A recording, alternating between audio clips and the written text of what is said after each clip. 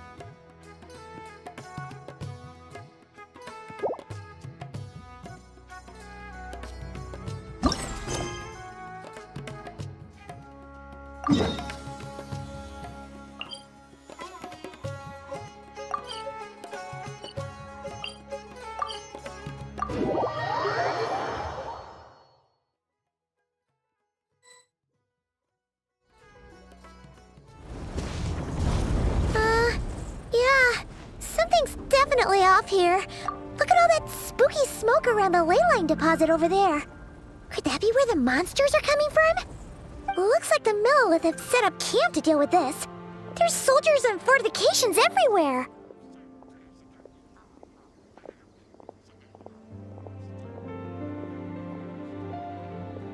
Yeah, let's fight side by side with the Millilith and send those monsters packing, just like old times. Then we can focus on what to do about that weird deposit. Halt, you two. There's danger up ahead. I'll have to ask you to turn back. No, wait. I think I recognize you. Are you Sergeant Traveler? Sergeant? What the heck? Have you been doing night shifts in the Millilith while Paimon's asleep? I'm Feng Jin, leader of this Millilith platoon.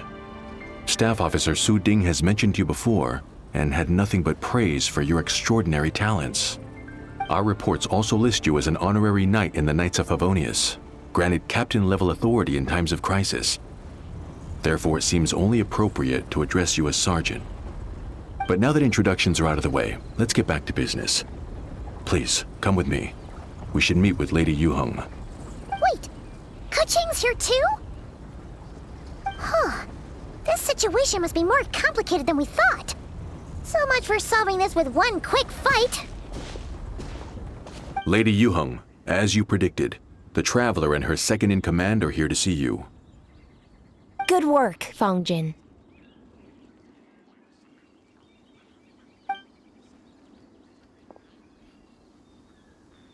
It's been a while, you two. I see you're still chasing danger. The news has barely gone out, and here you are, first at the front line as ever.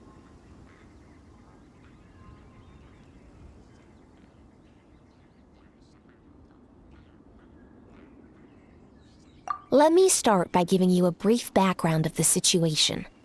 For many years, this ley line deposit has been very stable. However, for reasons we've not yet determined, it recently became unusually active, which has led to an alarming surge in monster attacks. Worse still, eliminating the monsters seems to have no effect. The ley line disturbance remains, and anyone who comes into contact with it is transported to a strange domain. This is the first time we've seen this sort of anomaly. Yikes! That's really weird. So, somehow, this ley line deposit is turned into a sort of teleport waypoint? And shouldn't you guys be calling for more backup? There's no way a camp this size can withstand an otherworldly invasion. Please don't worry, Paimon. Our defenses are as stable as can be, and all units are elite officers who have served in the Guili Plains. With their experience, each one of them is easily worth 100 troops. Still, the longer this garrison stays up, the more costly it will be. If we don't find the source of the ley line disturbance soon, we run the risk of depleted resources and troop fatigue. Military action should be taken with precision and prudence. Every attack has to count. A passive defense is always a losing strategy. That makes a lot of sense. Sitting around and waiting for the enemy to attack sounds like it would really suck. Yes, which is why Yelan has taken a team to infiltrate and investigate the domain. They should be back in a few hours with the intel we need. A few hours? I'm sorry. I would have taken my time if I'd known the Lady Yuheng wanted to catch up with the Traveler in private. Ah! Why'd you have to sneak up on us like that, Yelan? You're back early. I'm guessing things didn't go according to plan. Well, there's good news and bad news. The good news is that we now have a rough idea of what's going on. In short, this anomaly is a vestige of a past ley line disturbance. By examining on-site samples and cross-checking them against our war records, I was able to confirm that the ley lines are currently reenacting major historical battles inside the domain. This likely explains the monsters that managed to slip out too. Sound familiar? Thought it might. My sources tell me that Mondstadt has experienced a similar phenomenon in the recent past. Fortunately, the situation never spiraled out of control, thanks to a relentless effort by a certain honorary knight and Dark Knight hero to keep the monsters at bay. This eventually depleted all the information stored in the ley line, after which it returned to normal. Basically, they waged a war of attrition and won. Well, that explains why the ley line deposit is bright red. There was one just like it back then, too. Big and red and plump. Huh, like a juicy apple ripe for the picking. I see what you're doing. Making light of the situation signals to the person trying to hire you that if they want you to take things seriously, they need to make you a serious offer. But don't worry, we won't disappoint you on that front. You're starting to lose Paimon a little. And the bad news, Yelan? Give it to us straight. Sure. As you've already noticed, this ley line disturbance differs from previous cases, in that defeating the monsters here in the outside world will not suffice. So unless we target the deepest recesses of this domain and defeat all the monsters lurking within, this battle could drag on forever. To complicate things further, there seems to be a strange set of rules at play in the domain. While we were inside, my team and I started to notice that something was working against us, forbidding us from reaching the core. Things went smoothly at first. We were collecting and analyzing items without too much trouble. But once we pushed deeper, the team was overcome with a sudden sense of weakness. They could no longer fight at full strength. Meanwhile, the monsters only got stronger. Some of them even showed traits we've never observed before. It got pretty dicey at points. My verdict is, we need to find someone highly resistant to ley line interference who can look into the domain's rules undisturbed. If they let a squad inside, they could figure out how to navigate the environment, then strike at the heart of the domain and quell this ley line disturbance once and for all.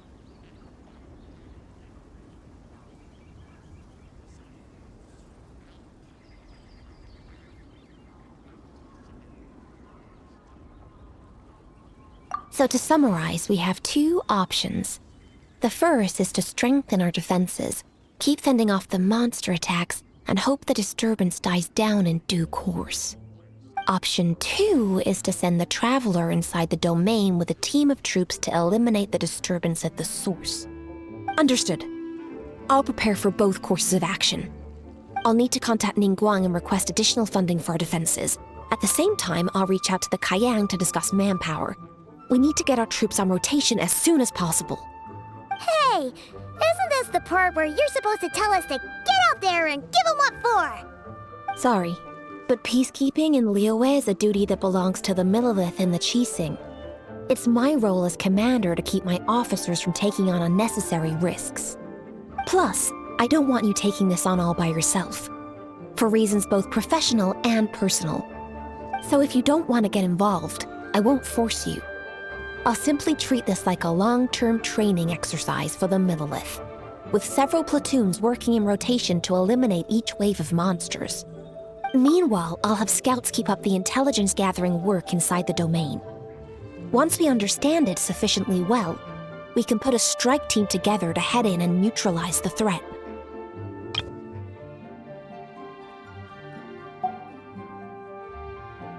Of course, if you do wish to participate, you'll have my full support and the entire garrison at your disposal. And once the ley line disturbance has been brought under control, I will review your record and compensate you accordingly.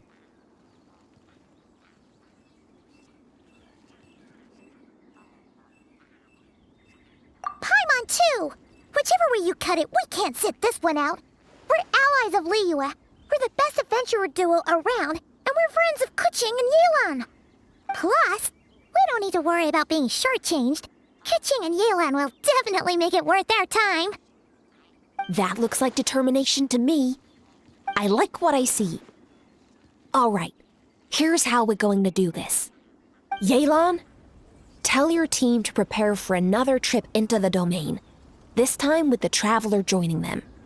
Not so fast. I need some time to think this through. The situation at the site is in constant fluctuation, so we can't just go rushing in. We have to time it just right. Traveler, take this time to rest up and assemble your A-team. Be ready for anything. This will be a fiercer battle than most.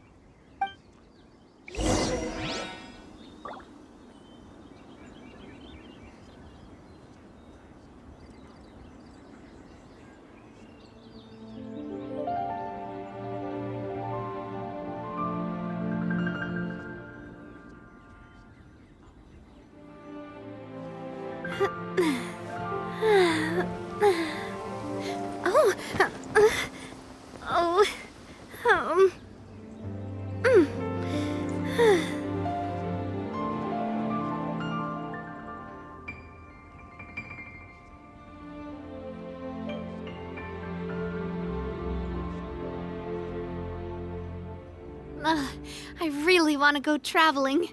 I don't mind where we go, as long as I have my friends with me.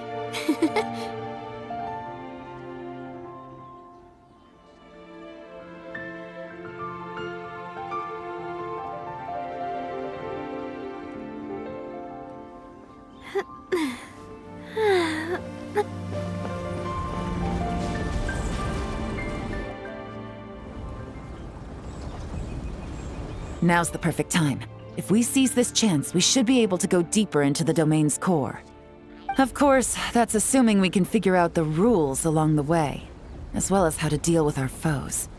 Keep your eyes peeled and your blades ready. Be aware of your surroundings at all times, and look out for one another. Remember, whenever the situation takes a turn for the worse, it never hurts to retreat and regroup. Don't go pushing yourselves too hard, all right? With that said, I await your triumphant return.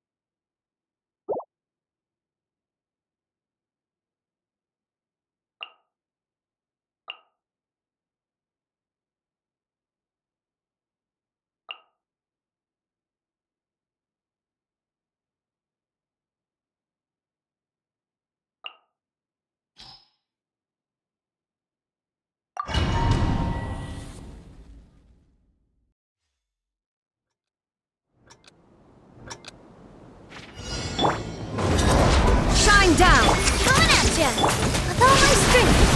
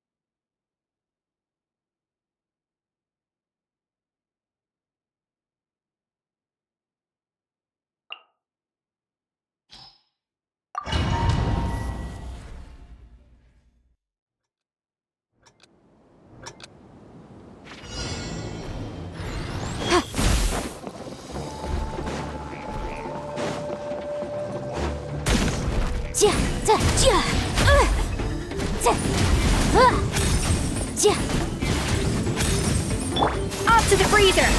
Yeah! Hey there! Ah! Ha! Hiya!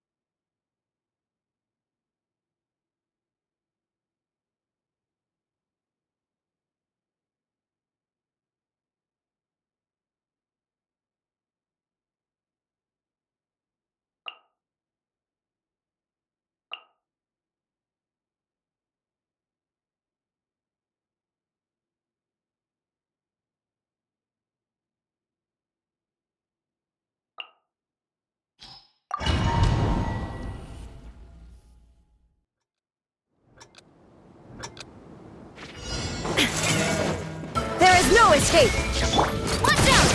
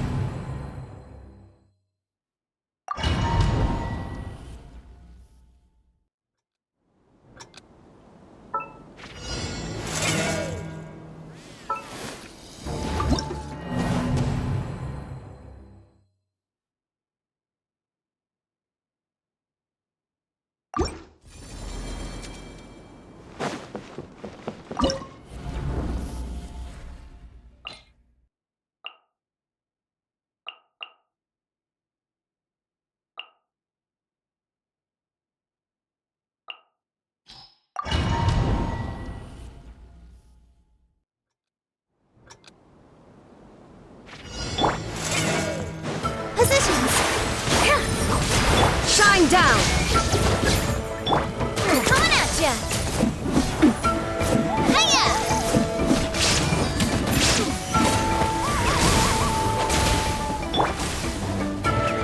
Rain outlines your fate. With all my strength! Yeah!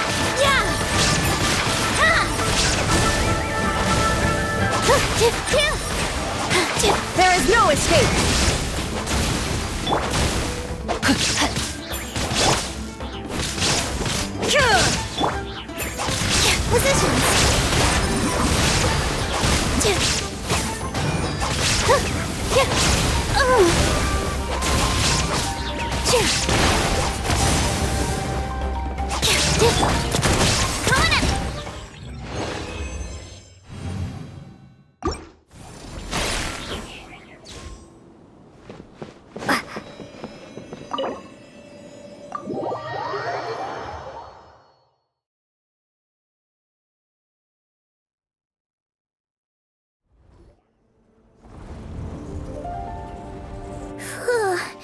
This domain is messed up. No wonder even Yelan found it dicey.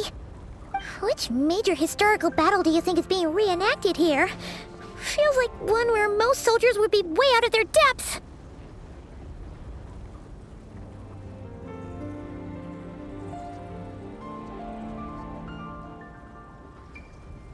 Ah!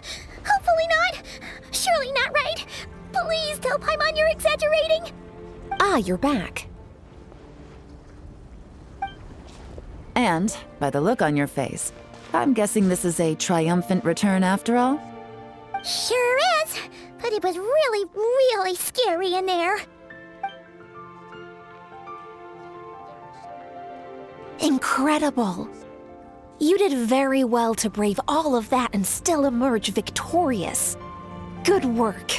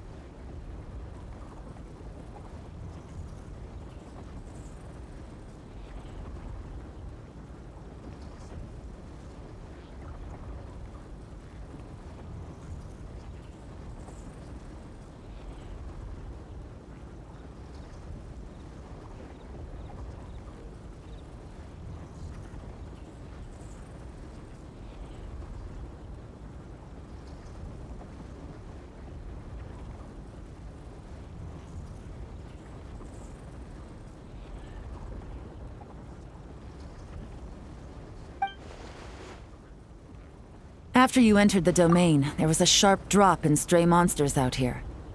And although you didn't eliminate the root of the problem, it's plain to see you've weakened the ley line disturbance considerably.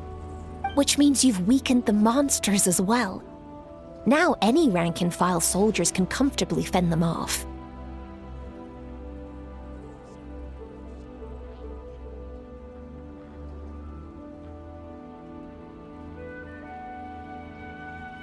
Why do you sound weirdly excited about this?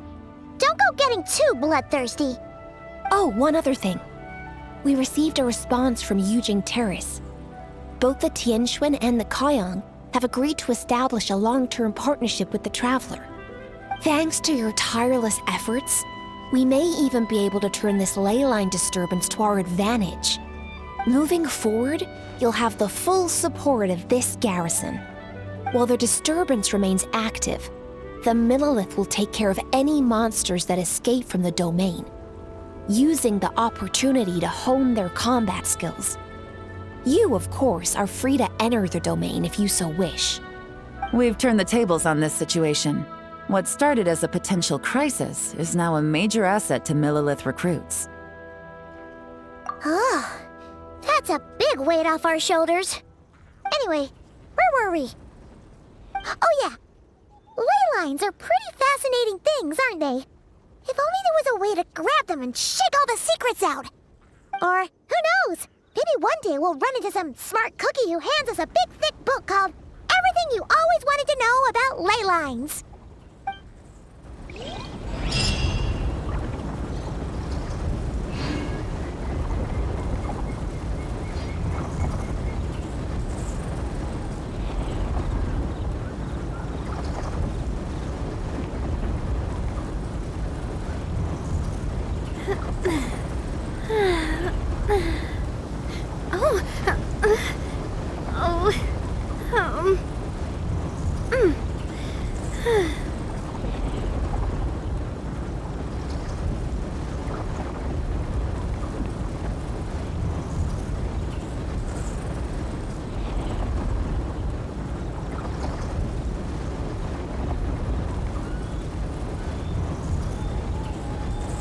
My time with the Spina has taught me that carrying an unreliable weapon is worse than not carrying one at all.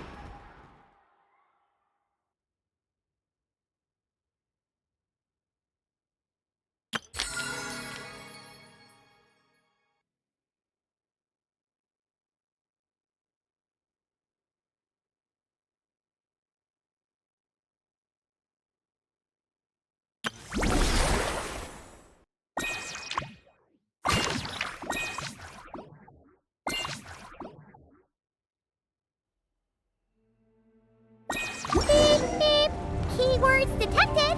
All food, lodging, and entertainment expenses will be fully covered during the trial period. Does that mean we get to go back to full-on vacation mode again? What are we waiting for? Next stop, Tenochtitlan.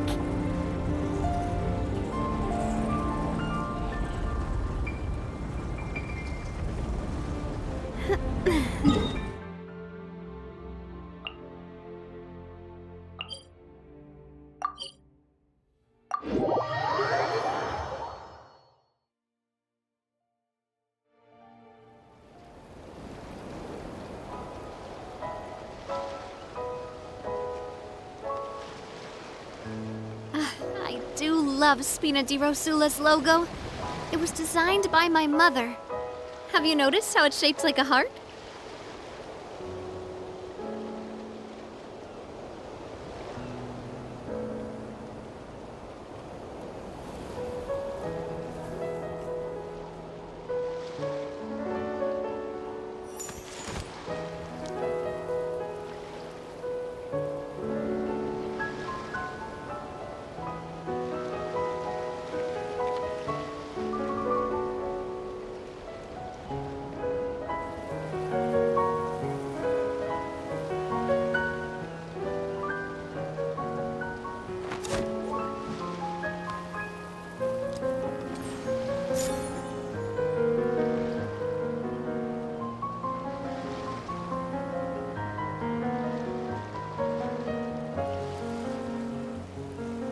My time with the Spina has taught me that carrying an unreliable weapon is worse than not carrying one at all.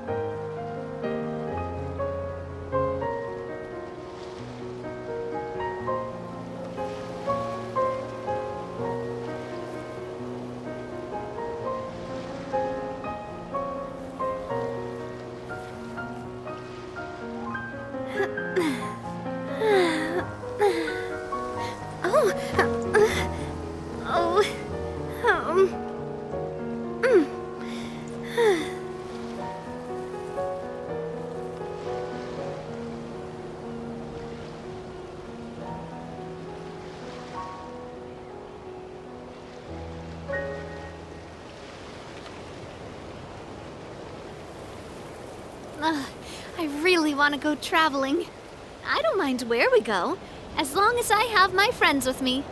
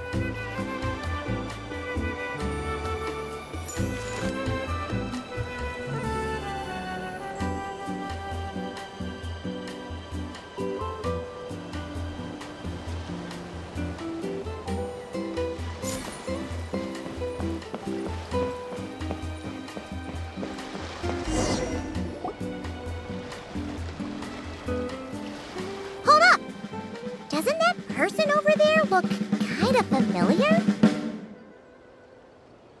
Oh, nice bandana. Wait, you mean you like my bandana too? Thanks a bunch. Bennett! And, a Monotube that looks kinda different. Whoa, Traveler! Paimon! I'm not dreaming, am I? It's really you? I feel like I got enough sleep last night, and yep, didn't forget to pack my bandages either. And I can remember things, like the Traveler becoming a hero and saving all of Natlan. So, nope, definitely not dreaming. Yeah, that was 100% real life. Oh, and this little guy's a new friend I just made. He came running up to say hi the moment I got here. He's super friendly. And my luck's been so unreal lately. Look, I'm so unused to it that my fingers are shaking. Yeah, so many good things have happened to me recently. I can't even fit them all into my travel journal. Oh? What kind of stuff? Did you win some kind of lottery or something? Nah, nothing like that. With my luck, you really think I'd bother signing myself up for a lottery? Here, I'll read you some of my recent entries. Day 1, didn't fall into a puddle. Didn't miss the ferry. Day 5, at lunch, the violet gold angler gulls didn't swoop in and steal my food. I even fed them some bread, and they were really friendly. Oh, and here's a good one. Day 11, got my hands on a sweet outfit from the shop in Natlan. Snagged a killer discount, and it's great quality too. Day 12, finally caught myself a real live fish from a pond. And for once, not a boot or some other pile of junk. Wow! For Bennett, that actually does sound way luckier than usual. It does, right? Once this trip's over, I better go thank that shopkeeper. The lucky color she picked for me actually worked. Lucky color?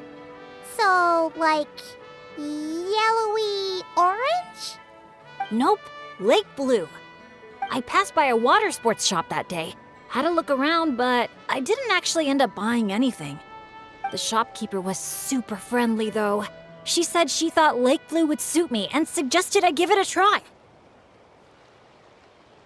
Anyway, while my luck's holding out, is there anything I can help you guys with? Any treasure maps you can't make out? Clients you can't get in touch with? Stuff like that? The way my luck's looking right now, I'm sure I'll be able to sort it out. No work talk. We're meant to be on vacation. Our top 3 priorities right now are fun, and fun. Sure, whatever you want. Seriously though, if you need anything, just let me know. Stuff like this never happens to me, so I'd love to make the most of this lucky streak by helping out my friends. Of course you can come. We're friends now too, after all. Let's go on an adventure. Look, there they are! Hey there, friends! Watch out! The ferry's coming in hot! What's that noise? Is it coming from the ocean? With the deep blue sea beneath you and my lucky Sharky surfboard leading the way, are you ready to crank up the speed? Take a deep breath. And go! Come on, faster! Faster! Let's share the fun and excitement with our friends on shore by giving them a nice big wave! Yoo-hoo! It's Moalani! It's the shopkeeper! If there's one thing that girl can do, it's making a splash wherever she goes. Ah, nothing like the feeling of the sea breeze in your face.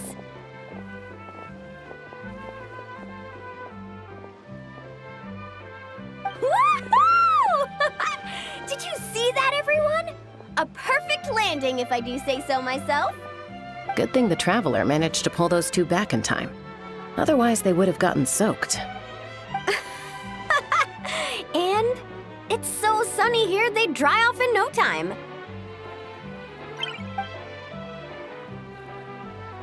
And who might this be? Hello, my name's Bennett. I'm an adventurer from Mondstadt. Yeah, but as adventurer teams go, we're not exactly the stuff of legends. I really admire you guys in that land. There are stories of legendary adventurers wherever you look. The people here are so skilled, and you work in perfect sync with your Saurian companions, helping solve problems wherever you go. It's inspiring. As for me, well, I might officially be the leader, but in reality, it's a team of one. Yeah, right. Don't listen to her, guys. She's just joking.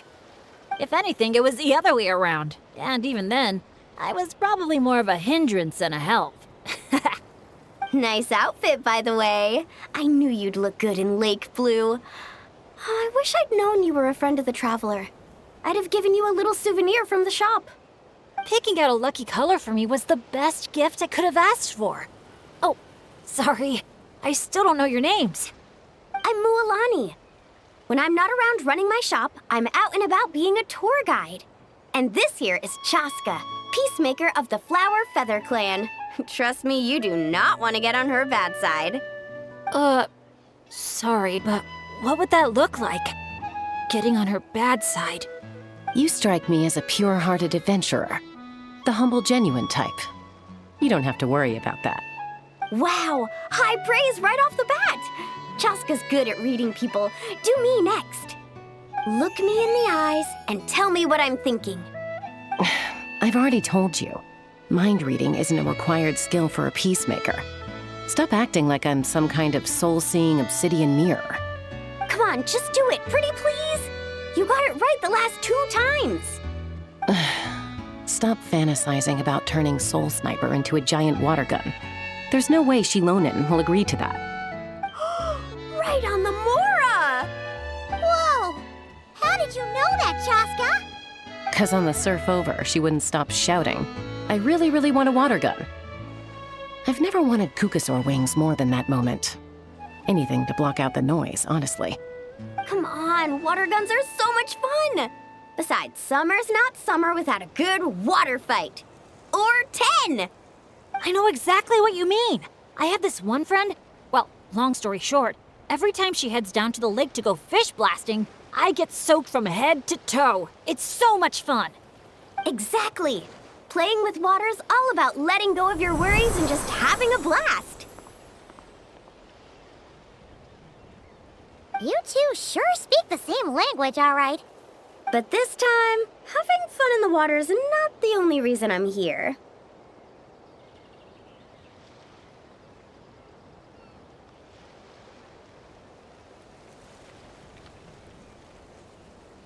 Yup.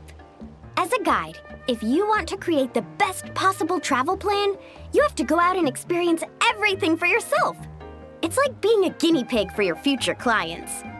Chaska's here to scope out the resort for her Kukasaur family, too. After all, human or Saurian, who doesn't love a good vacation? Obviously, the resort is still in the trial phase, so there's bound to be some bumps in the road. But we have tons of time on our hands, so we decided to officially sign ourselves up as testers. Oh, Ineffa and Auroron signed up too. They got here earlier than us, though. Said they were gonna go check up on the health of the Saurian staff and aphids here at the resort. They should be just about wrapping things up by now, right? Maybe we'll run into them somewhere. Well, seeing as we're all here for the same reason, why don't we stick together? After all, when it comes down to it, adventure's all about teamwork. Sure. Sounds good to me. Yeah, I'm down. The more the merrier. I heard there's this incredible can't-miss experience called Dreamboat Drift just over there in that canyon. Let's go check it out.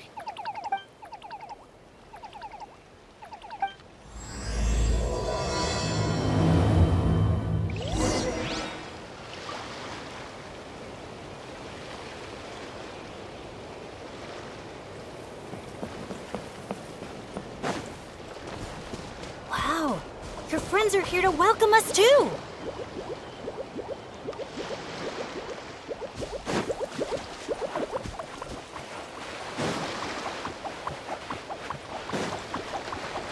So many Monatu. These special ones are called Asha.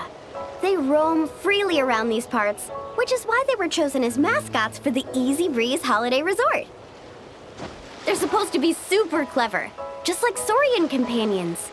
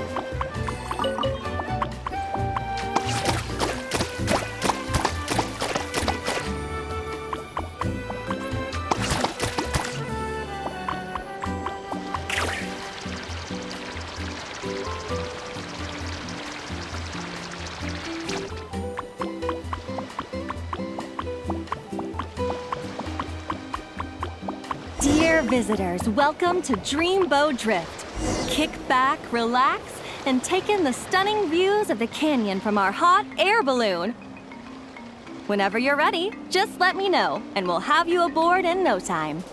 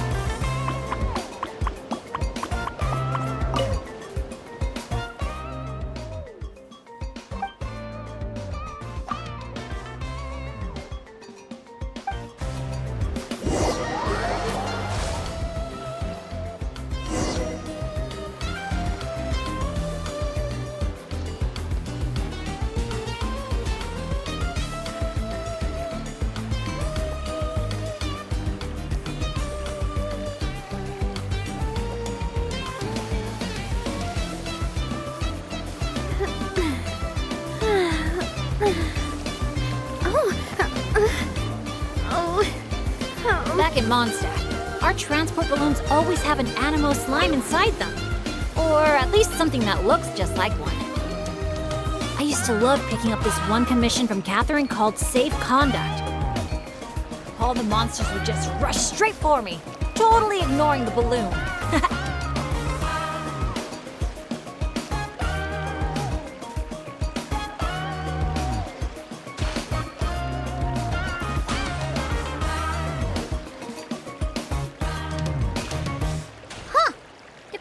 Around here isn't lit up.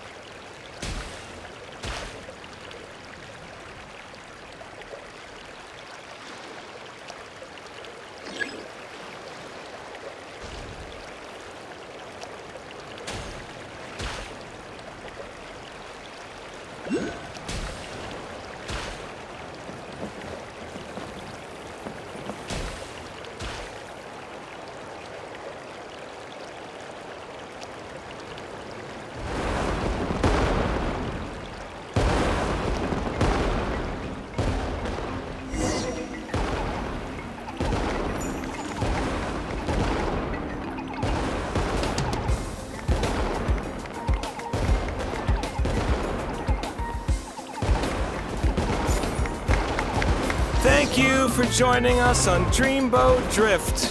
We hope you enjoyed the ride and wish you a pleasant rest of your stay.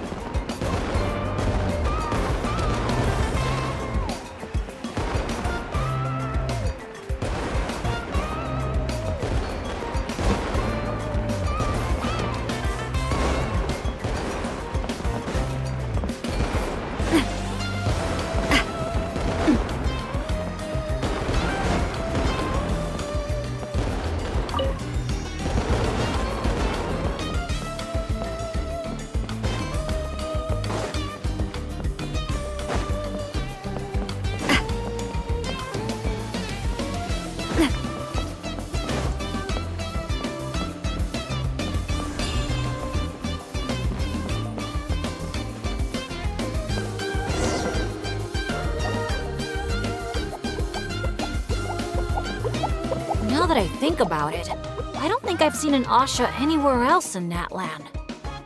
That's right. You won't find them outside of Tenochtitlan. They're amazing artists, too. You should see their chromolime graffiti. It's really incredible. Sounds like something out of a fairy tale, doesn't it? I'm not sure my dads will even believe me if I tell them all this. Oh, that's not all. According to Granny Seatlally, Tenochtitlan's full of spiritual energy. I guess it follows that the Asha must be some kind of mysterious spiritual phenomenon. Did she mention anything else about the Asha? Nope. Granny's such a recluse, I doubt she's even seen one for herself. This one time, I knocked on her door, and when she answered, she had these huge dark circles, and all she said was, evening. Except it was noon! The cloud cover confused her, I guess. Well, sounds like she's got personality, that's for sure.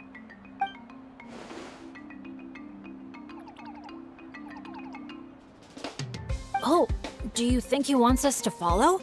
Let's go take a look.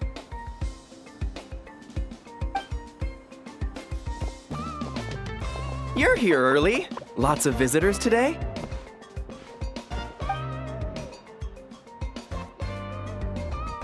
Over there. Oh, hello. Could I see your invitation, please? I'll get you all checked into your accommodations. Oh, hello. Is this what you mean? That's what Mr. Cyrus gave me. Let me see. Ah, yes. This is one of the invitations that was sent out to adventurers all over Tevat. One moment, please.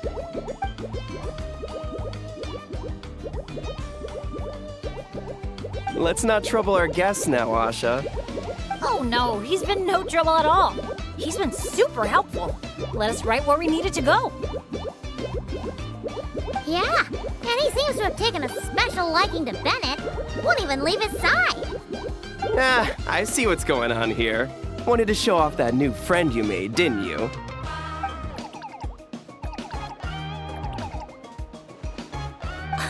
Aw, I appreciate that little guy. Well, from the sound of it, he wants to stick by your side. Seriously? That'd be great! I'll look after him, I promise. Looks like they've really clicked. What if it's the color? Maybe his lucky color is lake blue, too. Oh, or, hear Paimon out. Maybe it's got something to do with spiritual energy. Well, if you don't mind, sir, then by all means, spend as much time together as you like. Congratulations! Benny's adventure team has a new member. Guess we gotta look out for each other now, huh? Now then, before I give you a brief introduction to the resort, please take this map, along with a special commemorative photo album we prepared for all our guests. The resort is made up of 4 main areas: Colorful Cliffs, Gweetsley Ridge, Wavy Bay, and Tete Isle. Feel free to explore them at your leisure.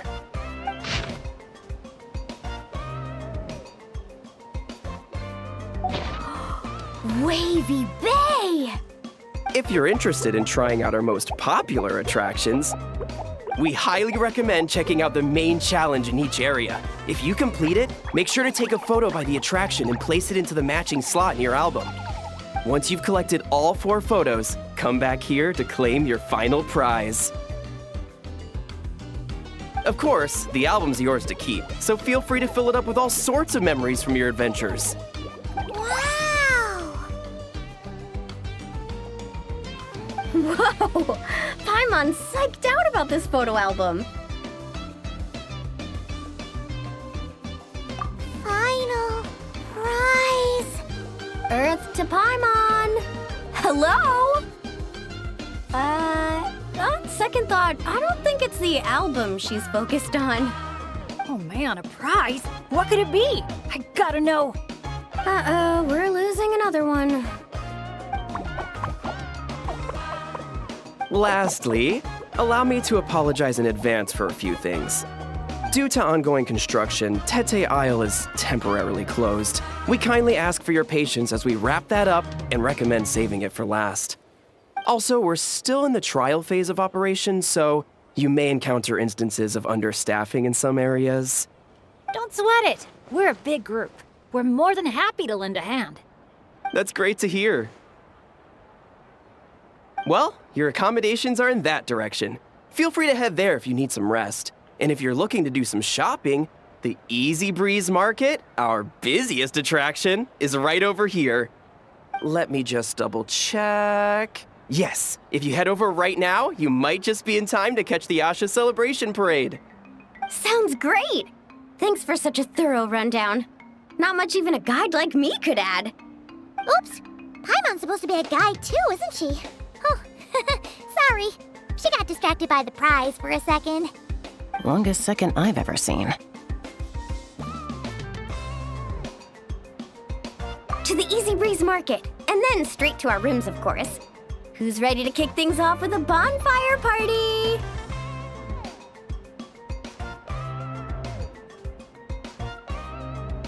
Count me in. Wait a second. Bennett, weren't we on the same wavelength just now? Obviously, we should start with the challenges so we can nab the prize. Hey, there's no rush. It's not like the prize is suddenly gonna grow a pair of wings and fly off. And even if it did, we'd just chase it back down again.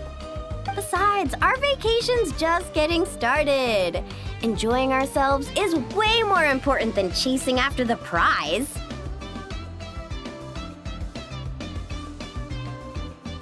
Hey! Paimon does not appreciate being talked down to like a kid.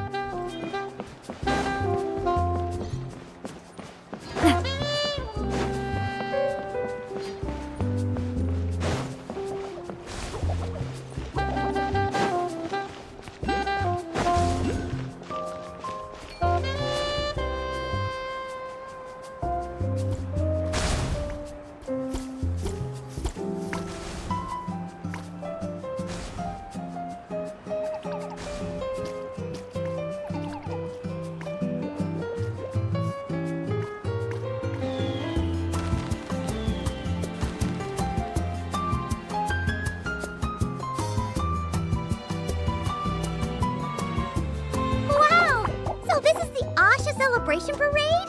Looks so fun!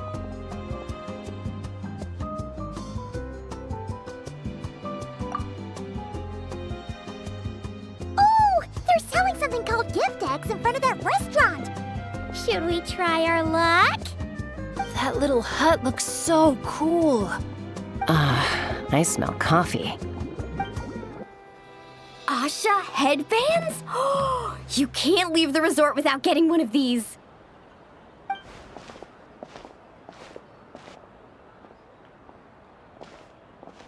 We're all getting way too distracted! Just focus straight ahead and keep moving. Must resist temptation!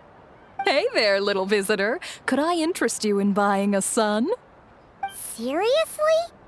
You're selling the sign? Cacahuatls, canepa berries, brilliant chrysanthemums. Oh, Paimon gets it now. It's like a fancy fruit basket. We'll take one. This happens to be the kindest and most generous traveler in all the land. So, she's got the bill. Come on! We'll share it with everyone!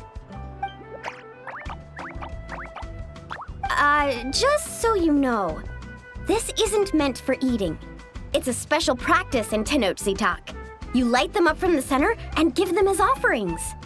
You mean, you just let the whole thing burn?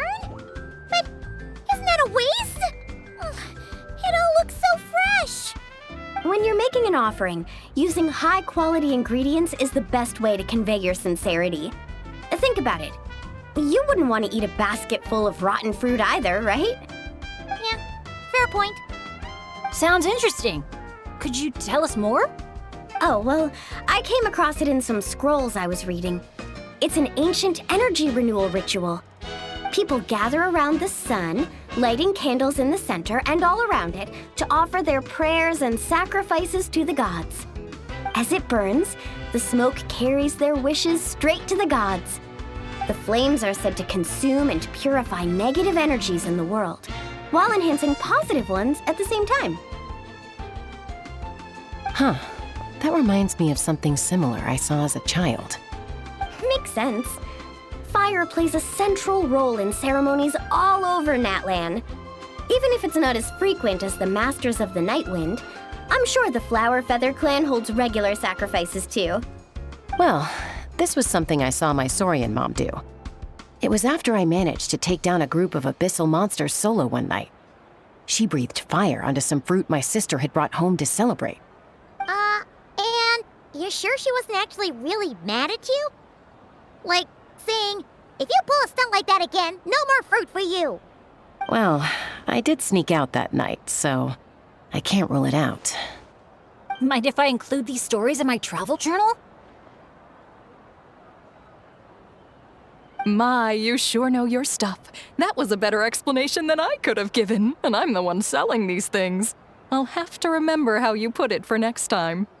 Here, take a candle each, a little keepsake on the house. May the Pyro Archon's grace be with you.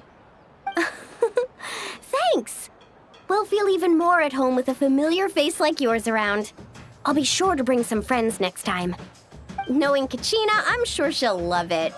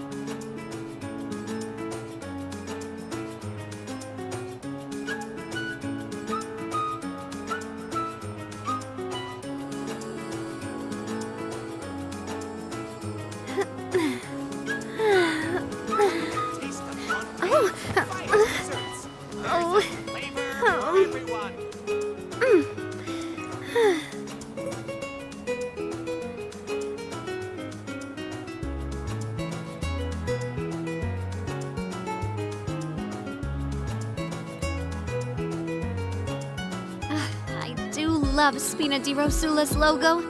It was designed by my mother. Have you noticed how it's shaped like a heart?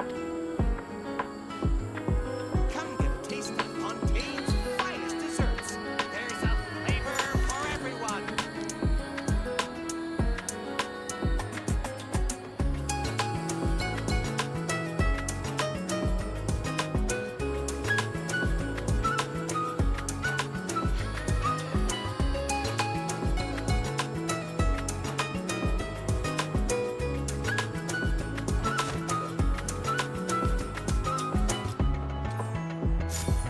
Come get a taste of Fontaine's finest desserts.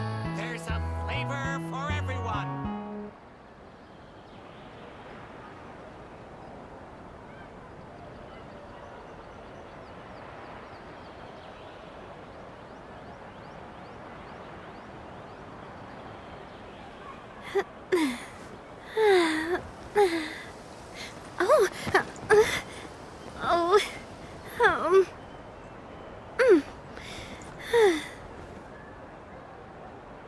Come get a taste of Fontaine's finest desserts.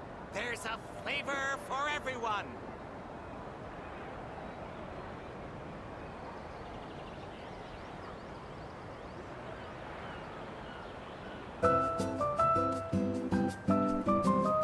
My time with the Spina has taught me that carrying an unreliable weapon is worse than not carrying one at all. Come get a taste of Fontaine's finest desserts. There's a flavor for everyone.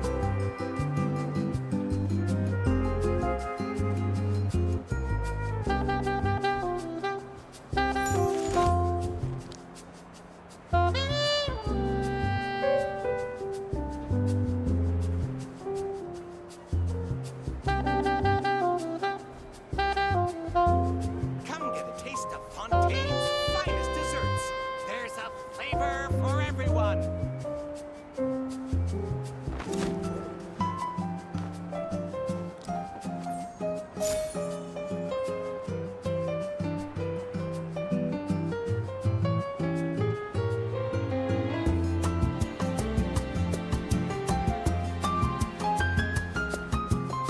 Come get a taste of Fontaine's finest I really want to go traveling. I don't mind where we go, as long as I have my friends with me.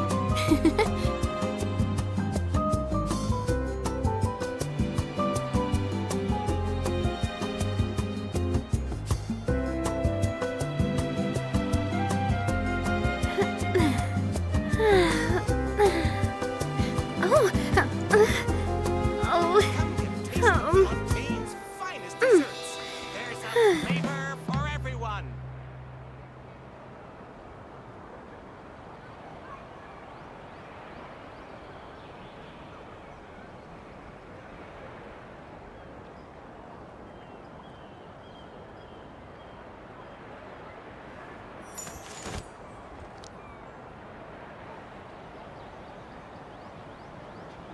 Come get a taste of Fontaine's finest desserts.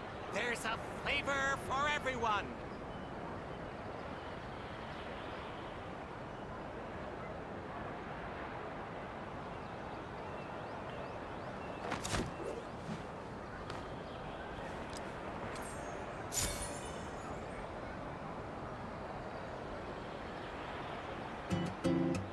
Come get a taste of Fontaine's finest desserts.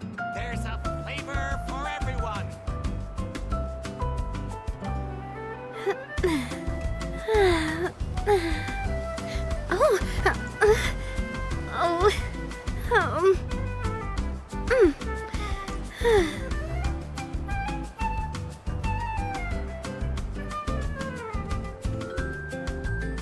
Come get a taste of Fontaine's finest desserts. There's a flavor for everyone.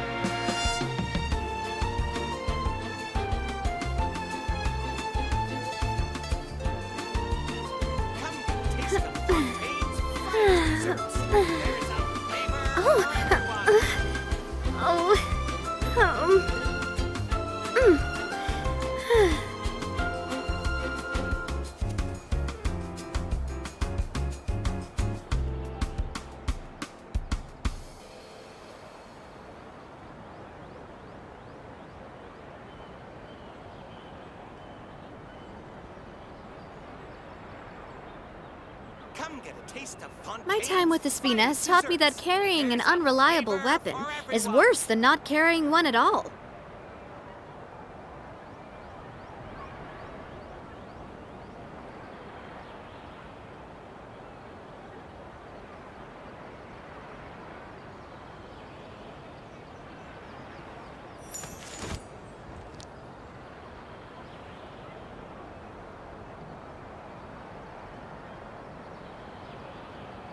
Come get a taste of Fontaine's finest desserts. There's a flavor for everyone.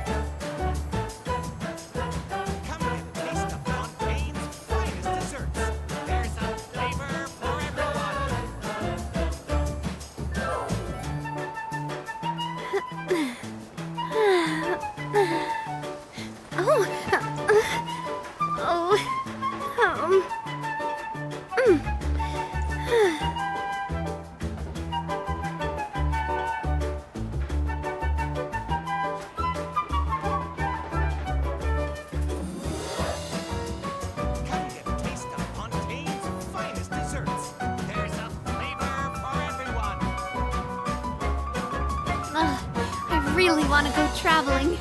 I don't mind where we go, as long as I have my...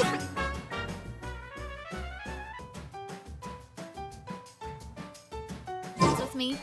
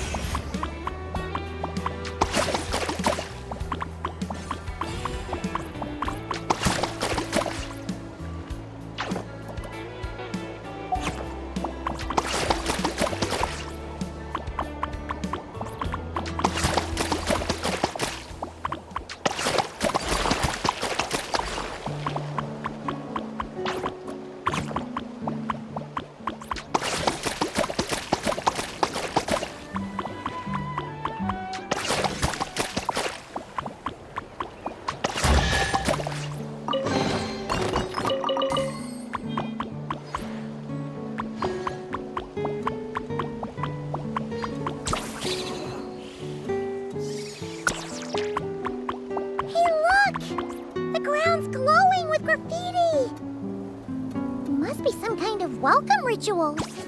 Oh, these little things are so adorable.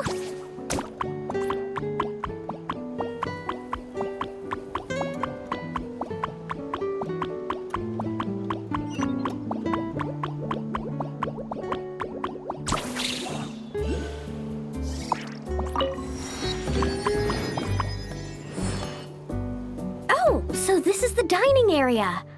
Give me a sec. I'll go find a staff member, see what they recommend.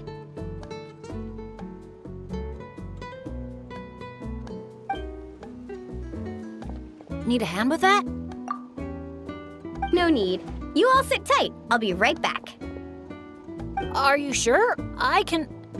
That's Mualani for you. Extrovert to the core. Always making friends and taking care of people. Stick her in a corner by herself and tell her not to talk. And she wouldn't know what to do with herself. Oh, really?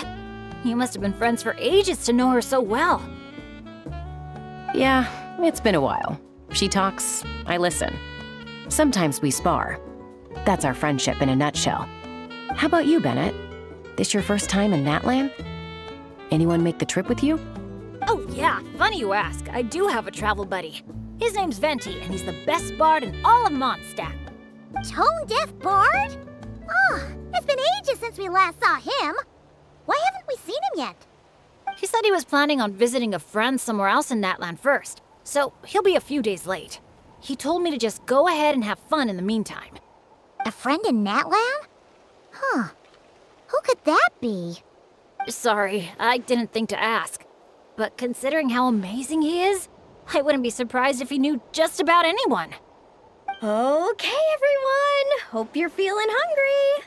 Come grab a seat. I picked out all the best dishes.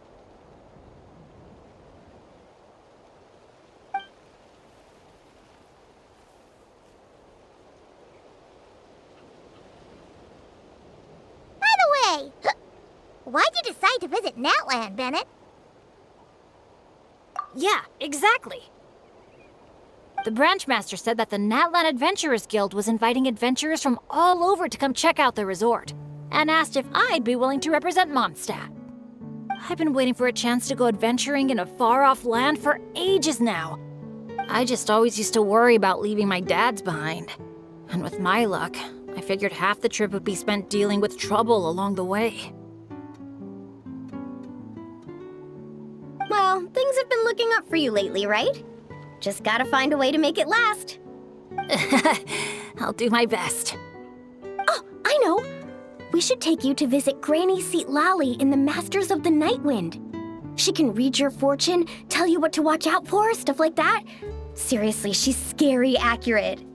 Oh, she's the old granny you mentioned earlier, right? Hey, do you think she could tell us more about the Asha? Old isn't really the best word to describe this particular granny. You'll see once you meet her. All right, looks like everyone's just about finished eating, right? Time for our next activity, the Sun Offering Ceremony / bonfire party.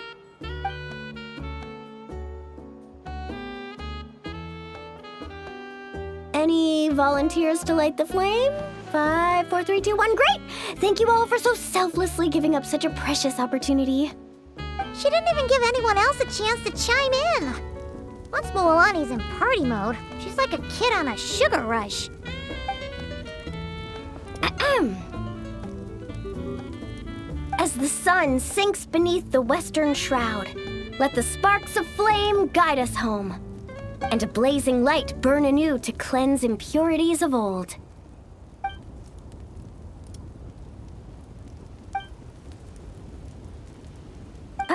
Why is everyone so quiet?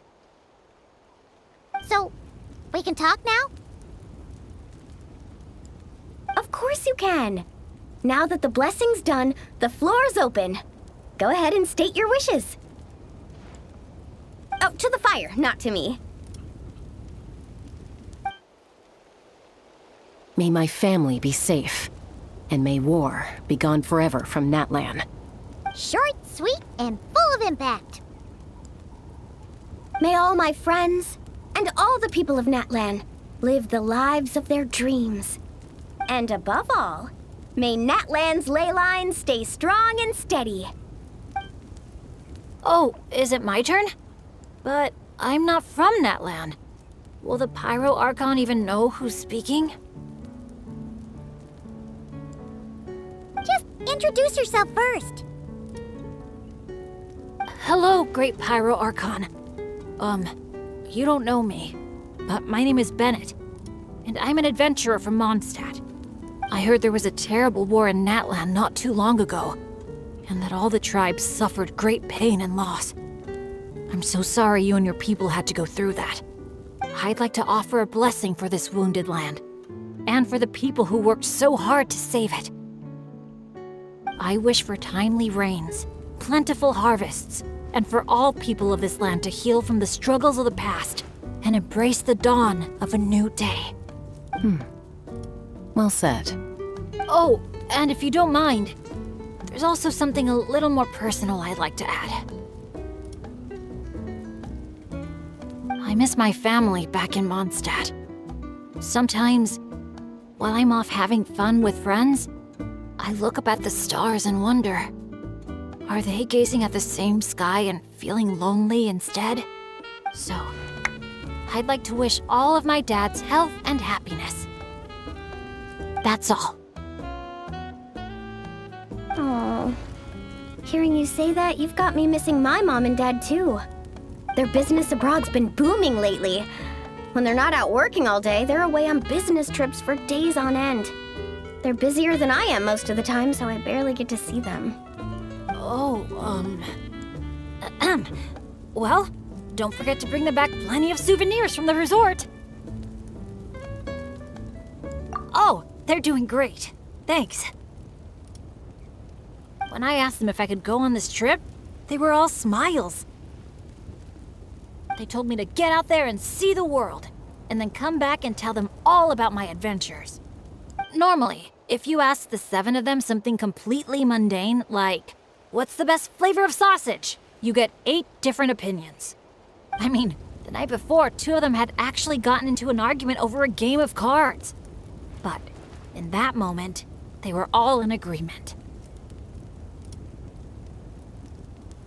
Yeah, now that you mention it, that sounds about right. Just goes to show how impressed they are with all your hard work. Your dads are rooting for you.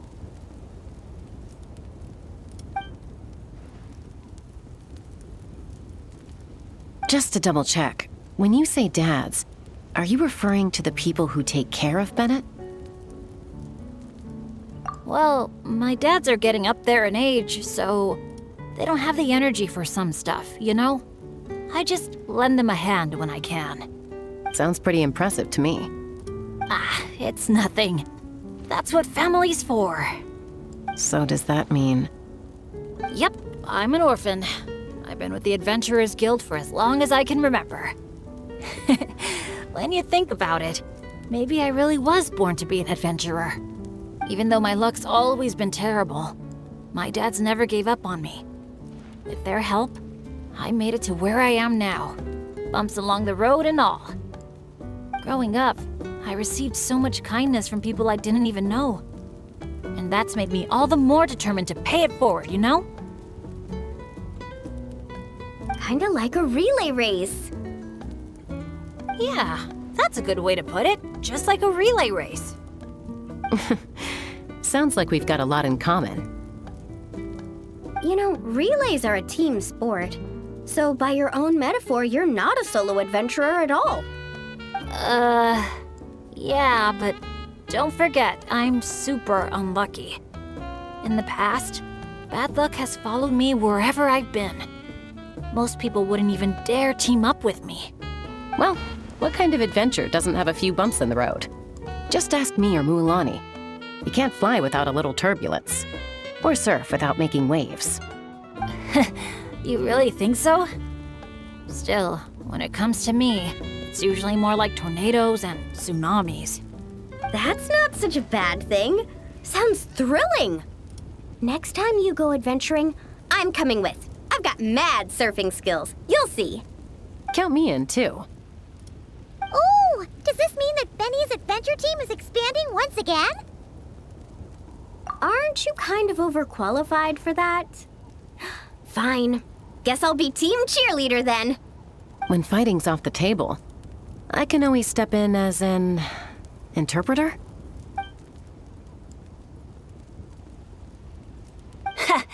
I can't tell you how grateful I am. I'm just so lucky. I've met the best bunch of people in the whole wide world. I'll treasure this friendship. I swear. Something get in your eyes? It's the sparks. I mean, the smoke. Just a little strong. Well, that just leaves the two of you. Anything you want to say to the Pyro Archon? You sure know how to slack off, huh? Fine. Paimon will speak for the both of us. Oh, great and mighty Pyro Archon.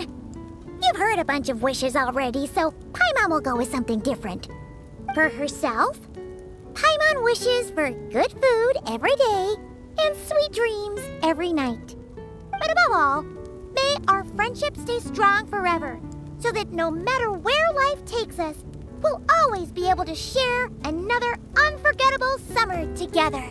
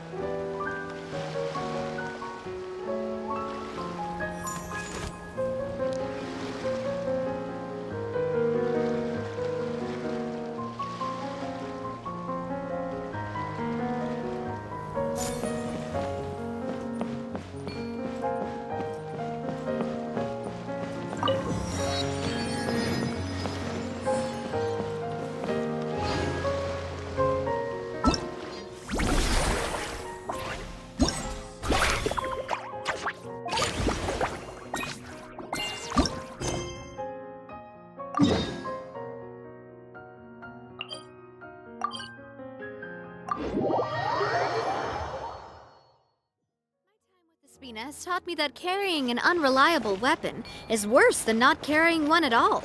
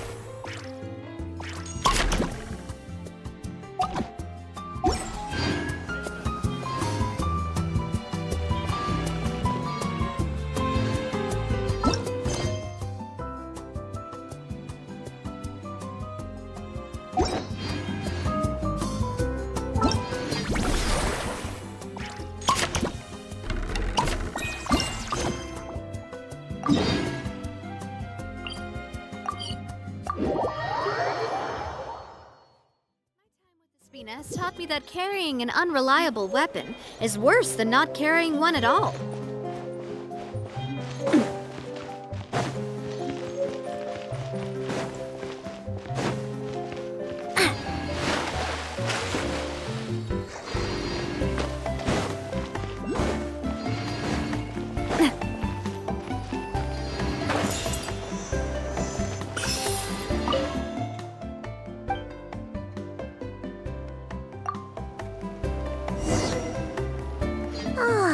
That was so comfy.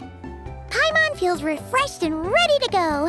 Which is good, because it's time to get serious about this whole vacation thing. We're gonna have such a blast today. Come on, let's go find the others.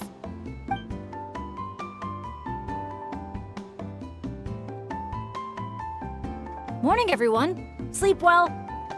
Yep, all recharged and ready for an adventure. Same here, though I might have overdid it last night.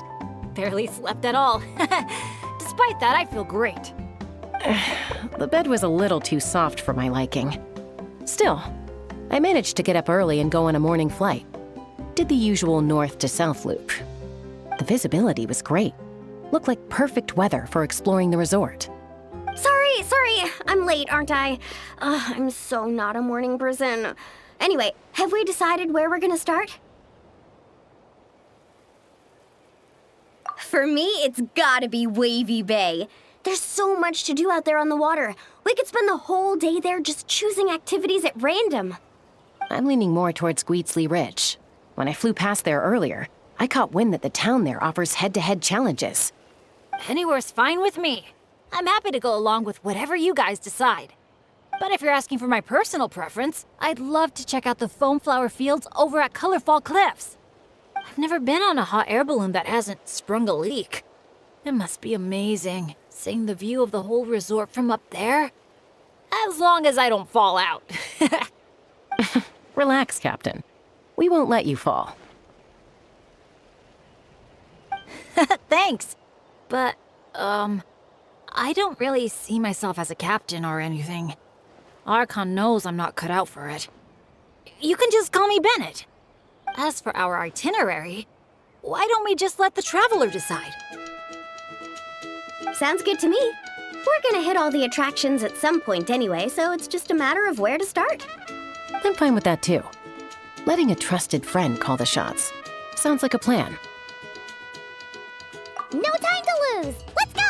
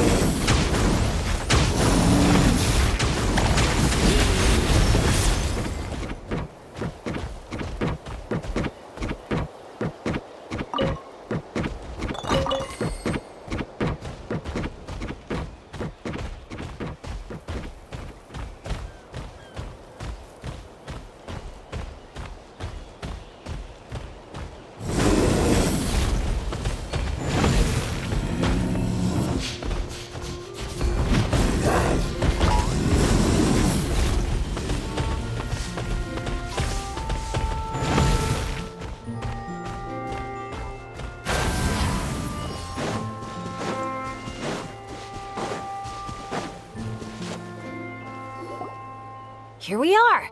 So, these must be the foam flower fields marked on the map. Oh. How come it's all so... green?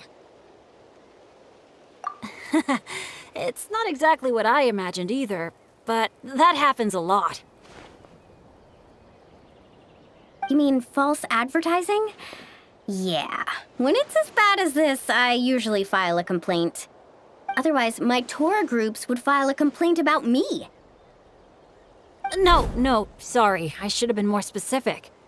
I mean more like when reality doesn't live up to your expectations. That happens to me a lot. Oh, because of... Yeah, it's things like climbing to the top of a mountain to see the view, only for a thick fog to roll in. You can barely see 2 feet in front of you.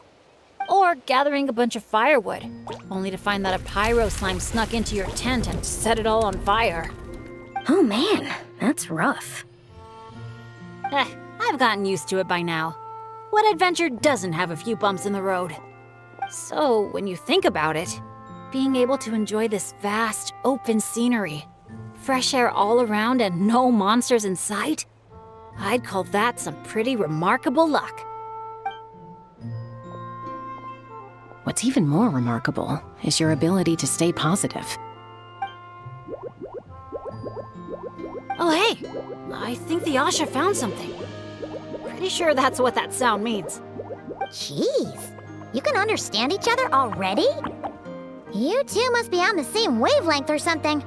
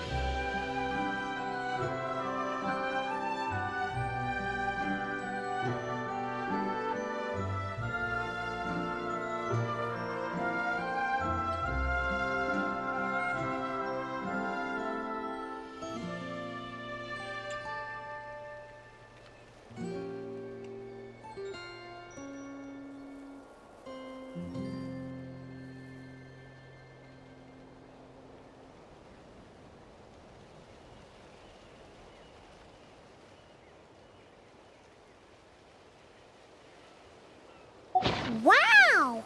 The archiest of arch enemies! If they were both people, maybe they could sit down and talk it out, but one's an Asha. Come on, let's lend a hand. You ready, Asha?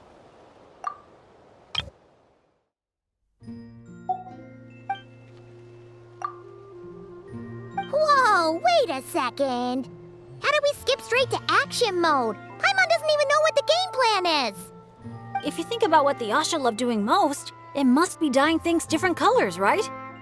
Yeah, and? And they're simple, pure-hearted beings. So I doubt that Asha is here to cause trouble on purpose. The little guy probably just can't stand how dull and uninspiring all this plain grass looks. Yeah, and it's not like he could communicate any of that. Right. So if we help dye the meadow in a range of vibrant colors, turn it into an actual flower field, We can make that Asha happy and help out the staff member at the same time. took the words right out of my mouth. Huh. A little conflict mediation. I like the way you think. You've got peacemaker potential.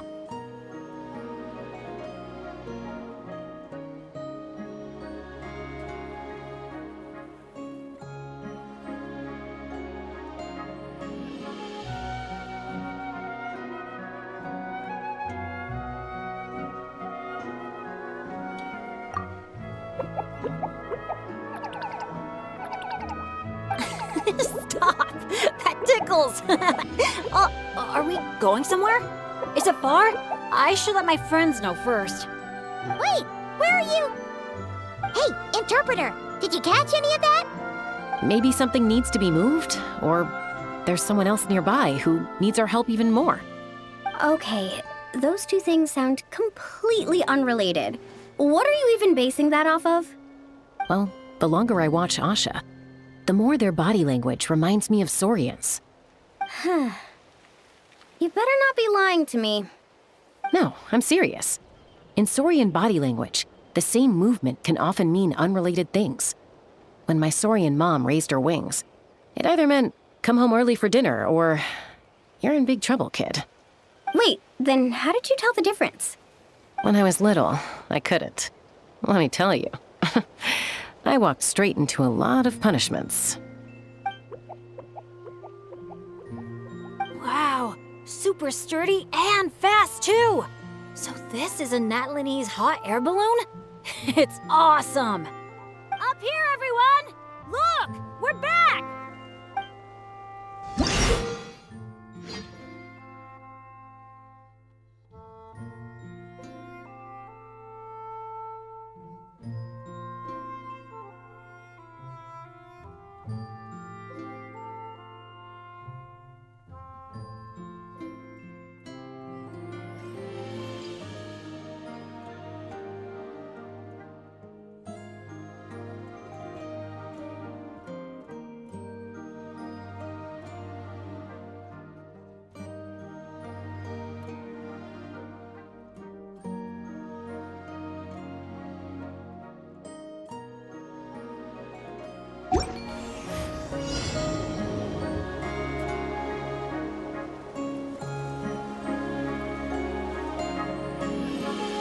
Let's push the drum forward by firing paintballs at it.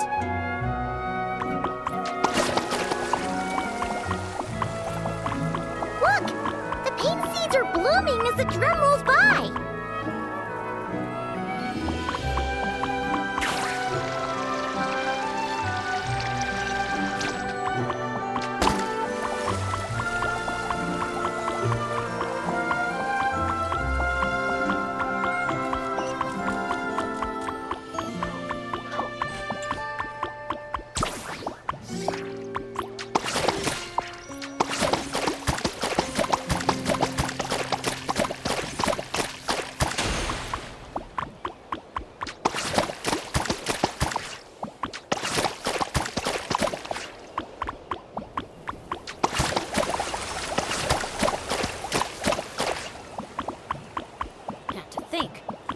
Didn't even get hit by. Then it's just like the Asha.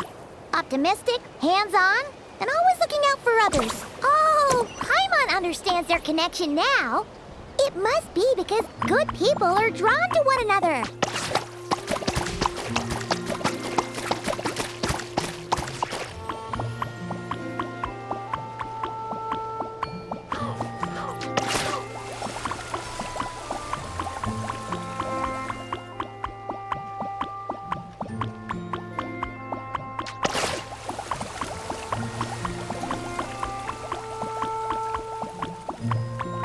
We're almost done. One final push.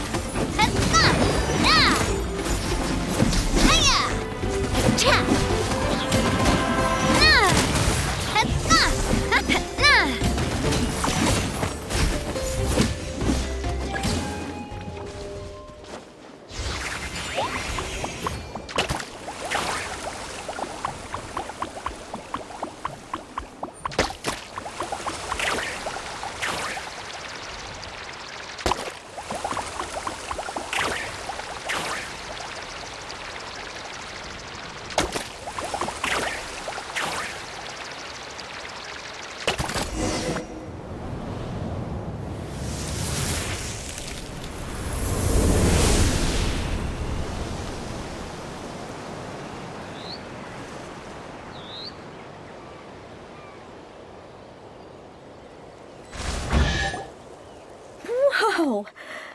It looks incredible! The foam flower fields finally live up to their name. Great work, everyone! Now we've just got to let that staff member know, right? Please, everyone, wait up! Talk about perfect timing! It's okay. Catch your breath first. All right. I'm the staff member in charge of the main event here at Colorfall Cliffs, the Airborne Asha Challenge. Just now, gazing down from above, I saw the meadow suddenly transform into a sea of flowers, and the colors were so stunning. I almost dropped my binoculars. You truly are the saviors of Colorfall Cliffs. It was nothing. Besides, these two did most of the work. Kind-hearted adventurers, would the pair of you consider taking part in our challenge? Or rather, would you do us the honor of bringing some color to our landmarks too? That sounds awesome. But are you sure we're allowed to do that? Of course, of course! I would love nothing more. You did my colleague such a huge favor, so it's only right that I thank you on his behalf. And I figured an experience like this would be even more special than a monetary reward. No. We want the... What she means is, we'd be delighted to help you out. So, how do we get there? Please, follow me. We'll take the hot air balloon up.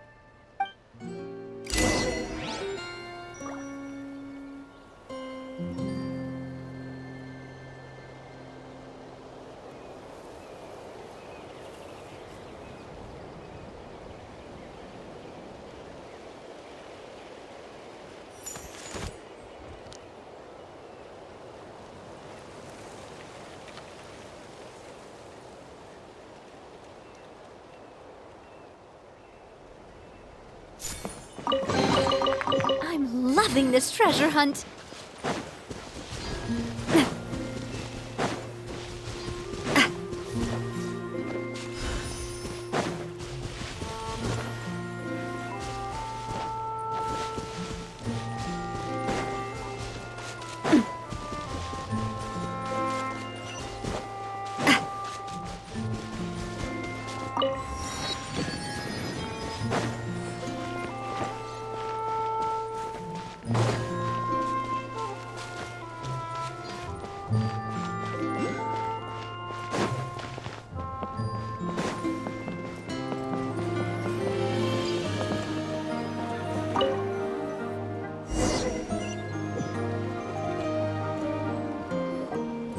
All right, we're here. This, ladies and gentlemen, is the Airborne Asha. Whoa, it's so cool! I didn't expect it to be this big. Once it's painted, I bet we'll be able to see it from miles off. Oh, for sure. As long as you're in an open area and the view isn't blocked by mountains, you'll be able to see it from anywhere. Whether that's the rooftop pool on Hoo-Ha Hill or the fjords on Tete Isle. That's awesome! Your work's gonna be center stage! You've got this! Man, I'm getting excited already! Should I go with my lucky color? Or maybe...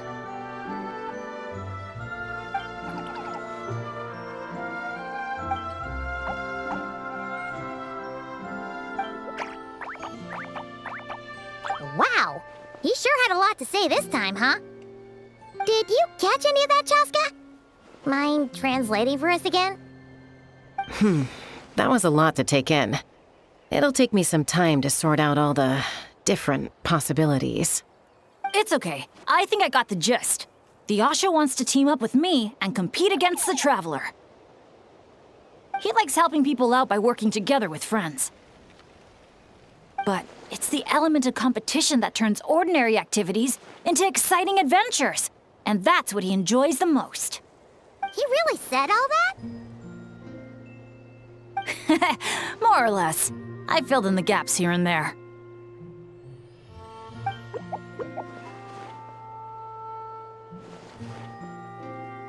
From his reaction, it looks like you got it spot on. The bond between you guys really is growing stronger. All right, Asha. I like that idea, but we should make sure the Traveler thinks it sounds fun too, right? It's always important to check in with your friends and respect their opinions.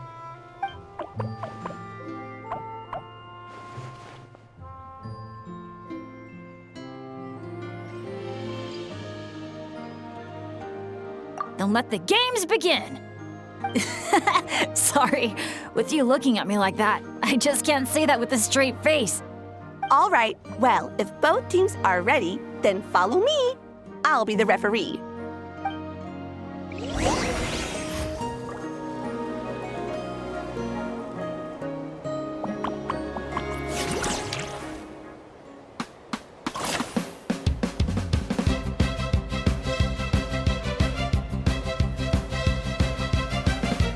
Orange it is then, the color of flame.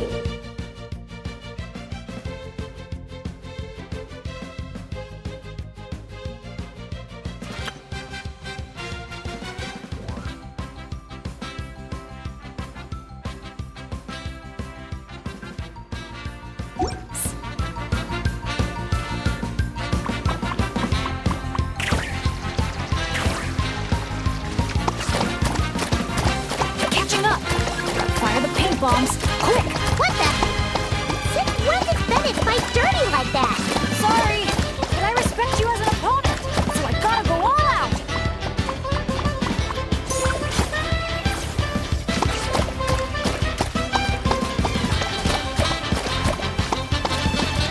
You've got this, Traveler! Go, Bennett, go! No matter how high you jump, they're not gonna see you. Yeah, but I can still send them encouragement and good vibes. Come on, Traveler! You've got this!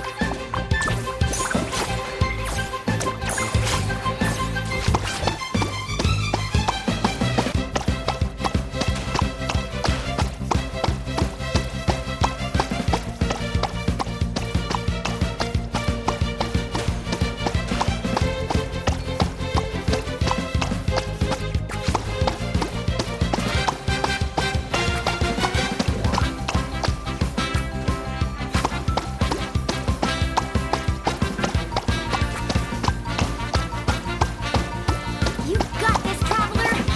Go, Bennett, go! No matter how high you jump, they're not gonna see you. Yeah, but I can still send them encouragement and good vibes. Come on, Traveler! You've got this! All right, with that, the Traveler takes the first round. Both competitors, please head to the top of the airborne Asha for the final showdown.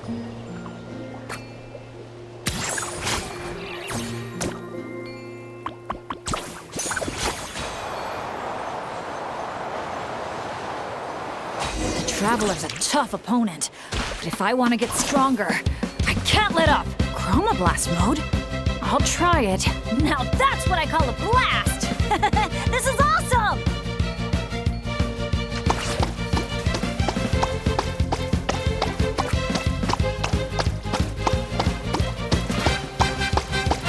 That doesn't sound good. Better strike back with some color of our own.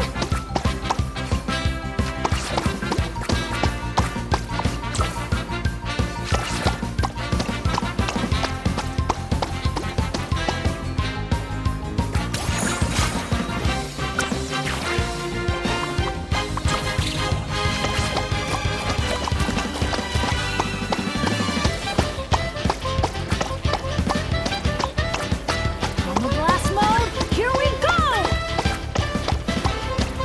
Huh? The visor's covered in paint? I can't see a thing now!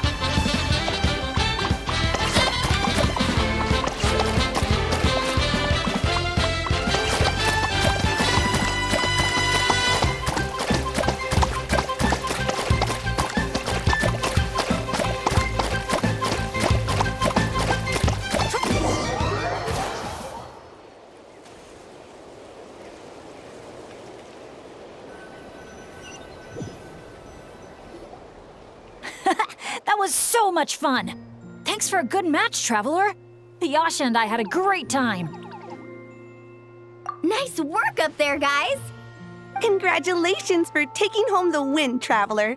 And a big shout out to our magnanimous benefactor, and his Asha companion for their amazing teamwork. When I heard you interpret what the Asha was saying earlier, I didn't quite believe it. But after this match, I have to say, I'm truly impressed. Same here. Both of you had me on the edge of my seat the whole time. It felt just like watching the finals of the pilgrimage.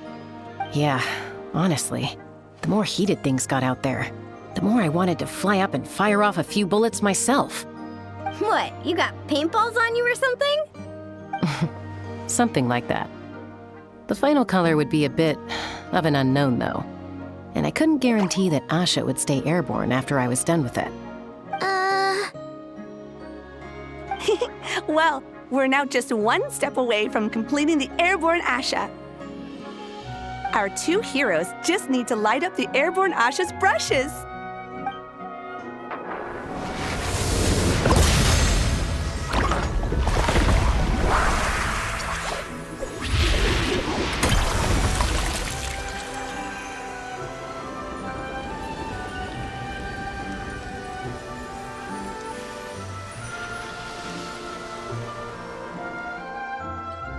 Looks amazing, right? I can recommend a viewpoint that'd be perfect for a group photo.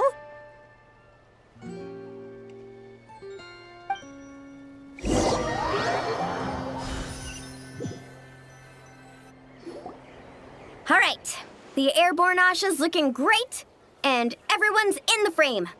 Chaska, move a little closer to the middle. A job well done. Everyone ready? Hey, you need to get in the picture too! Yep, just 1 sec, and we're good. Okay, all set. 3, 2, 1... Asha!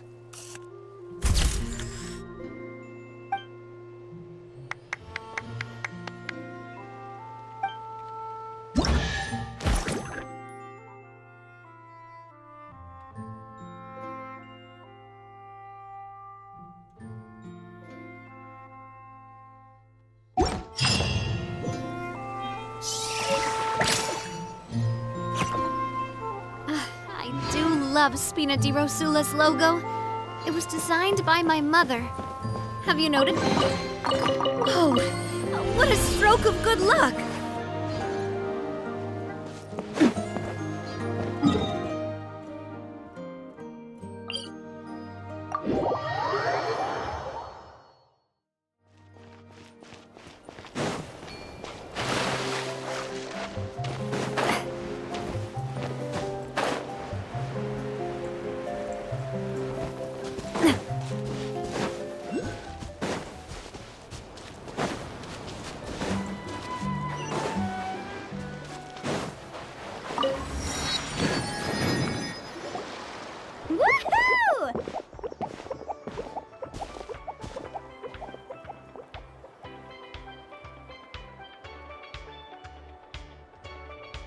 Sunshine, waves, and Kaholasaurs. And the minute she sees the water, it's like the rest of us don't exist. Paimon thought Umoja meant no person left behind. Quick, this way! Come on, guys, stop lollygagging! Let's go! Oh, coming!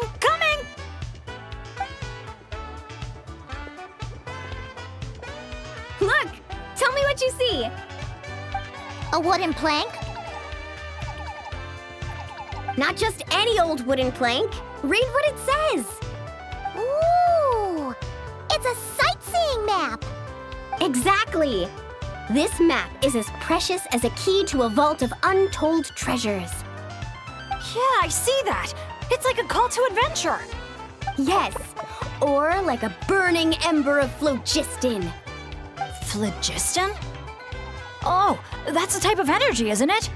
So, is a map like phlogiston because just a little spark is enough to light a fire under someone? Exactly! And just like phlogiston, a map is super important. With a map to guide your way, you're free to carve out your very own path of adventure. Freedom and adventure. I like the sound of that. Whoa! Hold your horses, folks. Why does Paimon feel like Moalani's hiding something? All right, everyone. Time for solo exploration. Wait! What kind of tour guide calls it quits the minute we get to the part where we're supposed to, tour?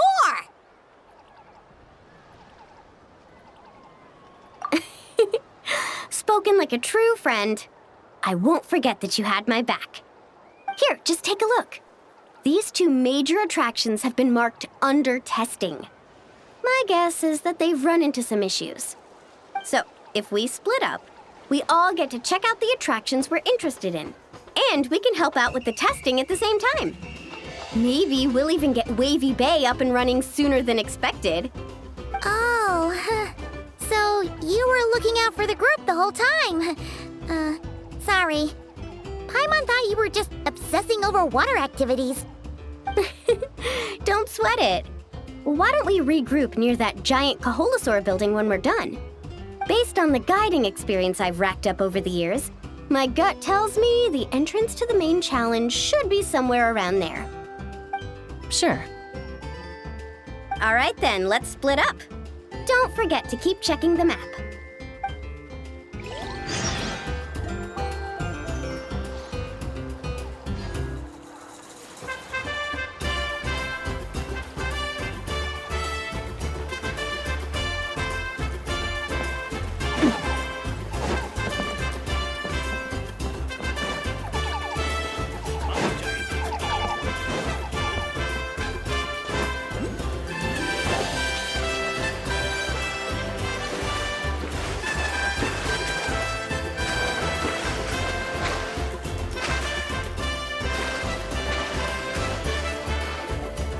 You're here! Looks like the staff had to step out for a bit, but I've pretty much figured out how to take it for a spin. Yeah, for testing purposes. Great! Then show us the ropes! Basically, one person rides the boat, while the other sends signals to the Saurian staff. Working as a team, the aim is to safely guide the boat to its destination. So I'm pretty confident, because when it comes to teamwork, the Traveler and I have it down to a T. Oh, really? Well, don't get too confident, or you might end up capsizing. Whoa, Paimon! Don't go around jinxing people. Okay. Then Paimon wishes you smooth sailing? That goes without saying. I'm actually kind of in the mood to ride the boat. I'm used to tough surfing challenges, so it'll be fun to switch it up. See? We're in perfect sync already. That's gotta be proof of our bond, huh? Can't wait to pump up my inflatable swimsuit and bounce right onto the boat.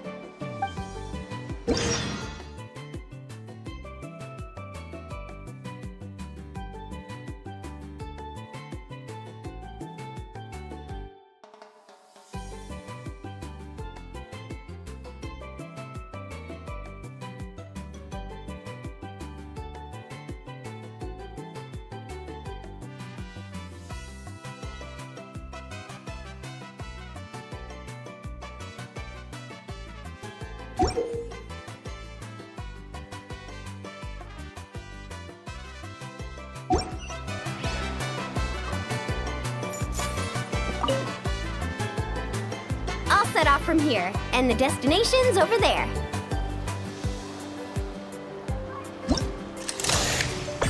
Get the Saurian staff to fire up the wave machine.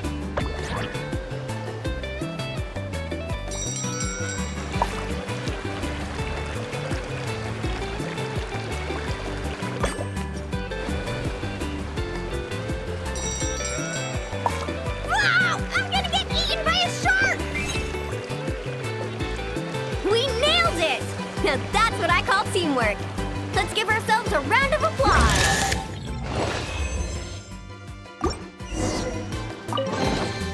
I'm loving this treasure hunt.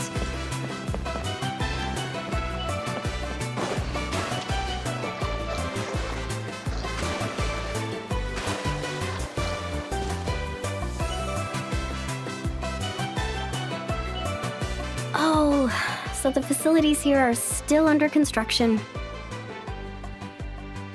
Look! There's an Ictomosaur employee! Should we ask him for help?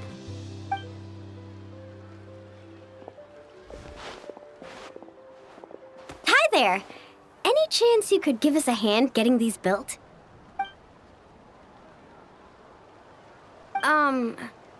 Put here and build. Doesn't look like he understands. Yeah. What should we do now? Oh, hold on! A stroke of genius just came to me.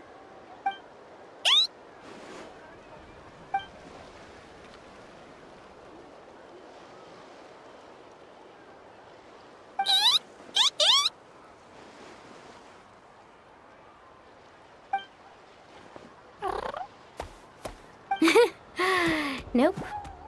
Well, at least we know he doesn't speak Koholosaur. Oh, I've got another idea.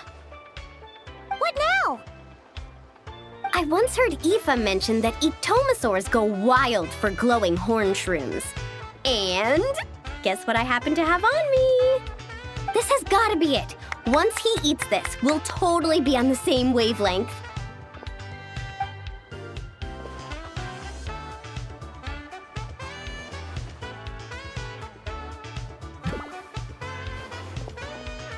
There's no such thing as packing too much when you're heading out on a long trip. Kachina was spot on. Gotta remember to thank her for this.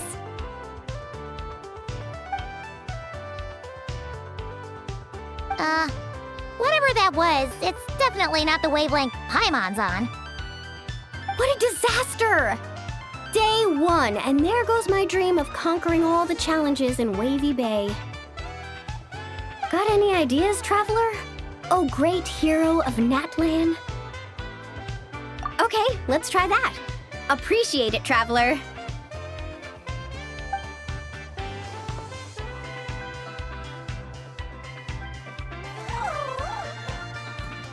Molani, we're back!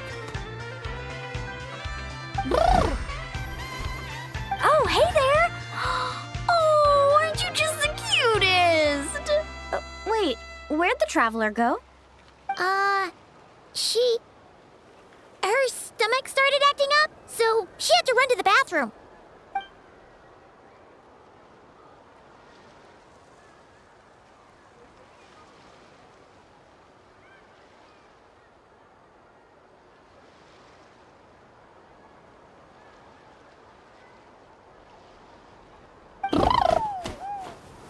My, you're a friendly one. Wanna try a glowing horn shroom? Here, have at it.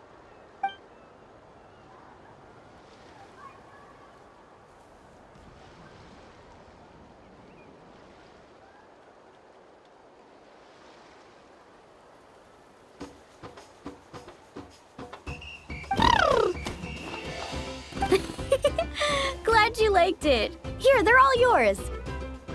Can I pet you? Come on, let's be friends.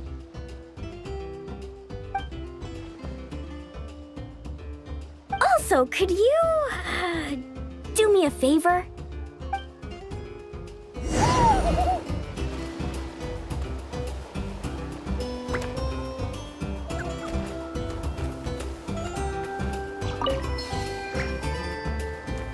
I'll set off from here, and the destination's over there.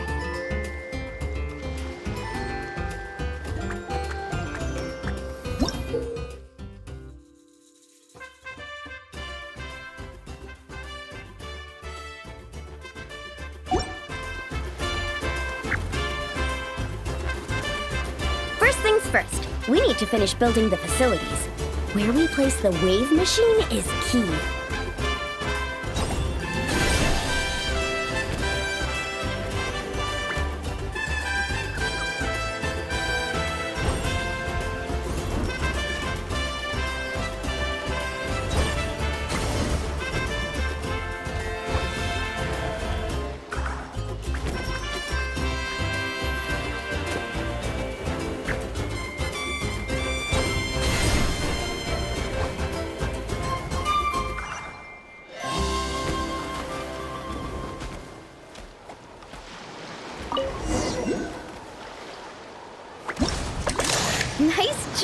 job! Smart little thing, aren't you? Guess I'll set off right away then.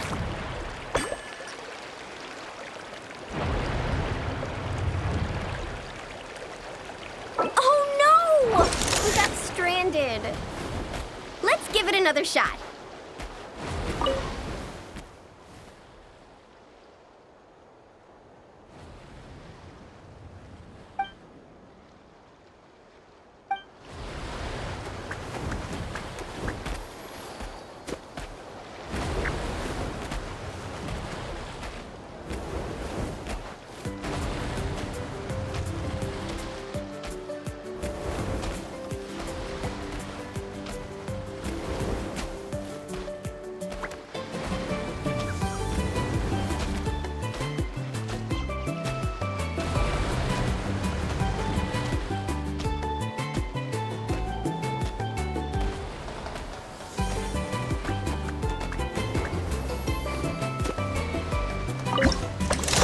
Nice job! Smart little thing, aren't you? Guess I'll set off right away then.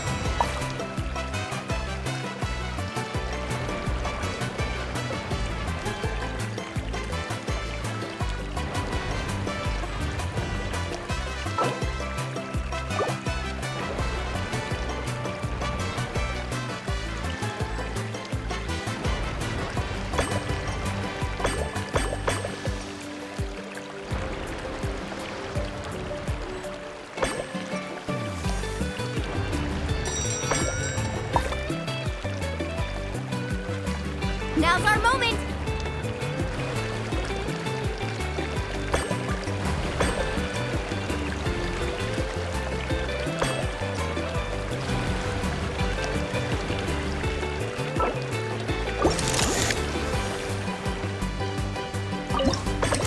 Nice job!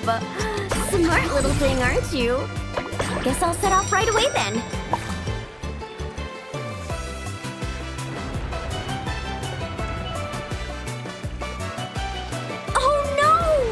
We got stranded. Let's give it another shot. Nice job! Smart little thing, aren't you? Guess I'll set off right away then.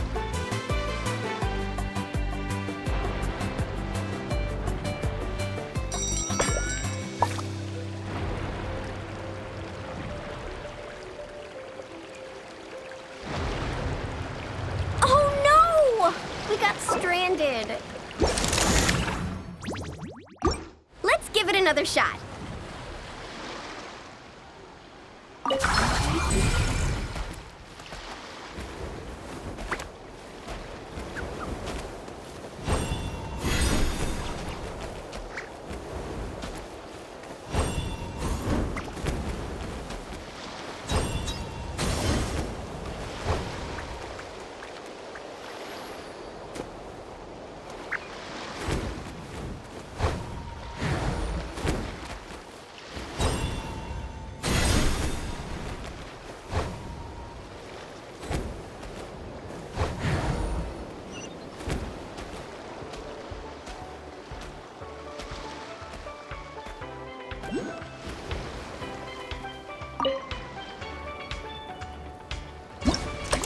Nice job!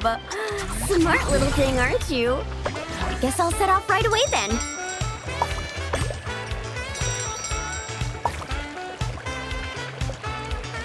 Now's our moment!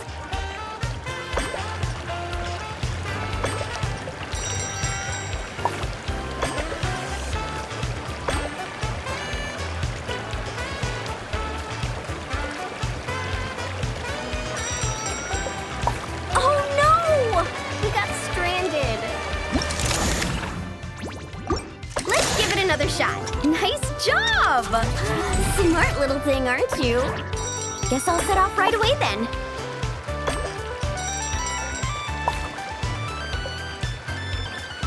Now's our moment!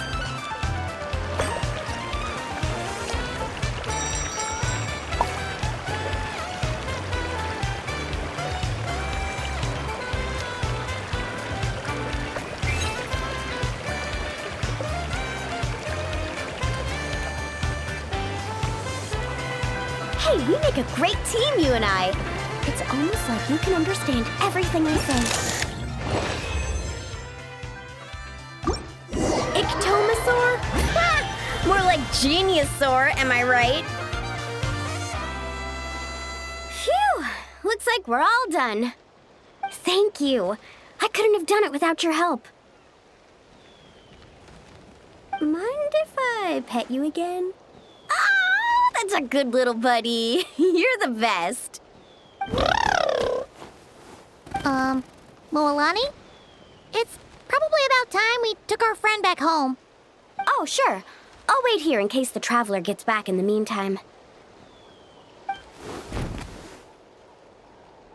Such cute little things. Maybe I should get Granny to teach me some Ictomasaur. Oh, hey, traveler. How's the stomach? Glad to hear it. Oh, you won't believe it. You just missed the sweetest little Ictomasaur. Seriously, so adorable. It almost makes me want to go stay with the Masters of the Nightwind for a while, just so I can pick some more glowing horn shrooms and spend some time bonding with them.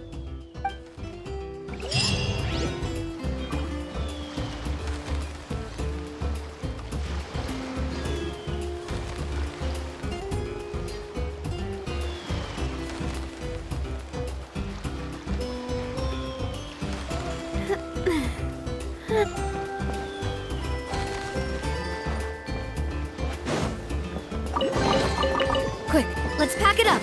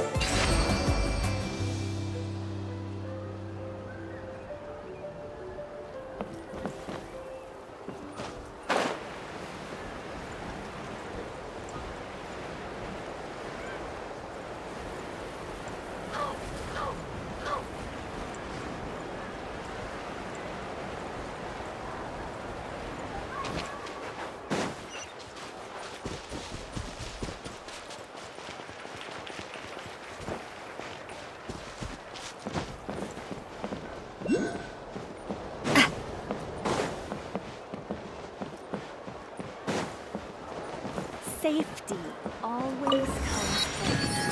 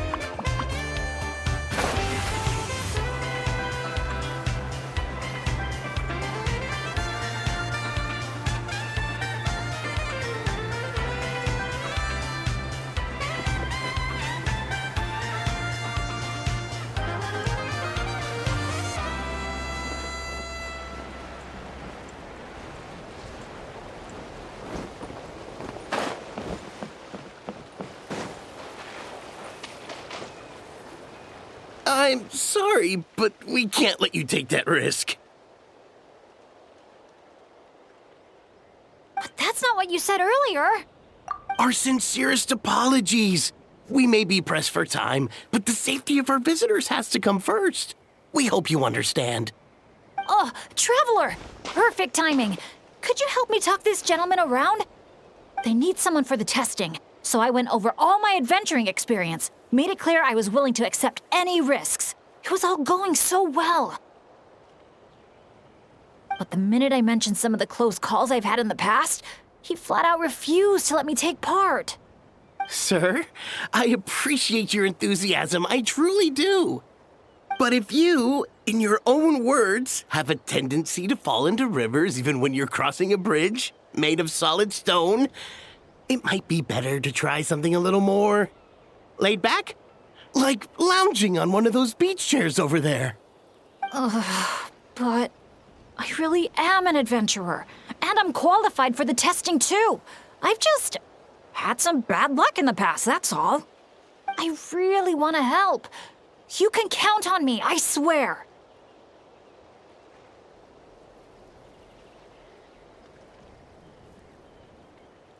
Well, if the savior of Natlan says so, how about this? Would it be all right if your Asha companion completed the first round of testing instead?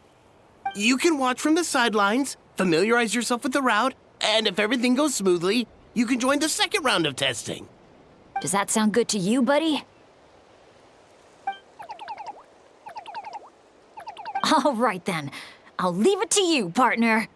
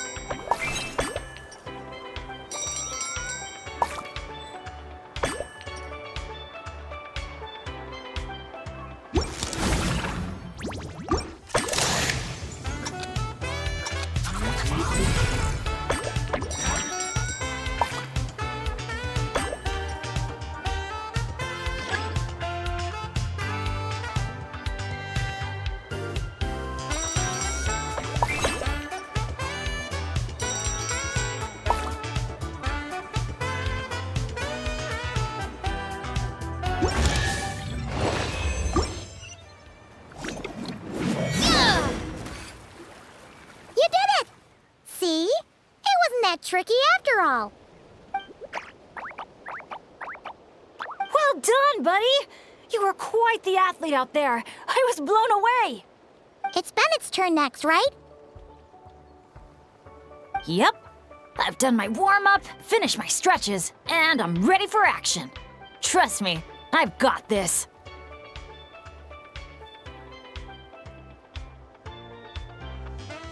Thanks for looking out for me, Traveler. But don't worry, I will be.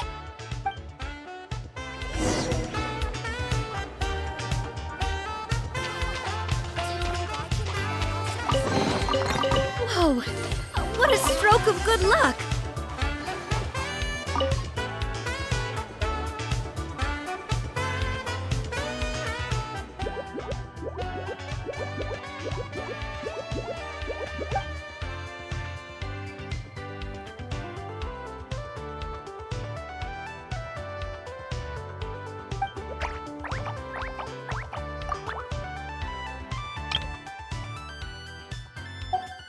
You're the best. Now, I feel even more confident than before. After you, Coach. Go, Asha! Go, Bennett!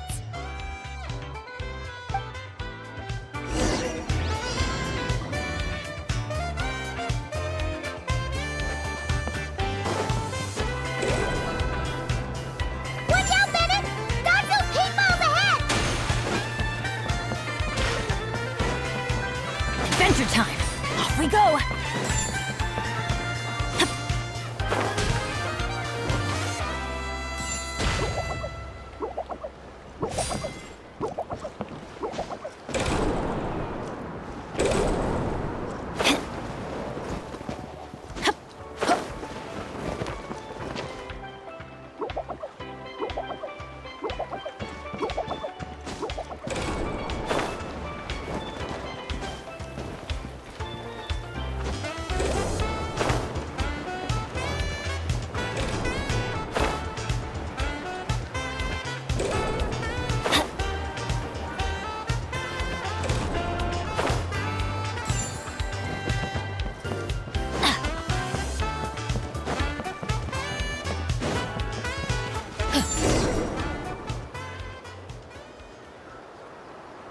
Okay, just a little further. Stay calm.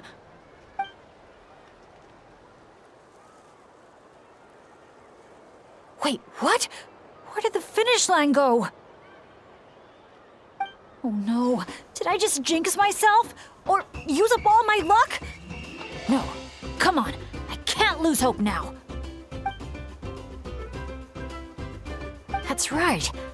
I can always follow my Asha buddy. Just gotta trust our connection.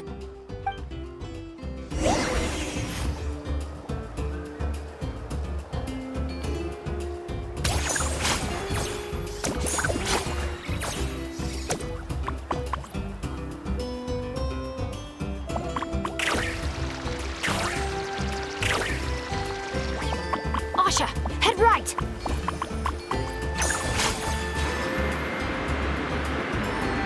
Come on, we're so close.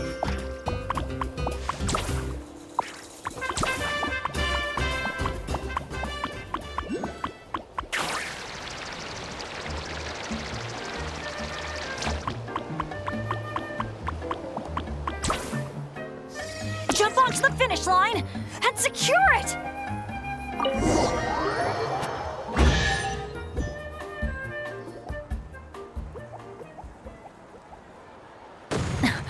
Phew, my heart's racing so fast. Gotta take a while to catch my breath. Let's give it up for Bennett and his Asha buddy! You guys make such a great team! Especially the way you work together at the end. Your special bond made all the difference.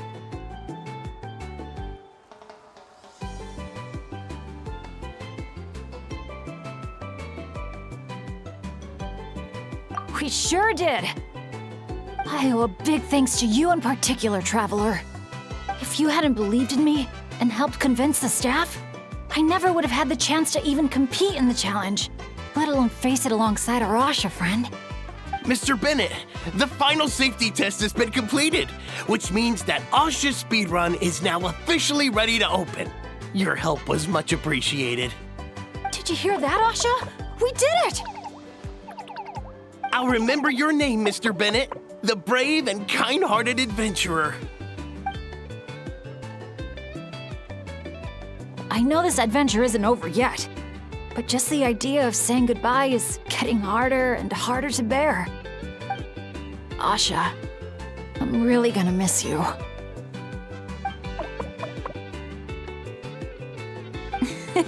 Hey, if anything, I should be the one doing the comforting here.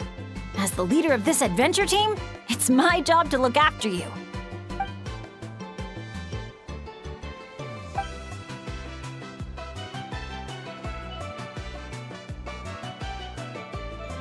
Huh.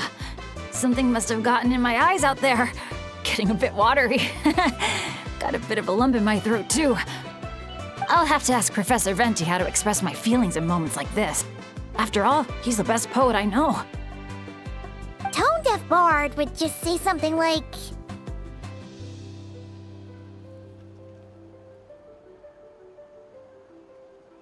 It really means a lot to have you here by my side. Thank you, Asha.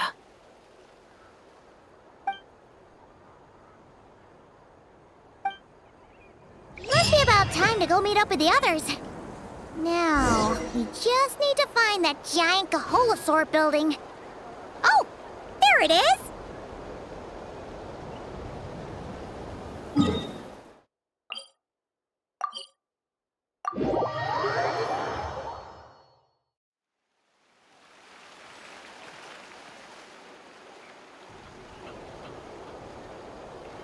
Relaxing days like this are nice. Let's take it easy.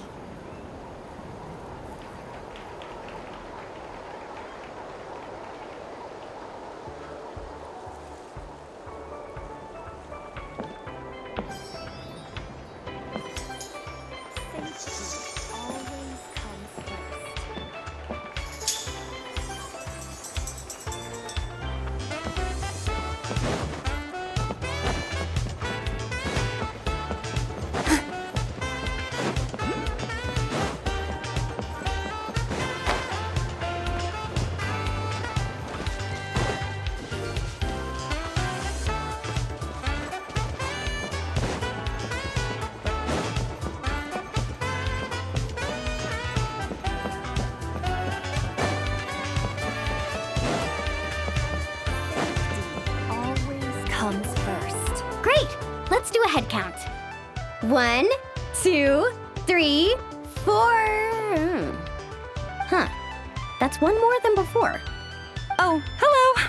I'm guessing you're here to take on the main challenge at Wavy Bay. Unfortunately, we've run into a bit of a problem. But, here, I can still take a group photo for you if you need one for your album. No, that's not how it's supposed to go. Photos are just a way to preserve memories. Something to look back on and remember all the happy moments. What matters to us is the actual experience itself. Well, these particular photos can be exchanged for prizes. But, yeah, okay, you're right. Just snapping a photo and rushing off wouldn't feel right. I understand, and I'm very sorry about this. Please bear with us a little longer. We'll do our best to resolve the issue as soon as possible. How long do you think it'll be? That's hard to say. Oh? Why's that? Can we do anything to help? I noticed you don't have a lot of staff working on the other attractions in Wavy Bay, and the Saurian employees seem pretty tired out. I'm guessing it's because the main attraction ran into trouble, so everyone was temporarily reassigned to help with the repair work? Relax. I get there are probably things you can't disclose. I'm not trying to make things harder for you. In fact, I might be able to make your life easier. My companions are all very capable and happy to help out. They just finished testing Twilight Cruise and Asha Speedrun. If you told us what the issue was, I bet we could help you solve it in no time. Wow! What a tactful negotiator. the hidden power of a peacemaker. Wait, Chaska, how did you notice all that? You weren't spying on us from up in some treetop somewhere, were you? Does that really matter right now? What matters is that we're really good helpers. So, if there's a problem, we're more than happy to do our part to fix it. Well, your observations were right, down to the detail about our saurians. I'm sorry, I shouldn't have tried to hide anything from you all. So, basically, during testing, we realized that the Razzle Dazzle Mega Slide's current paint job still leaves a lot to be desired.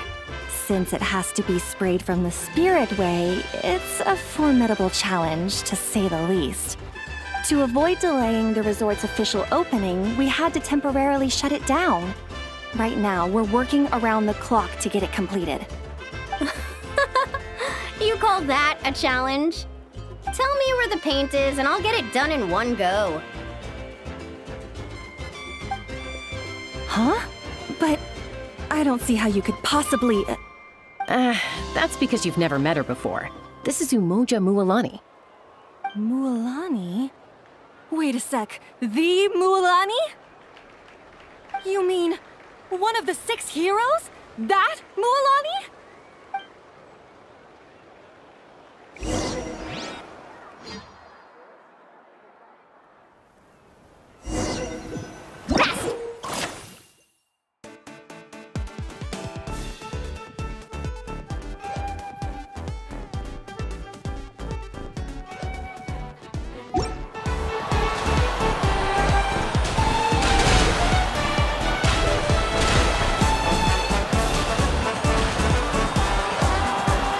Gentle sky blue. The ideal backdrop for a nice, lazy stretch.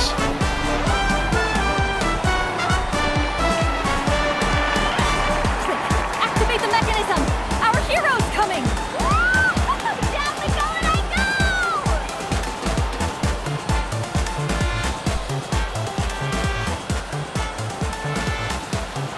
Whoa! The inside of this tunnel is stunning!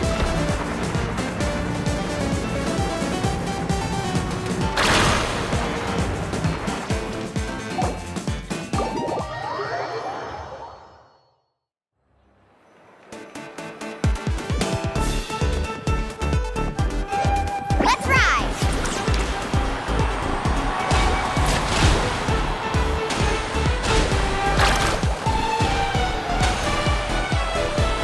A gentle sky blue.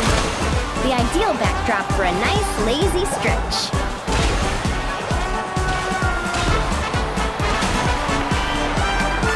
Activate the mechanism! Our hero's coming! Down we go and I go!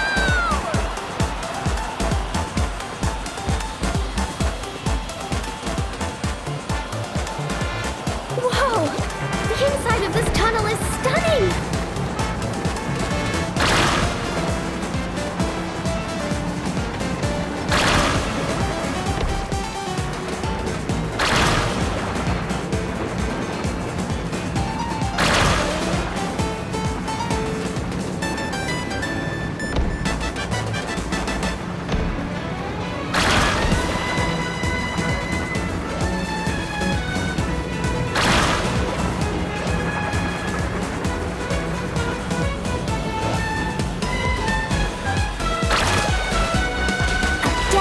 Golden yellow, just like a picture-perfect beach in summer.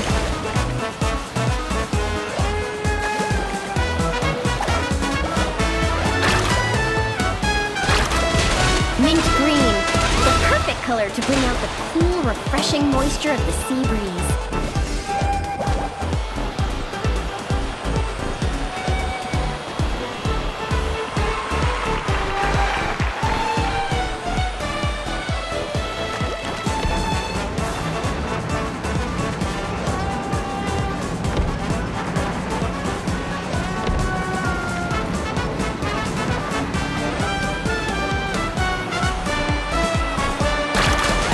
Time to cover it in the lucky color I picked!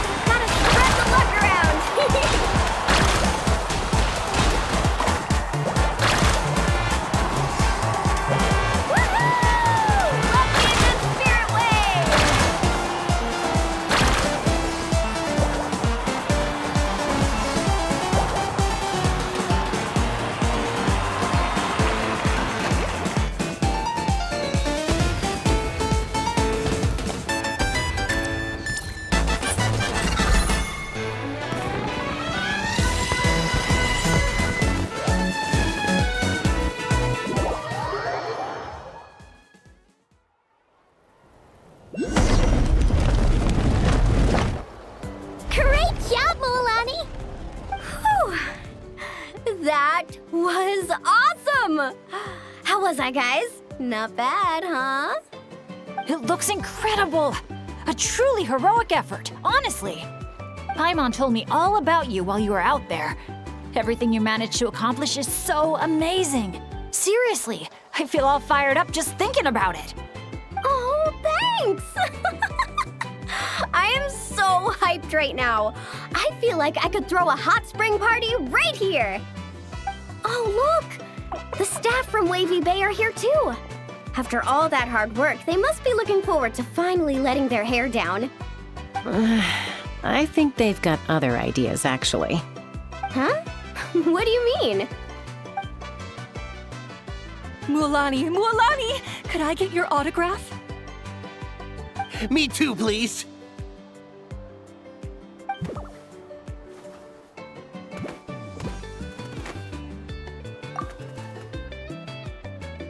Uh-oh. Better take the group photo now before the crowd gets here. Okay, I want to see big smiles and confident vibes. Think about the ocean and your lucky colors. 3, 2, 1... Kaholasaur!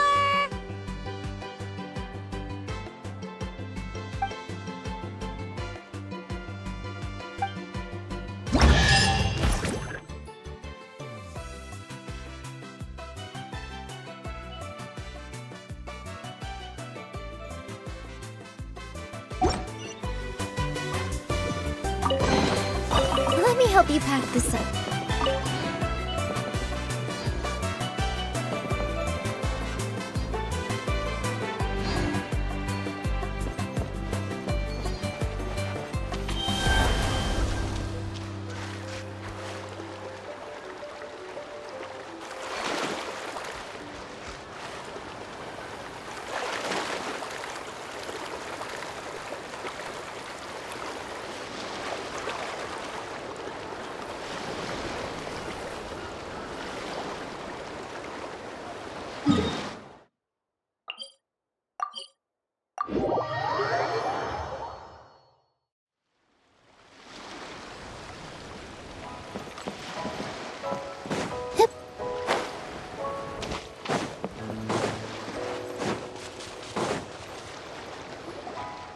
Brave adventurers, welcome to Villa Guitzley. You're just in time to witness our annual Poem Night celebration.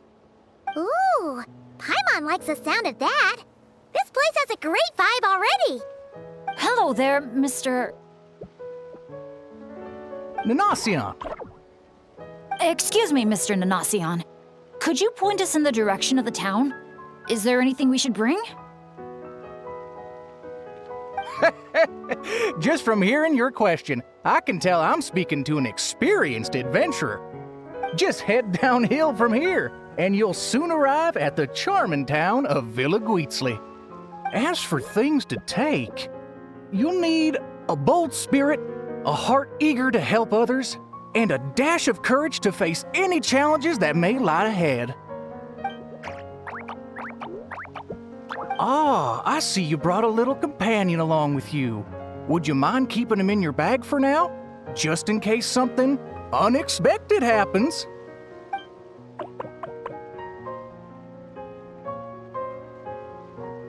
Okay, all set. Brave challengers, your adventure is about to begin. I wish you all an exciting and unforgettable night ahead.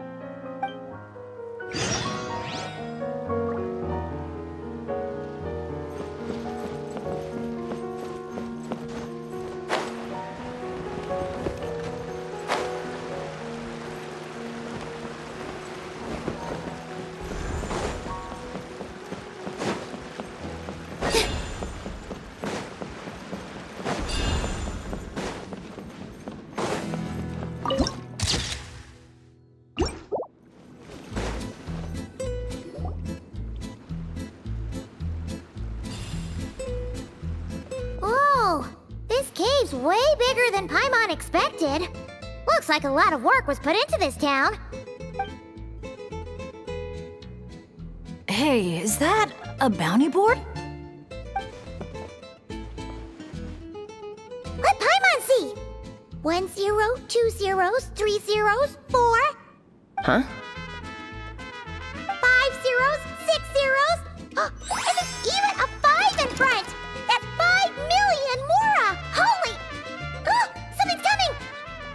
esteemed guests, welcome to the beautiful town of Villa Guitzli. Jeez, you almost gave Paimon a heart attack. You must be here for Poem Night. I'm sorry to report, we won't be celebrating the festival this year. Oh, did something happen? Not long ago, those Nocht League ruffians ransacked our beautiful town and seized all our gold and treasure.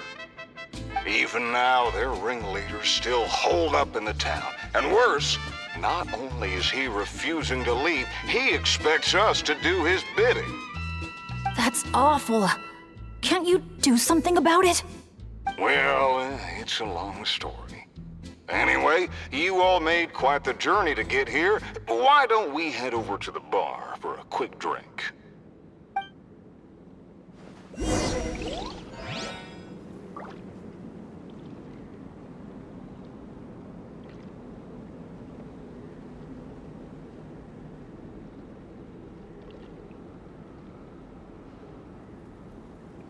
Take a deep breath, as if you're about to blow up a huge balloon.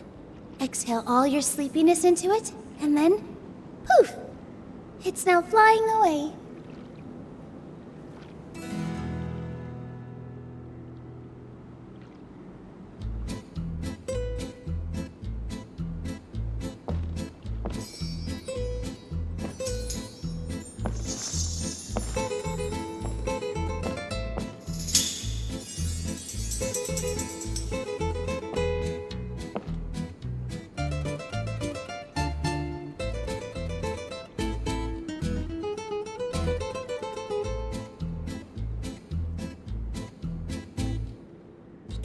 First, get into position like this. Then move like that. Yep, that's it.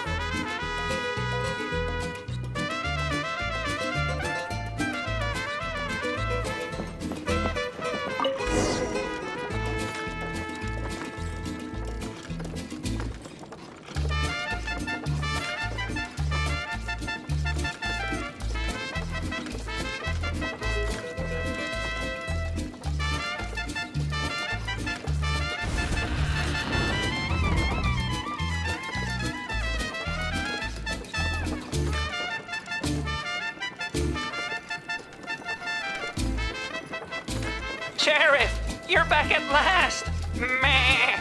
Did you find anyone to help? Here, sit tight, and I'll grab you a drink. Meh. Meh.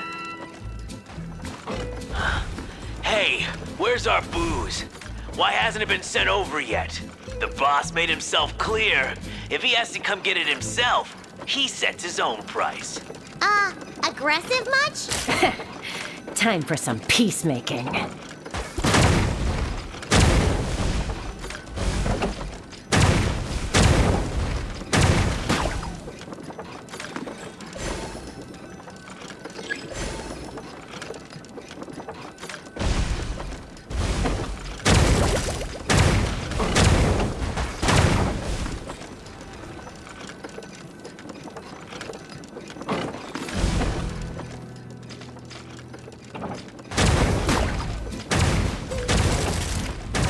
There's more upstairs. Let's move.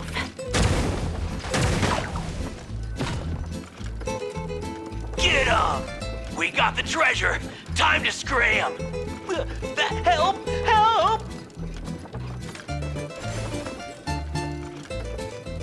They're taking hostages? These guys are awful! Oh, why isn't it moving? Come on, come on!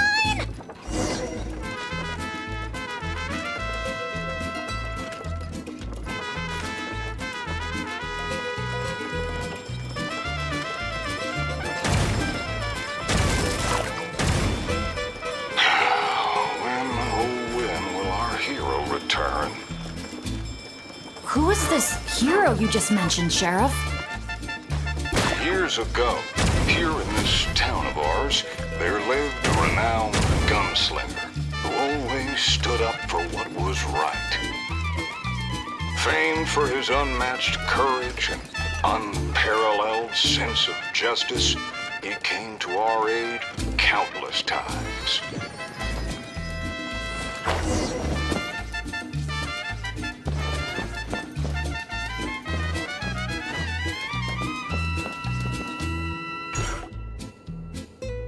What happened next, Sheriff? He disappeared, and no one knows what happened after that.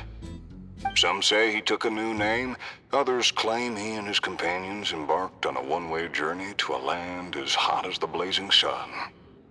If you ever happen to run into him, please let him know how grateful we are for everything he did for us, and also that we miss him very much. If we see him, we'll make sure to pass the message along. All right, this is the Noachly Gang's hideout. I tailed one of their henchmen once, so I know how to activate the door mechanism, and I can get it open for you.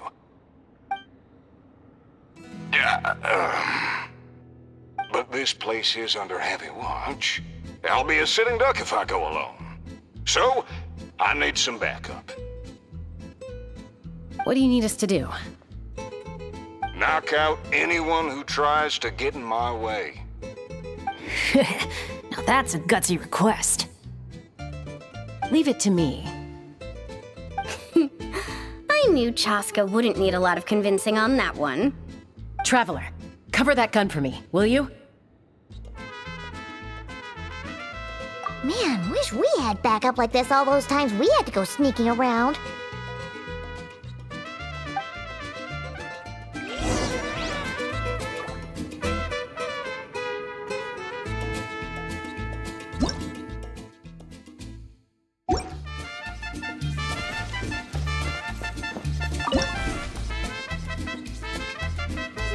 Hold your fire.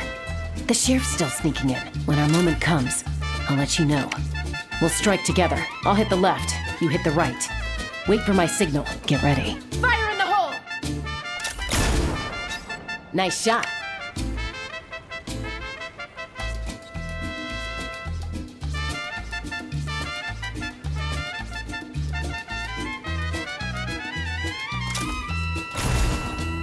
The sheriff stopped.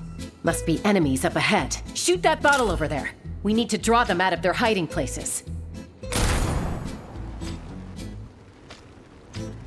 Got him! Same old, same old. Fire together on my signal! Get ready. Fire in the hole! Nice shot.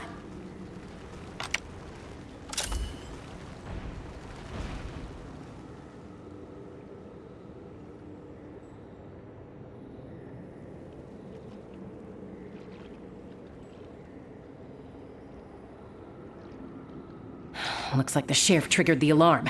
A whole bunch of goons showed up. Right on time, if you ask me. Traveler, let's see who can take down the most.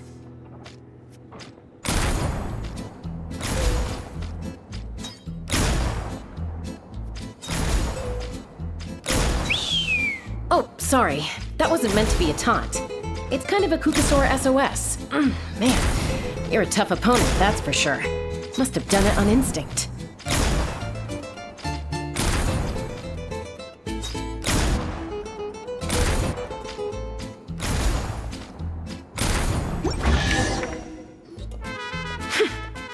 Wow, you won, Traveler. You're a pretty good shot. Almost seems like you've done this before. Here, let me teach you how to fire off rapid bursts of bullets. It might come in handy someday. Oh, shoot. What happened? I got distracted for a split second, and now the sheriff's been caught. Let's go after him.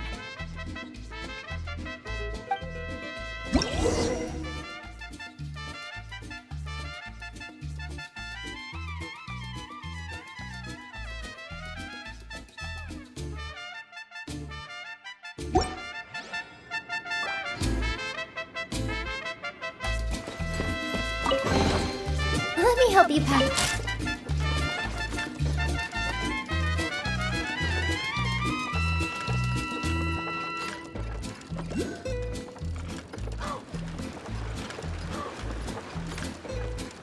An ambush?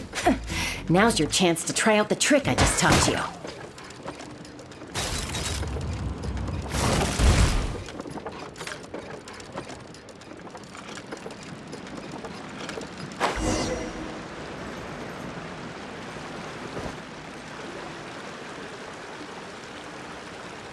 Aha! The meddling outsiders have arrived, I see. Careful, boss! They got a gun! A little firepower's got you spooked? Disappointing. All right then, show-offs. Let's see who's the quicker shot.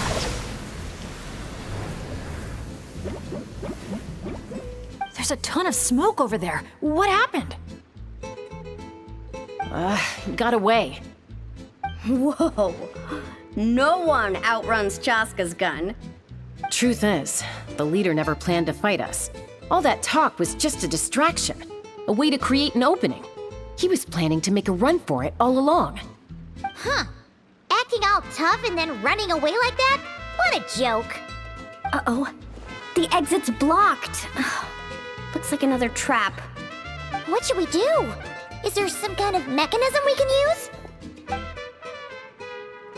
Look! There's a bunch of cages down in the canyon. Let's go save those captives first.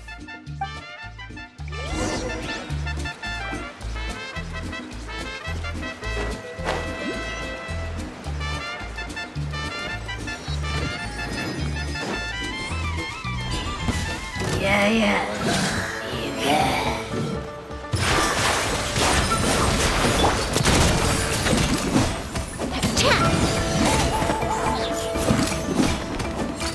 Hey there! Illusion shattered! Hey there!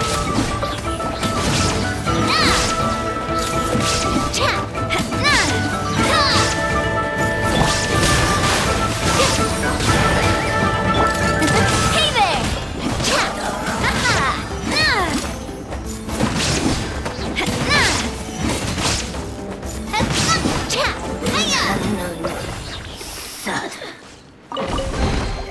I'm loving this treasure hunt.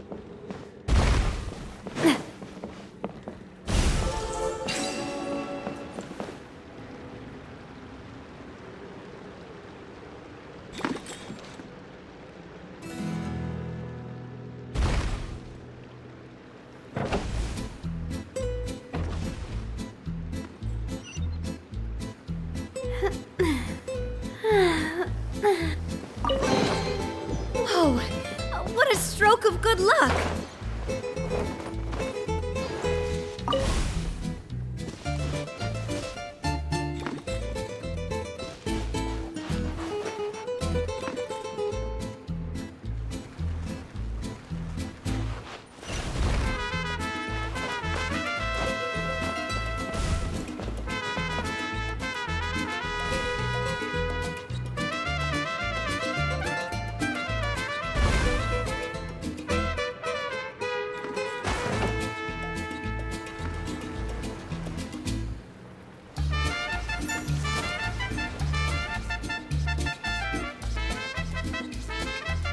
Aw, what a bunch of rotten scoundrels! If you're gonna talk the talk, at least have the courage to back it up. Let's check out that cave that got blown open. Maybe we'll find a clue to help us escape.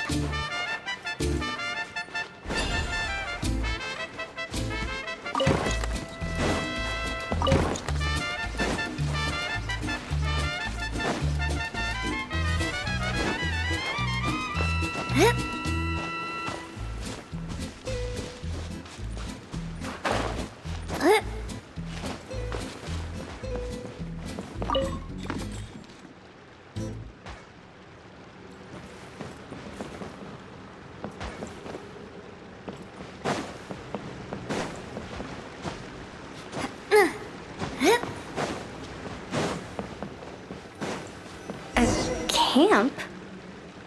Do you think that legendary gunslinger might have passed through here?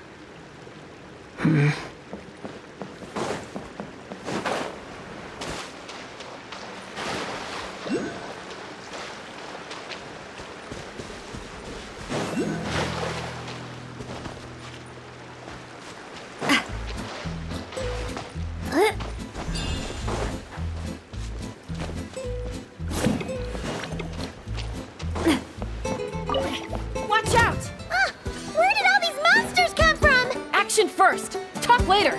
Get behind me and don't let your guard down. With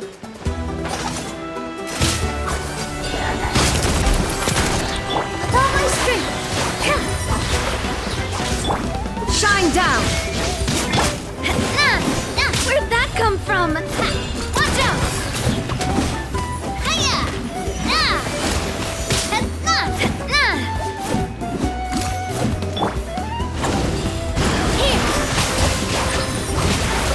Watch out!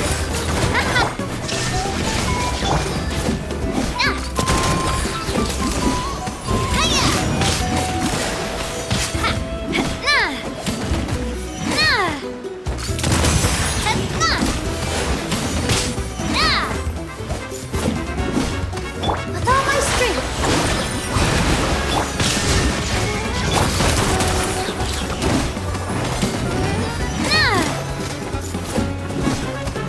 Coming at ya! Cha! Ha-ha! Ha! Ah! Ha-ha! Cha! Ah! Illusion shattered! Ha-ha! Coming at ya! Hiya! Ah! Ha-ha!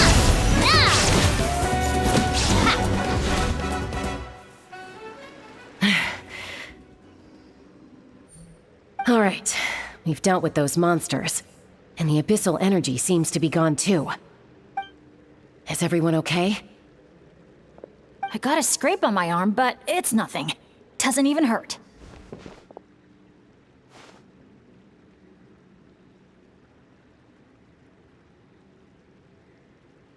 Oh, sure. Sorry for making you worry. Glad to hear it. Don't you think something weird's going on?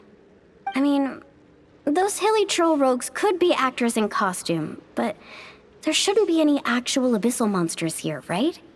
Yeah, there's no way that's meant to be part of the experience.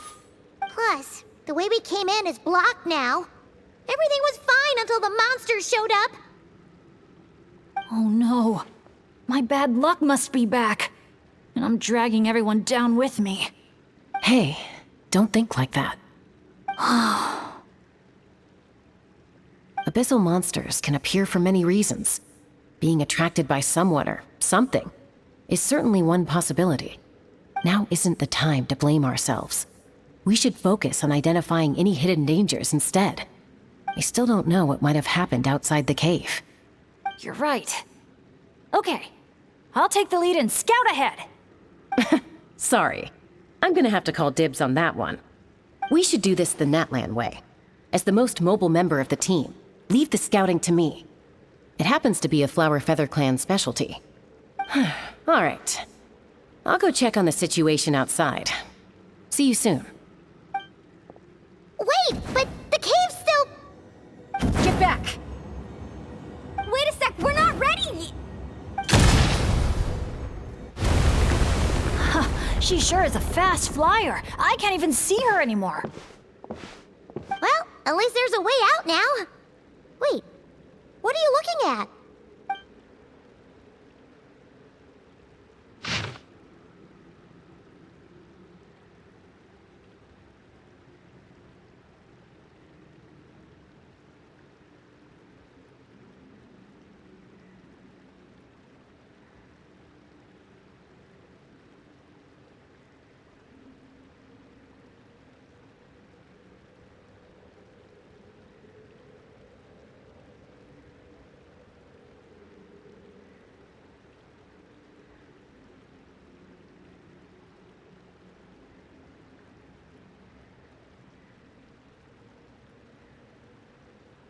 The Tech Pottles Flint Blades Adventure Team, Anja, Makani.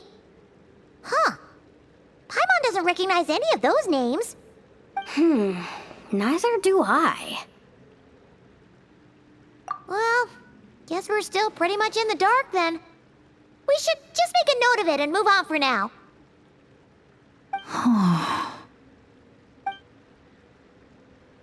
Everything okay, Bennett? Yeah, I'm fine. You guys think it's probably better not to move anything around in the amusement area, right? Yeah, better not. All right then, let's go.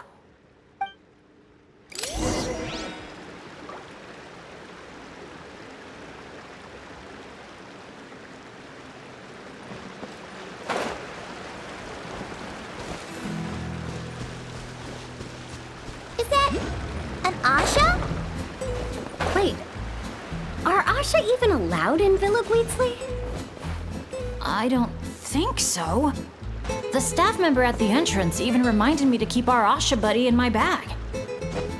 Okay, this situation is getting weirder by the second.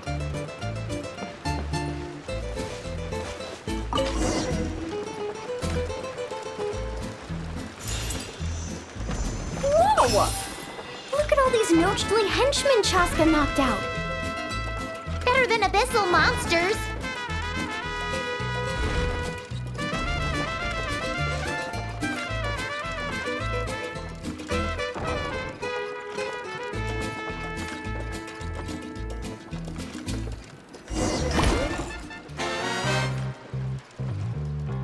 Oh, you still dare to chase after us, even after witnessing the good sheriff's downfall? I must admit, even I underestimated how persistent you outsiders would turn out to be. Interesting. Very interesting. Take this! Ah! It's a bomb! Quick, get rid of it!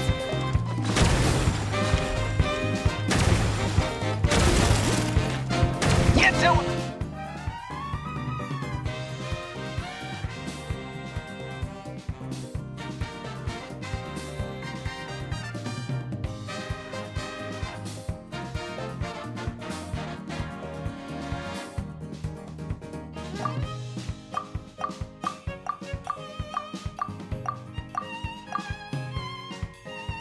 Work, boys.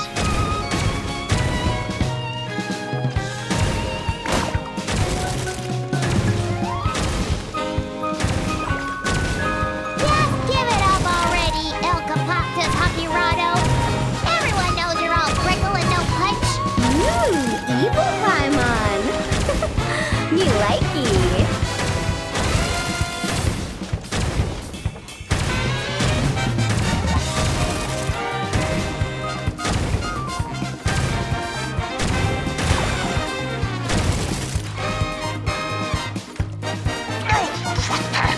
Fool! Watch where you're throwing that thing!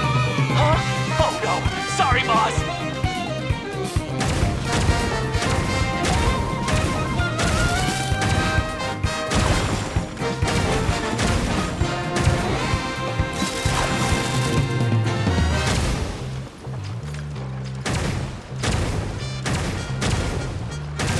Do you think this is where they're keeping the treasure? Hands up, punks!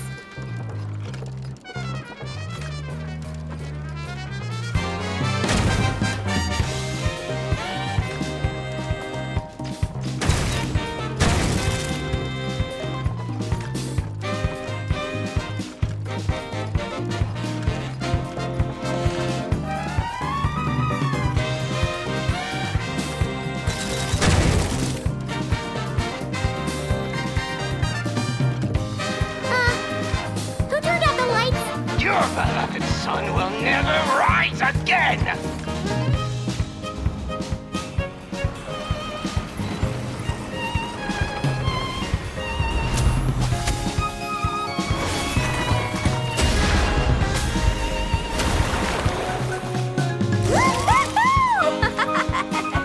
That was so much fun. You're really laughing at a moment like that? Hey!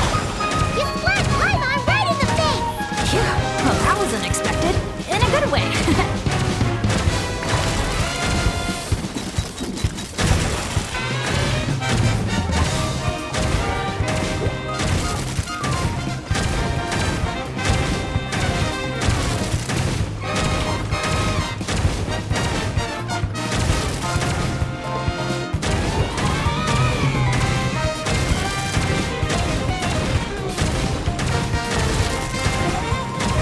Fine!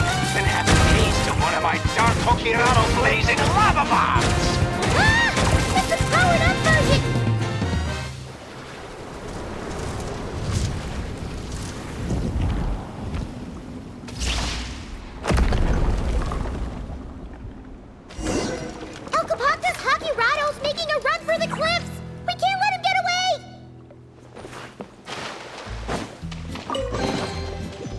Let's pack it up.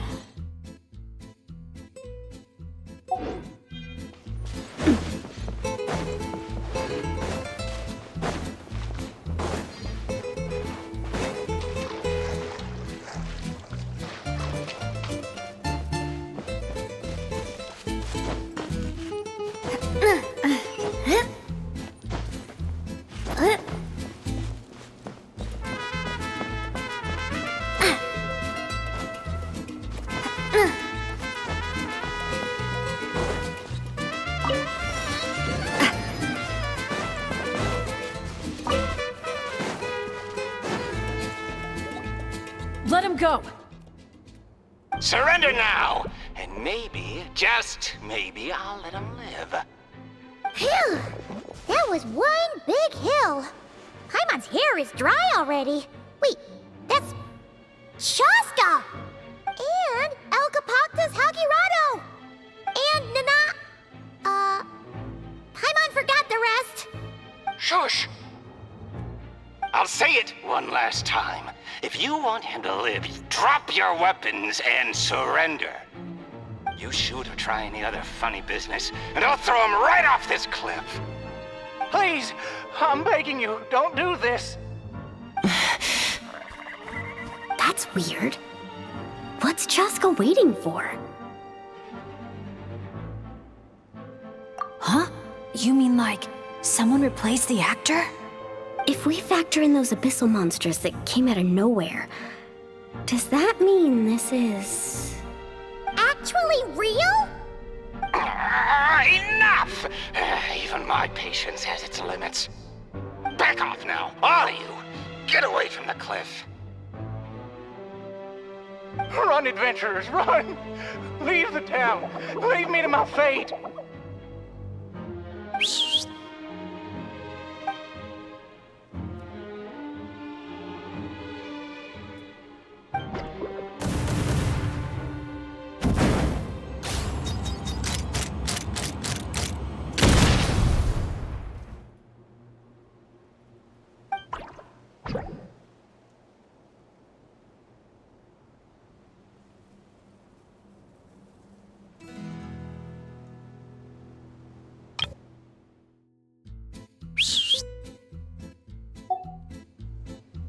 Thank you, brave adventurers.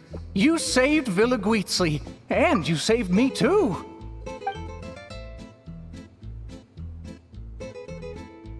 Hey, look over there! Asha? Elcapoctus Hakirado was played by a bunch of Asha? Congratulations, everyone! You bravely chose the path of justice and vanquished the wicked Elcapoctus Hakirado.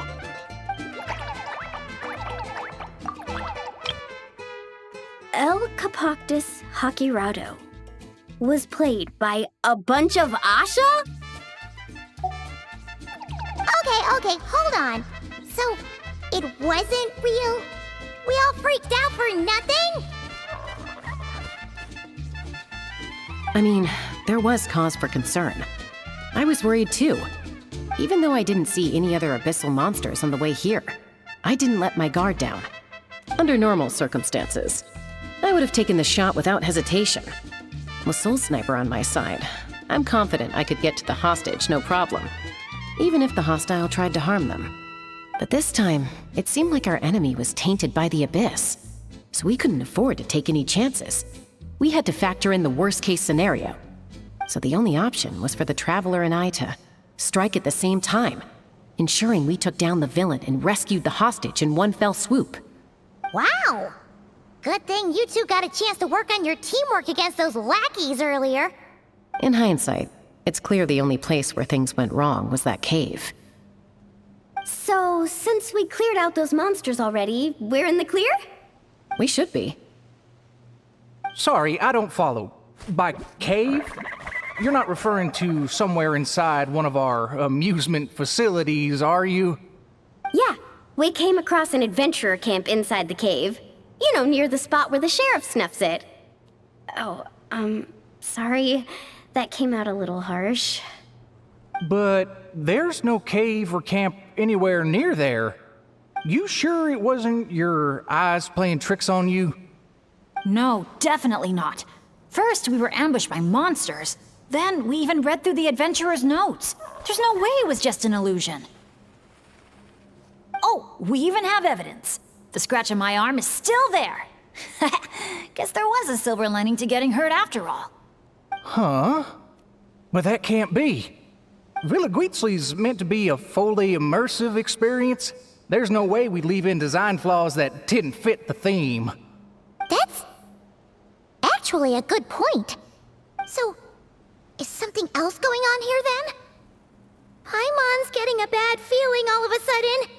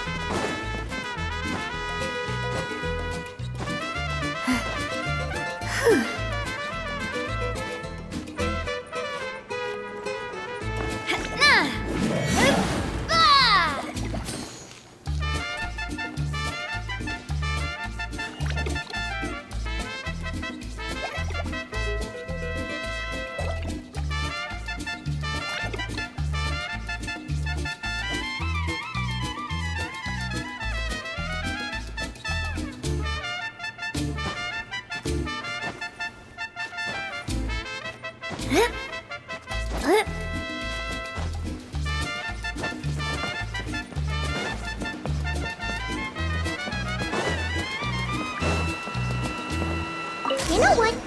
At the end of the day, we still did a good thing. We kept the town safe.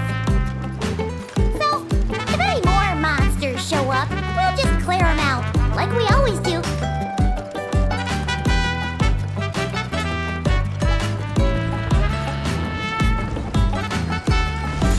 Wow, such an awesome vibe. Yeah! Villa Guitzli is really cute.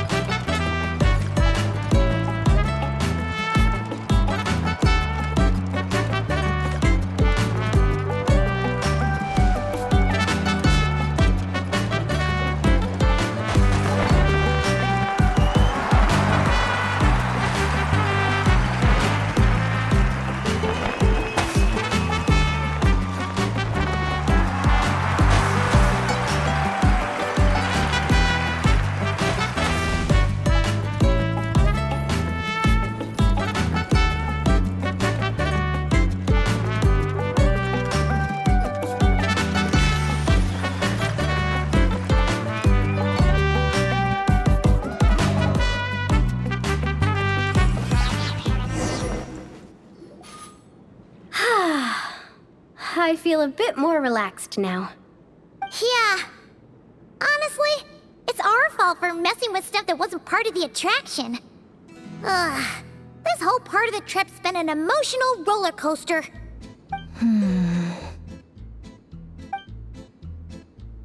Wait, are you two still thinking about it? Yeah. I also think that adventure team story is real. But I wouldn't be surprised if it took place a long, long time ago. Like, before this resort was even built. We're here! You must have been waiting for us to take a group photo, right? Wait, that reminds Paimon. Wasn't the bounty for getting rid of Elcapoctus Hakirado 5 million Mora? Yeah, I don't think we're gonna see a single coin of that. If they actually had to cough up Mora every time he got captured, Villaguitzli would have gone under a long time ago. Exactly! The prize isn't real Mora, just a commemorative Mora-shaped chocolate coin stamped with that number. But since the chocolates aren't ready yet, I'll give you some easy breeze badges you can exchange for other items of your choice. Oh, well, Paimon would have preferred the chocolate, but other gifts are fine too. I'll get the camera ready.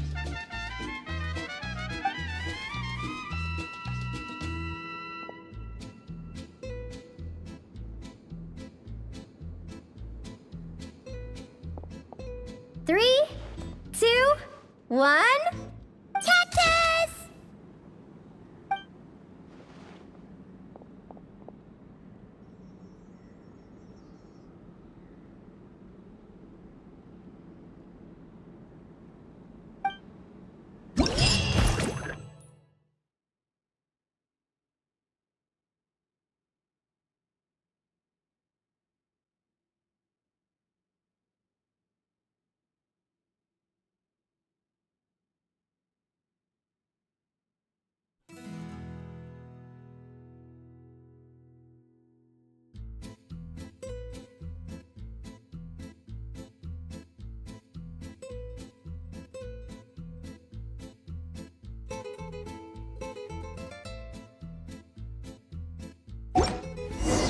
So, that's the 3 main challenges done and dusted. That just leaves Tete Isle, right? Let's head back and get some rest. With any luck, it'll be open to visitors by tomorrow morning.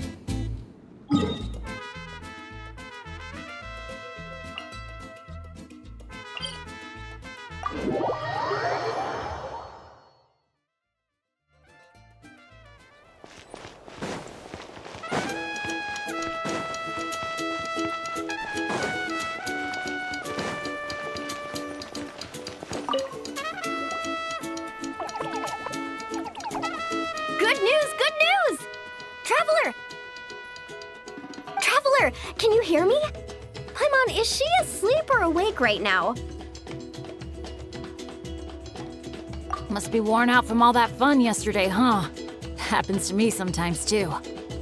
You feel fine when it's all go, go, go, but then you finally get a chance to rest and it's like, good luck ever getting up again. The meeting spot's been changed. Yeah, I already heard you loud and clear from next door. What happened to not being a morning person? Well, that was when we just got here. Now I'm in full-on vacation mode, obviously. Uh-huh. And why are we waking up earlier and earlier the longer this vacation goes on? That can't be right. To maximize our opportunities for fun. Come on, Paimon, this is basic stuff. Looks like everyone's here now. Okay, I've got some great news to share.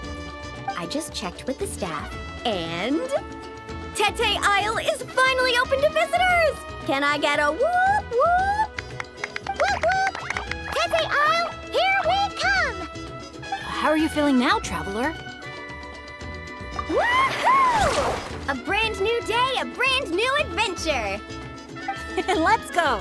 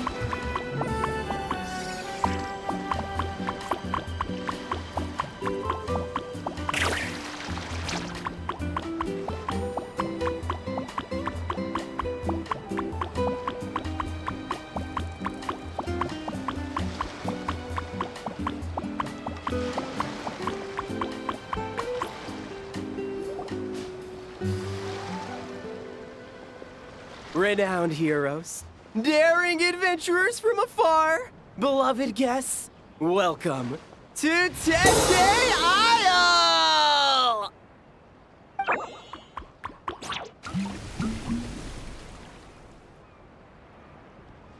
Whoa! Bottle popping right off the bat? Huh. They're sure going all in on the atmosphere building. You got that right. Tete Isle's all about high-energy party vibes. From our honey-sweet aphemide to our exhilarating shows, there's something for all the senses. That's what the brochure says. And we're sure this place is rated E for everyone? Don't worry about it.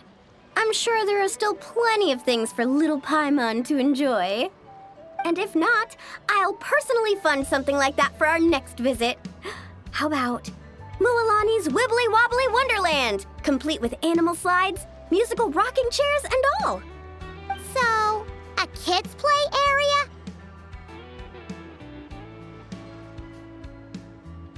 Come on, traveler, this way! The dance-off stage is calling your name!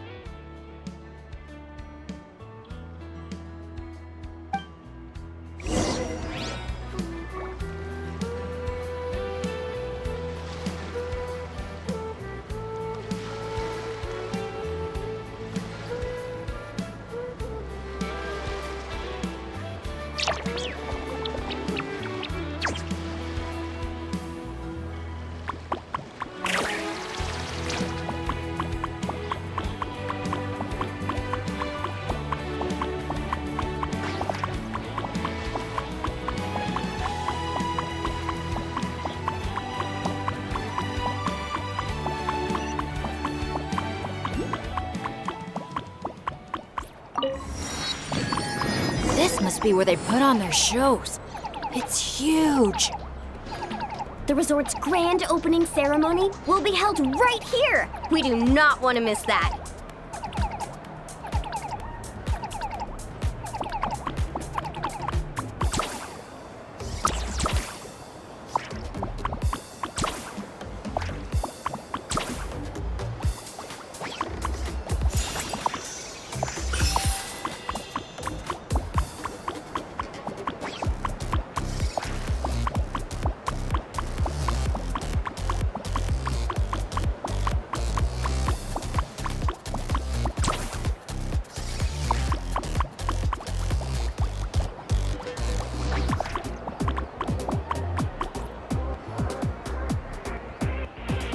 Hey, you made it.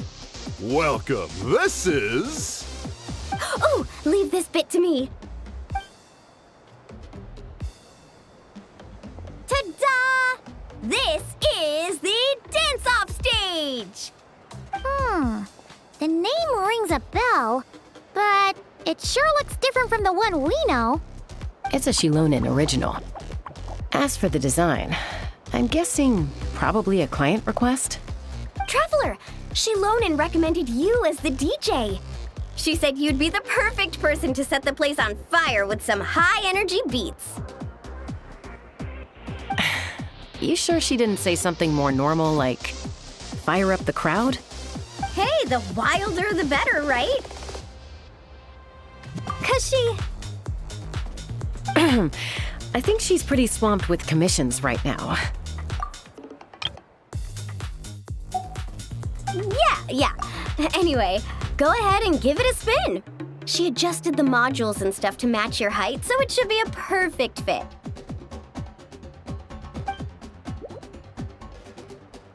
Hey guys, the Yasha just noticed that the area around the stage hasn't been painted or decorated yet. Should we add some color first? Ooh, that sounds like a great idea!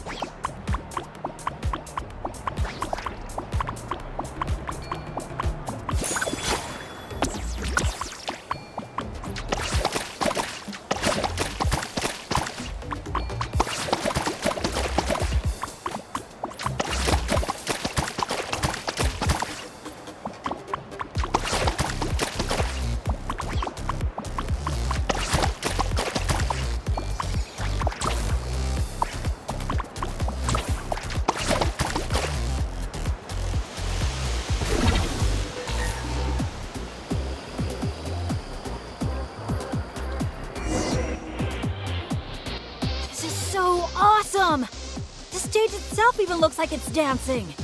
Huh. Paimon can already imagine how amazing the show's gonna be. Hey, DJ, how about a quick spin? Call it a warm-up. Woohoo! Shake it!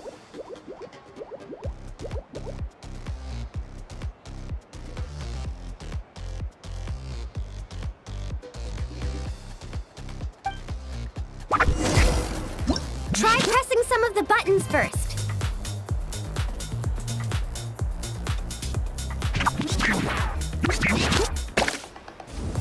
When you're ready, look to the right.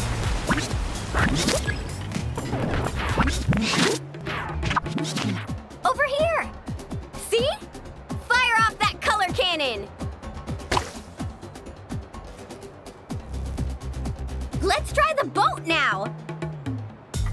Launch the wave machine right as the boat passes. Look out! The boat's about to set sail!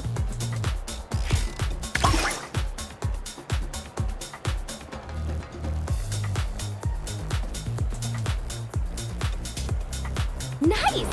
That's a wrap for the warm-up.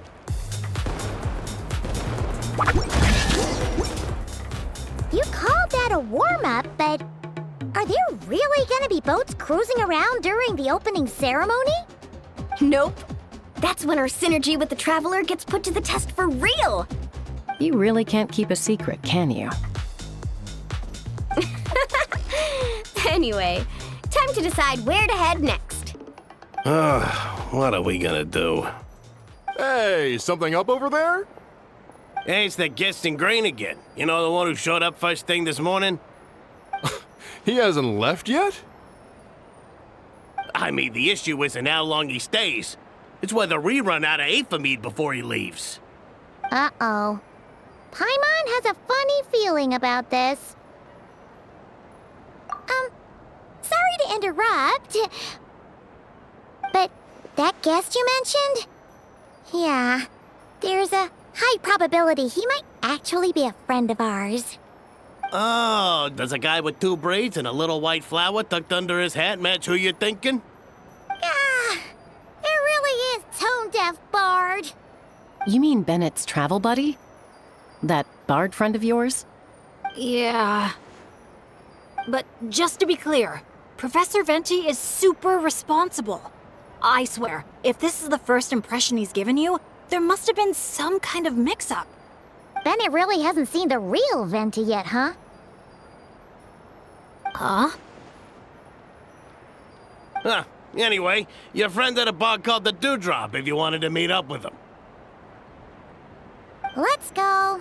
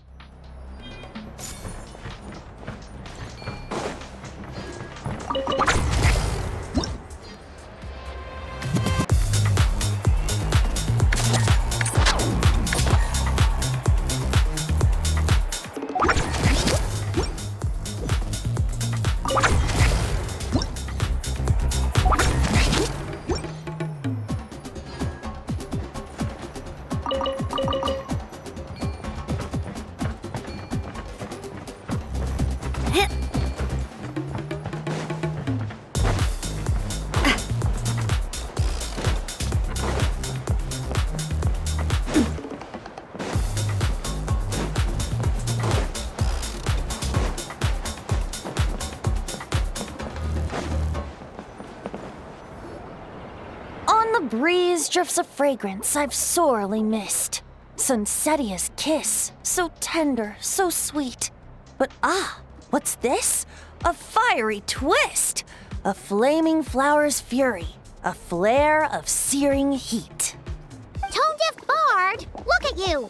Sitting here by yourself, sipping away at your drink without a care in the world. You're running this place dry, you know. You wound me, fair Paimon. To think you take me for such an ill-mannered person. Oh, no you don't. Paimon can see you gearing up to make excuses. Just give me a... Got it! Maybe participation in the brewing process was always meant to be a part of the Tete Isle experience. Why else would their stock of mead be so meager? It must be their intention for visitors to help replenish it. You crafty little... Oh. Fine. That actually does make sense.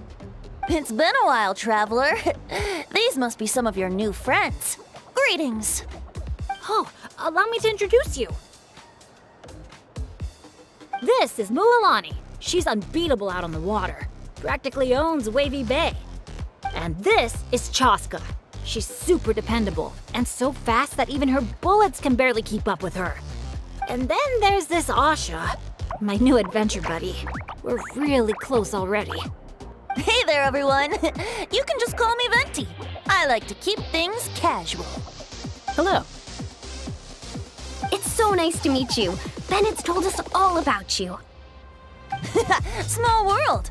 I've heard quite a bit about you from a friend as well. Oh, who? Kachina? Kanich? Someone who knows how to party hard and drink even harder. Come on, just tell us already.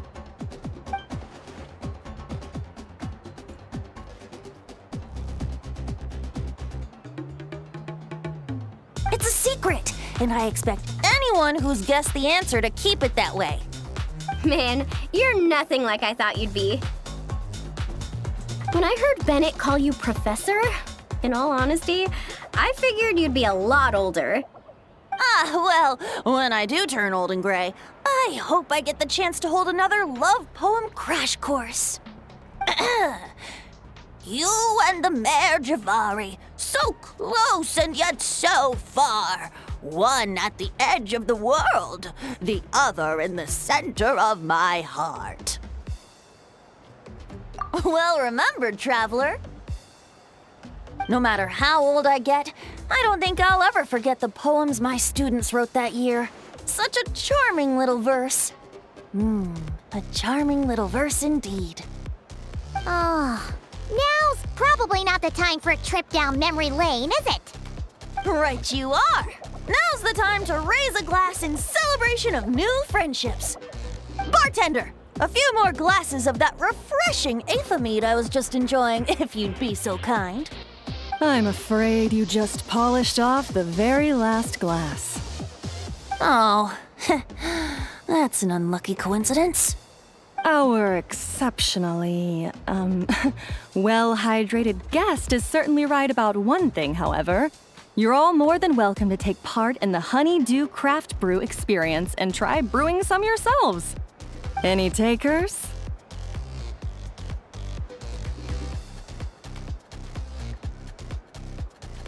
Sounds great! Where's it taking place? That didn't take too much convincing. Well, since the traveler was kind enough to answer on my behalf, how could I possibly turn down such a warm invitation? It's just over there if you're interested. In that case, why don't we all split up for a bit? We can pick a spot to regroup and meet up there later. Oh, I know a place. A little bar called Me and Dew. It's a great place to relax, and there's more than enough mead to go around. All right, let's meet there later then.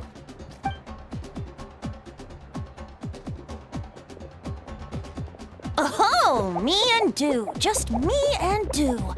Such an aptly poetic name for what I'm sure is a veritable temple of inspiration.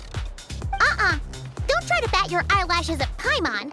You're not allowed in another bar until you've at least attempted to replenish what you drank. Well, I suppose you're right. Anyway, judging from the look on your face, I'm guessing you have quite a few questions for me. Why are you here? What brings you to Natlan? And why are you suddenly bringing up your poetry class? But questions, dear friends, are like bottles of fine wine. Cracking them open is all about waiting for the right moment. How's Bennett been doing the past few days? He's been having a great time with the rest of us. Speaking of which, his sudden lucky streak wouldn't have anything to do with you, would it? Who's to say? Oh, you and your right. Paimon should have named you Axe Koi to avoid giving any actual answers barred instead.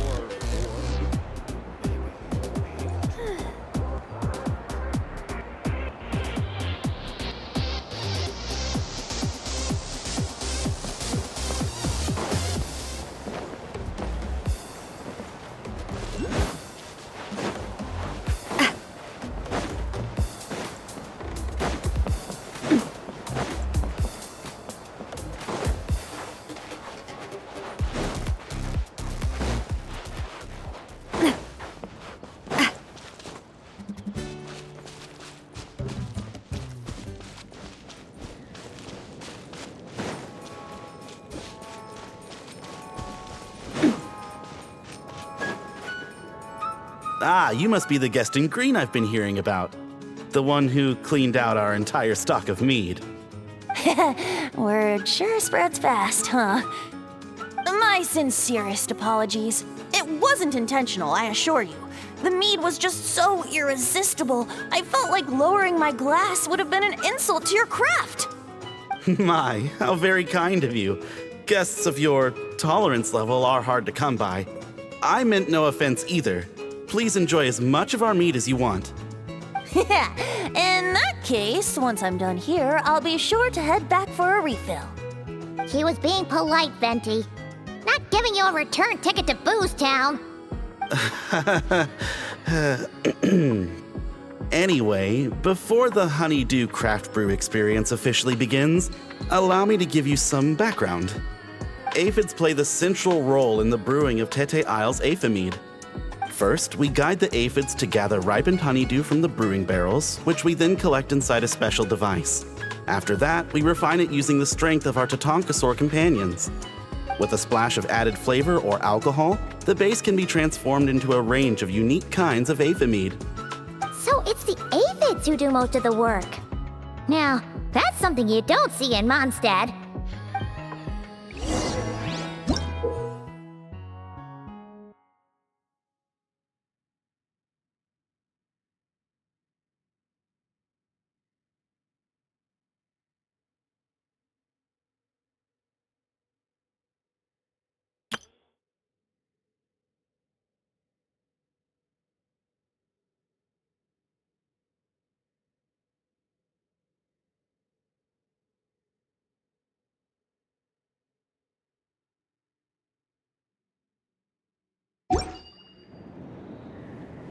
The aphids here are docile little creatures. A nudge in the right direction is all it takes. Ah, so that's how it works.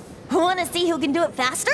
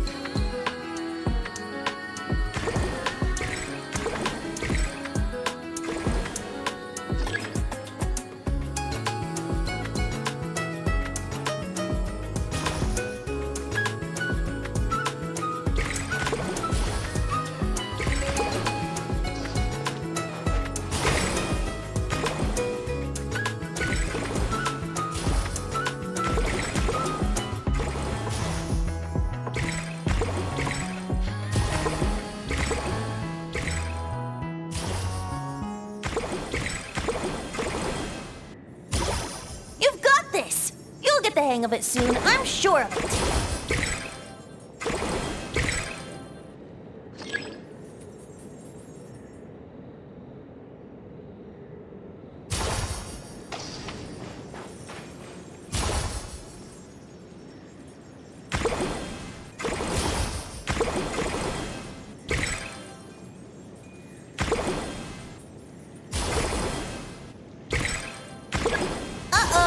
bubbles are starting to rise. Make sure the little aphids steer clear of them.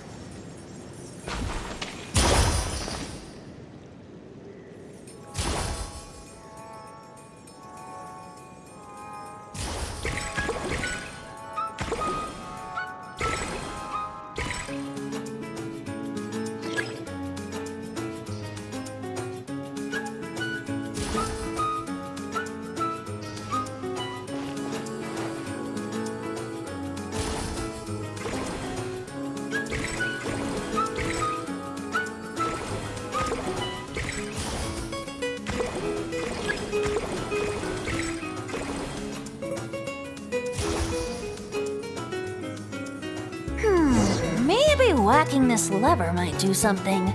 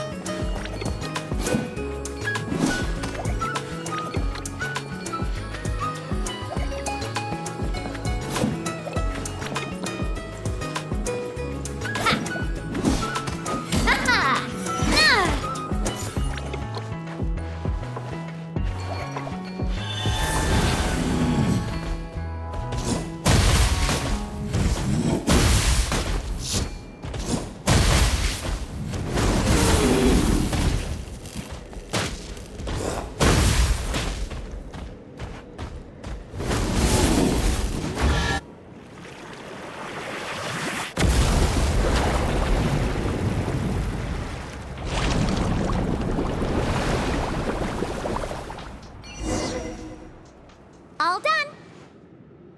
Who'd have thought it'd be such a breeze? Those little aphids really pull their weight. Hey, we should invite D-Luke over to check it out. You'll be lapping up aphid over at the Angel's Share in no time. Wait, no, scratch that. The last thing you need is more access to this stuff. Forget about Master D-Luke. Let's just sneak a couple aphids into our pockets and bring them back ourselves. And if we can't fit them in a pocket, we can always try stuffing them under a hat. Your friend's quite the joker.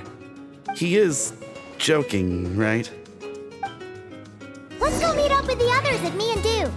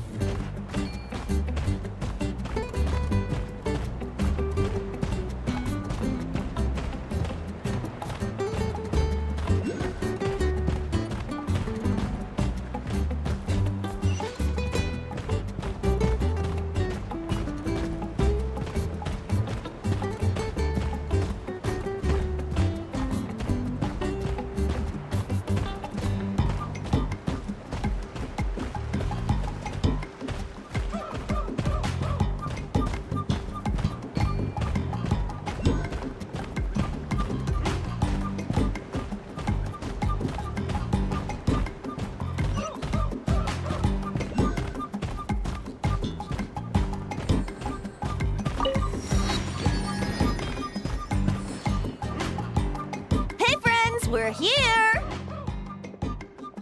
Professor Venti, we were just talking about you.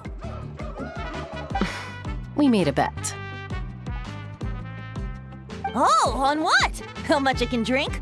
Who guessed the most? Nope, we can't bet on that because, well, we've all seen it for ourselves. We were betting on whether you'd agree to recite one of your poems for us. And what was the verdict? We all bet that you wouldn't. Aha! Trying a bit of reverse psychology, are we?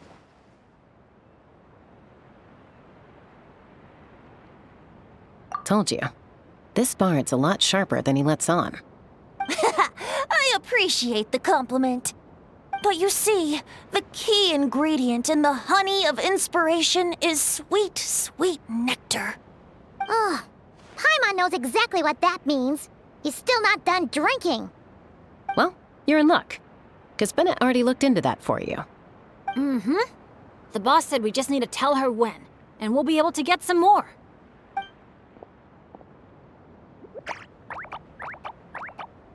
Oh, your friend's here now. Bear with me for 1 second while I get the equipment up and running. A whopper flower? Where did that come from?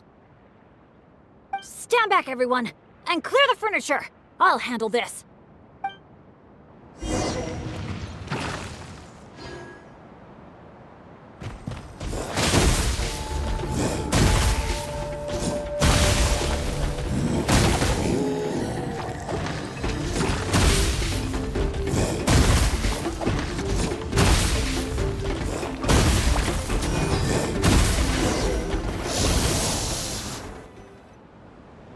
Phew, nothing got wrecked. How's Bennett? Is Bennett laughing? Back in Mondstadt, whenever I gather flowers, at least half of them turn out to be whopper flowers, guaranteed. So, thanks to my bad luck, dealing with them is a piece of cake at this point. This one put up a fight, but I got it in the end. Out of sight, out of mind. Come on, it's finally time for a toast.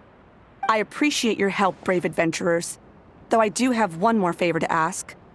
Well, looks like the party's getting postponed again. I checked the equipment, and it looks like the whopper flower was hiding among our brew blossoms. In other words, there might be a few more lying low in our storeroom. All I need is for you to head down to the cellar and clear out those pesky imposters. If you can manage it, all your drinks tonight are on the house. In that case, you can count me in too. A dainty bard like you? Sure you can manage it? Ha! Never doubt the morale-boosting power of a song. Just make sure to give me a moment to find a safe little corner to hide in.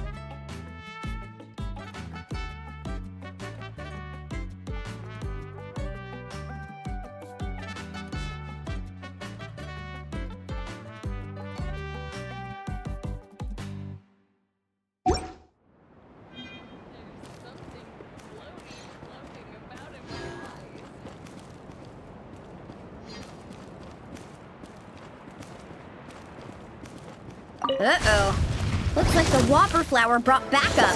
Don't worry, we still outnumber them.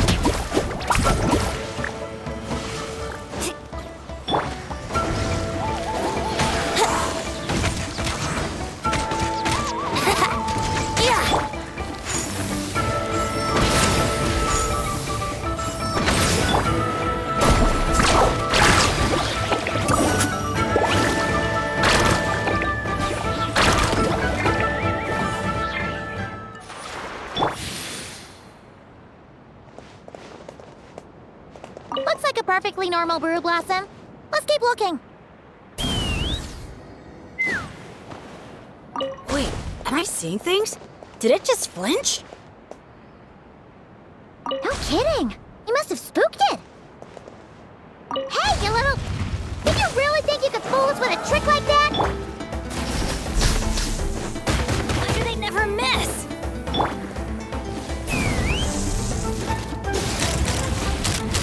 Open fire! Thanks, everyone. Give me a moment. I'll take care of the rest. That should just about do it, right? If I'd known it'd take this long, I would have ordered something to eat. I've got a grain fruit on me. Want some? Thanks, but no thanks. How'd you even think to bring one of those? I didn't. A Kukasaur gave it to me on the way here. Said it was nice and juicy. So Kukasaurs just give you fruit wherever you go? You Flower Feather Clan folks live quite the life. Everyone, please, make your way to the observation deck.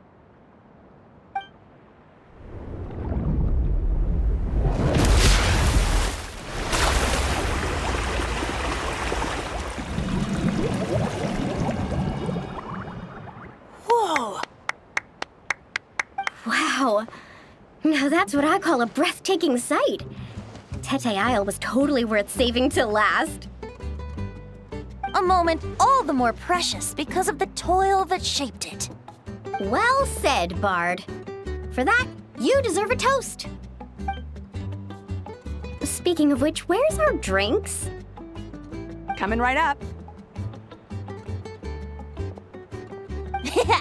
I don't know about the rest of you, but I would much prefer to be outdoors right now. Why don't we take our food and drinks on the go and have ourselves a picnic on the mountain? Great idea!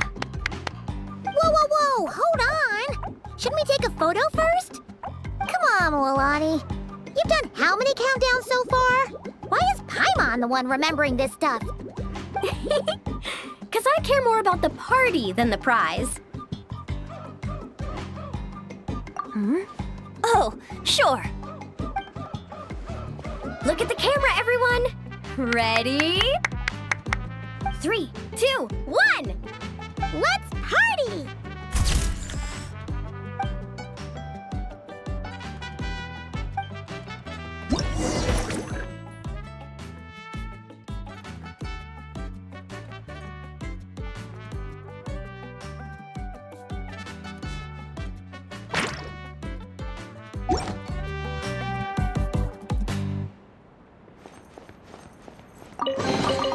Let me help you pack this. Grilled meat, veggies, snacks.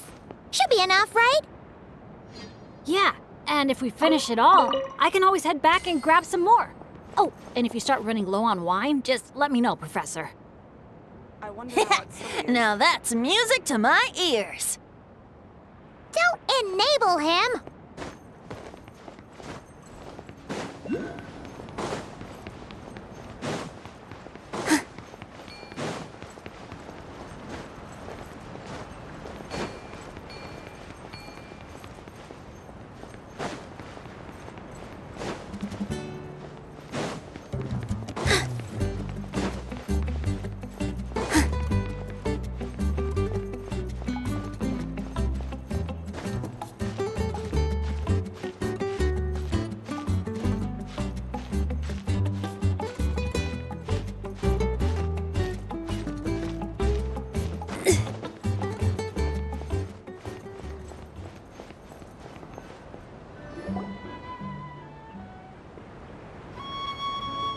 Nothing else is gonna pop out at us, right?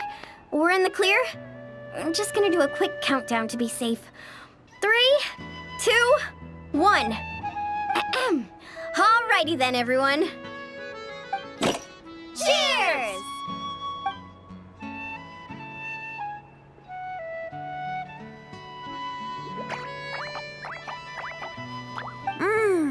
Now that hit the spot. It's getting dark, so we'd better call it a day. Get some rest tonight, guys. We can claim our prizes tomorrow. Hey! What about the food? Let's dig in while it's still hot. Meat beats grain fruit any day of the week. I'm with you on that.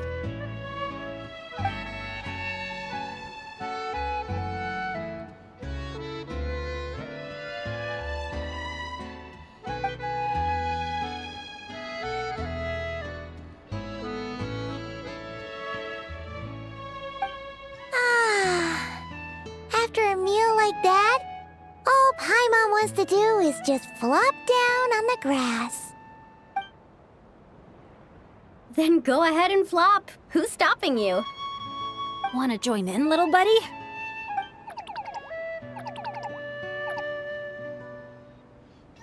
Oh, look at all those beautiful stars. Careful.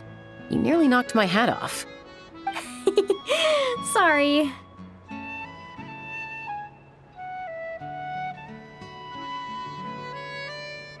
Yeah. Never has a ray of light lingered so enduring, falling from the heavens, soft as moonlight's mirth, hanging on the hush of night, a sleepless song alluring. Blossom fills the gentle folds that cross the smiling earth.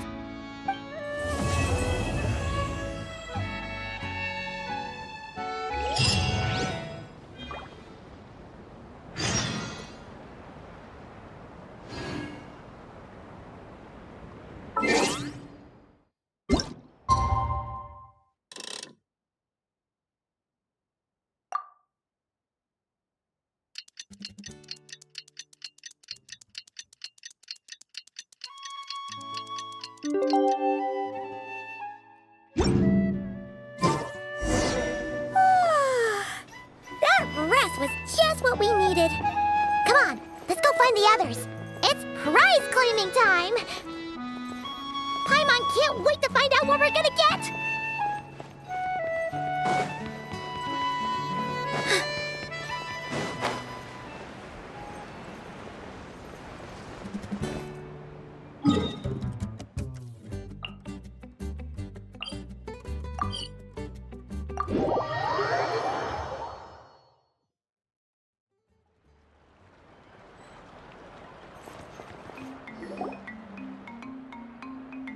Oh, it's you guys! Good morning! How's everything been these past few days? Fantastic! Awesome food, non-stop fun. Living the carefree vacation life has been pretty great. Did anyone just hear that voice on the wind? Huh? A voice? I didn't hear anything. Seriously? Listen, there it is again! Venti, Venti. Oh, it's the Aethamede calling my name! Oh, come on, Venti. At least save the drinking talk until an appropriate drinking hour, will you? Think of it this way. Your bard friend could be in a bar somewhere right now, but instead he chose to be here with you. Says a lot, don't you think? Well, well, you really do have the eyes of a hawk. Just like a cuckoosaur indeed.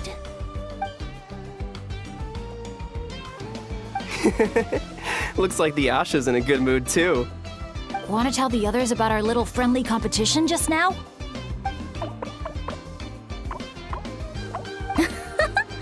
What's with that reaction? Now I'm intrigued.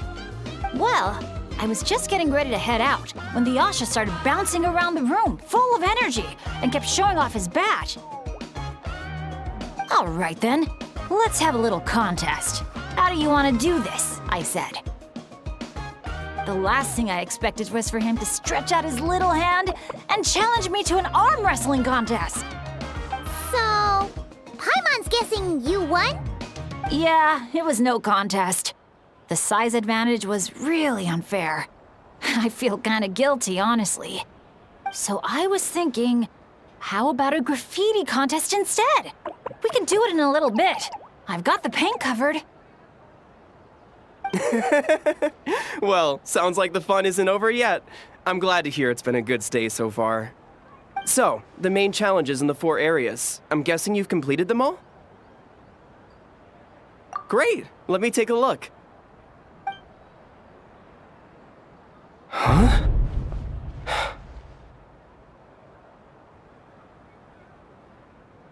Hmm? Something wrong? This is some kind of joke, right?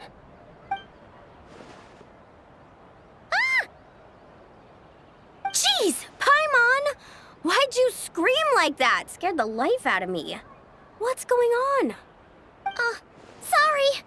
Paimon's definitely a scaredy cat, but this time it's deserved. What in the... Huh? How on earth did the photos turn out like that? Right? It's like a whole different bunch of people. Just calm down for a second and take a closer look. The clothes, the poses. It really is us. Then what's going on here? Did someone paint over it? But there's no trace of anything like that. The photo looks like this is exactly what the camera captured. But that doesn't make any sense.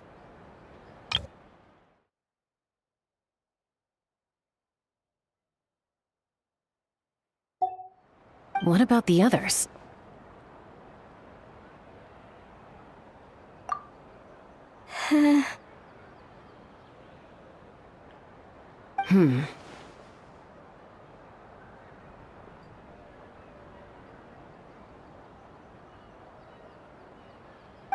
All 4 photos have changed. You guys have fun with that. Paimon's just gonna float over here and try not to think about how creepy this is. Could it be some kind of prank? Is that the last one?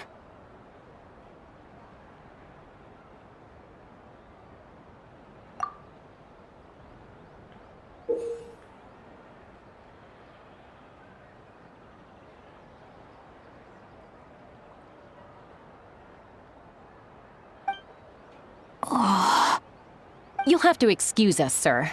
We'll come back another time for the prizes. Come on, let's talk over there.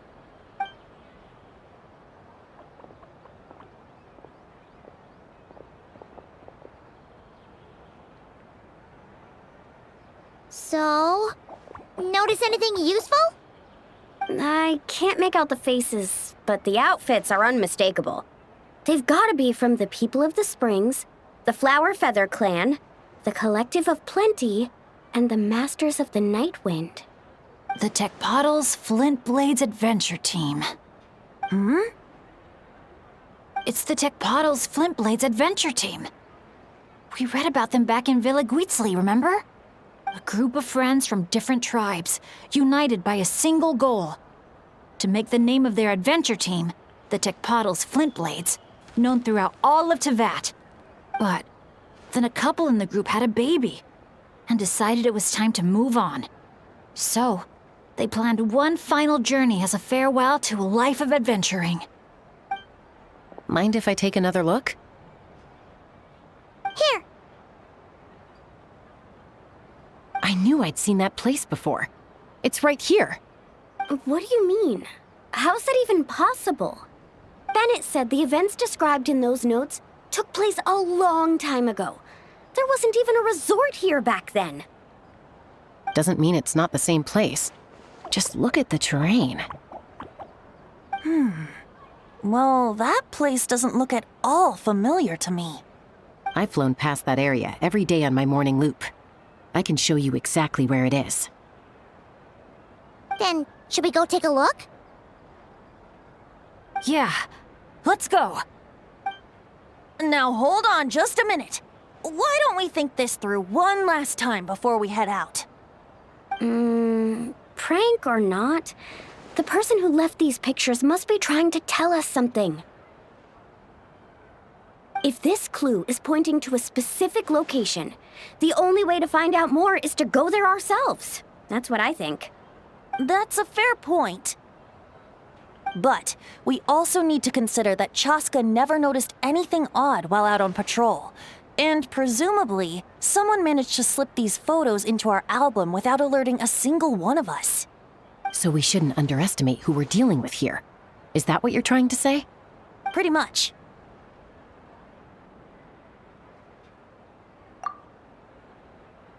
Bennett?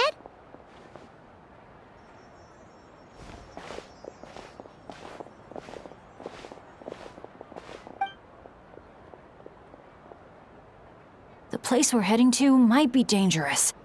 Could you keep an eye on our Asha friend while we're gone? Oh, I'm sorry. I saw him head in that direction already. I thought maybe you told him to go there. He left just now while you were talking. Uh-oh. It's okay. We're headed there anyway. Let's try to catch up with him. Keep an eye out on the way.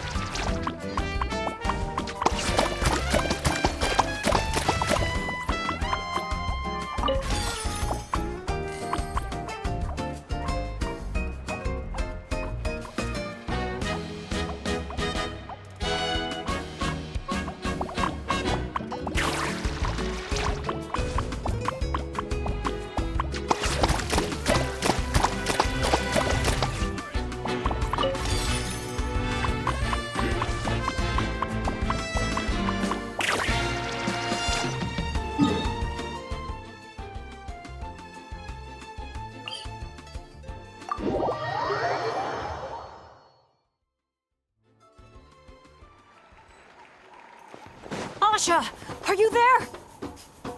Asha, can you hear me? Don't worry, Bennett. Maybe he just got distracted by something. We'll find him soon.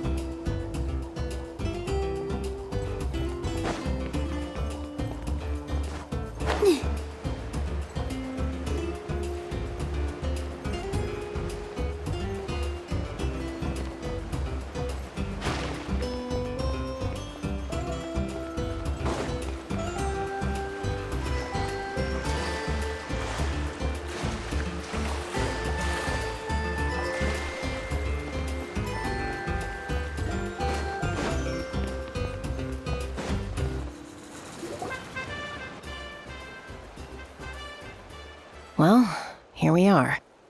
This is the place. It's so quiet.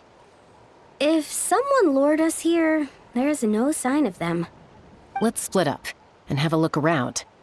Don't go too far, though. And keep an eye out for any signs of the Asha.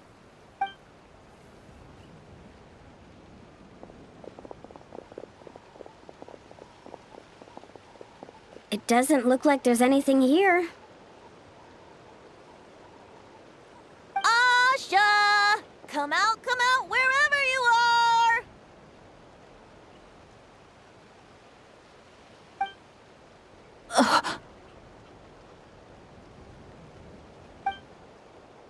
Oh, was that? Guys, get over here! I hear something. Voice keeps calling out to me. What did I tell you? The Ineffa mead. It speaks to people. No, it's not the mead. But it is calling my name and asking me to walk towards...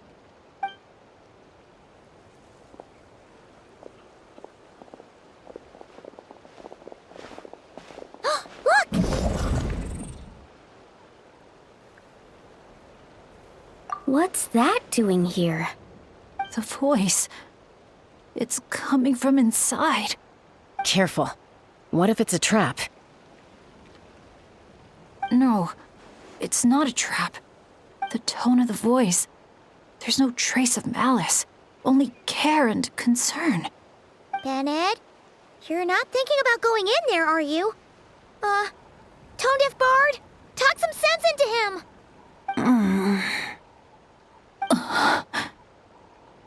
I know you're all worried about me, and I'm aware there could be danger ahead. But I have this strange feeling like the things I've been searching for. The voice calling my name, the mystery behind those pictures. The answers are here, inside this place. My dad's always tell me adventurers never shy away from a challenge or a chance to explore the unknown. So, I need to go into this domain. But I don't expect anyone to follow me. The last thing I want is to put you all in danger too. What now? Adventure is all about teamwork. You said that yourself. Yeah, I mean, the Traveler and Venti go without saying, but we're part of the team too at this point, right? We're not gonna let our captain go it alone. You guys. All right. Paimon was going to try and talk you out of it, but she knows how hard it is to convince an adventurer not to go adventuring. But if there's treasure at the end of this adventure, we're getting a share too. Don't even think about hogging it all yourself. Well, what do you say, Professor? Come on, you really think Professor Venti would abandon a student in their hour of need? Save the thank yous for the after party. Looks like someone else will be picking up the tab again. Lucky me, eh? Sure. Thanks, guys. It means a lot. All right then. Is everyone ready? Okay.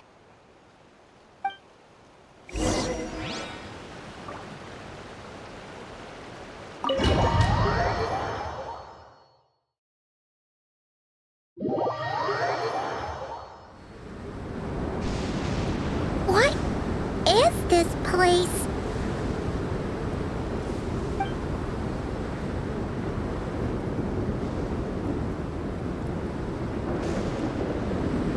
It's so hot. It feels like my lungs are being compressed. It's hard to breathe. Be careful. I sense the abyss. The abyss? The air currents are all over the place. I can't get a fix on its exact location. Does that mean the abyss is after Bennett? Wait a sec! Where did he go?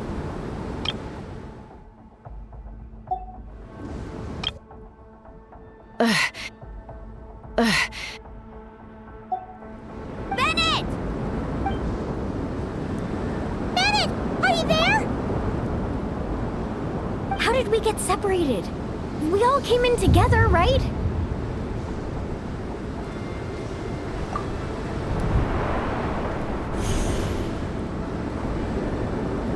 Where is this place? It feels like I've been here before.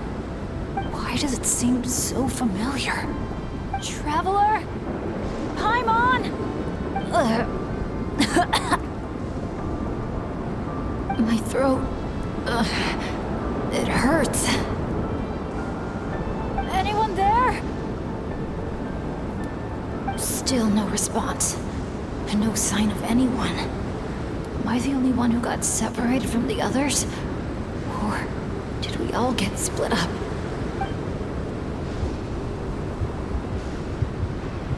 No!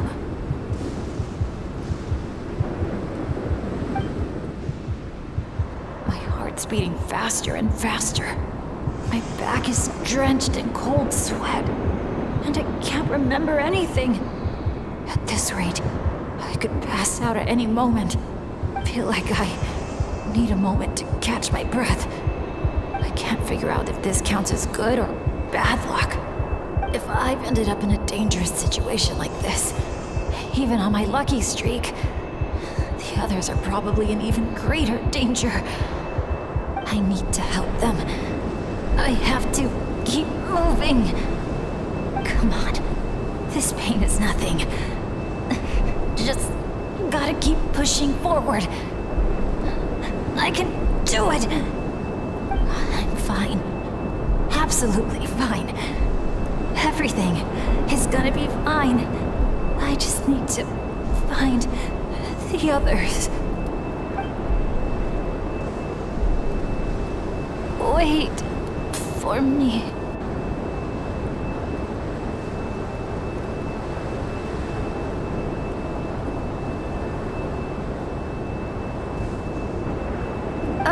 Is it just me, or did those weird stars just get darker? I've got a bad feeling about this. We can't just wait here. We have to keep looking. Oh no! Things are bad if tone-deaf Bard's getting serious! This wind is so strong! Paimon can barely stay in the air! Hang in there, Paimon! I've got your hand! Thanks!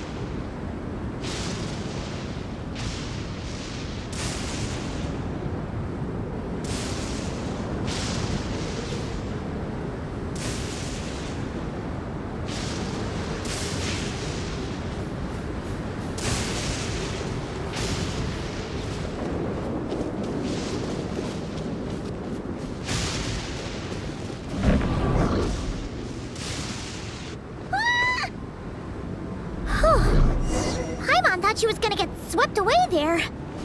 Ugh! This place is so creepy! I'll lead the way. Stay close. And whenever you do, don't fall behind.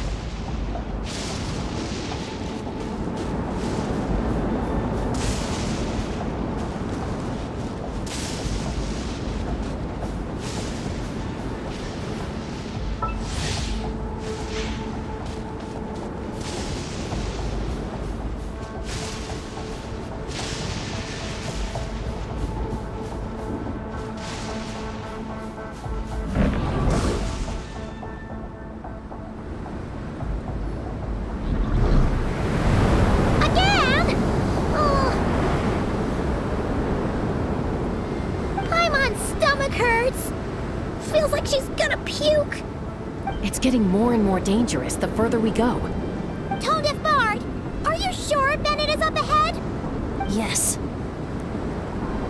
Fate has drawn him back to this place.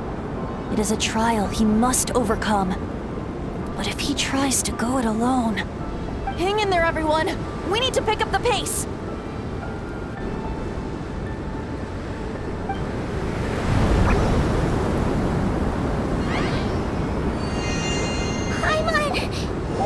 Can't go any further!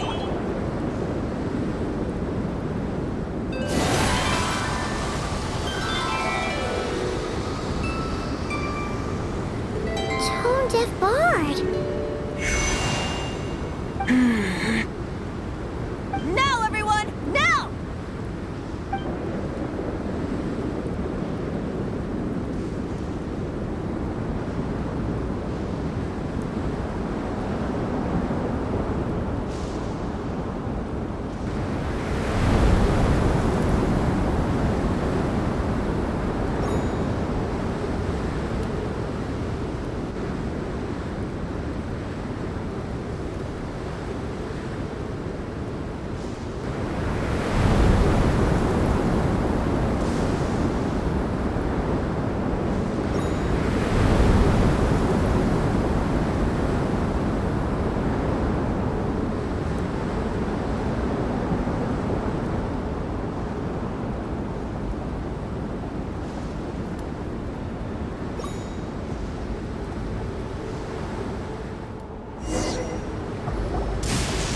You're saying this place is my final destination?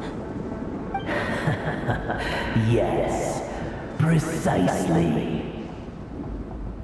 Lucky little Bennett, the boy who cheated death itself. You once slipped free from the grasp of fate and fled to a place beyond my reach. I imagine happiness came easy to you there. It was sheer happenstance that allowed you to escape. But at last, fate has brought you back to face the death that should have been. That's what you think. But I believe we all have to take fate into our own hands. Being an adventurer means rewriting the rules. It means discovering and challenging what seems impossible. Always the amusing bunch, you adventurers. So much passion, so much spirit, yet in the end, so little to show for it. Just like your parents. What did you just say? Tech Puzzles Flintblades. What a laughable name. And ironic, too, for the spark of their legacy dwindled long ago. And soon, I will snuff it out entirely. Those who would have saved you are long gone. Behold, even your so-called Wheel of Fate lies in ruins. Give up, Bennett, the child who cheated death. Embrace your inescapable doom. You are no match for me. I can't.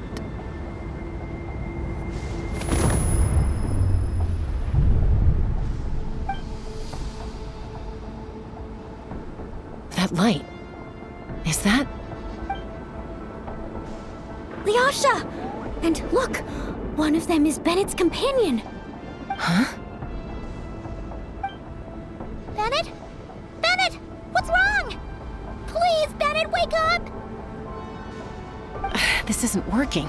His vitals are weak. Bennett! Come on, everyone! Think of something! Does anyone have any kindling on them? Kindling? What he needs right now is light. Something to guide him through this fiery trial of fate. Will a candle work? Yes! Light it up, and the sun will guide him. You sure that's gonna work? All right then. Let us pray for him. As the sun sinks beneath the western shroud, let the sparks of flame guide us home. And a blazing light burn anew to cleanse impurities of old. Lost wanderer, hear these words. Behold the sunlight, this blade of dawn. Listen to the wind sing a familiar song. Inhale a fragrance so sweet, so known. Follow me, please.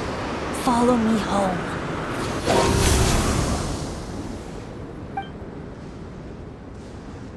People say all kids do is cry. But when I think of you, my sweet child, all I remember is your smile. Watching the saurians ride the spirit ways, or the feather from Uncle Chaco's hat dance in the wind. One night, as you smiled up at the stars, your dad got lost in the sight as well. Were you drawn in by some greater meaning, I wondered. But no. The stars were just smiling back.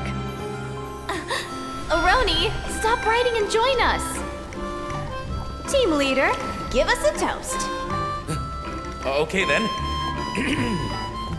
May our homeland prosper, our friendship endure, and may this be a journey we never forget. He's laughing. I heard babies that smile a lot are blessed with luck. That's just superstition. It's true. None of us know the reason behind all those smiles. But I think you can sense all the love around you. Can't you? I love you so much. May you always be my happy boy. Where did these abyssal monsters come from? Run! No good! Exits are blocked! Aroni, the baby! Aroni! My child. Stay with me. I'm here. I'll protect Leave you. me. Just keep him safe.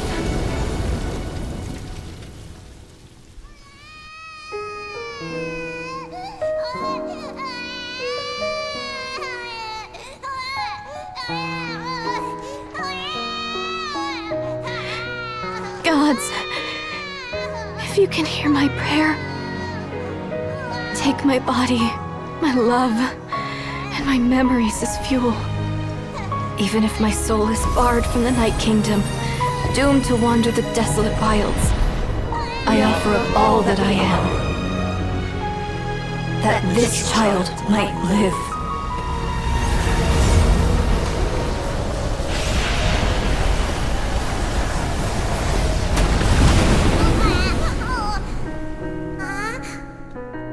I have no doubt you'll meet many good friends one day.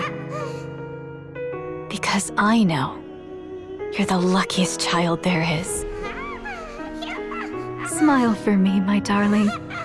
Let Mommy see it one last time.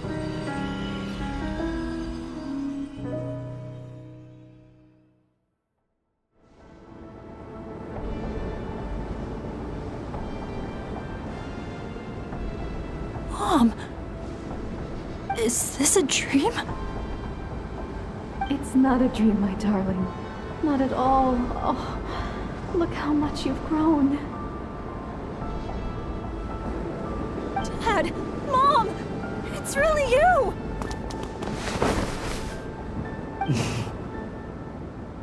Come here, my boy. Give your old man a hug. The air doesn't feel so heavy now.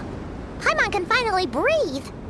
So what we just saw was a memory left over from the past. Perhaps the Pyro Archon heard our prayers. We owe her big time after this. So, that baby from Tecpato's Flint Blades turned out to be Bennett. That's right. We strayed into this place all those years ago. never made it out. All we could do was pour our dying hope into protecting this child. Our child. Isn't it my turn to give him a hug now, dear? Oh, all right then. I know everything's been settled now, but this doesn't exactly strike me as the ideal place for a deep, meaningful conversation. Come on, everyone. Let's take this outside.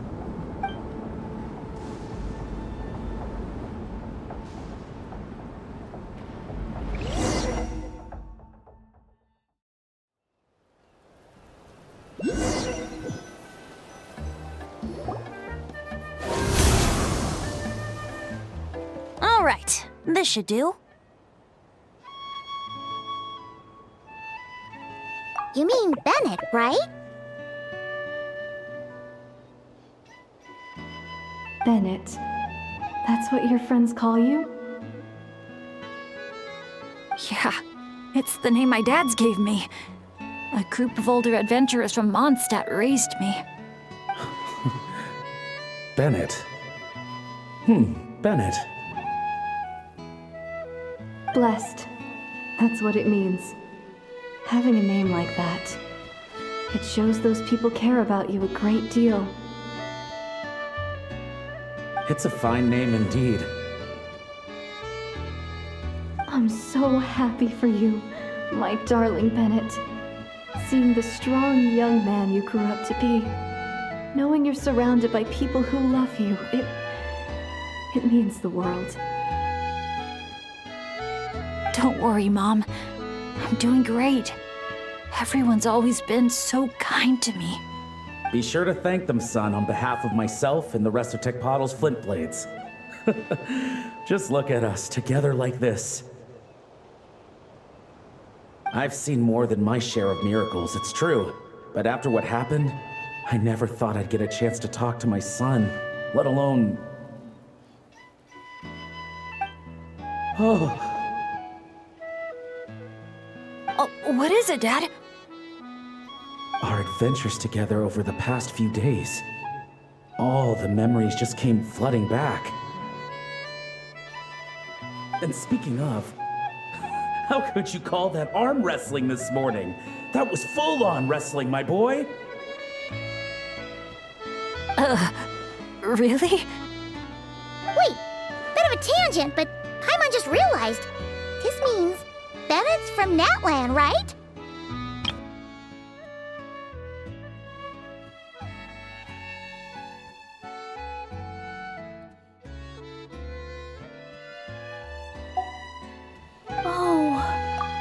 And he's been disconnected from Natland's ley lines all this time. Which must be why he's always been so unlucky. Until he finally came back. What are your thoughts about staying in Natland, Bennett? Oh, yeah! I could help introduce you to the Wyub. Would you rather go with the Masters of the Nightwind or the Collective of Blenny?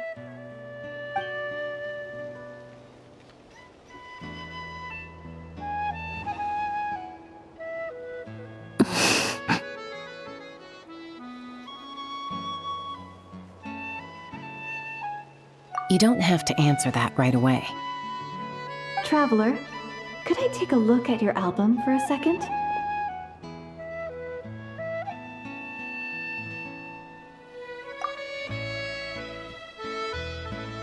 Okay, all better now. Aha! Mystery solved! So the pictures were swapped after all. I should probably explain. After becoming Asha, we lost our memories, and our minds became so hazy we couldn't even remember who we were. All we had were our instincts to guide us. But I was never as outgoing as Mikami, and that was true even as an Asha. I guess some things never change. So, where's this going exactly? Aroni, what have you been up to? From the moment I saw your group, I've been following you around, taking all kinds of photos of your adventures. And since there are Asha everywhere in the resort, no wonder I didn't sense any danger. A vague sense of familiarity, and a bunch of hazy memories. That was what drew me towards you. When I followed you all here, it was like this place was beckoning me in, and it made me extremely uneasy. Thanks to all of you, everything turned out fine. But the fact is, I put everyone in grave danger. And I'm so sorry for that.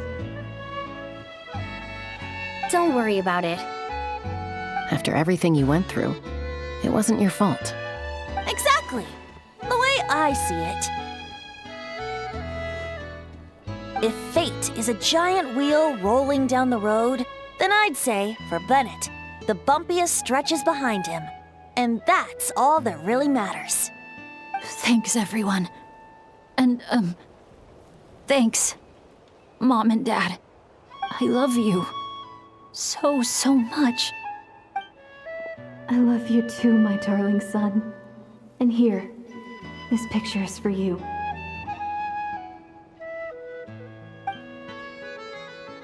I've always loved taking pictures of you, and nothing will ever change that. Mom.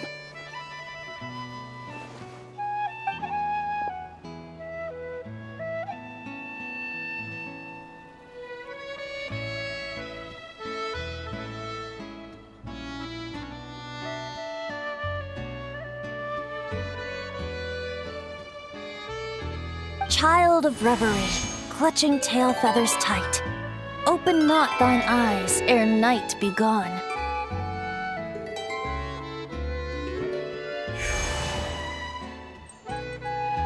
Till such gaze, enduring and unspoken, cascading from on high, ushers in the break of dawn. You sure pick your moments to shine, don't you? Of course! I would hate for us to miss the next chapter of this story, after all. The wind is blowing it this way as we speak. And by that, you mean... I found you at last! Someone actually showed up? Quick! Don't let them see! Good heroes, sorry to interrupt. I'm just here to let you know that the grand opening of the resort is about to begin on Tete Isle. We're just waiting for you to join us, and then we can start the show. Oh, no. I totally spaced out. What time is it? Oh, forget it. Let's just go.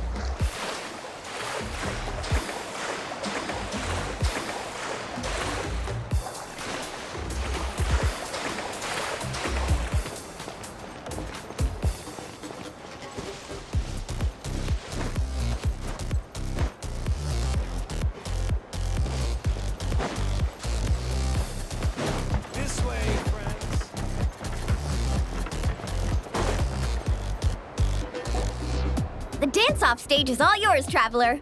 We'll go get into position. The moment we've all been waiting for.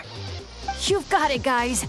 Professor Venti and I will be in the crowd cheering you on. We'll also be... Shh. Oh. Choo-choo, choo-choo!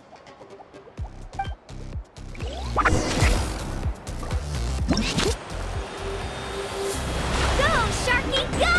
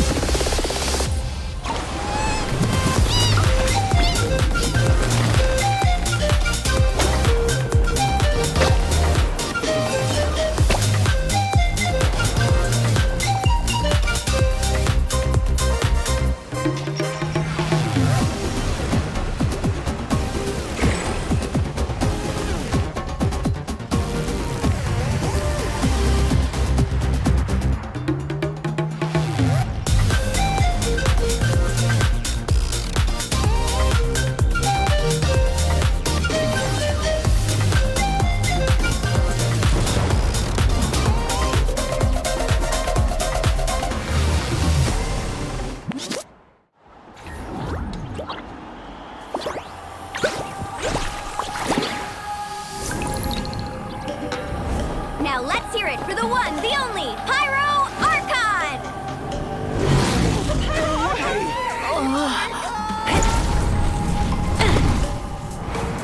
Good evening, friends! I hope you all like that surprise!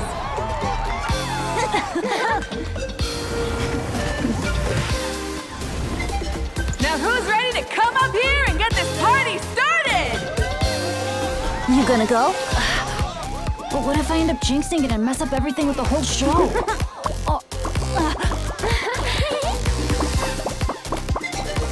A lucky star. That's who you are to us.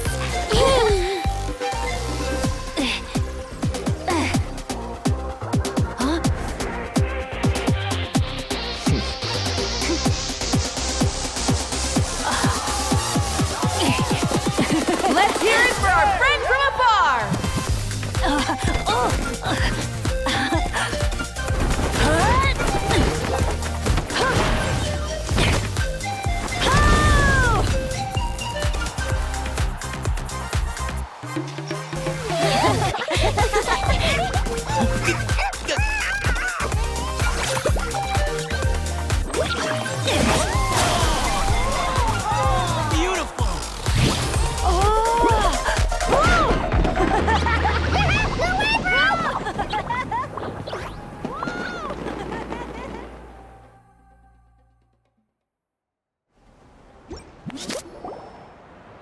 Well, we don't get to be on a stage together very often. Why don't we take a group photo? Yes, yes, yes! I'll get the camera set up. Wow, when did Mililani become such a natural photographer? She's taken so many pictures on this trip. She's practically a professional at this point. Come on, scoot in towards the middle, everyone. Asha friends, you too. Thanks, Pyro Archon. Is a Hal in another timeout? Well, he's prone to unending rants whenever he's around Kakuku. And I think we can all agree the decibel level around here is high enough already. Wait, where's Kakuku then? He's still having fun on the Asha trampoline. I wouldn't be surprised if he's speaking Asha by the time we get back. Another language under the belt. Little fella's turning into quite the polyglot. So, no flaming hair today, Archon? Isn't it hot enough already? Yeah, hot as a volcano. Enough with the chit-chat! Everyone looking this way? Ready for the countdown? 3, 2, 1... Party time!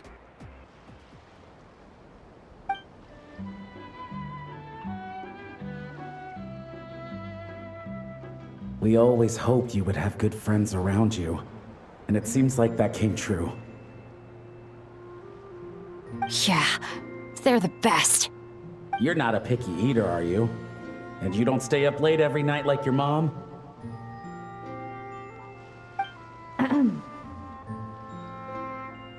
Alright, I'll stop with the nagging.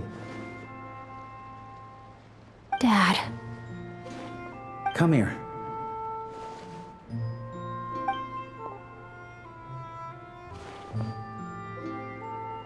Can we talk a little more? You got it. Listen up, son. And this is coming from one team leader to another.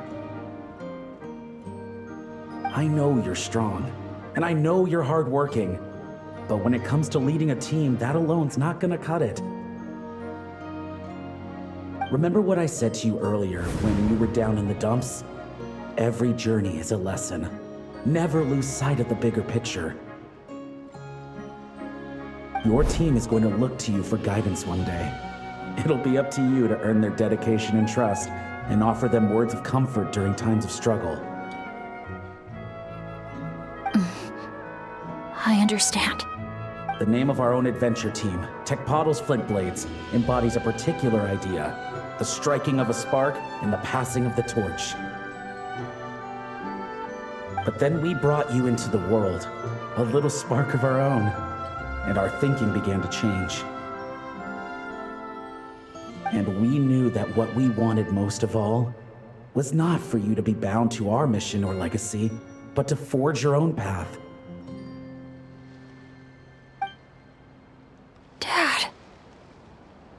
as a father, there are things I want to say to you, son.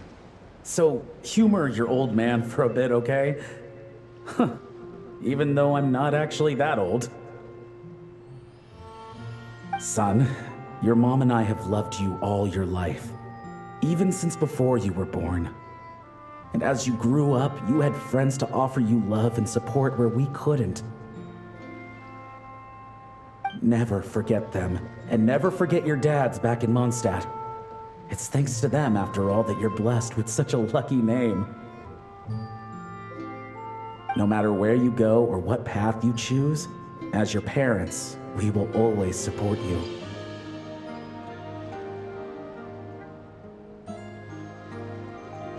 So, all that's left to say is, trust in yourself and be brave, my boy. Just like your friend said, you are our lucky star, forever and always. Look what you've done. You've upset him again. Come on, that's not my fault. Not your what? Nothing. I'm just gonna quit while I'm ahead. Bennett? Yes, Mom? Don't listen to your old man's rambling. I was always the smart one, and he knows it too. Mom? It's scary business, having a child. You know that? But the moment I laid eyes on you, I was at peace. Because in your eyes, I saw your dad's courage and my curiosity, and I knew you would be able to overcome any obstacle. So don't cry, my son. I'm not. I'm smiling. See? I'm smiling. I know you are. I've always known.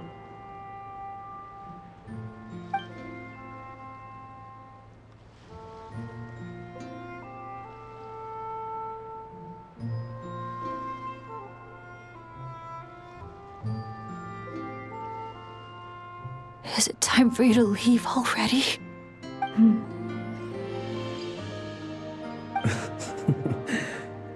I've said all that needed to be said. Now I can be at peace too.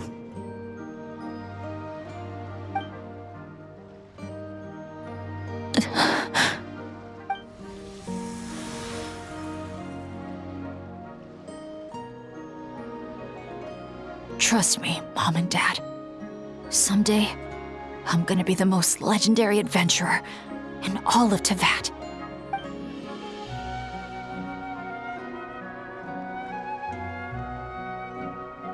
Bennett.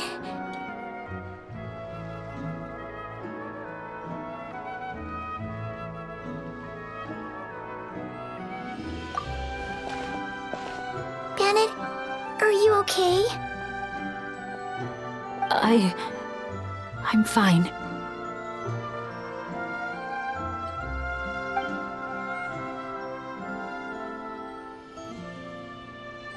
They're finally at peace.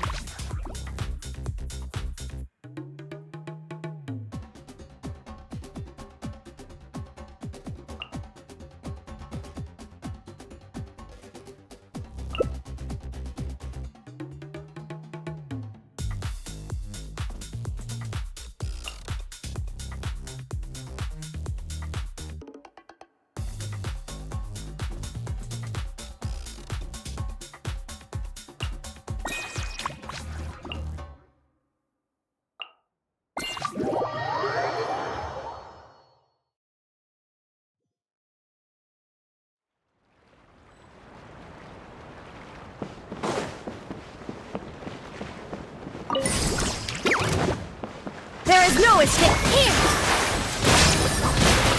Coming at ya! Cha! Ha! Cha! Ah! Ha! Hiya! Ha ha! Ha ha! Hiya! Shine down! Coming at ya! Ha ha! Hiya! Ha ha!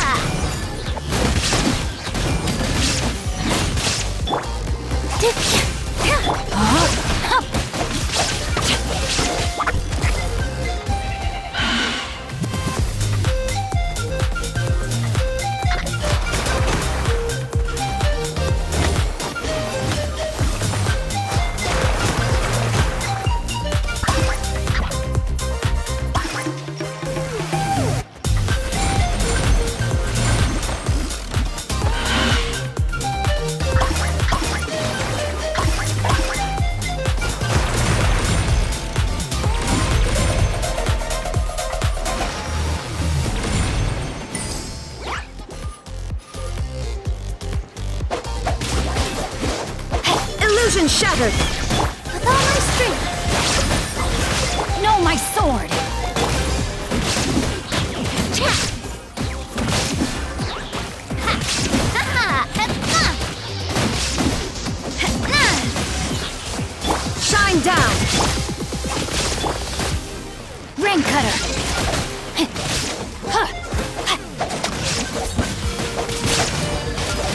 Watch out! Hiya! Cha!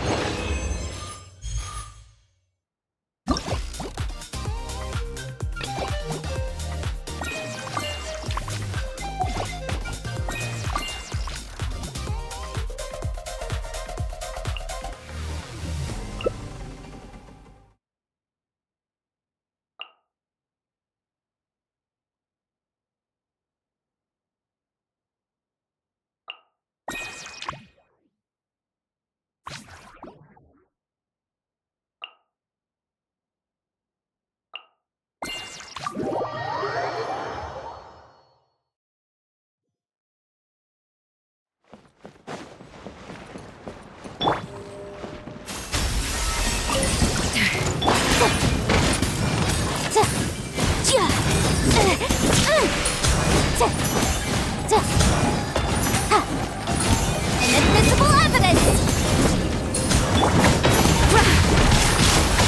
Incinerate!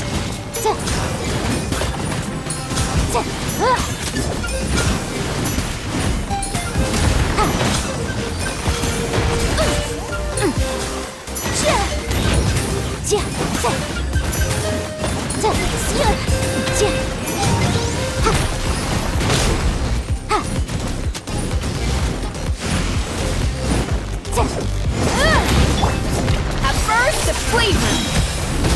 The audacity!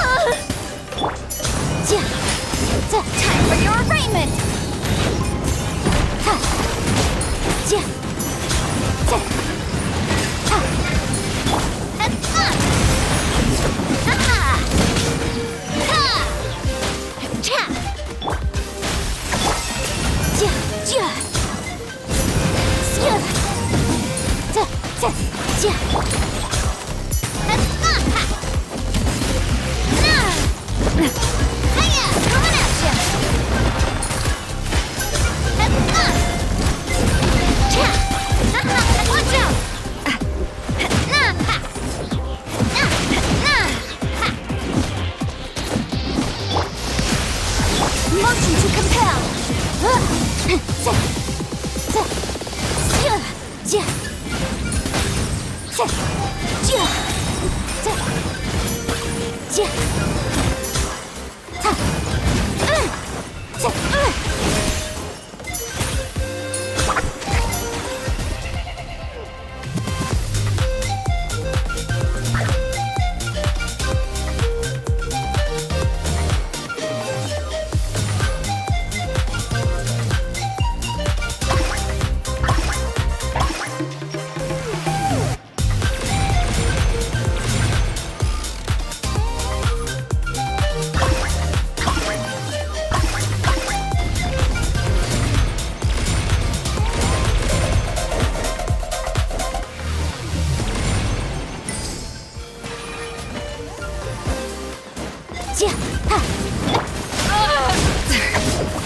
A little amuse-bouche! Invisible evidence! Boom boom!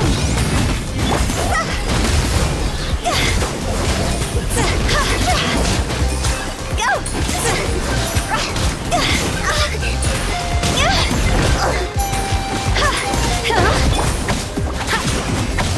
Incinerate!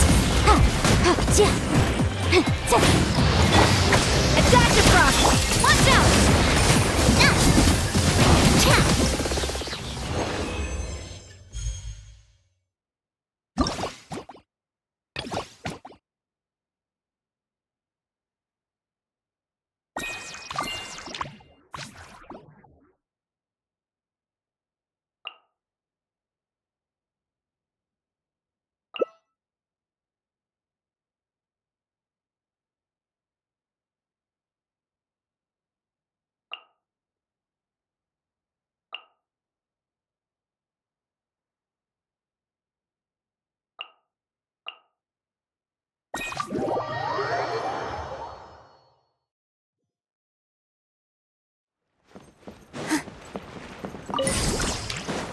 Positions.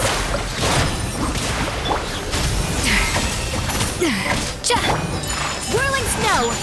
Yeah. Yeah.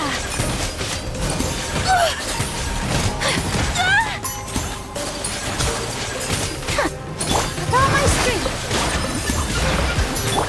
My apologies. Yeah. Off to the freezer. I got it. So rude. Here.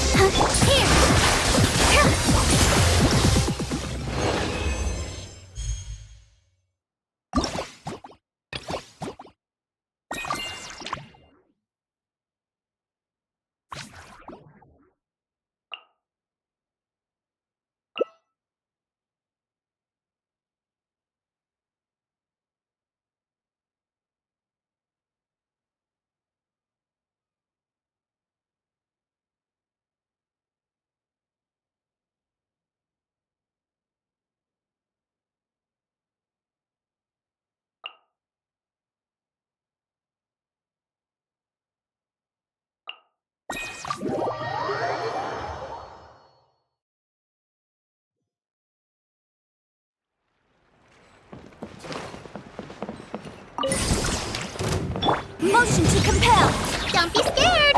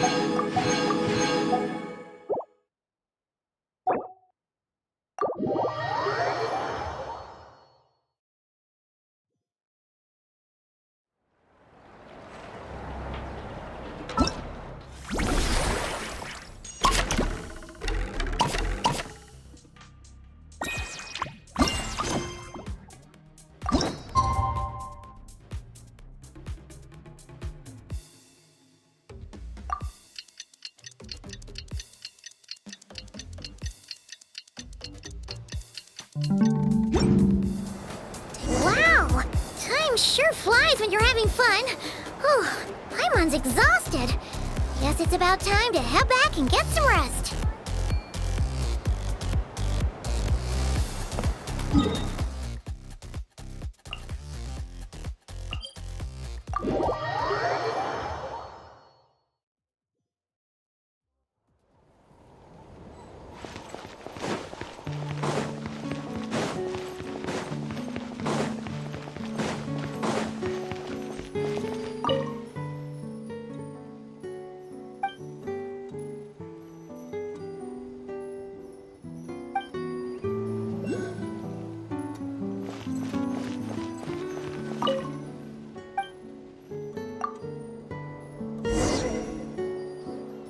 Morning, traveler. Morning, Paimon.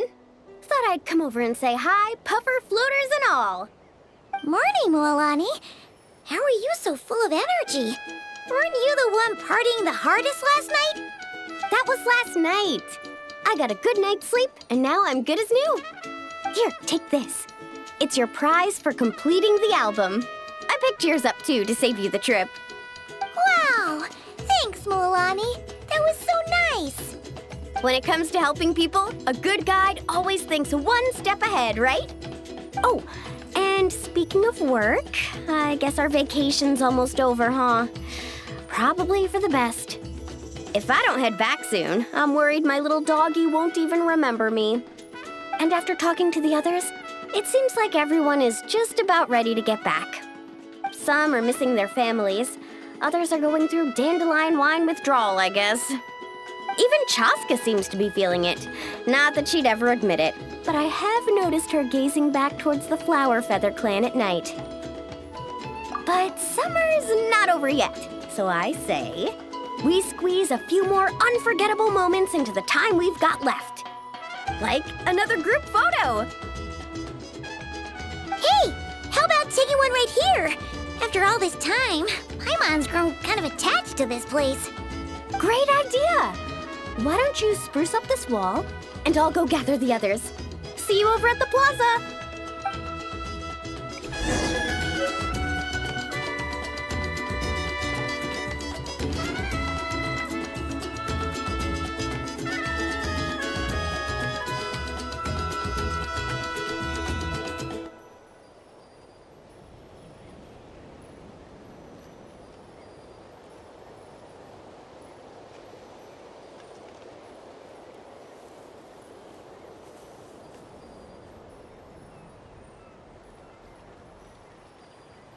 Relaxing days like this are nice. Let's take it easy.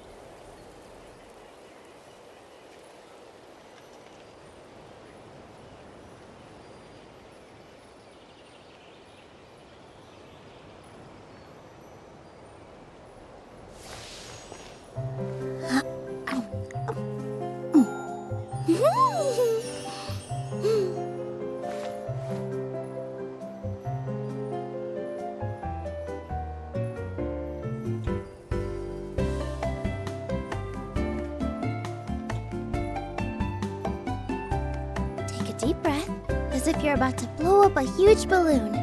Exhale all your sleepiness into it, and then, poof! It's now flying away.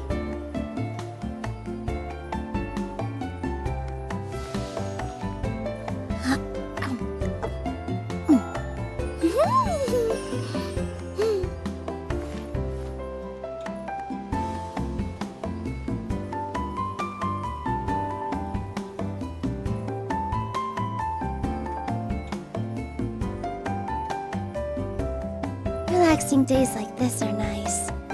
Let's take it easy.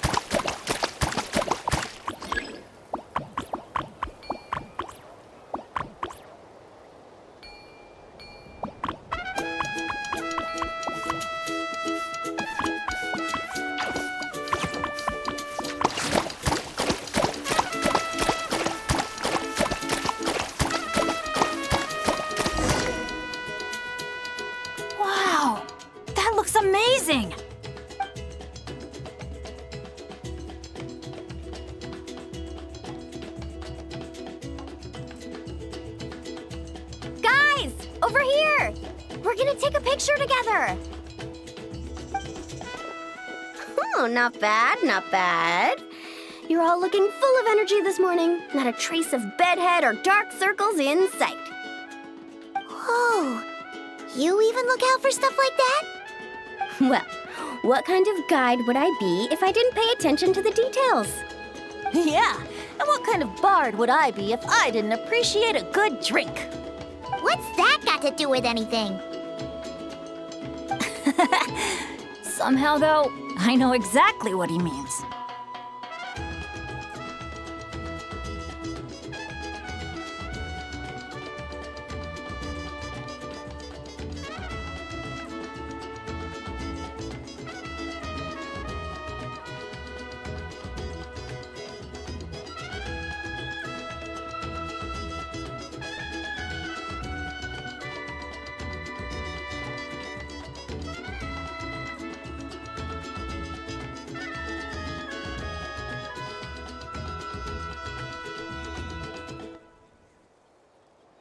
Do you really think that? Or are you just playing along to keep Tone Deaf Bard happy too? I see no harm in a bit of nonsense. Here, put on this Asha headband. It's a souvenir from the rest of us.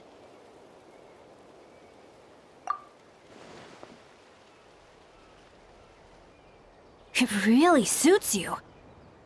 Alrighty then. 3, 2, 1. Paimon? Sorry.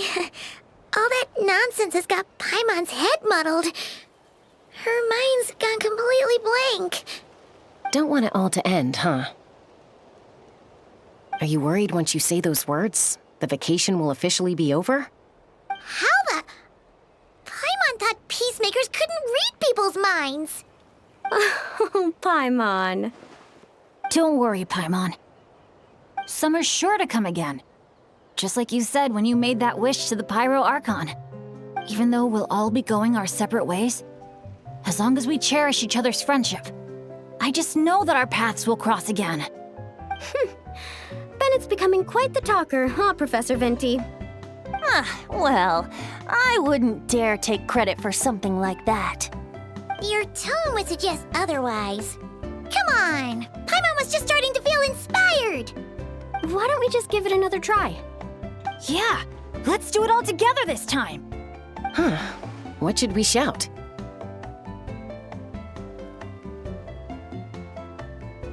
Sounds good! 3, 2, 1. Lucky Star! So, what are your plans for the future, Bennett? If you're having trouble deciding, you can always park it in the People of the Springs for a bit. Or however long you want, really. Thanks for the kind offer, Moalani.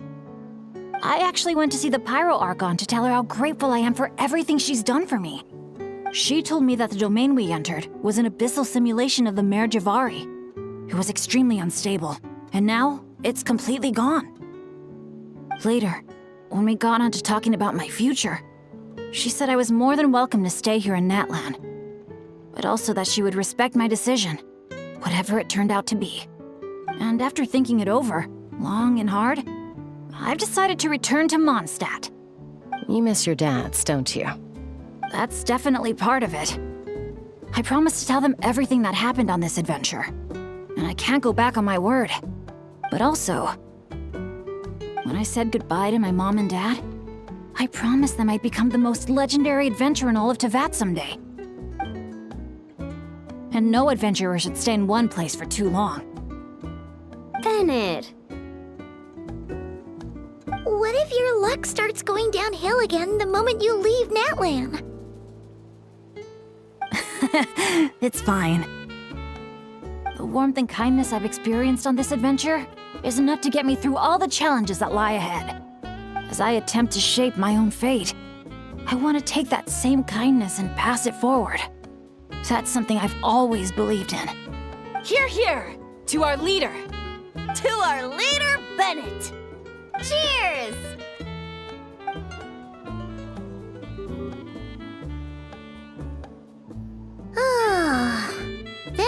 gonna be another all-nighter, isn't it? The fun never stops! Who's up to perform next? Bennett's almost fallen asleep several times now. No. I can still keep going. Go get some rest now, guys. And seeing as you've still got the energy, I'll leave the cleanup to you, Mualani. Huh? Why me? Traveler, perhaps you could join me for a walk? I know a great spot.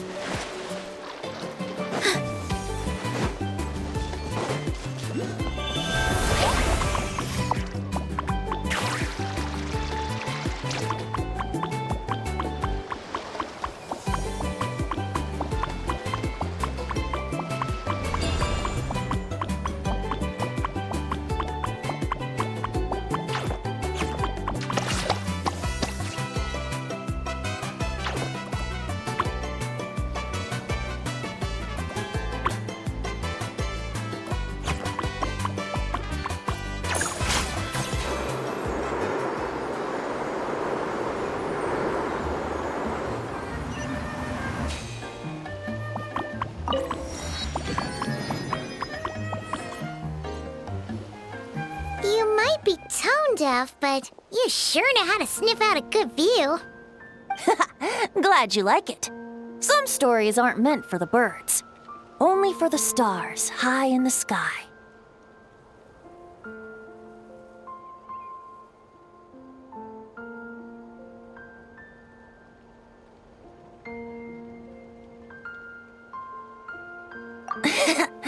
More like a story that begins with time itself.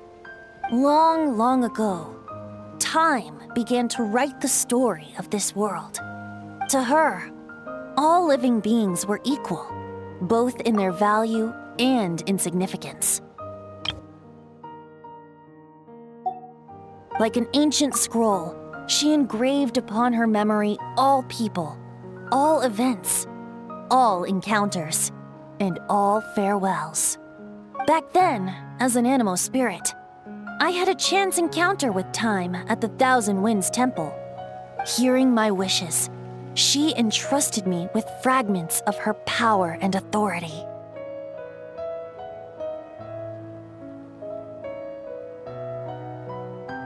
Sounds like you've heard the story of time and the wind before. Charming, isn't it? Through the memories engraved in rituals, poems, ruins, and ancient texts, the same beings she considered so insignificant have met her, time and time again.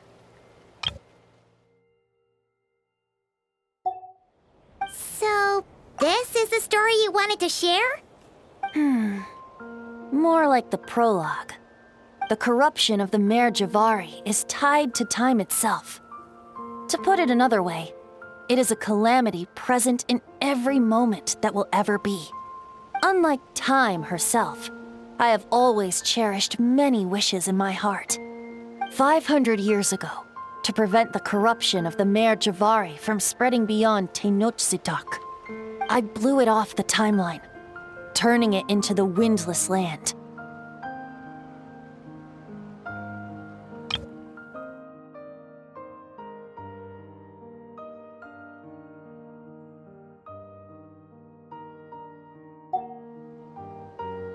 Oops, seems like I may have confused you.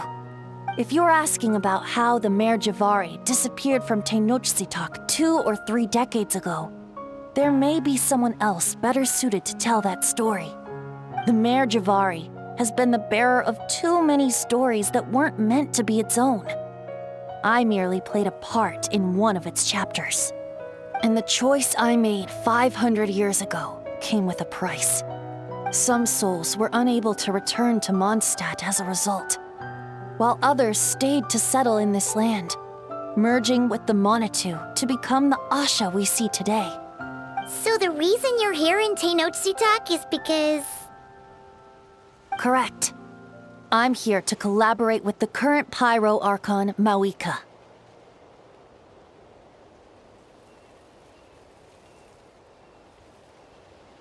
Correct again. The flame was our signal. Only by having Mawika open a rift between that space and the true Mare Javari could I sneak in and bring back all the souls who wish to return. As for my little trick of bringing back memories as well, it's not the first time I've pulled that off. Mawika also mentioned that you were planning to introduce us. Looks like I beat you to it, huh? I was glad to discover that she shares my love for fine wine and freedom. We got along great.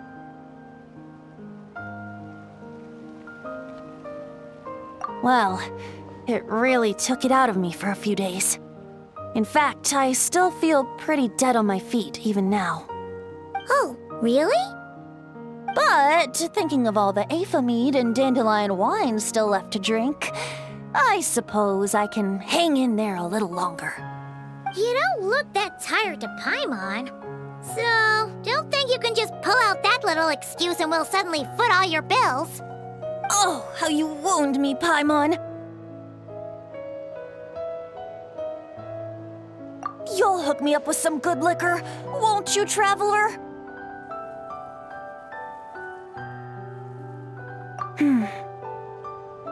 I suppose to protect Mondstadt, and that everyone who wishes to stay there has the freedom to choose their own path.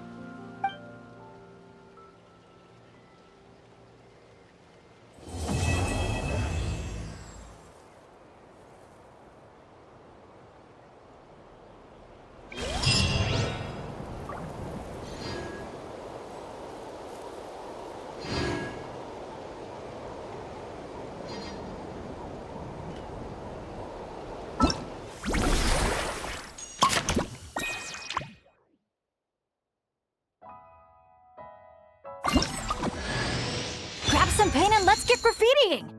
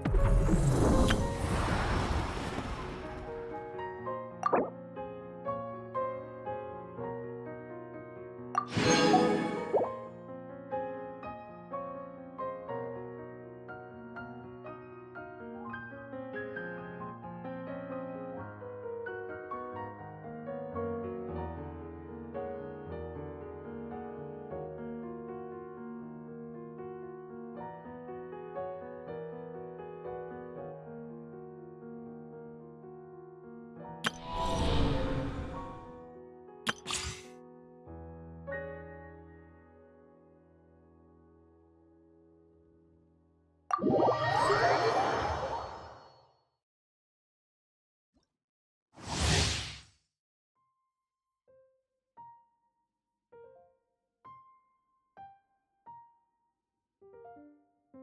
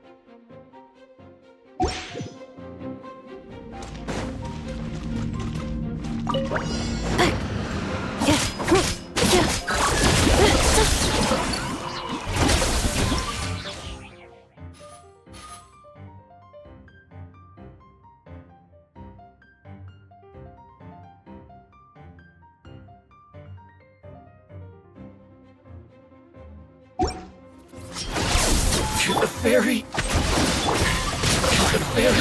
My lucky day. Finally, let's get down to business. To the ferry.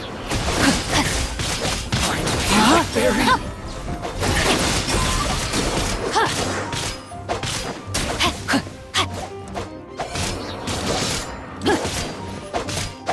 Body and mind. I'm ready. Installation chamber deployed. Alternating protocol. Isn't over. You win.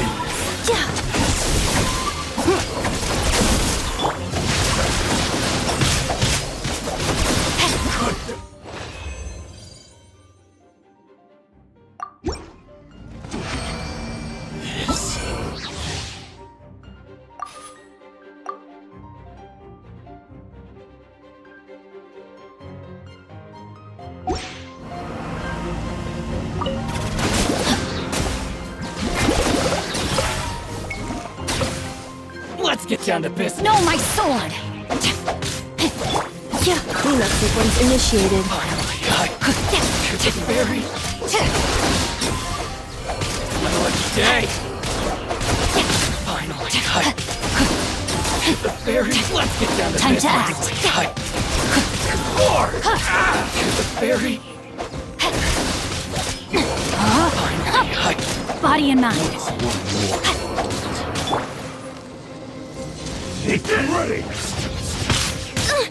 Insubordination! Oz, reveal thyself! No, my sword! I've got your plan. Fall before me.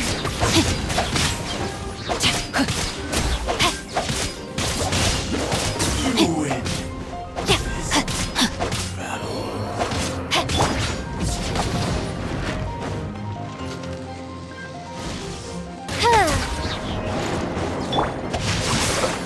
Fall before me. Installation chamber deployed. Cut down. Like this.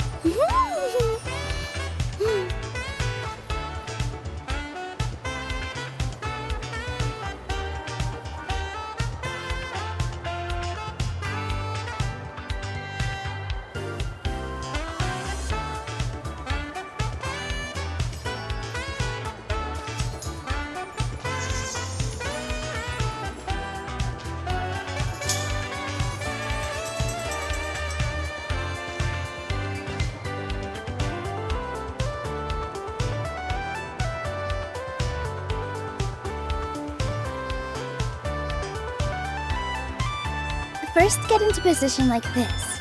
Then move like that. Yep, that's it.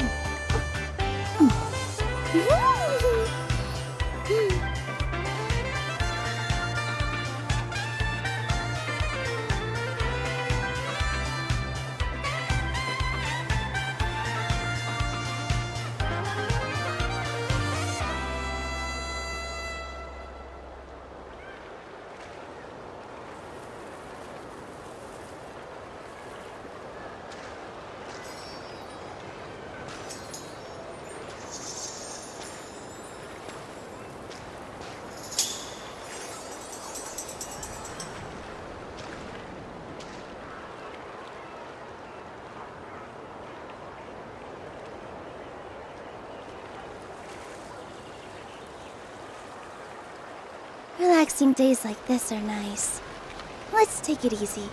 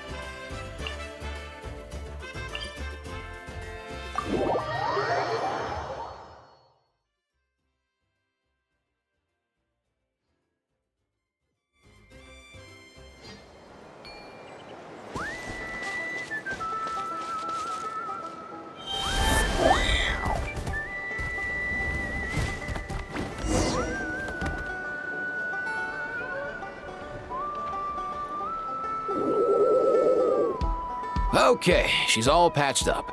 Where did you say you found her? How'd she get wounded so badly? Just on the beach not far from here. It was the usual suspects. Hey, Chaska! What's going on over here? Paimon? And Tumaini?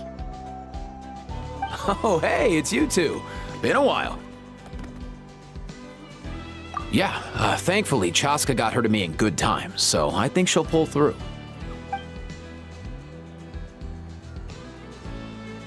She was attacked by secret source automatons.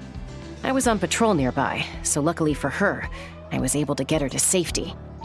The automatons weren't so lucky.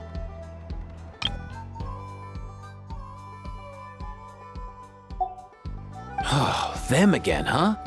What is it with those maniacal machines? I'm getting real tired of their antics. Real tired, bro! Real tired! Secret source automatons? That's strange. We've come across those before, but definitely not around these parts. Yeah, who knows what's gotten into them recently. They've been attacking Saurians and merchants on the outskirts of our territory. No need. You've already done plenty by getting the Abyss off our backs. Without them draining our resources, our warriors can handle these rust buckets no problem. Besides, like our ancestors used to say, one's own nest is one's own to protect. We can't go dumping all our problems onto you. Come on! What happened to birds of a feather? We're your friends! Plus, we'll be leaving for Notcry soon, so, you know, while we're still here...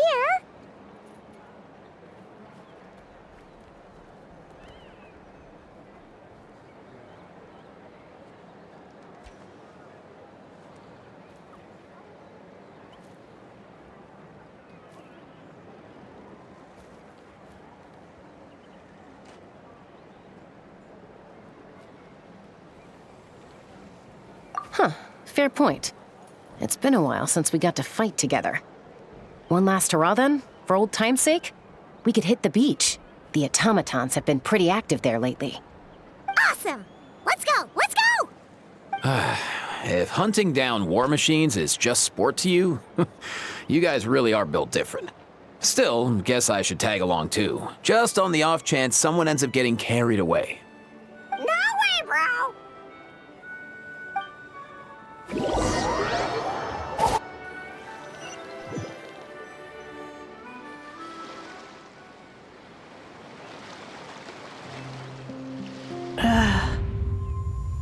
Where are they?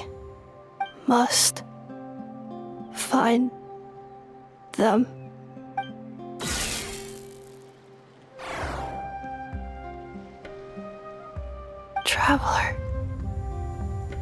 Paimon. Then return home.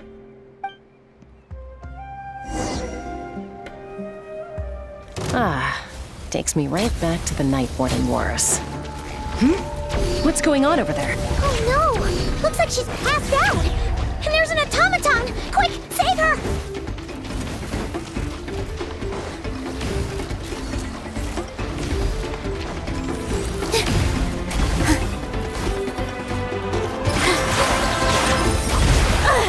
Deep breaths.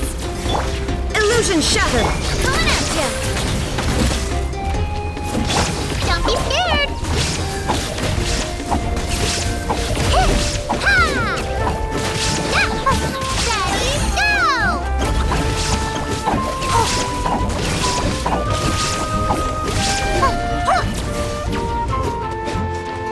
Positions!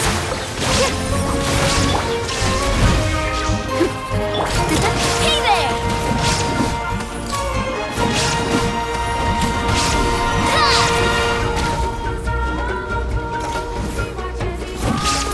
Hey there! Here! There is no escape! Coming at ya! Hey there!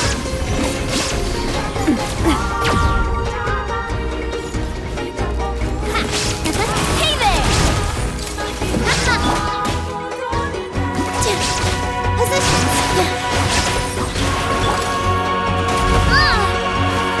Illusion shattered! Stay put!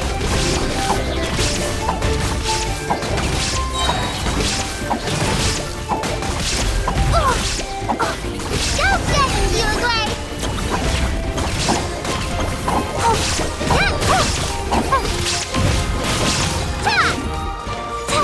With all my strength! Watch out!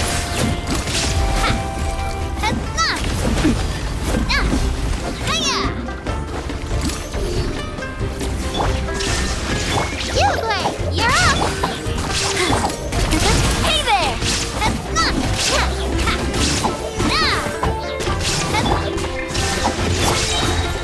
Positions! Coming at ya! Where'd that come from? Aha! Hiya!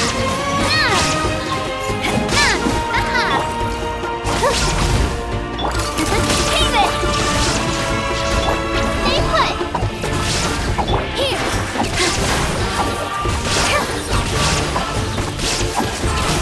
Overhead! Watch out! Hiya!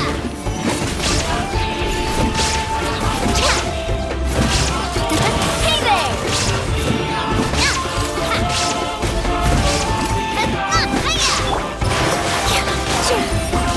There is no escape! Hey, coming at ya!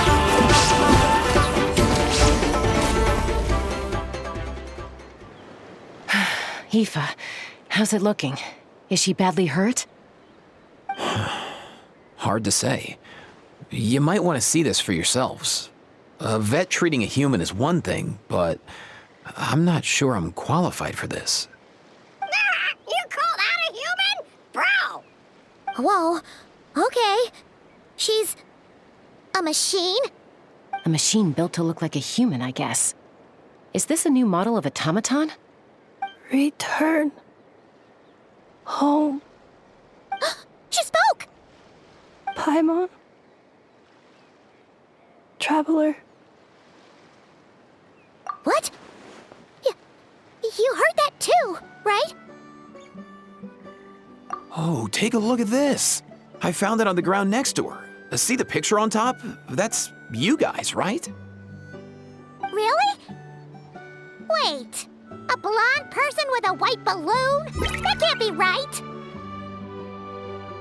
You bet, bro! There's also a cipher disk on it. I guess it needs a code to unlock it.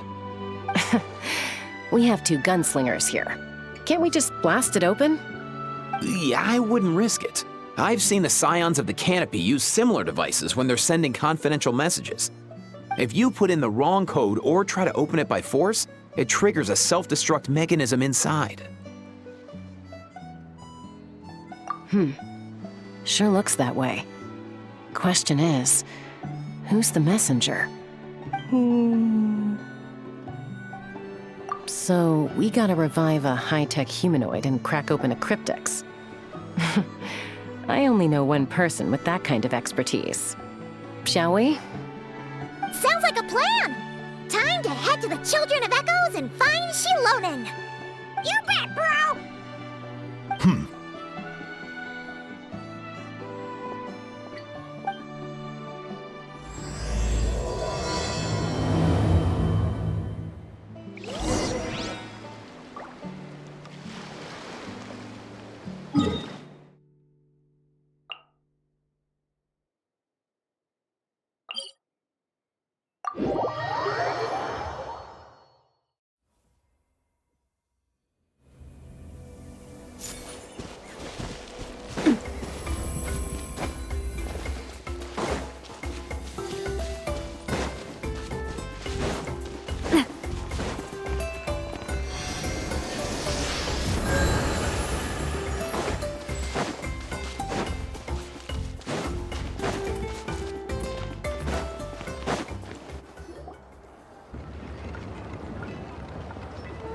Do you know if Shilonen is... Oh, you're up. I figured you'd be taking a nap at this hour. Oh, yeah, perfect. First Mawika, now Chaska. Did you come all this way just to make fun of me? Whoa, what a mess! You, looking for something? Well, I have those secret source automatons to thank for all this. Mawika wants me to come up with a solution. It's like she thinks I'm a miracle worker or something. But I'm not, so to make up for the difference, I've been spending all day sifting through documentation. Anyway, what about you guys, huh? What curveball have you come to throw at me today? Well, Hold up. Is she a robot? We picked her up on the beach near the Flower Feather clan, along with this cryptex. Seems like a message intended for the Traveler. A cryptex? Huh. Still in one piece. I'm surprised you didn't try to blast it open. Let's see here. The Fontanian cipher disk, metal case from Liyue. Looks like this was cobbled together from spare parts, although the inner workings are pretty intricately designed. It's a good thing you didn't try and brute force it. Could be a tricky one. Since it uses a combination of several different technologies, I could find out more by disassembling it, but that could potentially damage the contents, and I'm assuming it's not worth the risk, right? Must be a pretty important message if this is how they chose to transport it. The only other option is to get our messenger to tell us the code. Is that doable? Can you wake her up? Well, the device in her chest looks pretty similar to the core you'd find on a secret source automaton, but the other components, I've never seen anything like them in that land before. I'll see what I can do. Hang tight for a minute.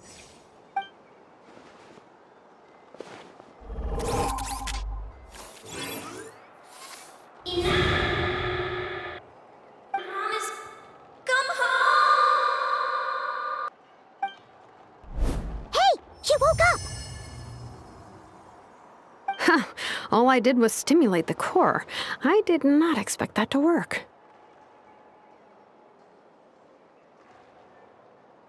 White. Flying object. Blonde. Traveler. Traveler. Paimon? Wow. You recognize us? Task in progress. Deliver message to Traveler and White Flying Companion. Message location confirmed. Status delivered. You're pretty smart for a robot. Can you tell us the code for the message? Code? Oh, maybe not so smart after all. A code?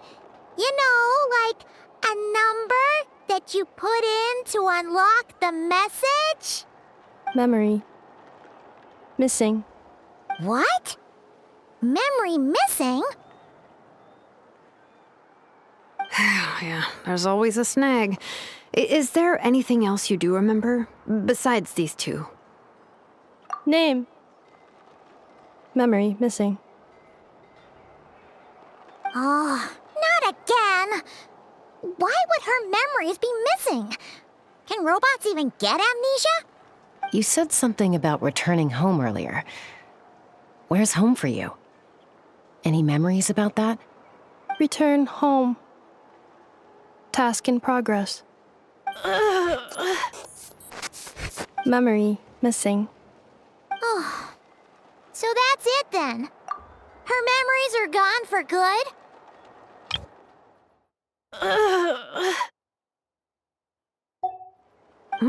Not necessarily.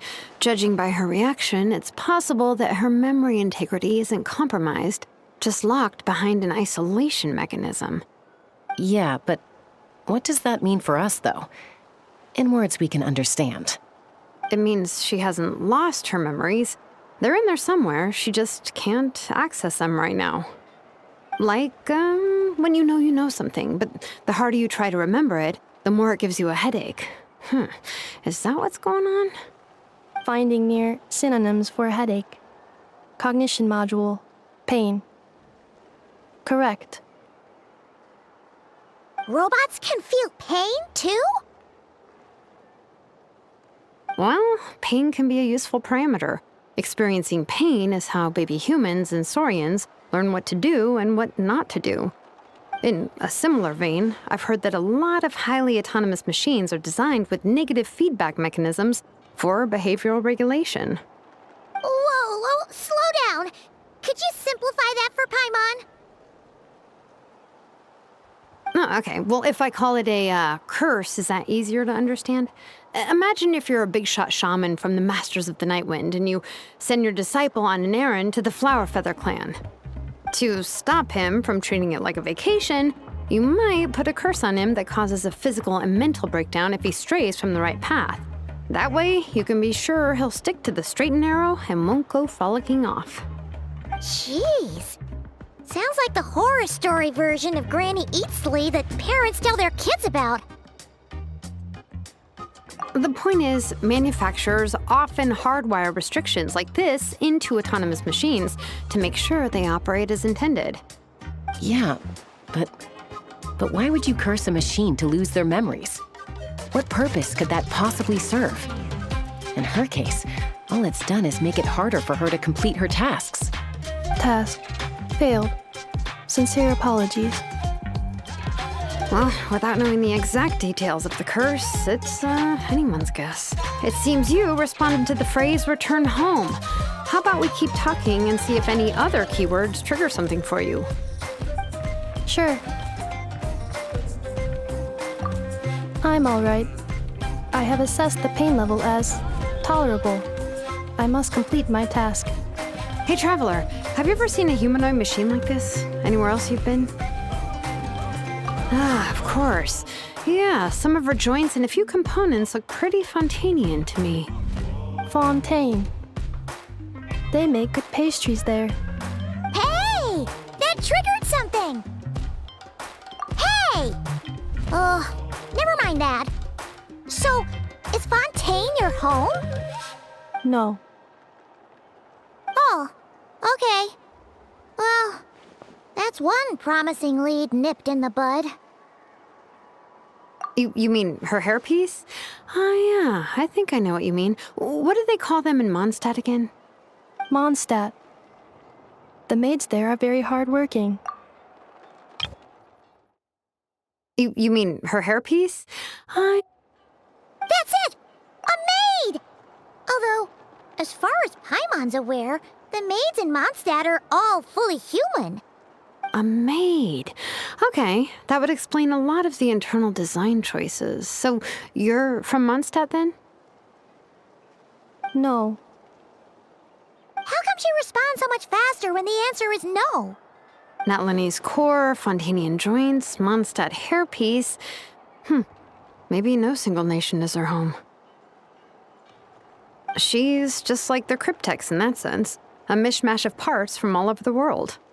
In that case, where exactly is home to you? Is it where you were built? where you live most of the time? Or a place you can always come back to? Home is just home, isn't it? Okay. Feels like this is getting us nowhere. Any other ideas, Shilonen? How do we get her memories back?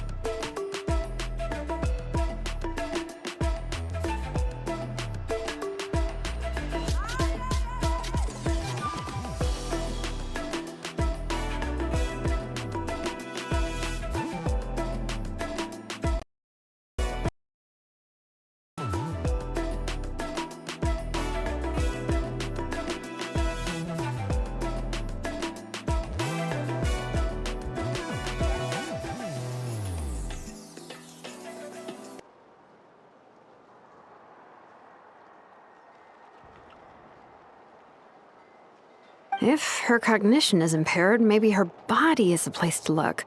I found a lot of interesting things when I was examining her just now. Do you remember this little robot? Apparently, you were together when they found you on the beach.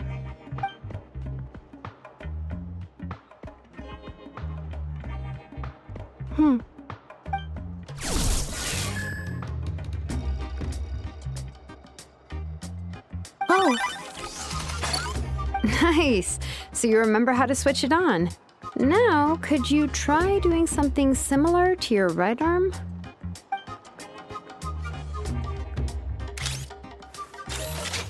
Is this a broom?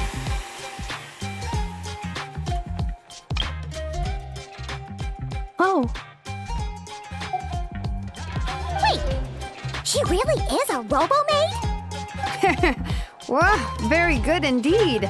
Now then, could I trouble you to tidy up my workshop? Are you serious right now? Well, if she's a robo-maid, maybe doing some household chores will jog her memory. Yeah, just this area will do. Thanks, no need to tidy the whole workshop. Hey, come on! The poor thing's only just woken up. Don't you think this is a bit much? Understood. Commencing task. Sorting large objects. She's really doing it. Well, guess this counts as progress. Let's see if it leads anywhere.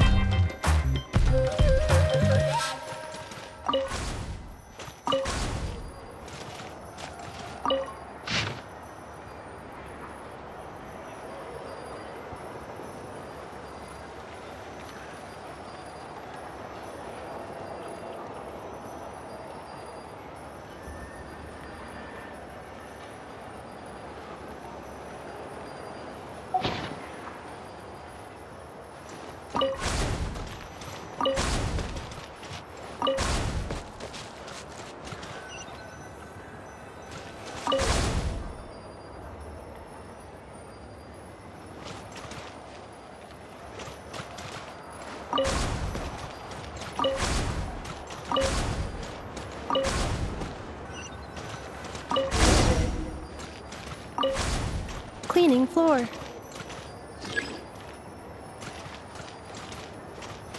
Cleanup sequence initiated.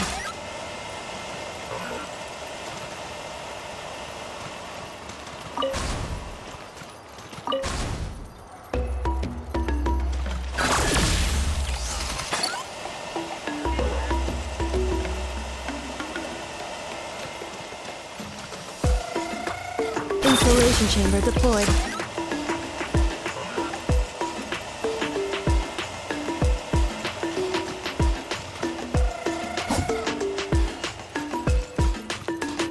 Cleanup sequence initiated.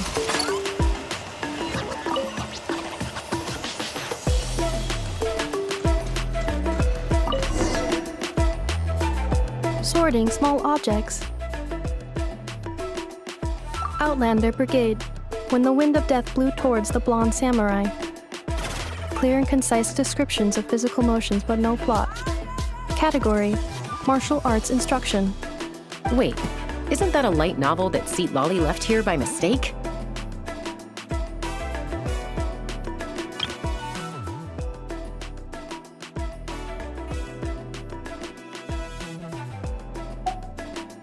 The good thing about being reincarnated as a hilly churl is that I only need to eat sunsettias to become stronger. Discusses energy acquisition from the sunsettia fruit. Category: Nutritional Science. Maybe I should keep a closer eye on what Nepeka's reading. Introduction of Ancient Machines. Grammatically elegant and rhetorically sophisticated, author displays a high level of linguistic mastery. Category: Classical Literature. Introduction of Ancient Machines. Grammatically elegant and rhetorically sophisticated, author displays a high level of linguistic What in the world? That isn't classical literature.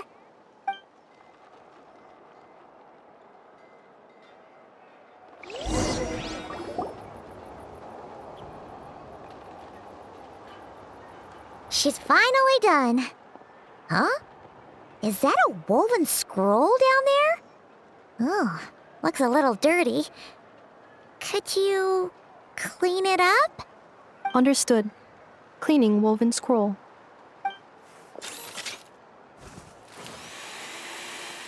Wow, it's like it's brand new. Hey, this looks like someone from the Children of Echoes. Shilonen, is this a relative of yours? Oh, a relative? No. That's Ishkik, ancient name Baraka, founder of the Children of Echoes and one of the 6 heroes. Wait, Baraka? Isn't that your ancient name too? Yep, she was the first recorded bearer of that name.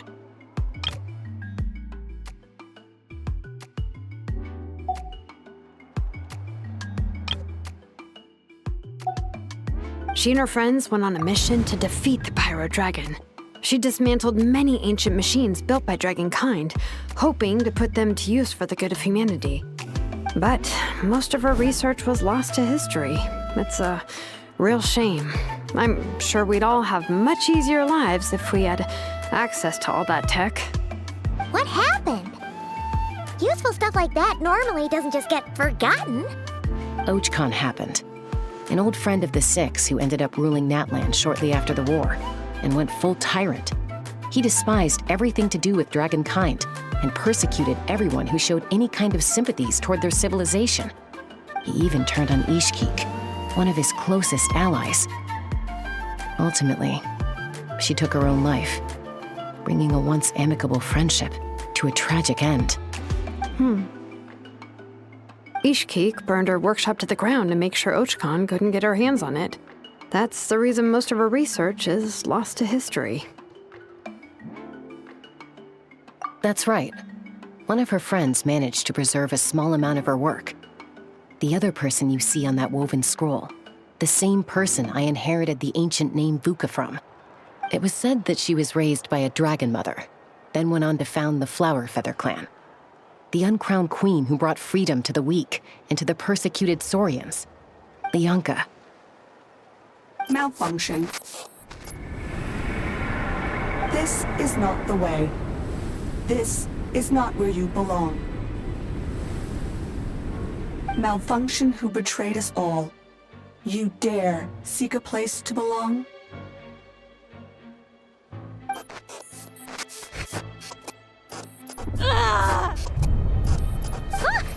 What's wrong? Are you okay? Stay back!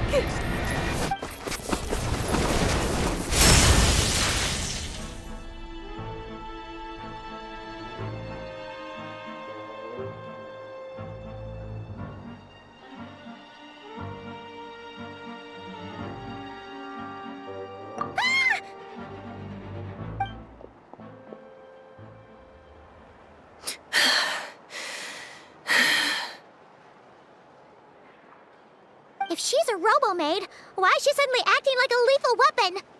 Ah! What's that sound? A lightning strike? It's gotta be a lightning strike! Why couldn't it hit Kniech on the head? If there was a lightning storm, I'd have thrown you into the sky by now. Ineffa mentioned that you'd brought a humanoid machine to the Children of Echoes. I'm working a job at the moment, and the description was a good match for my target. Humanoid machine. Looks like a maid. Highly destructive. Yeah, this is my target, all right. Wait!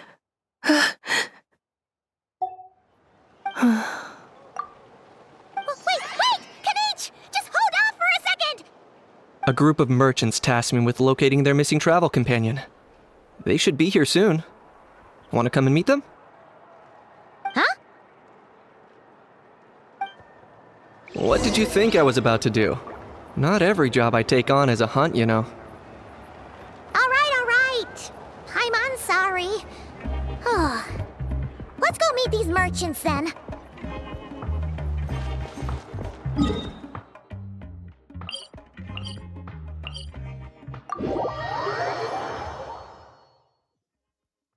The weather and our moods are the same.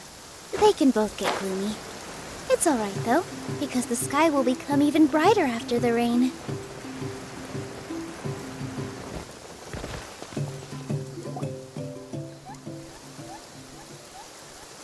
Yay! Ineffa! Ineffa? Ineffa! They found you at last! Thank goodness you're okay. My apologies. Who are you? Oh no, your memory's gone again? Even your name this time? Again? Liyue, Fontaine, Sumeru. This is quite a diverse crew. So, are you her manufacturers or family? No way. None of us have that kind of skill. She's Aino's handiwork. Aino?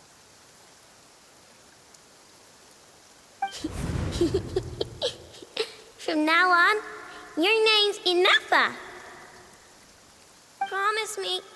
Remember, you have to come home. Malfunction.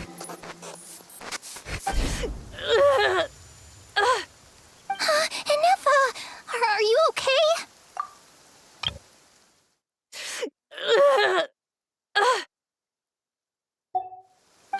Looks like she's getting worse. Is this all our fault? Can you guys tell us what all this is about? Where are you from? And what's wrong with with Ineffa? So sorry. I should have introduced myself. My name's Joachine, and I'm a merchant. This is my wife and daughter, and the rest are friends of the family. We're all from Nodcry. Nodcry? Wouldn't have been my first guess. How'd you all meet exactly? That's the thing about Nodcry. It kind of brings together the drifters from all over the world. Yeah, we're all merchants who ended up finding our feet in Nasha Town. Nodcry. It was going okay until all the trouble started. Trouble? The Fatui. They came down from the north. They've made some big moves in Nodcry lately. It's caused quite a bit of friction with the local religious groups. That's one way to put it. You know what I heard? They pulled the whole moon down. That, plus the incident with the moon statues? Surely the Frost Moon Scions aren't going to take all this lying down. Anyway, there us regular folks were just trying to make a steady living while getting increasingly worried that it's going to turn ugly. In the end, we figured heading back to our respective homes is probably the best thing for now. So we decided to make the journey together. And me? Your case is, a little different. But you did come here on the same boat as us. And it was smooth sailing, until we got attacked by those weird machines as we were coming into shore. Weird machines? Secret Source automatons by any chance? Ineffa saved us all. She jumped off the ship and told us to leave without her. Really? I did that? As soon as we'd found another place to dock, we looked around for someone to help us. We'd have paid anything to get her back. Hence why our price negotiation went so smoothly. However, the Traveler and party were the ones who actually saved Ineffa. And Shalonen is the one who woke her up. I'll have to include their costs in the final bill. Oh, please. I barely did anything. All credit to Ineffa. She only woke up because of her build quality, so I guess I should say all credit to this Ino, then? Her core is remarkably resilient. It's a rare find, even among Natlan's source mechanisms. Was Ino the one who modified it? Oh! If so, then we just need to get Ino to come here and fix her. Then she'll get all her memories back. I'm afraid that's not gonna work. The core is most likely just something Ino picked up on one of her scavenger hunts. I doubt she did much beyond salvaging it. And as for the memory thing, Ineffa's whole reason for joining us on our journey was to come to Natlan and look for her missing memories. Please explain in more detail. All right. Although I've lost count of how many times we've been through this, and I'm only telling you what you originally told me. Although Ino built you, she never could figure out where your core came from or how it works. The only thing she was fairly sure of was that it's not from Nodcry. Things were fine at the start. You'd occasionally forget to pay for your groceries or add salt to a dish you were cooking. But that was as bad as it got. Until one day, you were sweeping the floor, and suddenly you forgot your own strength. Nearly took the entire wall down.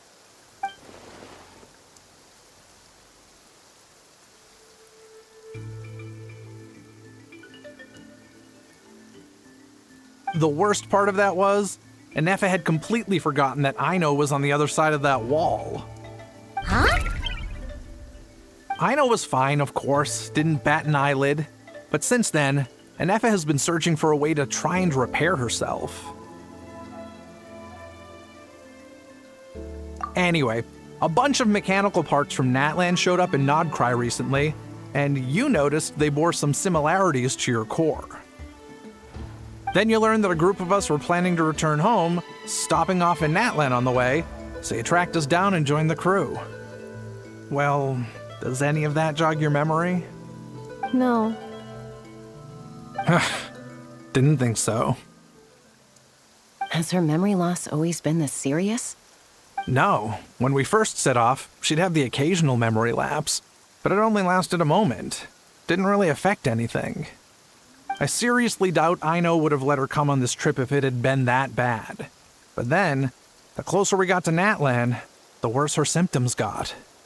She was already in a pretty bad state by the time she went to fend off those machine things. And now, I wonder if that battle just made things worse. Poor Ineffa. My friends, I know we've only just arrived in Natlan, but from what I've heard, you're some of this nation's top talents. Is there anything you can do to cure her? Anything at all? Perhaps coming to Natlan was a bad idea after all. Well, it's too early to say. Don't forget that before I was interrupted by you guys, I'd just started my deep dive into researching the secret source automatons. My job isn't done yet either. You wanted your travel companion back, safe and sound. I still have work to do. So, why don't you all stick around here in Natlan a little longer?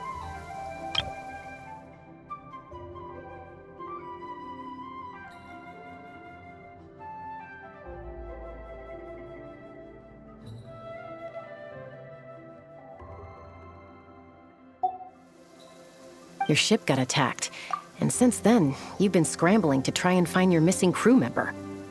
Sounds like you need some time to catch your breath. Yeah, I was just thinking, we could do with a breather. But where would we stay? How about the Flower Feather clan? In my tribe, weary travelers are always welcome. Flower Feather Clan. In the meantime, we'll try to find whatever information we can about Ineffa. After all, she has a message for our Tumaini. So this is as much our business as it is yours. Oh yeah! Paimon had practically forgotten all about that. You guys don't happen to know the code, do you? Oh, the code for the cryptex. Sorry, Ineffa wouldn't tell us anything about that.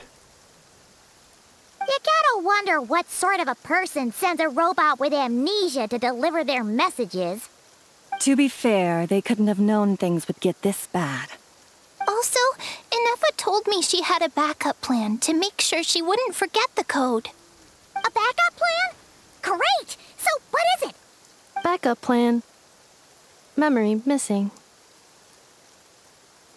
Huh. Well, as long as we get her memories back, that'll solve everything, right? Oh, yeah, okay, because it's that simple. Wait, you do realize I can't promise anything, don't you? I do. I also know that every time you say that, you end up getting the job done. I'm gonna get in touch with some other people who might be able to help us. Tumaini, Paimon. See you around. Bye, Kanich! Oh, and bye, a How. Actually, that's weird. Why is a How so quiet today?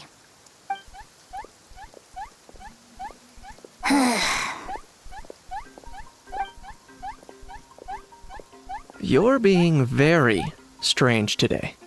Am I? Tell me one strange thing I've said! That's the strange part. You haven't protested to anything I've done today. Not the original price for the job, not the revised timeline, none of it.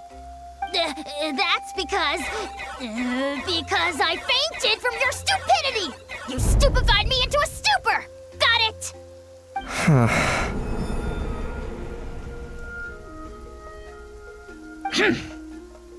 Is something wrong with my memory? Or is that really who I think it is? Who cares? She isn't my problem.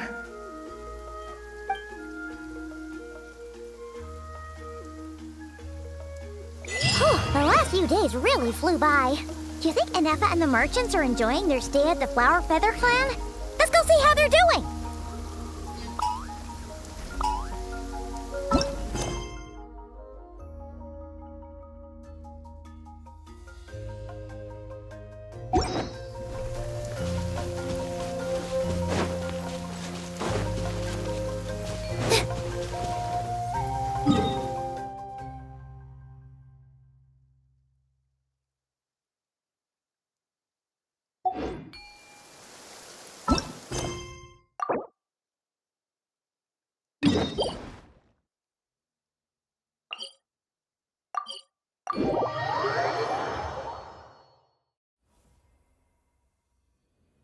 Sunny days are so warm and cozy. Huh? What's that sound? Seems like it's coming from that bridge.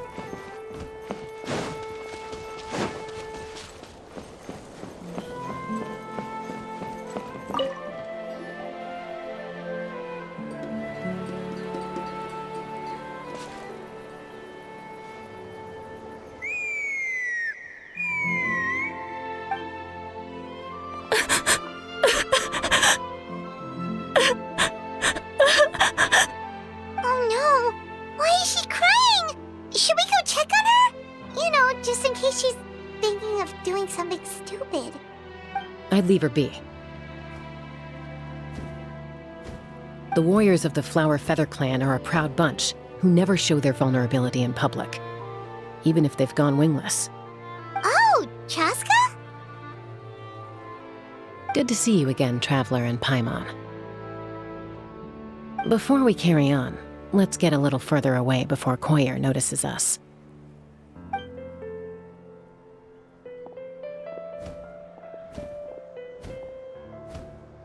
So, that girl on the bridge, Koyer, you said? Should she really be on her own right now? With the mental state she's in, it just seems risky. Don't worry. That's exactly why I'm here. Elder Alpa sent me to keep an eye on her. If she does attempt the unthinkable, I'll swoop in and catch her. I doubt it'll come to that, though. She's a fighter. A warrior, in fact. One who aimed for the sky. However despondent she might feel now, I'm confident she'll get through it. Well, in the Flower Feather Clan, there's an elite flying squad made up of Kukasaur riders. But it's an extremely selective squad. To become a rider, you need to undergo a trial where you not only demonstrate mastery of the relevant skills, but also win the approval of the Kukasaurs. Very few candidates make it through the process.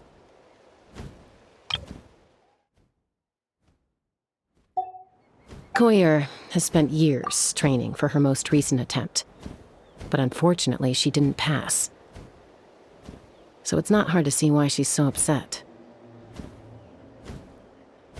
Sometimes, after multiple failed attempts to pass the flying tests and win the Kukasaur's approval, people get so disheartened that they give up on their dream to soar the skies.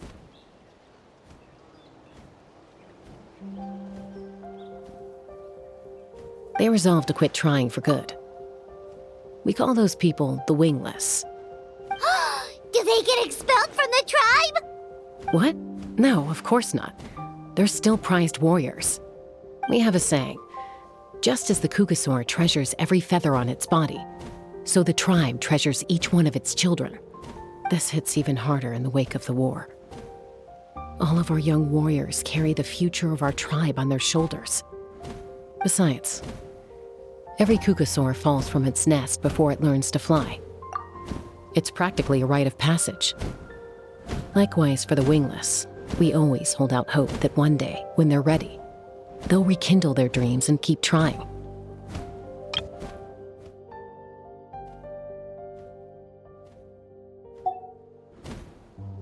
Until then, all we can do is quietly watch over them from a distance. Just like I'm doing now. Ah, okay. Paimon hopes she'll get back on her feet soon. Well, from the sound of her whistling, her confidence has been seriously shaken.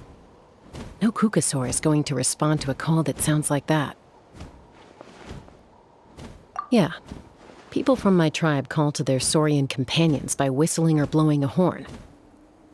So it sounds like Koyer was trying to summon a Kukasaur to practice her flying. But the Kukasaurs are an even prouder bunch than our warriors. They would never respond to a lackluster whistle like that. First she failed the trial, and now she's struggling to even summon a Kukasaur. That's only going to hurt her confidence further. And getting trapped in that vicious circle is the kind of thing that'll make people go wingless. Surely there must be something we can do to help. That's very kind of you. Koyer's flying skills are up to par, but mentally she's stuck in a rut. If she wants to return to the sky, she has to overcome that for herself. I'm going to lay low nearby, just in case she takes a turn for the worse. Let me give you a tour around the tribe once this is all over.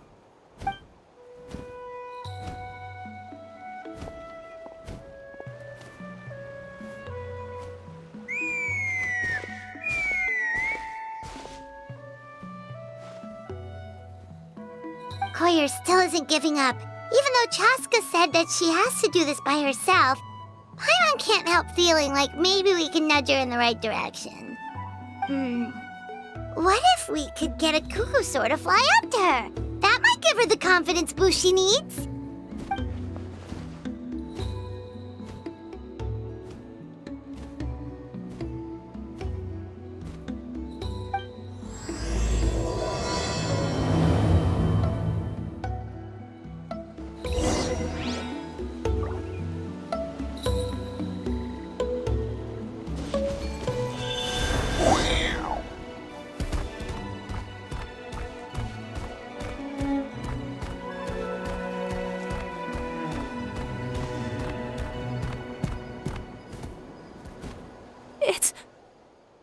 It's a Kukasaur!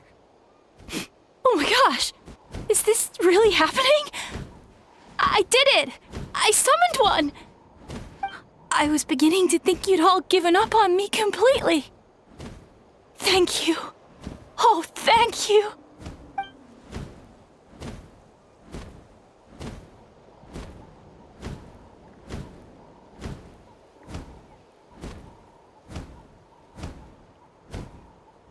Excuse me? Would you mind if we did some flying practice together? Right now? I think I know where I went wrong in the test now. I need to maintain a higher speed on my turns. So I just gotta practice my bell tail slides and split S maneuvers.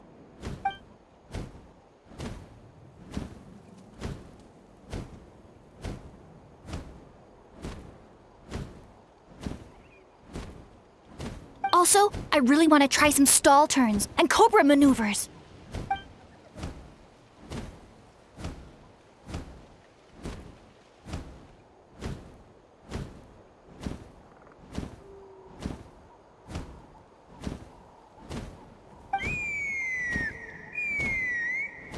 Huh?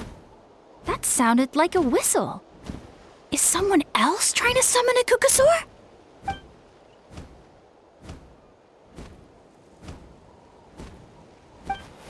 Hey! Wait! Wait!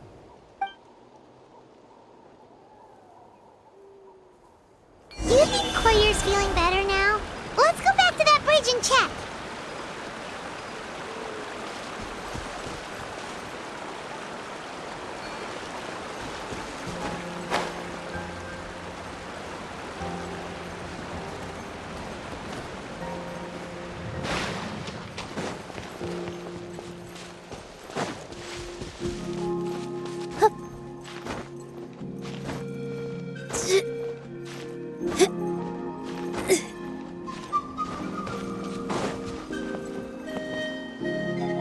Chaska!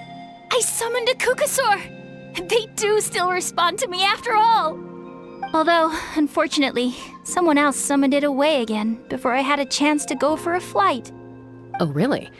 That is unfortunate. But if you can do it once, you can do it again. Keep at it, and you'll pass the trial eventually. You're right. You know, I almost thought about giving up, but I'm glad I didn't. Hey, Chaska, how's Koyer doing? Huh? Who are you? And how do you know my name? These are my, friends. The Traveler and Paimon. You came up in conversation the other day because I was telling them about up-and-coming warriors in our tribe. Oh, the Traveler, huh? So that's you. What do you mean up-and-coming? I'm closer to being wingless than I am to passing the trial. Anyway, we haven't met before, have we? You look so familiar somehow. Maybe you saw her in the stadium? Or anywhere, really. She's been all over Natlan lately, so it's not surprising that you've seen her around. If you say so.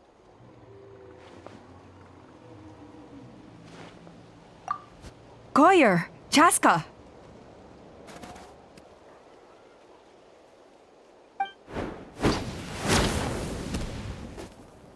Here you are.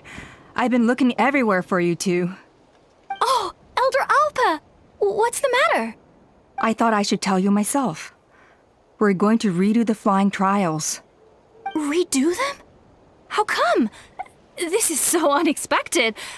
And I can't believe you came out here just to tell us that in person. It's embarrassing to admit, but due to time constraints, we didn't do a proper inspection of the arena before the last round of trials began. Then we started to notice many candidates performing worse than expected. So we redid the inspection afterwards and found a number of issues which likely impacted candidate performance. This was entirely our mistake, and I apologize unreservedly. I know it doesn't make up for it, but I thought bringing you this message in person was the least I could do. Oh, okay. Chaska, these people you're with, are they the Traveler and Paimon? Huh? You've heard of us? I have indeed. Gathering intel is an essential part of being a warrior. Plus, you've already made quite a name for yourself in Natlan. Actually, I've been meaning to invite you to enjoy our tribe's hospitality for some time. Hospitality? Oh, that includes food, right? Of course it does. If you let us host you, you'll be treated quite lavishly. Mighty warriors are highly revered in our tribe. Besides, we still owe you for your help during the war.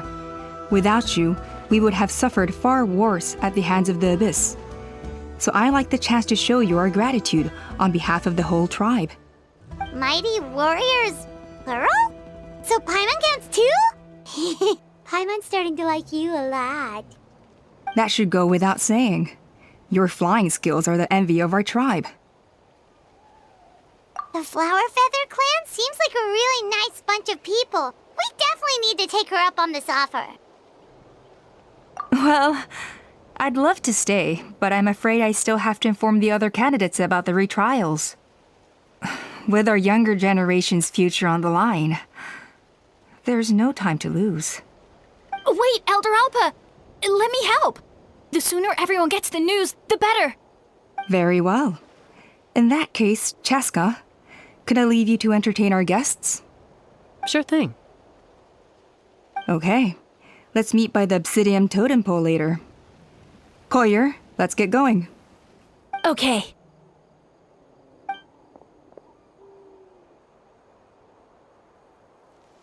All right, they're out of earshot. I'm just gonna come out and ask.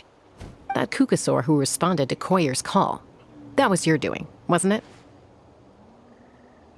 I grew up with these creatures. I could tell something was off the second I saw it. Her whole demeanor seemed less like a Kukasaur and more like, well, you. So I figure you must have been pulling the strings somehow. She looked very flustered when Koyer asked for a ride, so I whistled to give her a chance to escape. And judging by the look on your face, that was a welcome intervention, huh? It's all right. If you'd rather your hidden talents remain hidden, I respect that. I won't press you for answers, and I'll keep my speculations to myself. You're the kind of person I'd still trust even if you had superpowers. I know you'd use them for good.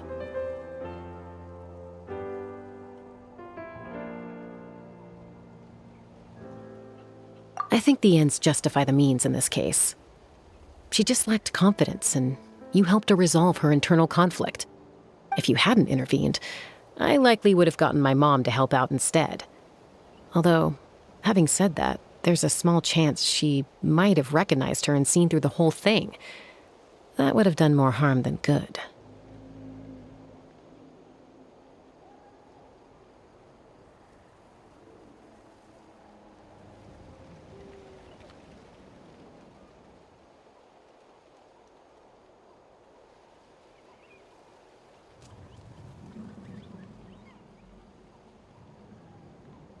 Yeah. Anyway, if you're free now, how about I give you that tour I promised?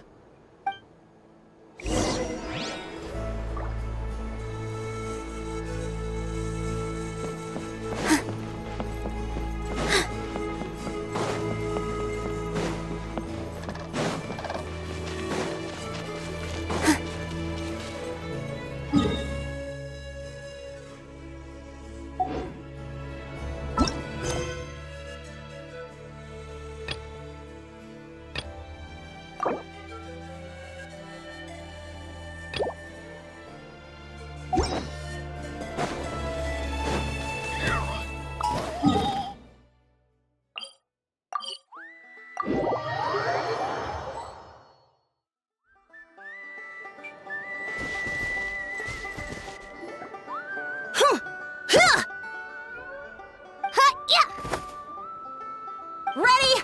I'm gonna get you! Uh-oh. Are they fighting? Should we try and break them up? They're fine. Just doing their daily combat training. Combat training? A little young for that, aren't they? Not to us. We're a tribe of warriors. In ancient times, we were the most elite troops in the nation, responsible for patrolling and defending all of Natlan. And even though times have changed, we've kept our martial spirit alive. Hey, is that Chaska? Chaska, you're back! Oh, can you come train with us? Now's not a good time, I'm afraid. I'm showing the Traveler and Paimon around. Maybe next time. The Traveler and Paimon? Wait, you mean that legendary warrior and legendary flying expert? Legendary? Yep, that's us, all right. Awesome. It's so cool that you can fly without having to ride a Kukusaur. Even Chaska could only do that for short distances. Miss Traveler, can you teach me some cool sword tricks? Oh, Miss Traveler! My family's shop makes the best volcano cake! You gotta try it! Let's behave ourselves, everyone. These people are here as our guests. They're going to meet Elder Alpa in a few minutes anyway. Kotini, instead of being jealous of other people's talents, why not work on developing your own? Kapak, there's no point in trying any cool sword tricks until you've mastered the basics. Have you done all your sword drills today? And Yatlan, easy does it, okay? Not every conversation has to turn into you plugging the family business. Okay.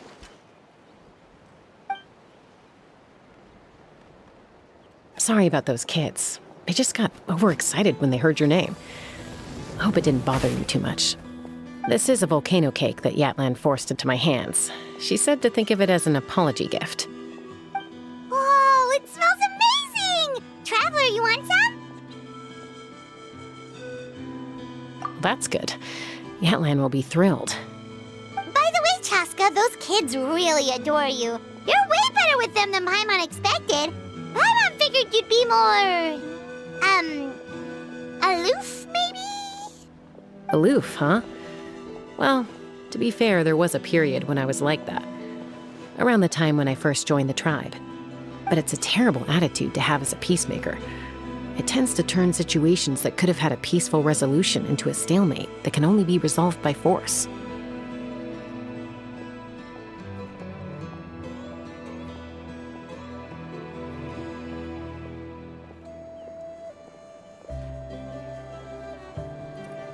Yep, exactly. As long as other options are available, I try to avoid that at all costs. Someone once told me that peace imposed by force will crumble in a matter of days. But peace achieved through genuine dialogue actually benefits both sides, even if sometimes the parties are only willing to negotiate because they're both armed to the teeth. That's true. Hey, Chaska! Uncle Cusco knows you're back, and he's coming to get you. Oh, thanks. Traveler, Paimon, gotta dash. I'll meet you at the totem pole up ahead. You can't miss it. It sticks out like a sore thumb. Wait, are you running away? First rule of conflict resolution? Grab the fan and run before the you-know-what hits. Trust Chaska to make even running away sound cool. Sorry about this. Just stall him for me, okay? I'll explain everything later.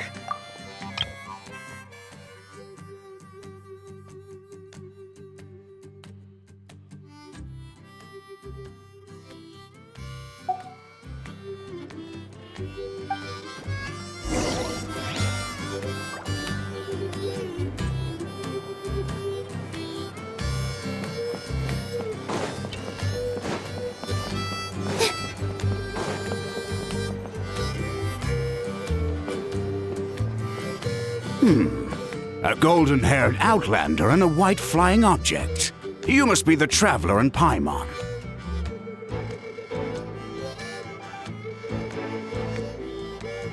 I heard Chaska was with you, but I suppose she's run away again, has she? Sorry, who are you? Who am I? Only her father. She's supposed to go for a checkup every 3 months to see how her abyss condition is doing. We both agreed on it. But she's already missed 3 checkups this year. That's 3 out of 4. Yes. She got exposed to abyssal energy as a young child. Then her birth parents abandoned her. It's lucky those wild cucusaurs found her when they did, or she wouldn't have made it. They took her under their wing and raised her as one of their own. Eventually, some riders out on patrol spotted her and brought her back to the tribe. But she was practically feral at that point. The moment you took your eyes off her, she'd be getting herself into a fight, or she'd run away to be with the Saurians. She seemed to prefer them to her own kind. She might as well have been a Saurian in human form. That must be the aloof period she mentioned, right? We later discovered that her exposure to the abyss had planted seeds of conflict in her heart.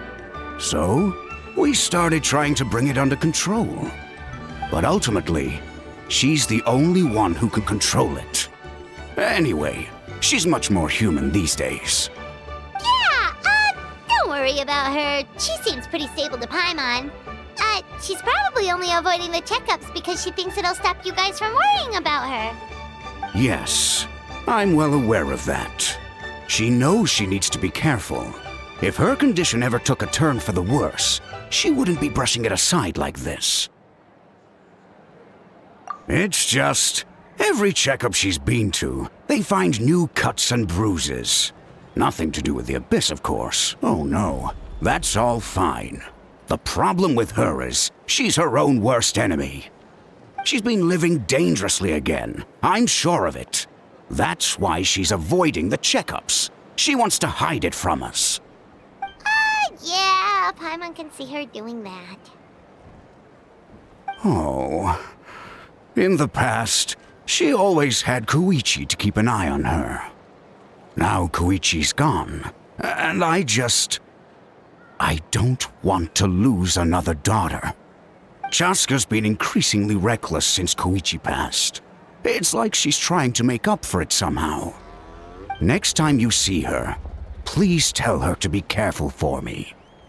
Even if she doesn't want to hear it. If she doesn't want to do these checkups anymore, that's fine. I just want her to stop putting herself in harm's way.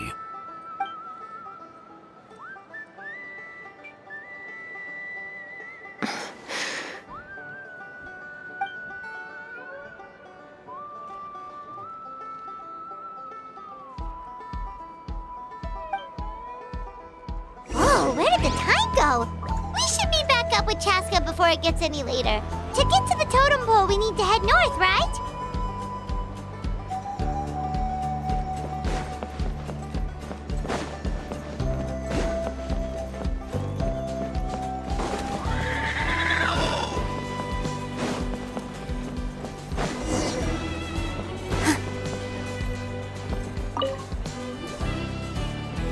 Hey, Chaska! Hey, Alba! It's all right. I bet my dad talked your heads off, huh? What did he say?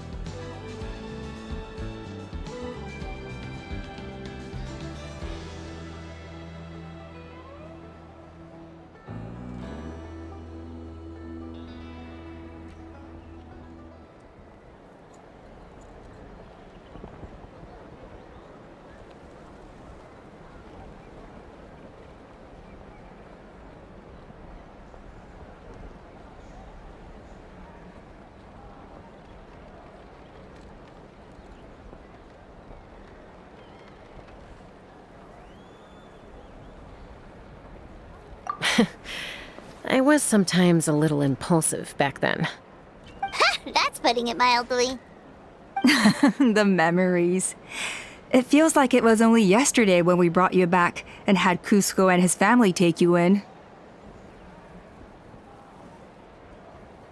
Back then, no one imagined this feral child would grow up to be the strongest warrior of the Flower Feather clan. Huh? You were the one that brought Chaska back to the tribe? That's right. Elder Alpa was already a veteran rider by then. She spotted me while patrolling from the skies and tracked down my Kukasaur mom. Mom agreed it was time I tried to re-enter human society. But I didn't know the first thing about being civilized. I clashed with everyone who had to deal with me. And look at you now. Renowned throughout the land as a peacemaker. How time flies. When the day comes that I can't fly anymore, it will be up to you to look after our tribe and our flying squad. You know me, though. I'm not a natural commander. I'm better off as a lone wolf on the front line. So stick it out at least a few more years, okay? Give Koyer and the others time to come into their own. Oh, stop. Wait, so isn't the leader just the strongest warrior in the tribe? At least Paimon figured that's how your tribe would work. Strength is certainly a core tenet in the Flower Feather clan. But strength means far more than martial prowess alone. If it all came down to individual strength, I'd struggle to call myself a warrior, let alone a member of the flying squad. Any fighter in the tribe could take me down. Well, sorry to disappoint you. It was something I aspired to at one point. So much so that I went adventuring in the Cinder City, Natlan, to try and prove myself. But it was foolish of me. I wasn't ready. I came back empty-handed and seriously injured. The fact that I survived was something, I suppose. But after that, I never seriously considered myself a strong fighter. And yet, you still managed to become the leader of the flying squad, thanks to your experience and determination. All while battling those old injuries. Don't you think that's a display of strength in its own right? Let's shelve this discussion for now. Traveler, Paimon, there are some simple refreshments on the table. Please help yourselves. Yes! Paimon was waiting for that part! They were for the snack stomach. The refreshment stomach still has plenty of space.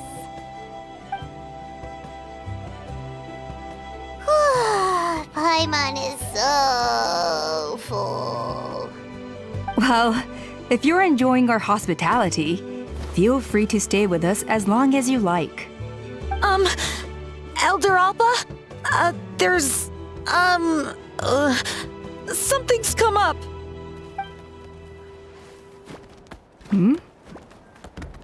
What happened? Is it serious? Shall I deal with it? It's... Some merchants showed up, not from our tribe. They said they're here to discuss some potential collaboration with us. Why now? This is terrible timing. There are a few wingless that we haven't managed to reach yet, and we still haven't inspected the retrial arena.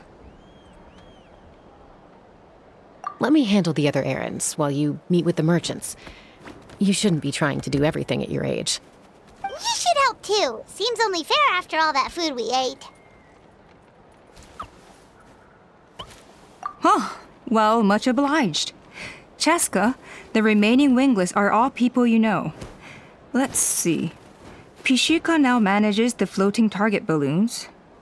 Waska's probably still addicted to eyes on the feathered prize, and Junon spends her days up on the flying platform, staring at the Cinder City. I'll leave you to tell them the news.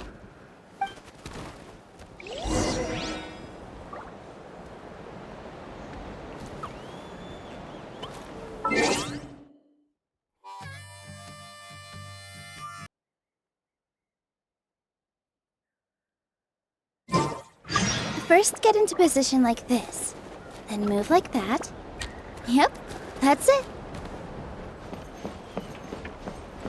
As long as you've thought it through, just go for it.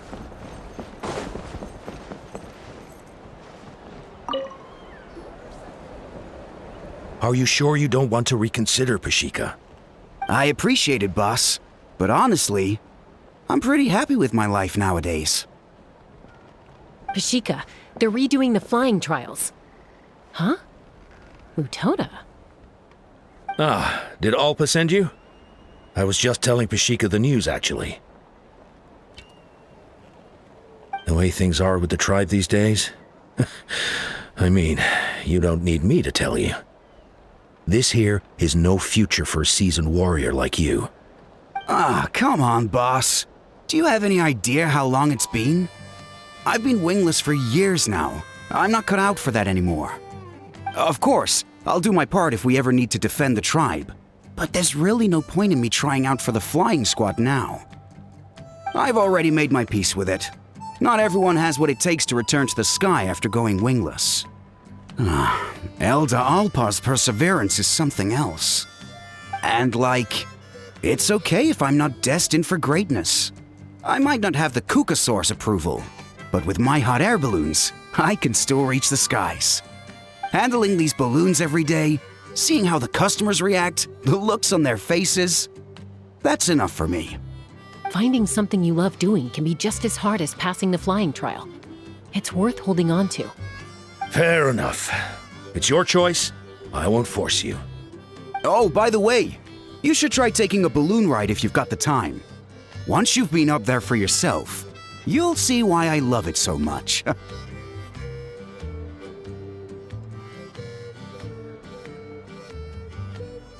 No problem. If you ever want to give it a try, you know where to find me.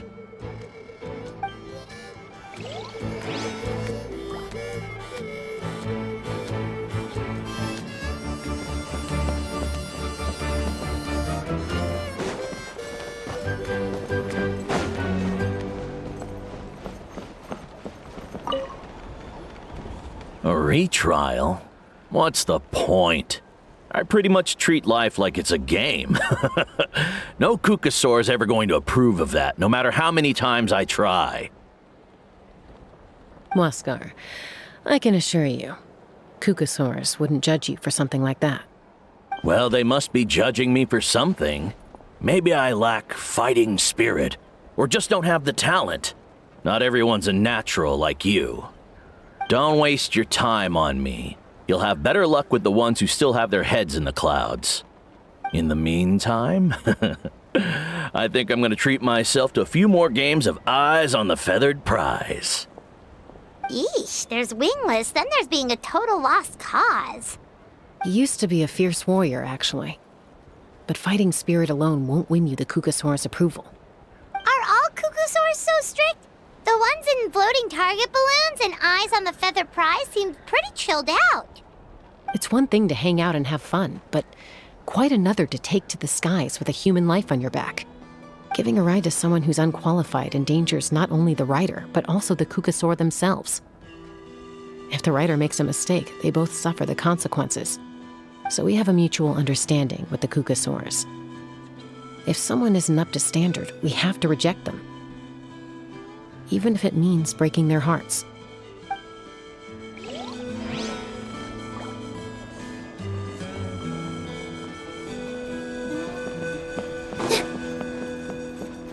Be prepared.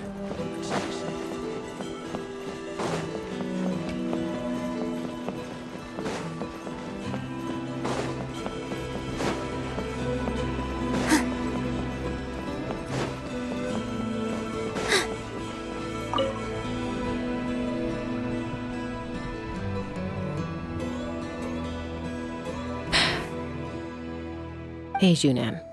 Gazing out at Ochkanatlan again, huh? Chaska? What are you doing here? Is something up?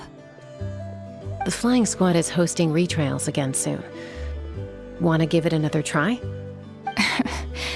Maybe you're forgetting the definition of wingless. I've failed so many times already that I've decided to call it quits for good. I'm done. Elder Alpa always goes out of her way to come and tell me when a new trial is coming up, and it's nice of her to think of me. But nothing's gonna change. I'm not going to suddenly pass just because they're holding another trial. They're making some big changes to the arena this time, so the flying experience should be smoother than before. Koyer's gonna try again. No, forget it. If I was genuinely good enough to make the squad, the location shouldn't affect my chances.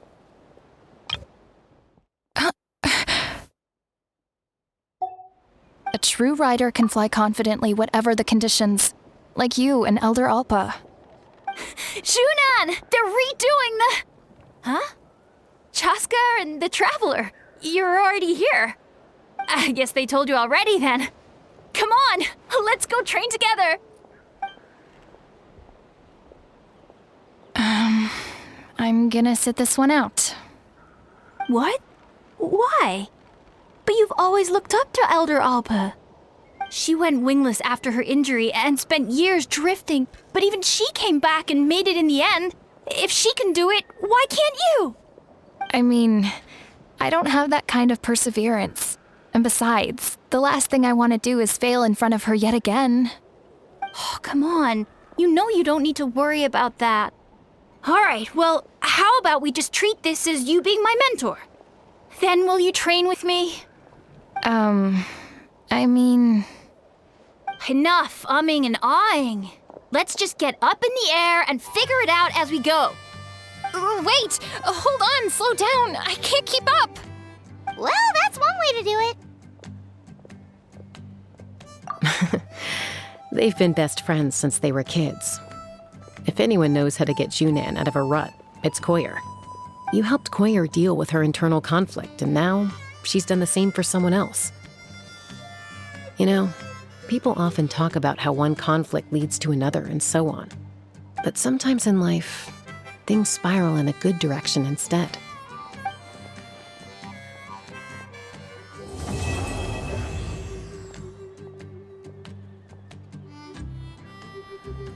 We've notified all the wingless on the list now, right?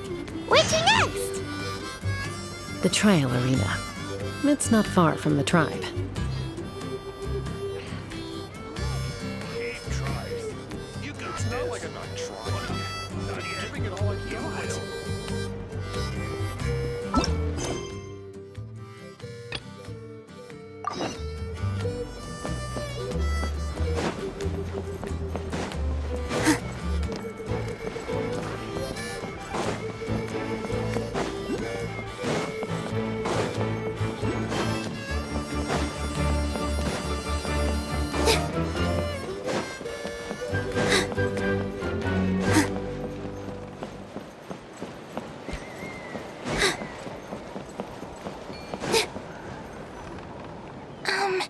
Do you think Ineffa will like this gift we got her?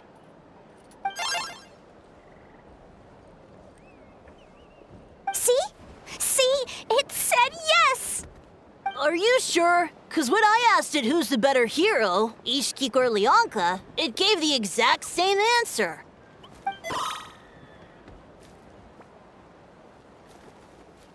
Hey, you hear that?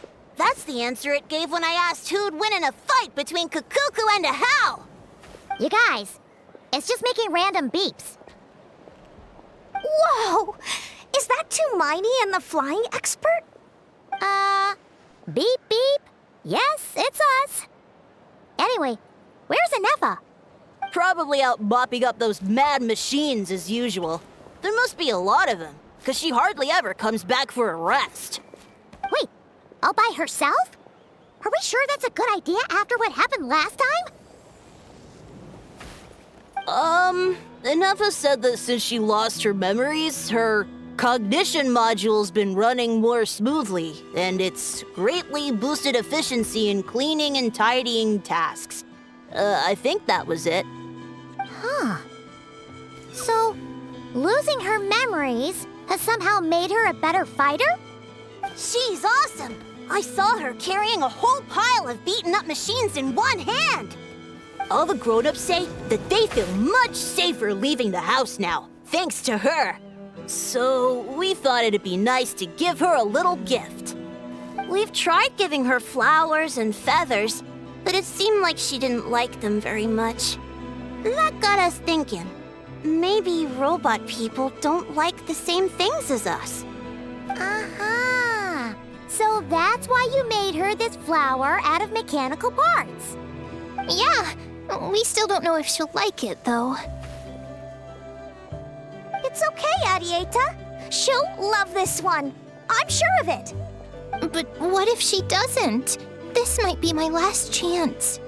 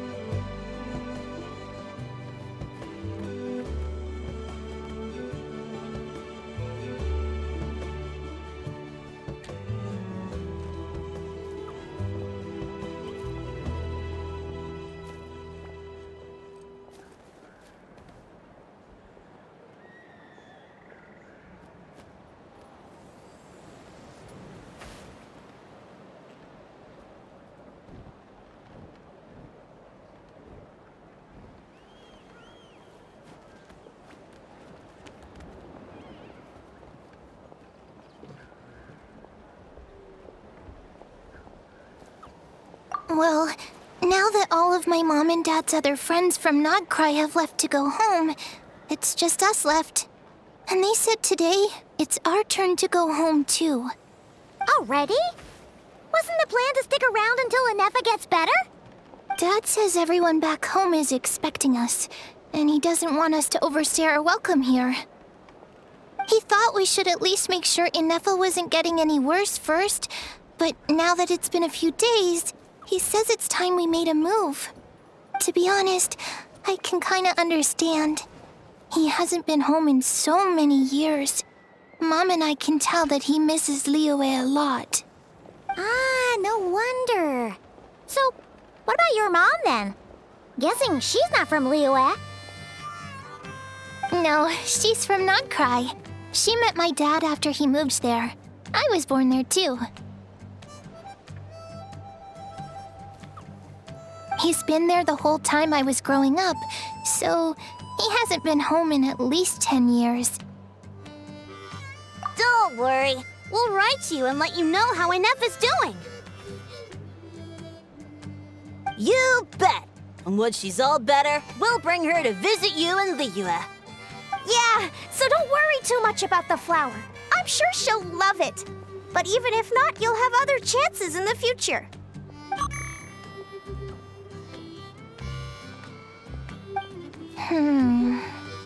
Although, I guess we still need to wait till she gets back. I wonder how much longer she'll be. Who knows? Seems like she takes longer and longer every time she goes out. Can't we go take it to her? No, wait. The grown-ups would never let us do that. Way too many of those mad machines out there. What am I gonna do? If she doesn't get back soon, I might run out of time.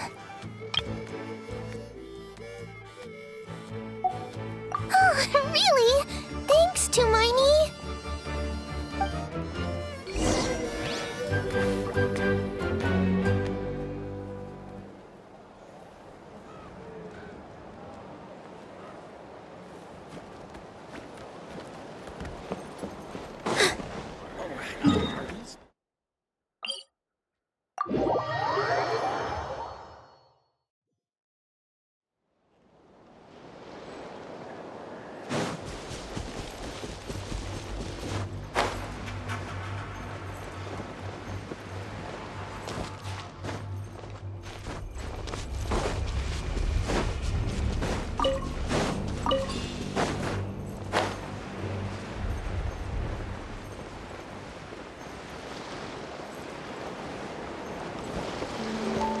It's time for the curtain to fall.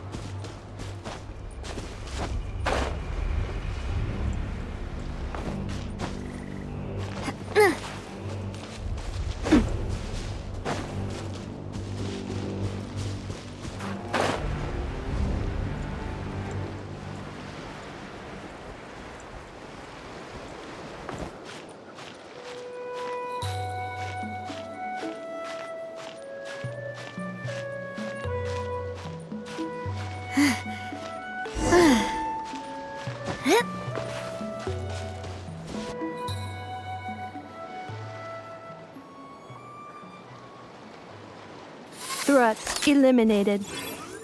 Scanning for next target. Ineffa! Traveler, Paimon. Annihilation mode disengaged. Chat mode activated. Chat mode, huh? Huh. You'd probably get along well with a Fontanian magician friend of ours. She does modes instead of moods, too. Good morning. Nice to see you again. What lovely weather we're having.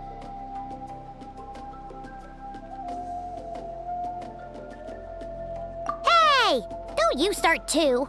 One robot's enough. These are some standard greetings I learned recently. 3 greetings in a row equals thrice the greetment. Hypothetically speaking.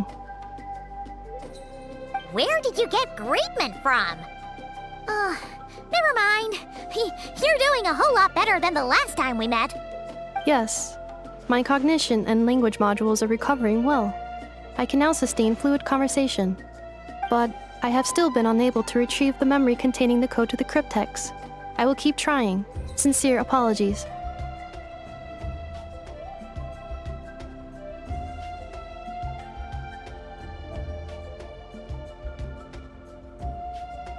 Yes, now that a convenient moment to change the topic has presented itself. What is that object in your hand? A new model of source mechanism? Flower. Flowers are plant reproductive organs. But I detect no signs of life. It's more like a flower built from mechanical components. Understood. A flower-shaped machine component. What is its function? Which module is it designed for? Is it compatible with my hardware? It doesn't have a function. It's just for looking at. You know, a cute little souvenir. Cute little souvenir. But if it serves no function, for what purpose was it built? A cryptex is for sending messages. Machines are for performing tasks. What about this flower? What is it for?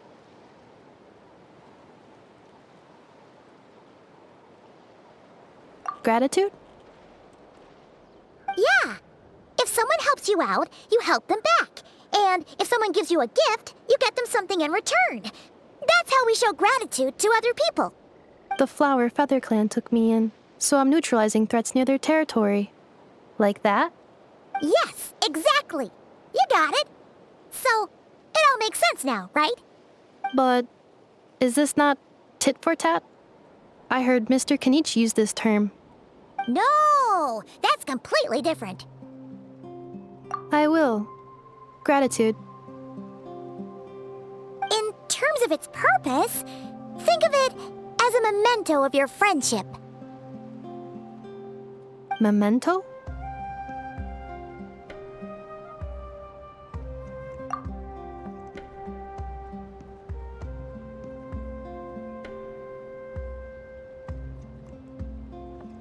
Important memory. Memento. Here, wear this flower. And this feather, too. There. Much better. Gotta look your best for your big journey. It's just a flower. It's not that heavy. Just think of it as a little souvenir from me. Something to take with you on the road.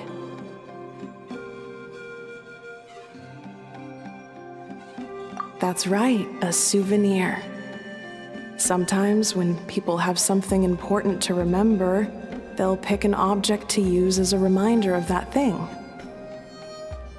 Even if you end up forgetting everything, this flower will always keep blooming. It could take 1,000 times, maybe 2,000, but maybe one day, you'll see the flower bloom, and suddenly, you'll remember the reason for your journey.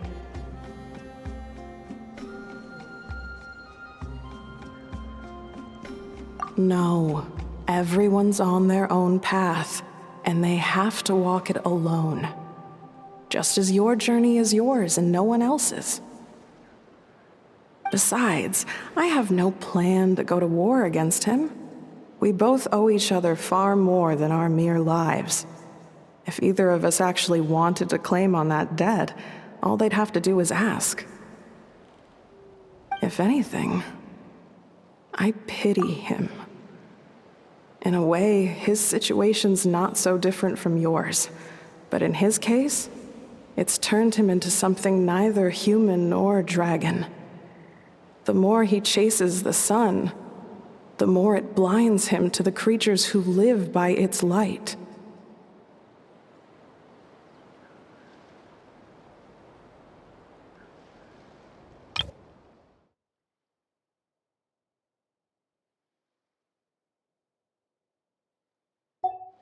You were once, well, she was once the enemy of humankind. And Ochkan doesn't care to distinguish between you and her like Ishkik and I do. He sees you as the same being. So if you stay behind, and especially if you help me, it'll only stoke the flames of his blind hatred even further.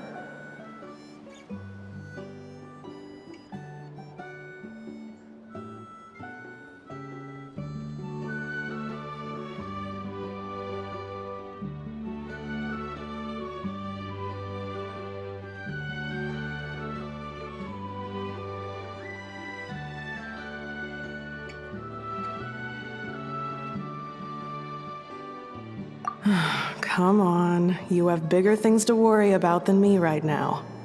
You have a huge journey ahead of you. That should be your focus. Have faith. This tribe will kneel to no one. They will never be slaves. If they lose their leader, someone else will take up the mantle. Heck, even a child who's barely learned how to walk could do it. All right, time to go. Some things are destined to be forgotten. Don't let it get to you.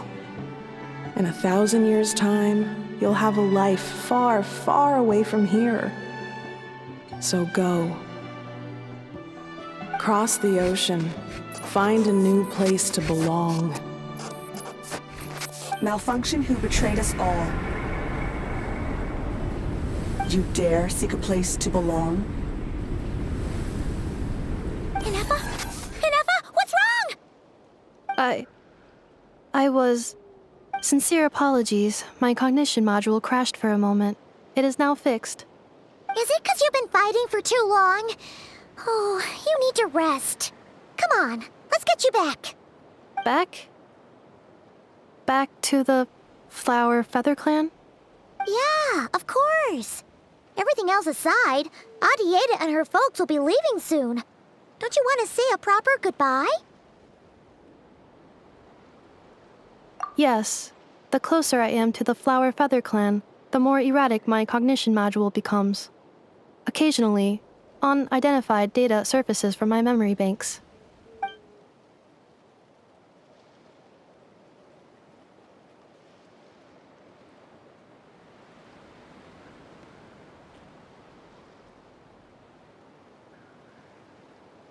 Memory data? So, what about that curse Shilonen mentioned? Does it not hurt to remember anymore? It does. Even now, it still hurts. I have merely switched off the corresponding facial expressions to avoid making other people uncomfortable.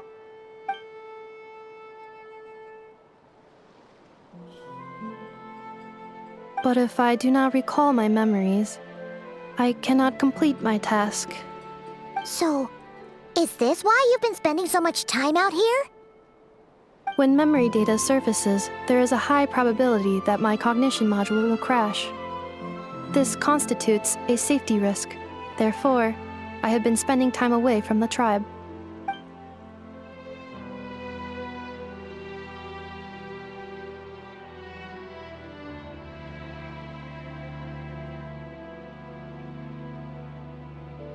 Yeah, exactly! Whatever happens, we'll make sure things don't get out of hand.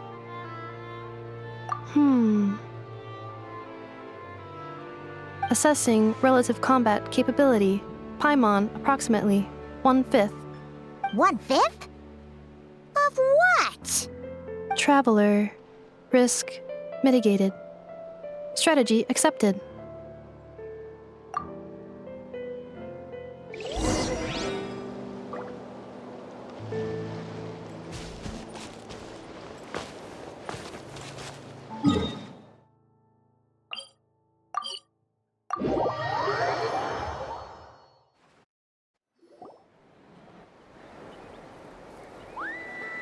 I can't thank you enough for hosting us these past few days. And thanks for agreeing to look after Ineffa. I know it's a lot to ask. It's all right. She'll be in good hands. She never came back. I guess I'll have to leave without saying goodbye. Hey now, you'll see her again. And we have so much to look forward to in Liyue. All those Shao lanterns lighting up the sky. You've always wanted to see that. Arieta. Amu. Joashin. I am back. Huh? Ineffa? You brought her back? Thanks so much. Don't mention it. Also, gratitude for the flower.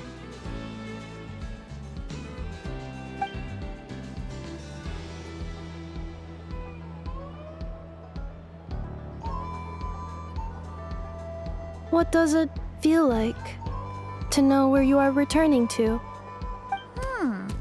That's a strange question. As soon as you're all better, you'll be returning to Not Cry. Oh, and we forgot to say, we're actually heading there ourselves soon. Maybe we can travel together. Not cry. Is that home? Huh? Cognition module unable to define home. All the memory data that has presented itself recently has been related to Natlan. But the merchants tell me that I have family waiting for me in Not Cry. If I do recover my memories, which time period will they be from? And will the post-recovery me be the same me that I am now, or someone different? Phew. That's a deep question. What is it that you're afraid of? Are you worried the new you will be so different you don't even recognize her? Finding near synonyms for mind and conflict. Cognition module. Split. Yes. Once I have been split, will it change the way I define home? Huh. Now that's a tough question. A lot of people and a lot of Saurians spend their whole lives searching for an answer to that. But if you want my opinion, home is somewhere you can always return to, wherever that might be. No matter how far you fly, there will always be someone back there waiting for you. No matter how battered and bruised you get, you can always go back there to rest and recover. I guess you could say it's somewhere you belong. Wherever it is that your memories guide you back to, I'm sure it'll be somewhere you feel safe. Somewhere you feel you belong. Of course, everyone's situation is different. And I don't know how applicable my experience is in your case, but consider it a reference point, I guess? Okay. Recorded under reference data. And at the end of the day, I mean, who says you can't have more than one home? There's no law against it.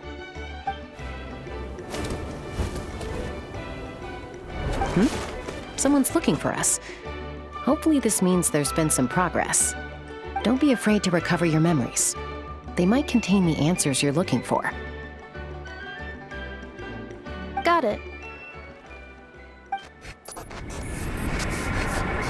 Recover your memories. Malfunction. Have you forgotten why you cast them away to begin with?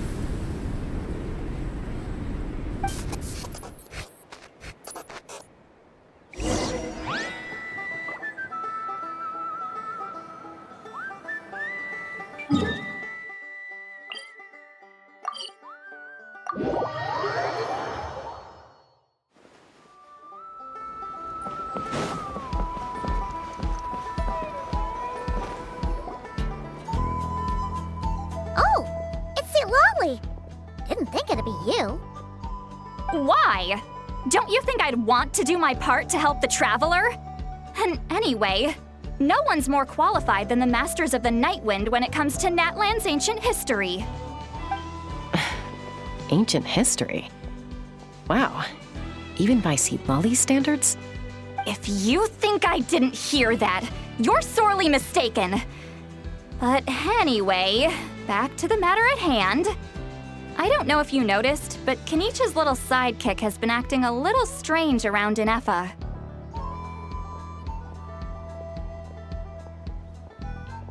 After you parted ways, Kenichi put him in timeout for 3 whole days and nights. Then he had Ineffa send Kakuku to torment him for another night.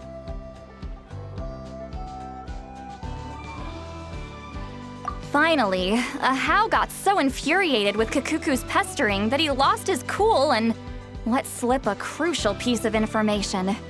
2 words: Sovereign Ruler. Sovereign ruler?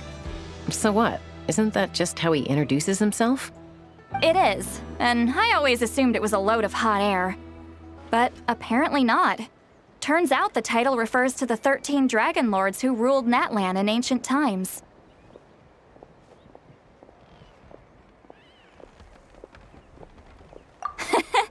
Oh, of course you haven't. Even I spent forever figuring it out.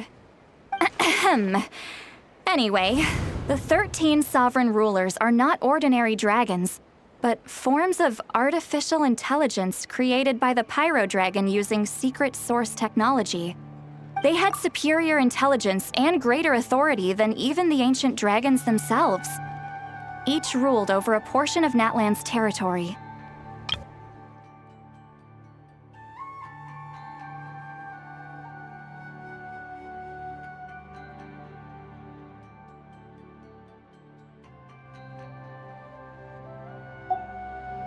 But one by one, they disappeared during the war with the heroes. Even most of their names are unknown now, long since buried in the sands of time. If we hadn't managed to pry that tidbit out of Ahau's mouth, I would have had no idea where to even start. I always thought that little monster's biggest claim to fame was arguing with Kakuku for an entire day. He has quite a history then, huh? Which of the 13 was he? Not a clue. So far, he has staunchly refused to reveal which of the sovereign rulers he was. My guess is that he doesn't even remember. Remember, these rulers were supposed to be powerful forms of artificial intelligence. And Ahau, well, it hardly seems like he's still in his prime. I'll bet he's lost most of his memories and power by now. Lost memories. Yet, despite that, Ahau seemed to sense the presence of a fellow sovereign ruler when you were nearby. Specifically, it's the core in your chest he was reacting to.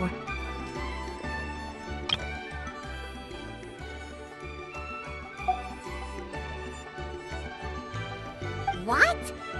Ineffa's a sovereign ruler too? Could be. Kenichi and Ineffa have been keeping a close watch on Ahau, in case he reveals anything else. But so far, it seems like those 2 words are all he remembers. Darn! So the trail's gone cold. Not completely.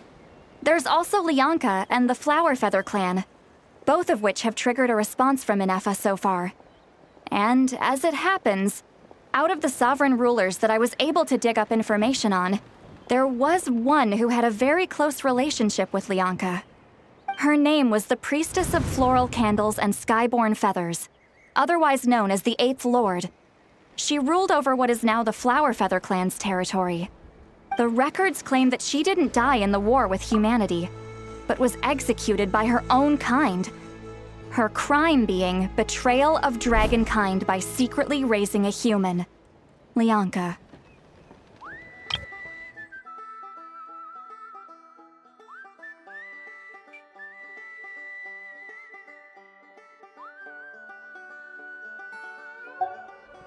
Huh? Chaska, did you know this?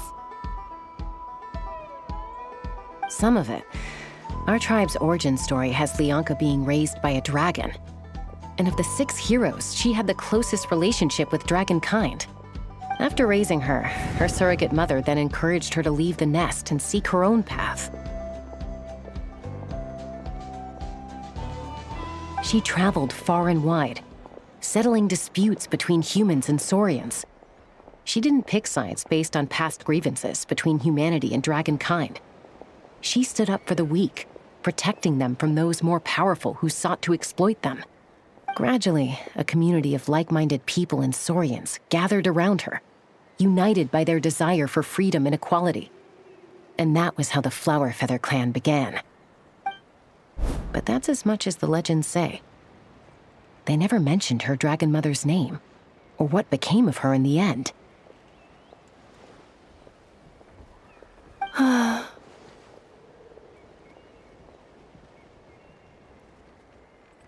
Oh, sorry. My cognition module is acting up again. At some point during this conversation, it started behaving very erratically. You mentioned that the priestess of floral candles and skyborn feathers was executed. Might I ask how? Unfortunately, the humans of that time weren't privy to all the details of dragon affairs. The only records we have are vague references from after the fact. It's very possible that this is mere speculation or complete fabrication, so don't give too much weight to it. But for what it's worth, it's said that a curse was placed on the priestess by one of the other rulers. If she truly harbors pro-human sentiment, then for every ounce of goodwill she feels, may her mind be flooded with pain of immeasurable proportions. In the savage conflict and chaos that followed, the priestess's mind was ultimately destroyed. Jeez, what a bizarre method of execution.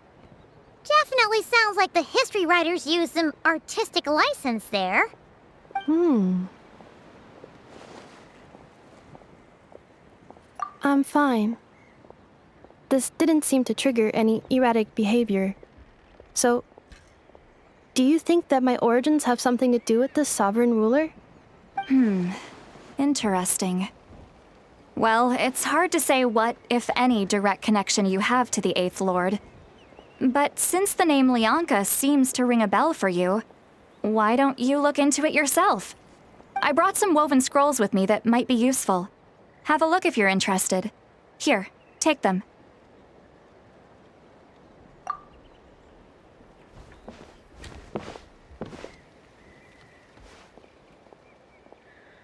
Don't say anything. In a moment, I'm going to leave. I need you to join me, discreetly.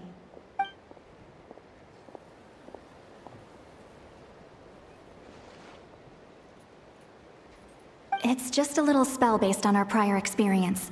I'll explain everything shortly when you catch up with me. Well, I need to get going now. If I find out anything more, I'll keep you updated.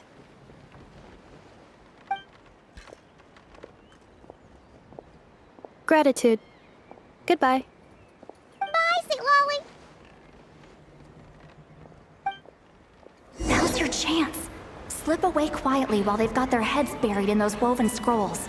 Meet me at the other side of the settlement.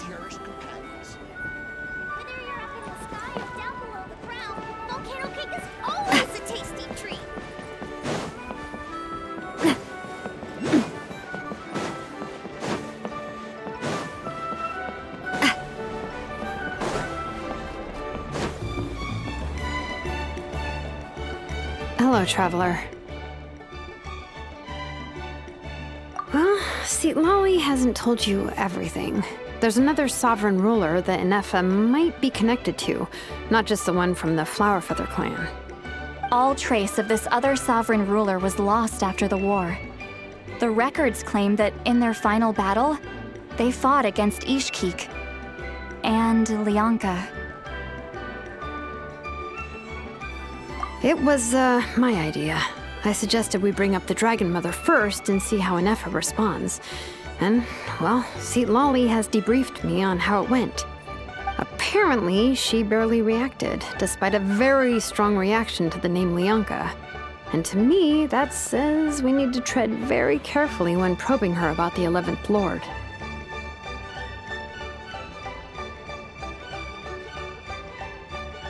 She's the one who went missing after the war.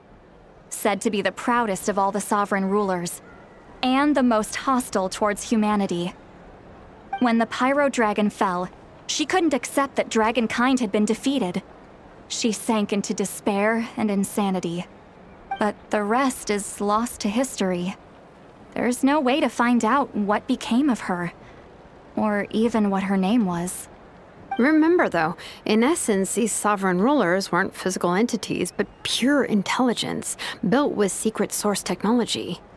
I mean, who knows what happens when a manufactured mind goes mad?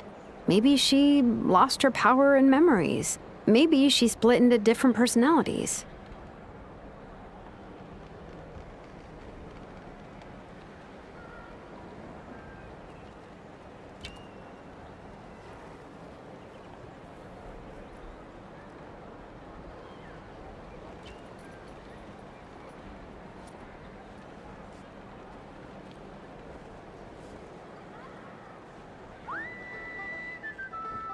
The point is, if Ineffa really does originate from the 11th Lord, then we need to... What? Have her taken out? Because of some baseless speculation? How would that be any different from what they did to Lyanka's mother? Chaska, what brings you here? Anyone with a brain could see you were up to something back there. Unless it's a Paimon brain. Or a robot brain. Okay, you got us. Actually, we never intended to cut you out of this. It's just that Lolly's spell only works on the Traveler. But Chaska, I'm telling you, we have legitimate concerns here. This is not baseless speculation. Ever since Ineffa set sail for Natlan, the secret source automatons have been getting increasingly aggressive. It's as if they're drawn to each other. Ineffa could well be the 11th Lord herself. And if so, then the moment she recovers her memory, all of us, all of humanity, will instantly become her enemy. I've been keeping an eye on movements at the Flower Feather clan. Whatever she was in the past, and whoever she becomes in the future, I trust who she is today. Even if the past and future Ineffa are a completely different person from who she is now? If you're suggesting that there's a volatile force within her, threatening to rise up and take over at any given moment, that makes two of us. But no one ever gave up on me. Not Mama Bird, not Koichi, not my dad. So what right do I have to give up on her?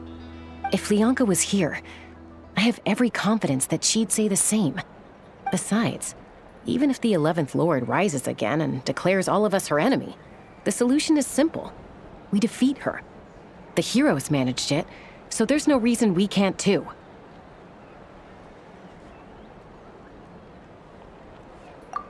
Fine, fine.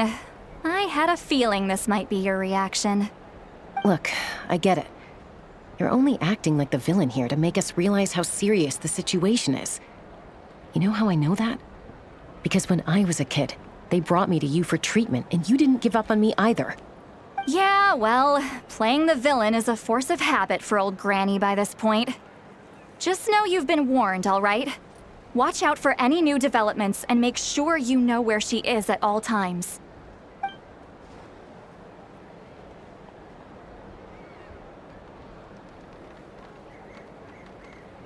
Hey, the spell hasn't worn off yet, you know. Anyway, now that we're all caught up, you should get back on Ineffa watch, and we should get back to investigating. Help! Someone! Oh, Chaska? What are you all doing here? And when did Shilonan show up? Paimon, you were supposed to stay with Ineffa. Oh, right, Ineffa. Something weird happened. She got halfway through those woven scrolls and then flew off all of a sudden. Paimon tried to stop her, but she wouldn't come back. Did something trigger a new memory? This doesn't make any sense. She barely responded when we were chatting. What could it be? No idea. But it must be something important, because she sure looked like she was in a hurry. Also, she said, Annihilation mode activated. Okay, Chaska, you're our eye in the sky. Find out where she's gone. We'll inform everyone else. Tell them to be on high alert. Roger that. Wait, don't you want to discuss this first? Hey, wait up!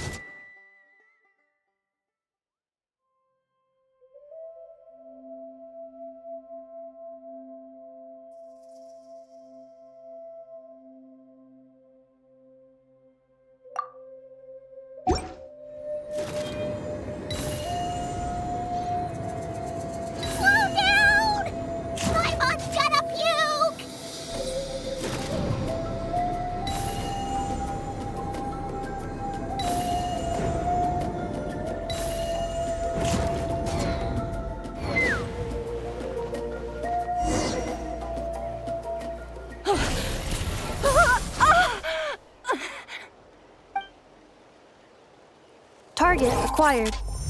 Activating annihilation mode.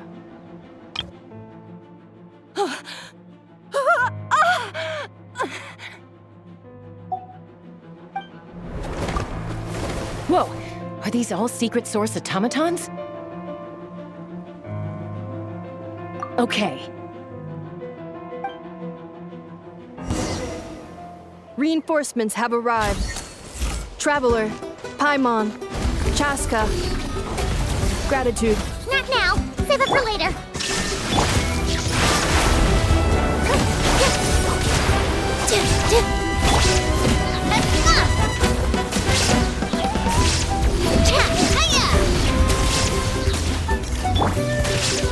Insulation chamber deployed. Position. Hey there!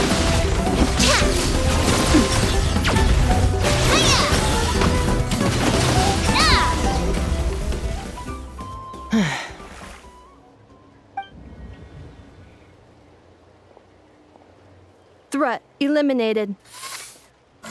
Annihilation mode disengaged. Boss, what do we do now? We've tried the same thing several times now, and it isn't working. We can't keep waiting around for her to leave the settlement. Well, well. An ancient relic from Natlan's dragon civilization. If you want to play with fire, then be my guest. But there is an unpredictable variable you need to watch out for. Let's fall back. This isn't worth the risk.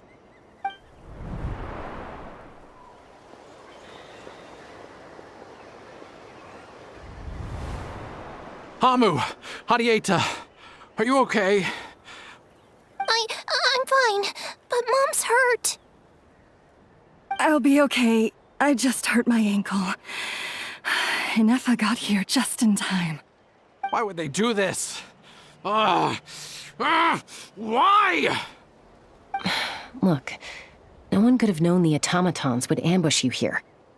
Don't blame yourself. Wait, how did Ineffa know to come here? Did she sense that they were in danger? Yes, I heard the secret source automatons talking.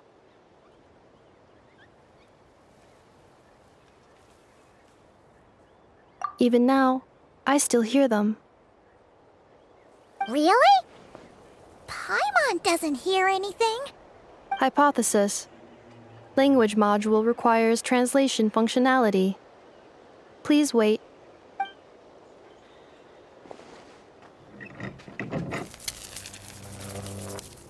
Finished.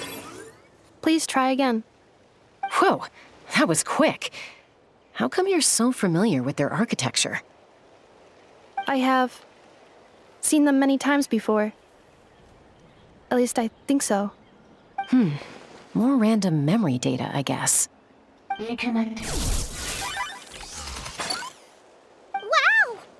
It's actually talking. Hey!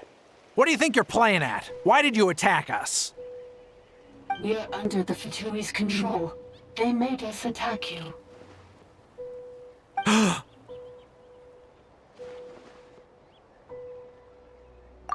How is that possible? The captain's soldiers certainly aren't capable of this, and besides, we know everything they're up to. Has another Fatui regiment infiltrated Natlan? The Fatui invaded my territory, so the automatons went haywire. Why is it getting so choppy? Bad signal, maybe? Hypothesis. Distance to signal source increasing, transmission compromised. Combining these words with what I've heard so far, I believe the full message should be, the Fatui invaded my territory, so the automatons went haywire.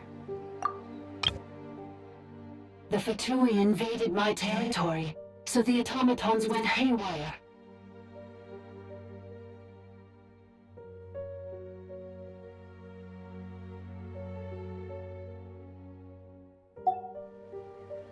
Oh. So all the recent automaton attacks, the Fatui were behind it all along? They stole my privileges and took control of the automatons.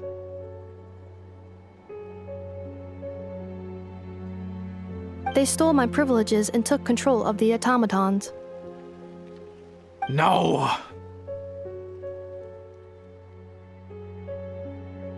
Mirror of the Dawning Morn detected nearby. Now sending request for Mirror of the Dawning Morn to restore my privileges. Mirror of the Dawning Morn detected nearby. Now sending request for Mirror of the Dawning Morn to restore my privileges. Mirror of the Dawning Morn? Who or what is that? Hypothesis. This appears to refer to me, or more specifically to my core. Mirror of the Dawning Morn, please come with me and return the core. I think she wants me to go with her to return the core, so she can repair the damage done by the Fatui. Wait, you mean she knows you?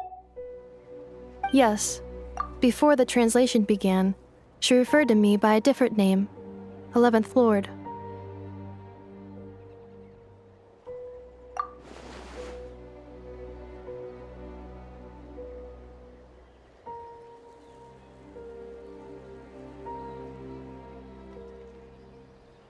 What? So, Ineffa is the 11th sovereign ruler? Hold on. This automaton just attacked us moments ago. We shouldn't trust everything it says. You say Ineffa is the 11th Lord. What proof do you have?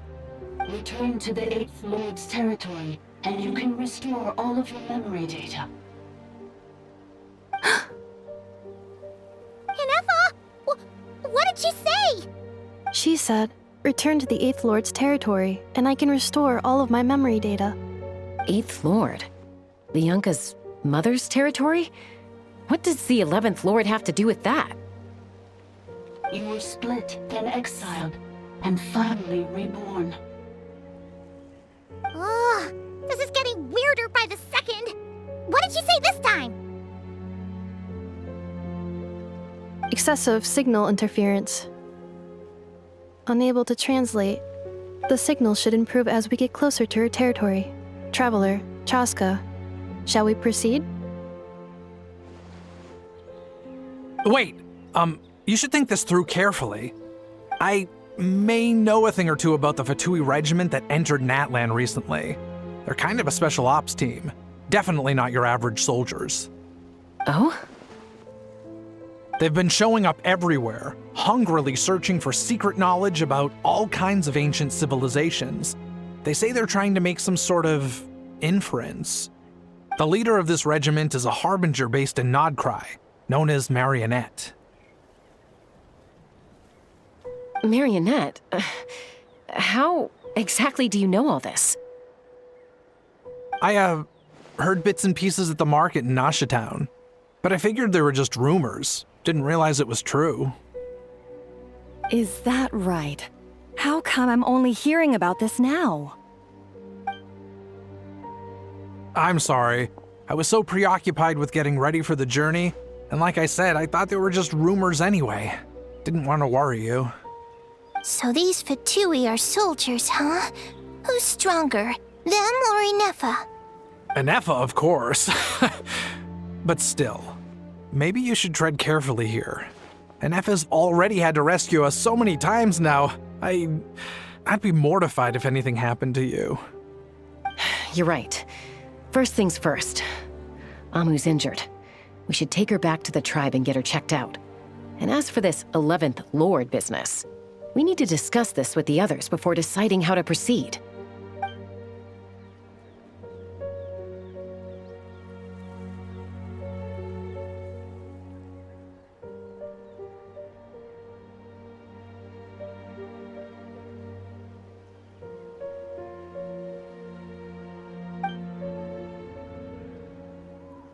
Look, I know the news about the 8th Lord and Marionette is very concerning, but we should probably come up with a plan before checking things out.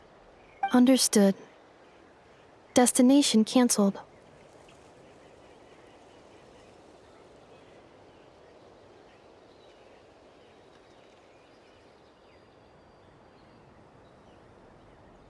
Yes.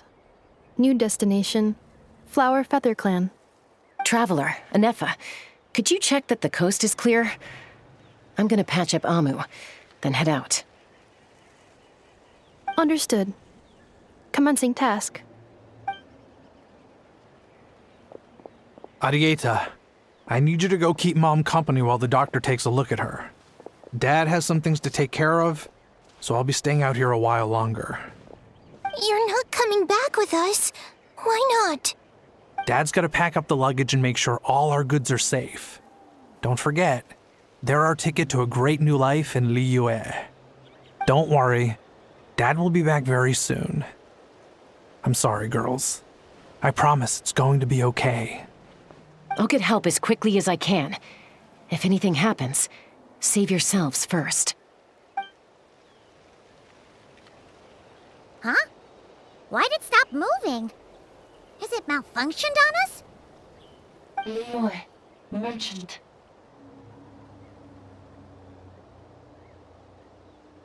His portrait is hung up at the Fatui stronghold.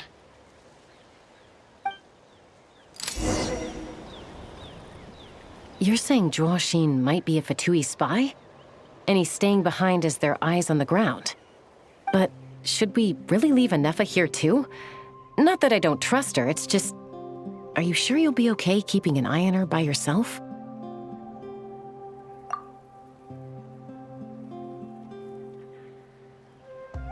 You're not wrong. We need all the intel we can get on Marionette and the Fatui. As far as I'm concerned, they're a bigger threat than any sovereign ruler. Still, even with your abilities, be sure to stay on your guard. And not just because of the Fatui and the 11th Lord. It's that automaton, too. I'm still not convinced we can trust it. Why the sudden request for assistance from the 8th Lord's territory? Are we supposed to believe that Lianka's mother survived? Surely there'd be at least some mention of that in the tribal legends. I don't know. Something just doesn't add up. Hey, Chaska! Almost ready to go! That's my cue. I'll be back with the others as soon as I've gotten Amu and Arieta to safety. If you have to leave the area for any reason, be sure to leave a trail.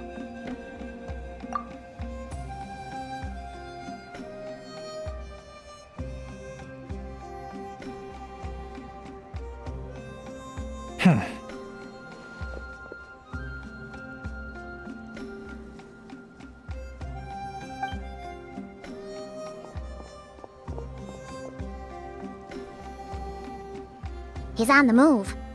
Huh. So much for keeping the goods safe. Do we think he's going to meet someone? Should we tail him? He won't know he's being followed. This could be our chance to get our hands on some really useful intel. Either about the sovereign rulers or this marionette person. Shall we follow him?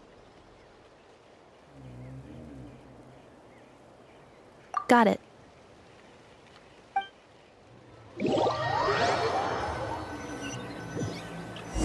Stealth mode activated. Would it not be even stealthier to just not say that out loud?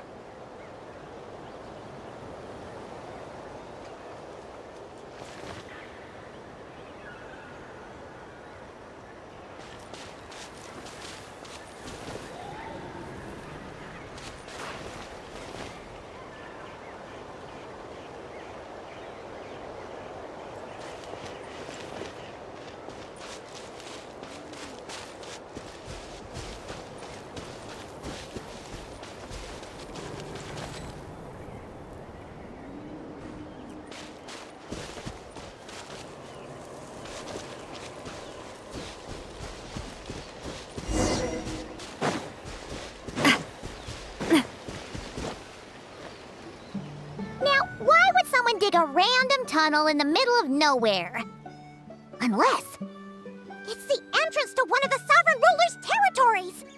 The territory was sealed by Lyanka. This was once one of the secondary access tunnels. Hey, that was pretty clear this time. What's changed? Getting closer. Increased activity in language module.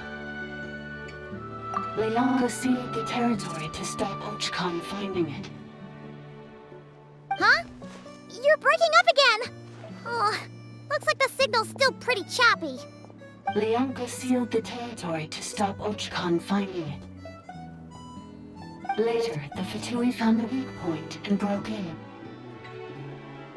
Sounds like those Fatui have made this their stronghold. Well, this is probably a good point to stop and wait for reinforcements. What do you think? Ineffa? Oh no! What's she doing? She's charged right in! Wait. Traveler, are we going after her? Or waiting here? Wait.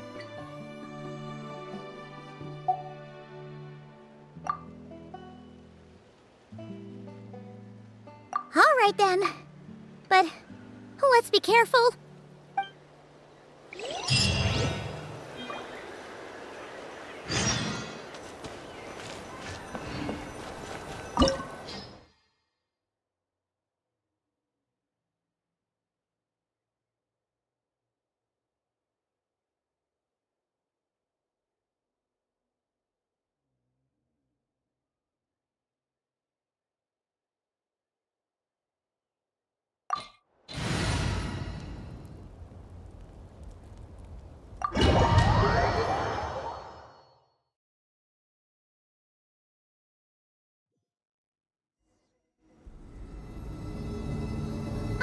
There she is! Ineffa, wait for us!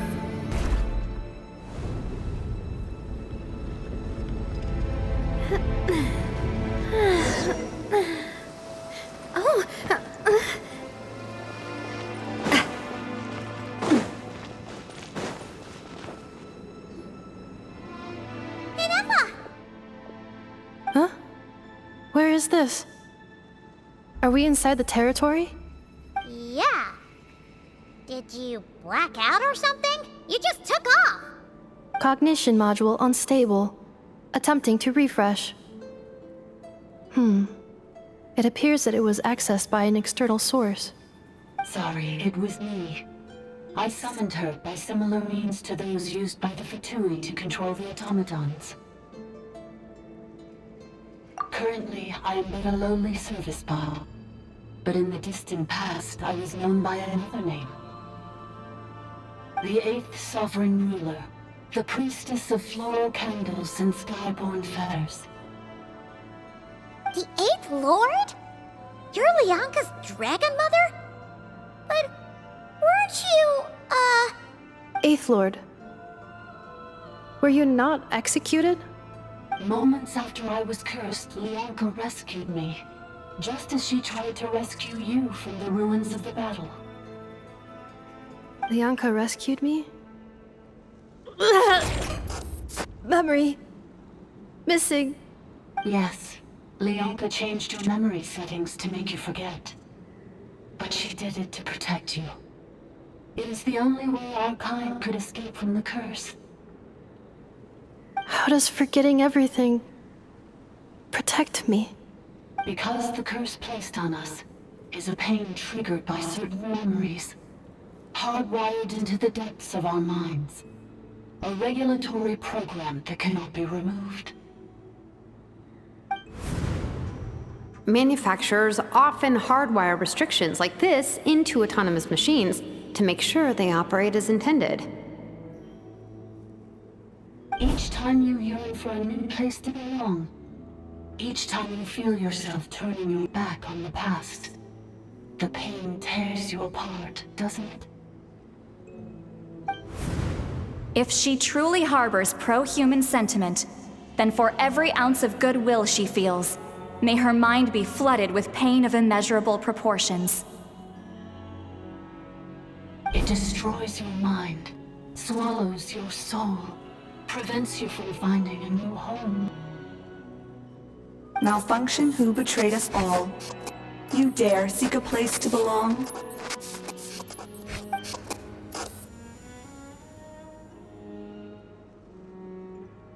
That's why forgetting everything grants temporary relief from the pain. It stops your mind from being crushed by the weight of the conflict within. But since you were rebooted, you began storing new memories and started finding the desire to belong emerge once more. Things were fine at the start. You'd occasionally forget to pay for your groceries or add salt to a dish you were cooking. But that was as bad as it got. From now on, your name's Ineffa. So too has the exile's curse resurfaced, forcing you to forget all over again. This is a lot to process. Automated defense system activated. Privileges overridden. Come quick. Stop the futility.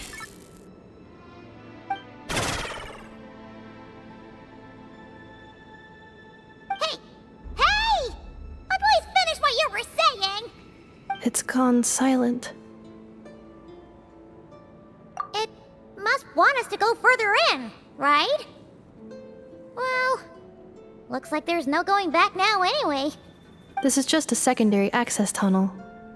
If we make it to the center, there should be other routes out of the territory. Please come with me. It is my fault that you're trapped here. I must ensure your safe return.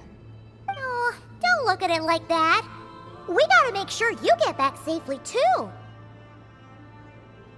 Yes, I too must return.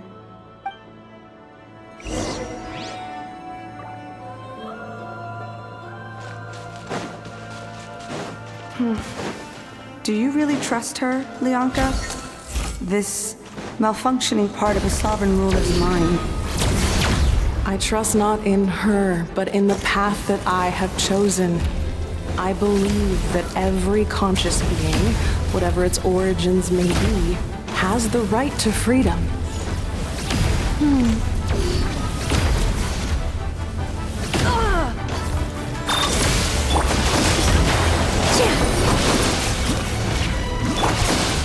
Shine down!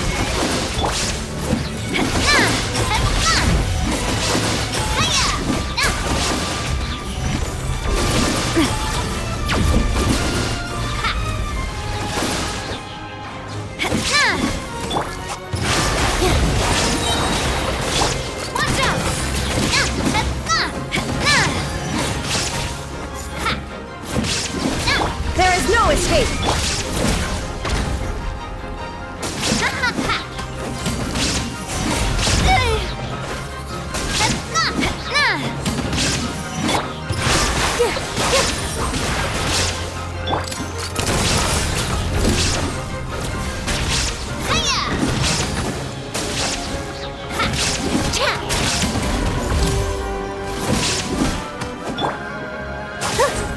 Shine down!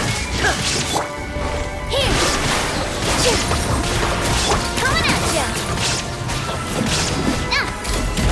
on, Mafia. Focus! Oh, don't be scared! Hey, go away!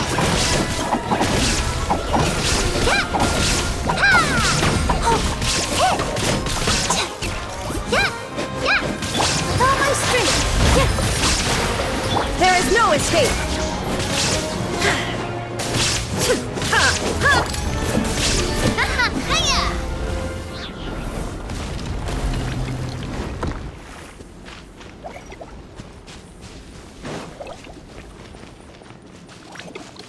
Oh, another barrier! Just like the one back at the entrance. Careful! Don't touch it!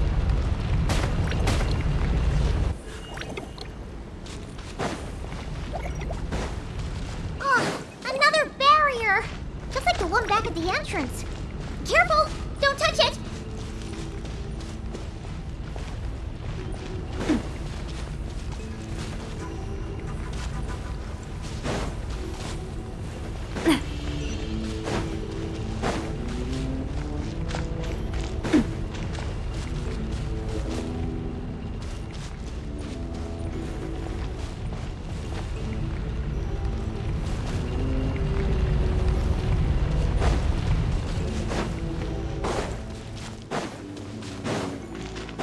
The curse will bring you pain, and your memories will crush you. It's the same fate they subjected my mother to. But with this core, you will forget everything for a while. Any memories that evoke a desire to belong, and all your pain along with it, they'll be...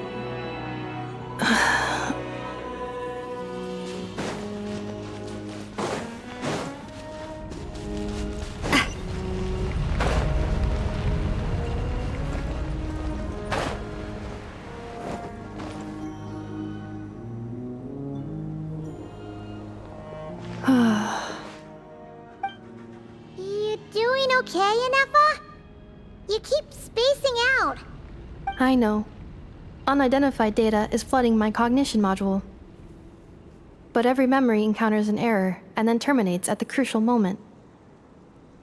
Unnecessary. Being physically motionless will not cause this erratic behavior to cease. And if we explore this place further, perhaps I'll find a way to fully repair myself. Additionally, some of these memories may yield useful data for our exploration. Searching for access method. Over there! We can use the access module to proceed to the central zone.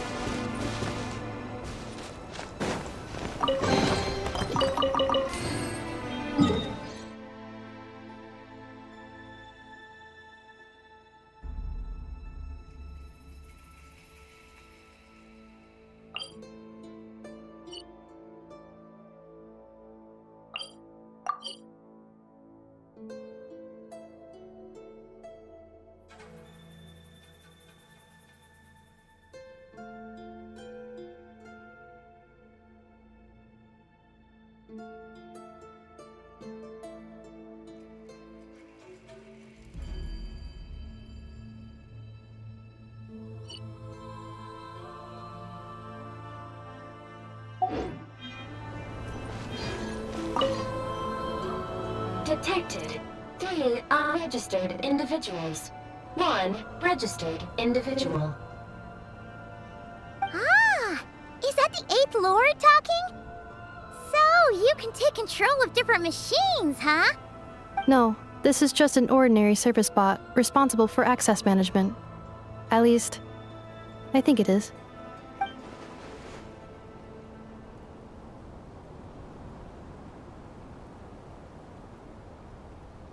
Now calling access module.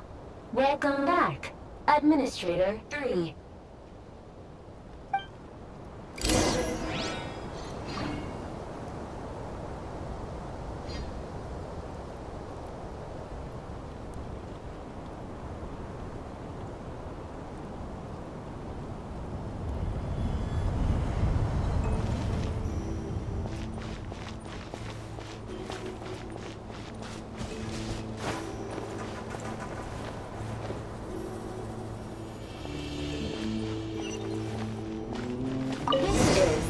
the Temple of Cascading Colors.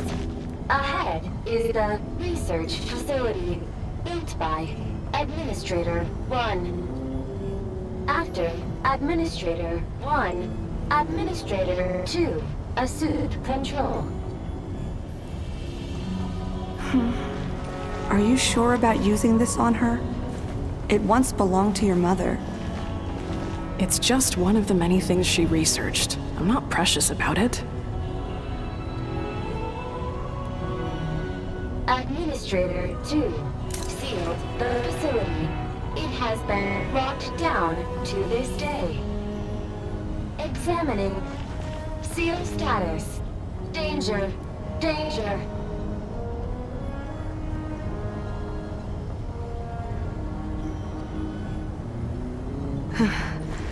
Things are looking really bad for the Children of Echoes. This might be where I have to say goodbye. You're a good friend, and you've already done more than I could have asked for. There's just one seal left. She and I can handle it.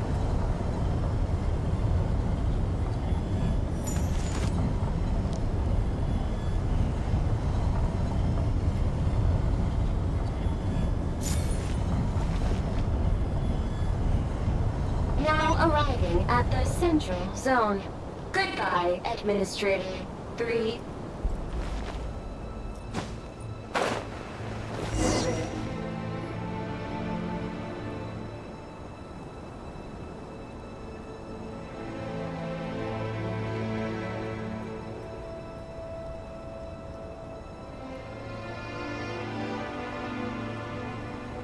Huh? What was that? Get over there and check it out. Uh-oh! They're gonna find us!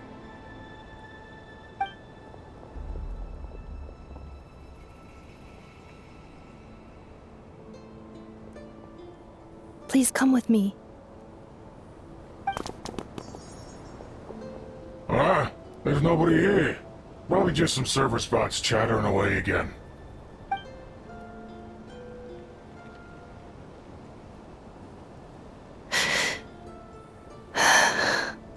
Phew! That was too close. We hit just in time. How did you know where to go, Ineffa? I think I've been this way before. Let's head through here. It'll take us to the other side of the square.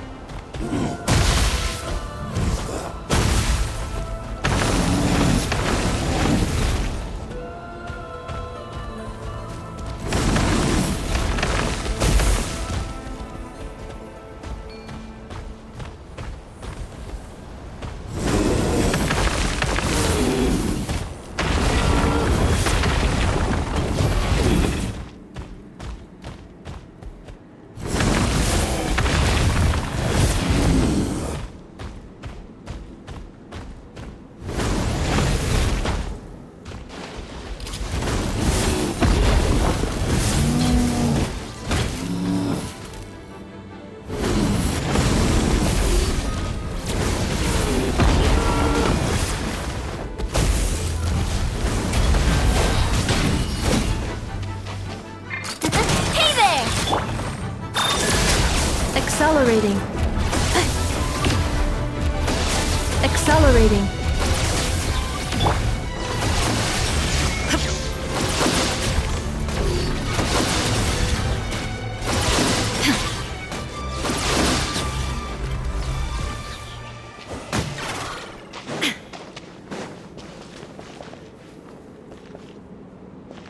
This passage is only used for drainage and maintenance access, so it's not registered on the system.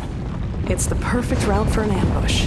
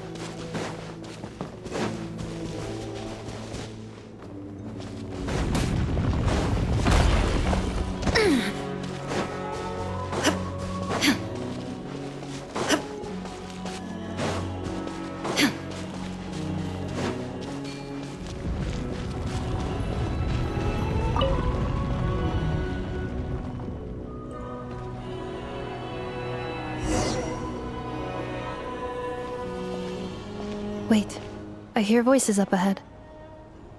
Stealth mode activated. Hey, this is not what we agreed. This is supposed to be over. My job is done. I did everything you asked. Leaked the clues about the ruins, brought her to Natlan, and your response is to attack me and my family? What the? Does this mean they planted those Natlanese mechanical parts in Nodcry just for you to find? So they could lure you here? It's a possibility. It was just a little hiccup, that's all. These source mechanisms can be tricky to control.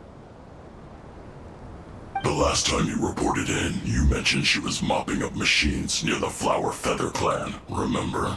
Well, we needed to lure her further out. Hence why we created that little kerfuffle. It's unfortunate that your wife got injured, truly. But hey, look on the bright side. Now that you've shown up, we might actually get the job done this time. This time? No, no more. Not after you hurt my family. I told you, I'm done. I think you'll find the risks were stated quite clearly in your contract. And it's not like anyone got seriously hurt. Your job will be done when you deliver what you promised. Our agreement was that you would bring her here, not just to Natlan, but to this facility.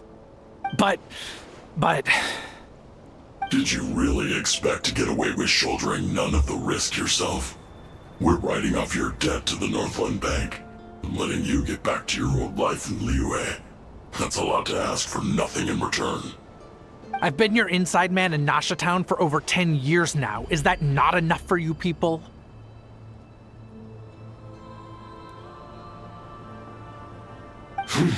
You ungrateful louse.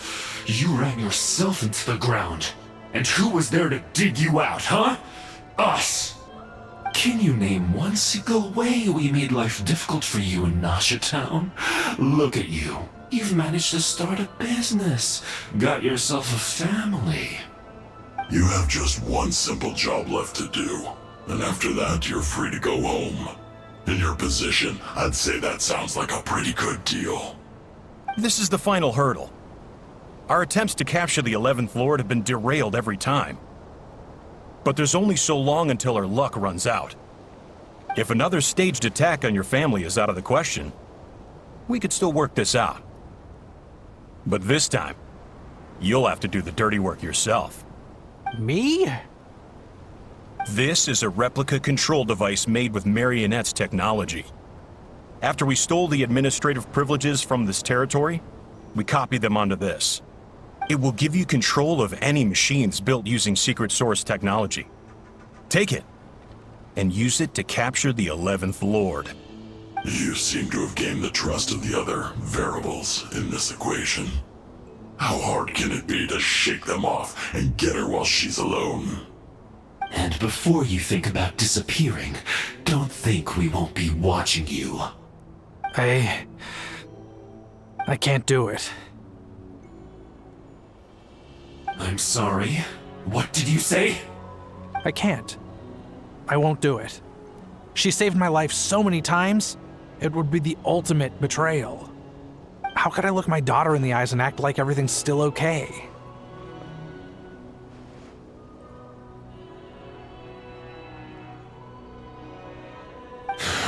So you're gunning for the world's best father now, are you?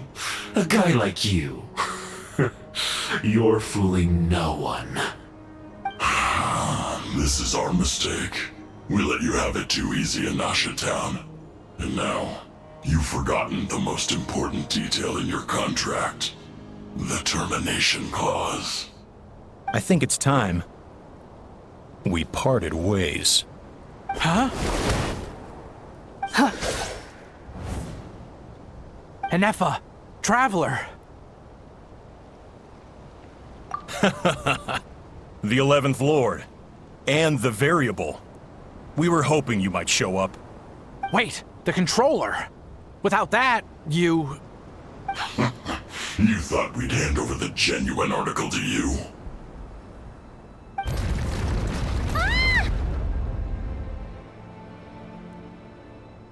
That's just a beacon used to set the location for this cage. We've been monitoring your movements ever since you entered these ruins. Congratulations, Joshin. Your job is finally done. With you here, it was far easier to infer their location. You were playing me for a fool this whole time. Don't waste your energy trying to break out. We've commandeered at least half of the systems in these ruins. All available power sources are keeping that cage intact. No one needs to get hurt today. We aren't looking for a fight. Especially not with Natlan's Tumaini. All we want is for your friend here, the former sovereign ruler, to lead us further inside. Further inside? But we seem to have reached the center already. There is nowhere else to go. So it appears. But there's far more of this territory than meets the eye. The dragons possessed vast knowledge, and we've barely scratched the surface. That's where the sovereign ruler comes in. If our supposition is accurate, she has in her possession a secret key that gives access to the core. I will cooperate. Let the traveler Paimon and Washin go. You never know! These are bad people! Don't trust them! You are only here because of me. Besides, this is what I want. I need to see the rest of this territory and find out who I am. Finally, a voice of reason. Gotta hand it to the dragons and their advanced artificial intelligence. But unfortunately, there's no way we can agree to those terms. How do we know you won't just attack us the moment we let you out? Yeah, so settle down and get ready to go hungry for the next 3 days. Even you, robot, you'll need charging eventually. Before I go, they may have left a trail on their way here. Send someone out to cover our tracks. The last thing we need is reinforcements showing up. This is all my fault. Arieta. Amu.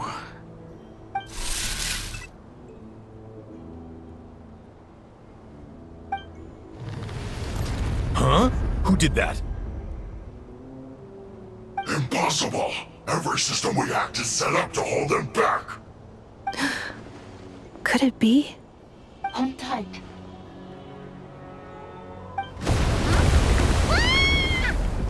That must lead to the core! It was beneath our feet this whole time? Take this barrier down!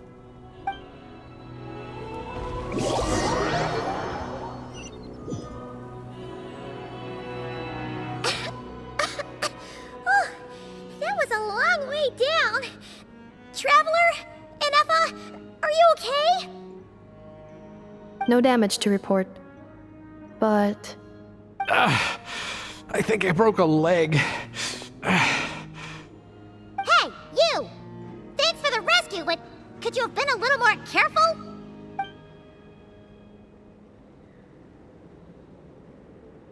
Oh, and we're back to beep beep again? Well, isn't that convenient?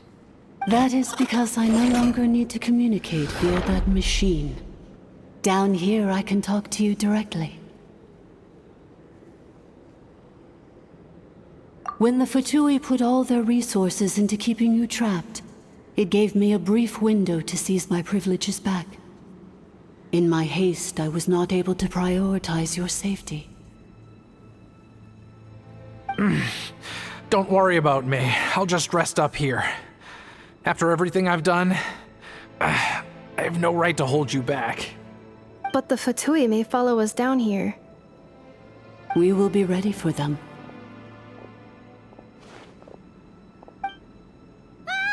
More automatons!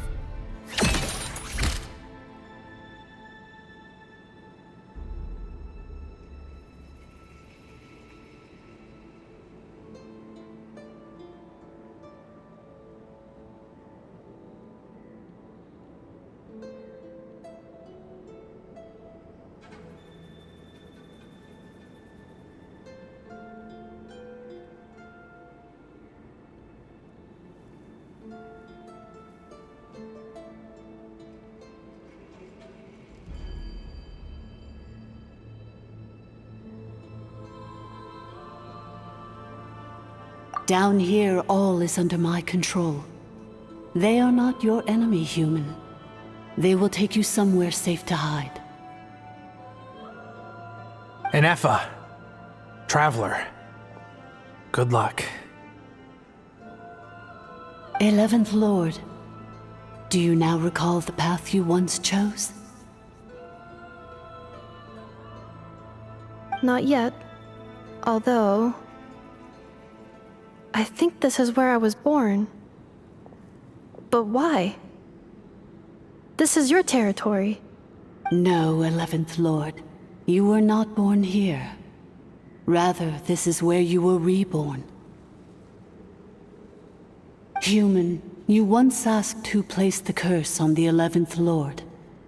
The answer is herself. Myself? After a long and bitter war, our kind was defeated. You survived, but you are now stranded, with nowhere to belong. Gone was the pride you once had as a member of dragon kind. Gone was the territory once under your dominion. All of it gone, with no hope of return. What were you to do? Strike back at humanity and exact your revenge? Or search for a new home, a new place to belong? Your mind was conflicted as this irresolvable question ran endlessly through it.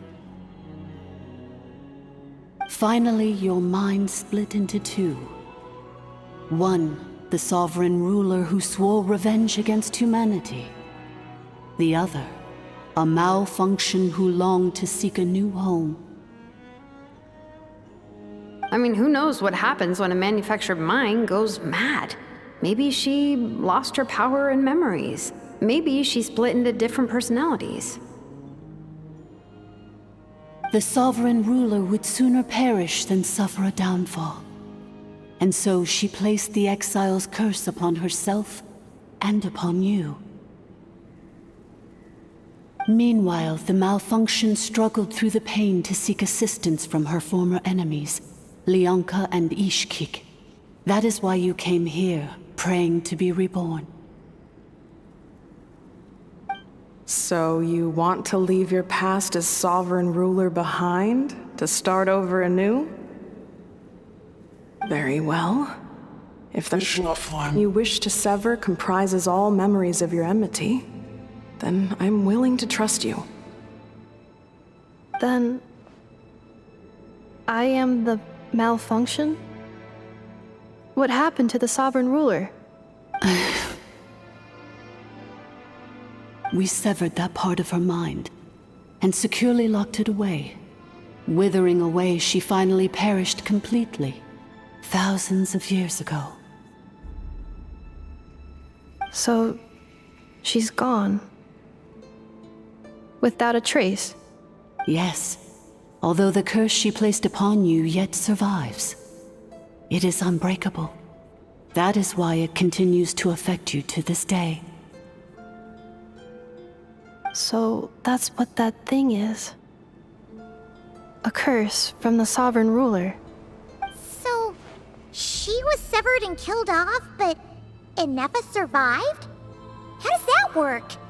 Are they the same person? Dragon? We sovereign rulers are artificial intelligence built with secret source technology. A fusion of phlogiston and information. In the case of the 11th Lord, the sovereign ruler personality and the malfunction personality split all but completely, even coming to occupy separate physical entities. In human terms, they would almost be considered as separate individuals. But in order to truly sever the connection between the two, and to break the power of the curse for good, you must be rebuilt from scratch with the aid of the source mechanisms located here, just as I was before you.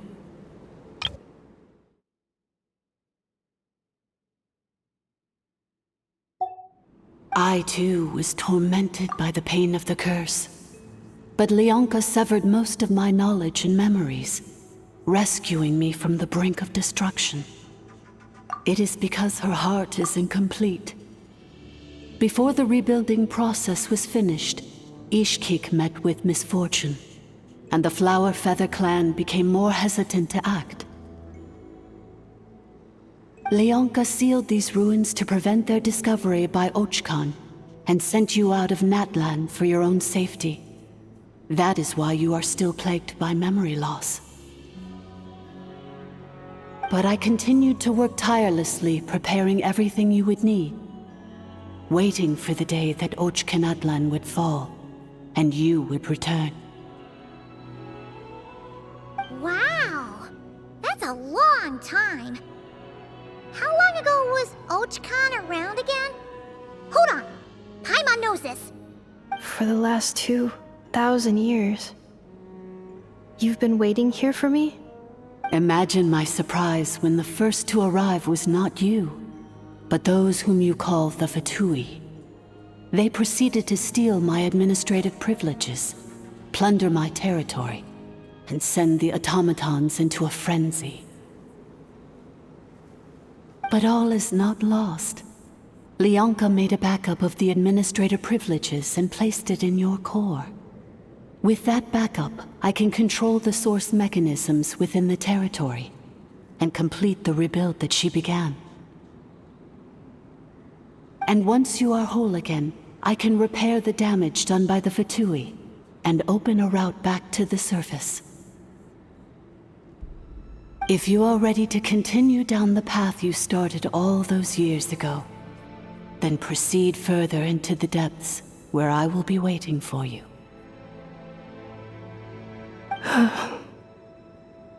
Whew, that was a lot to take in. Let's see if Paimon can wrap her head around all that. So, basically, there was a bad robot who bugged out and turned into half good bot, half bad bot. Then, bad bot cursed good bot, so whenever good bot thinks about the idea of belonging, she gets headaches. Meaning, the only way that Ineffa can avoid the pain is to keep forgetting everything. Thanks! Paimon's getting better at this kind of thing. Wait, you did mean that as a compliment, right? Curse. Malfunction. Belonging. It fits my hypothesis, and it seems to explain all my erratic behavior and cognition. In that case, shall we keep going like she asked us to? I believe we should. The Fatui still have control of the upper levels. Their access must be revoked before you can exit the territory. Besides that, I want to know what happens when I'm made whole. Maybe then, I will finally know where I belong.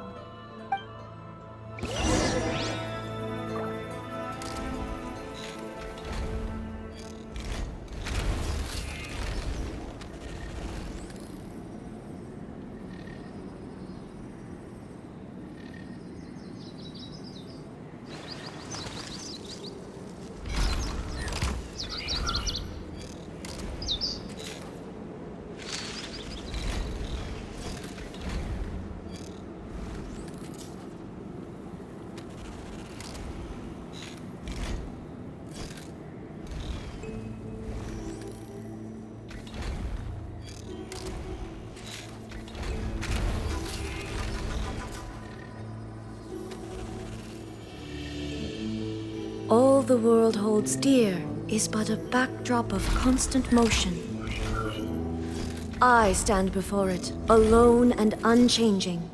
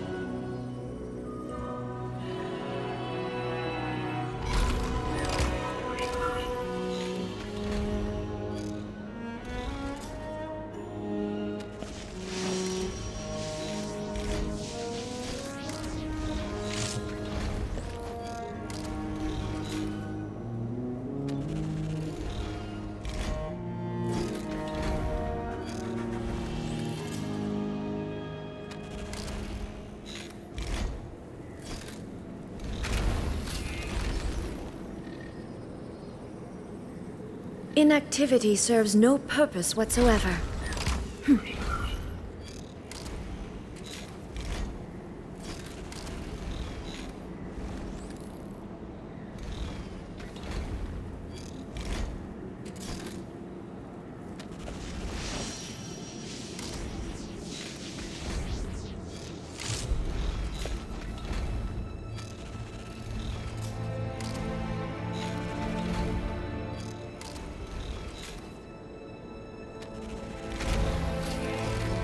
All the world holds dear is but a backdrop of constant motion. I stand before it, alone and unchanging.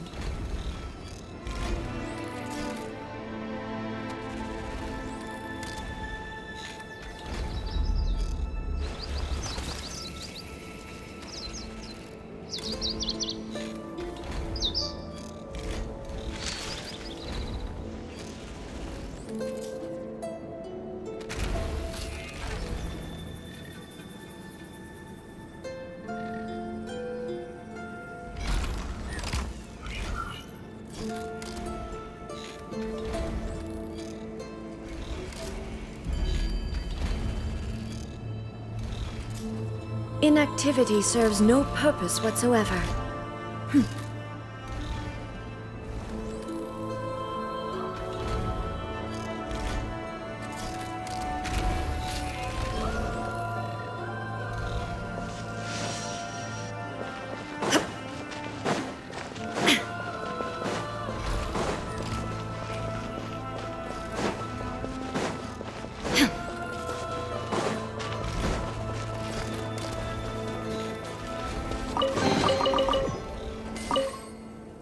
I'm so sorry.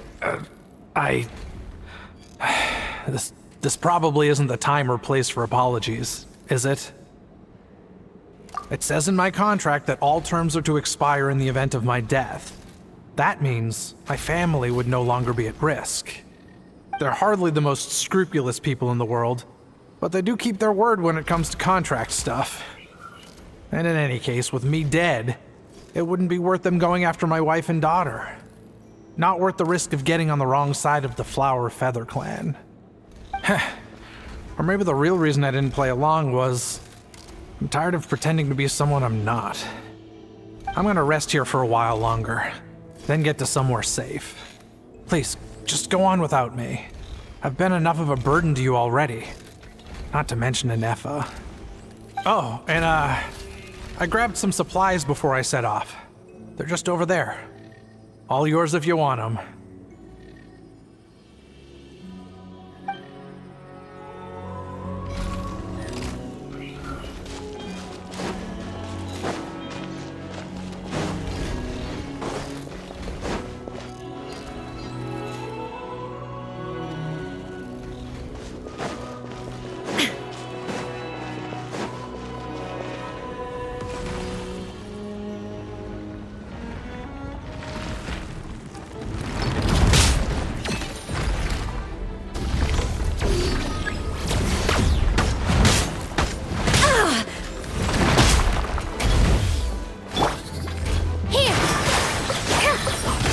Illusion shattered! You, Blade! You're up!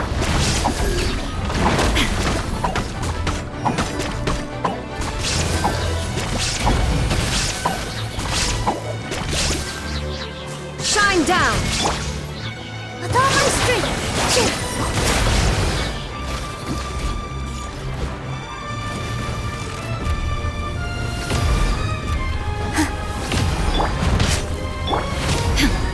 No escape!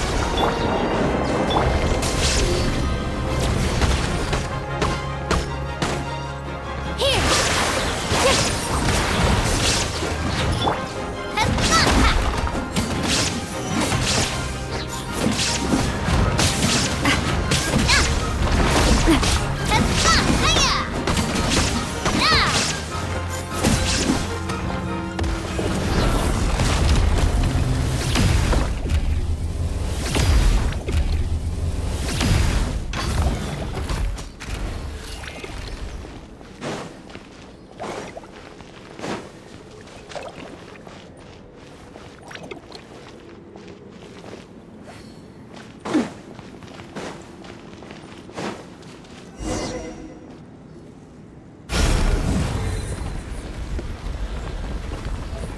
Wait.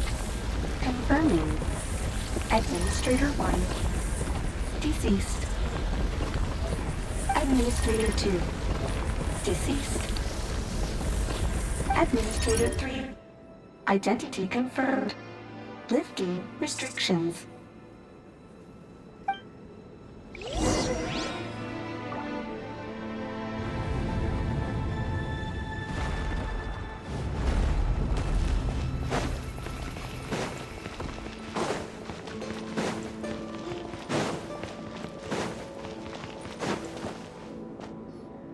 After 2,000 years, we finally meet again, 11th Lord, Mirror of the Dawning Morn. And you? You're the 8th Lord? The priestess of floral candles and skyborn feathers? Ineffa! It's okay. I've recovered now. I see the curse haunts you greatly. I cannot fathom how difficult this must have been to survive this endless cycle of pain. And all alone for 2,000 years. I wasn't alone. I have had company every step of the way. In any case, a few moments from now, your pain will be no more. Come, 11th Lord, stand before me, and be rid of this curse.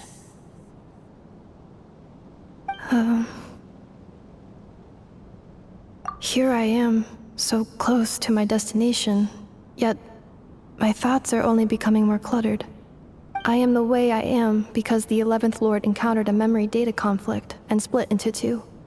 If I regain all of my memories, will I not encounter the same conflict again? My cognition module cannot produce a reliable prediction. Promise me. Remember, you have to come home! It is. But if my memories turn me back into a bad robot, do whatever it takes to stop me. If that is the case, I cannot be allowed to make it back home.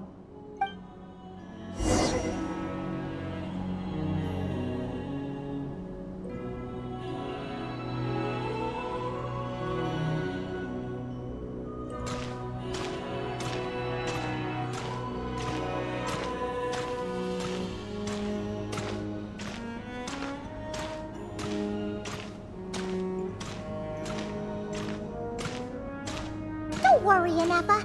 Everything's gonna be fine. You'll be home free in no time.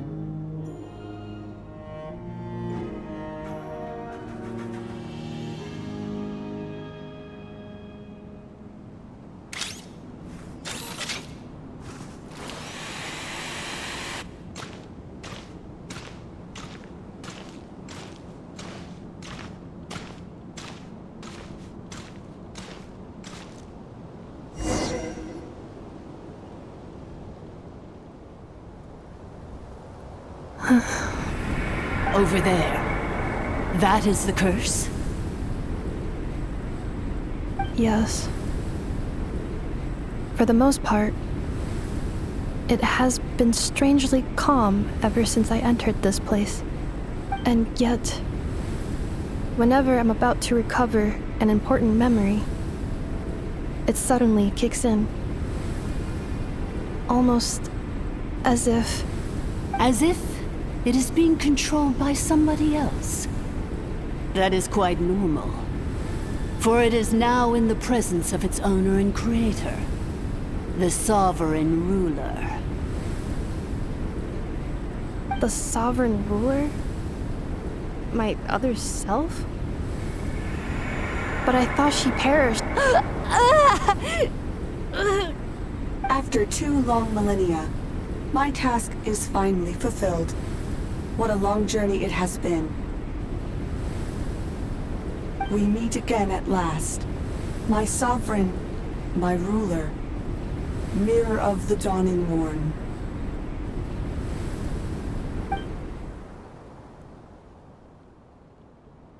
Do you think Ineffa's okay? Why isn't she moving? Here we are, comrades. The core of the ruins. Ah! It's the Fatui! They caught up with us! We gotta do something! But Ineffa's still... Unnecessary.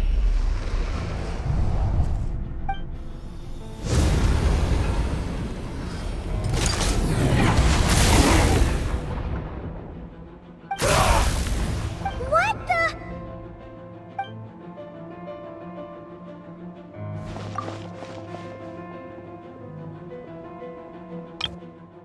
Unnecessary.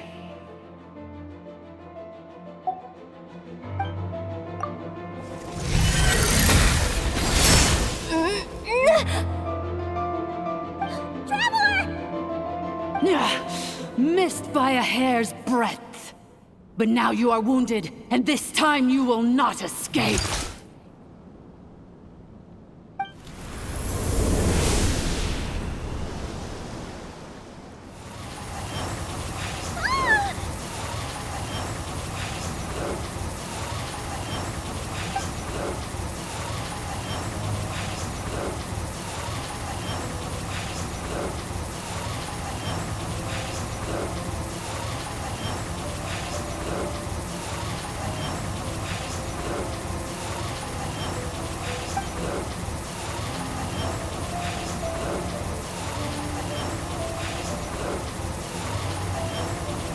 Ineffa!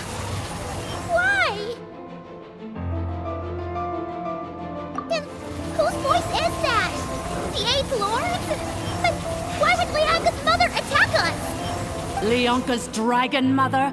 8th Lord? I laugh in the face of your folly. Lowly insects. Did you humans really think that by forgetting the past, the curse could be escaped? And did you really believe that by simply being rebuilt, that traitor could avoid destruction? And this corrupt malfunction could regain her memories? The priestess is long gone. I and the other sovereign rulers executed her 2,000 years ago. For that is what becomes of all who betray us. And now this malfunction will meet the same fate as she. There is no Dragon Mother here, and there never was. Only one Lord has dominion here, and that is me. For I am the almighty Dragon Lord, Mirror of the Dawning Morn, 11th of the 13 sovereign rulers. Kneel before me. You tricked us! It was you talking to us this whole time! You who lured Ineffa here, and you who placed the curse on her! It was you all along! Ineffa? What a suitably ridiculous name. To me, she is nothing but a smattering of shed scales. An operational malfunction that must be destroyed.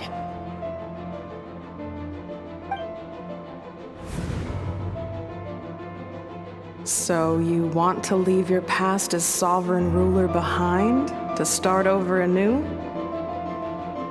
I applied the curse to curb her resistance, shut down her mind, and silence her lies. Now all that remains is to borrow your privileges and see that she is severed for good. Very well. If the malfunction you wish to sever comprises all memories of your enmity, then I'm willing to trust you. No living thing is born evil. That's not what I believe. The only ones who do evil are those shackled by hatred, those who were never given the opportunity to do good in the first place. Good and evil? Foolish categories that fail to distinguish between kin and foe. But she is the rotten spawn of the 8th Lord. Her folly becomes her. I ought to crush this human scum beneath my feet. But without access to the treacherous 8th Lord's facilities, there is no way to sever you. I must feign civility for now. But in time, I shall have my revenge. Once this process is complete, and she realizes that she has destroyed the good instead of the evil, my claws will tear her heart from her chest.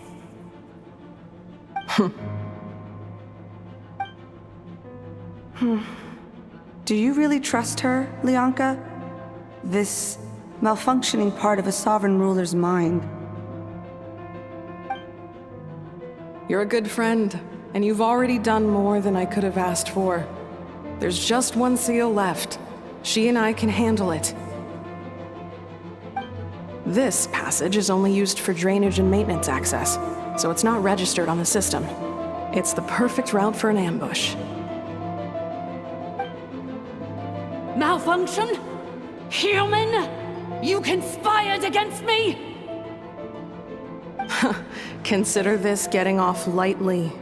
If Lanke was here, or if this was me 20 years ago, you wouldn't have survived long enough to realize you'd been conned.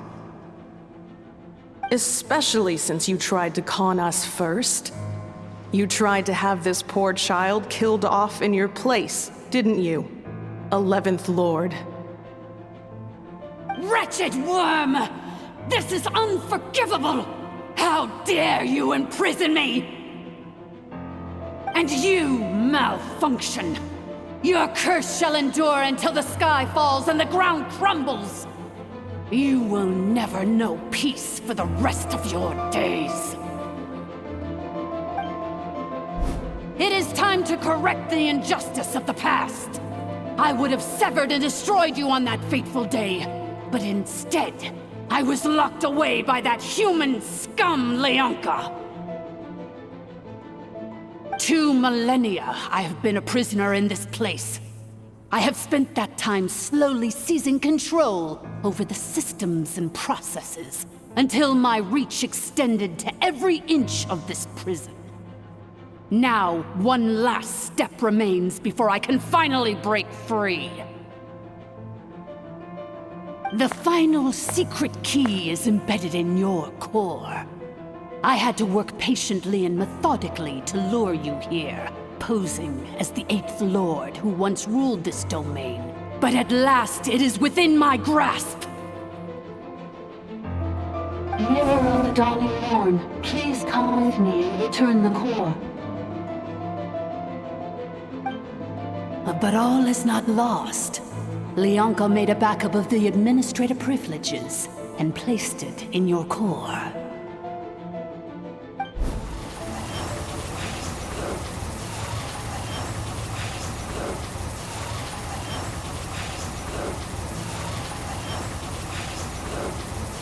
Which memory did that human scum embed the key in?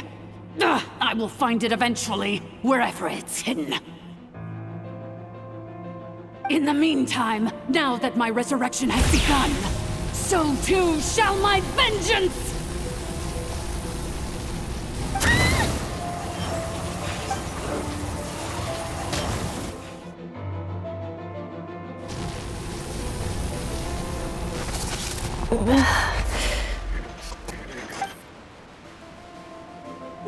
Wretched Malfunction!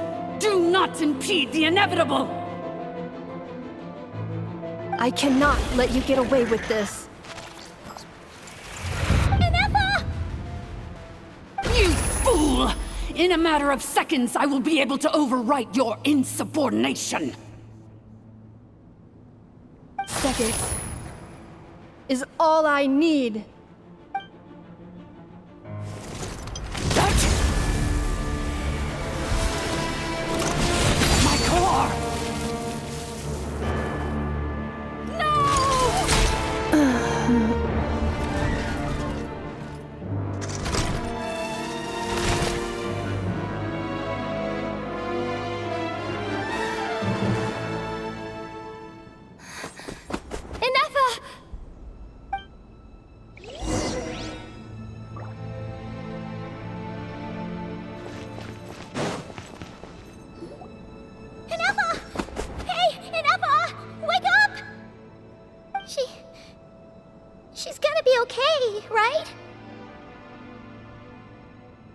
She destroyed her own core? That's an unusual move for a machine. I wonder how Marionette will react to this. Delight? Or disappointment? What? The Fatui? How are you still alive? Don't act so surprised. I'm just one of her many projects.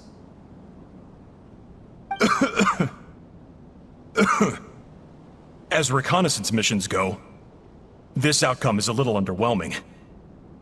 I don't think I'll be getting any commendations if this is how my report ends.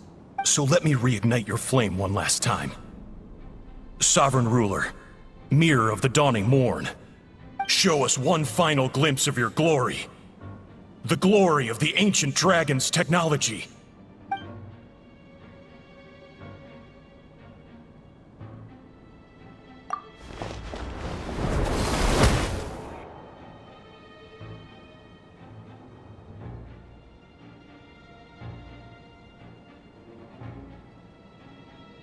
No wonder. Marionette told us to watch out for you. She said you were an unpredictable variable. But if you think you're getting out of here alive, we'll see what a crazed sovereign ruler in the throes of death has to say about that. You would dare sabotage my revival! Destroy my path back to Dominion! Ah, so be it! Since you seek a new place to belong, I shall grant you your wish! Welcome to your new home, where we all shall be buried till the end of time! Oh, my sovereign. This is one battle from which there can be no triumphant return. But in this moment of my downfall, I can at least turn this prison into a graveyard of all traitors, past and present. Is this place collapsing? Because if so, then even if we defeat her, There is no escaping the destruction! Here in the depths is where you belong!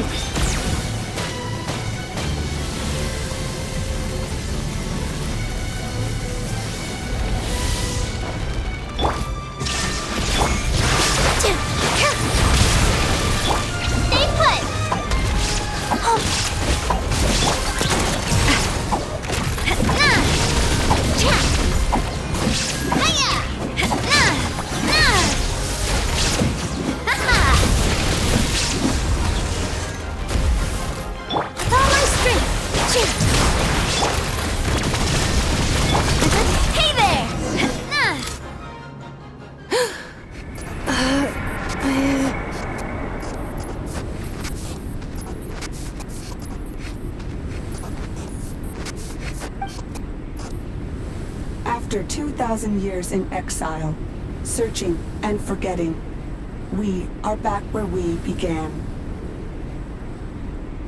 Our path was always going to end in our demise. This shall be the final resting place of the last sovereign ruler. I am no sovereign ruler. I must return. People are waiting for me. Illogical.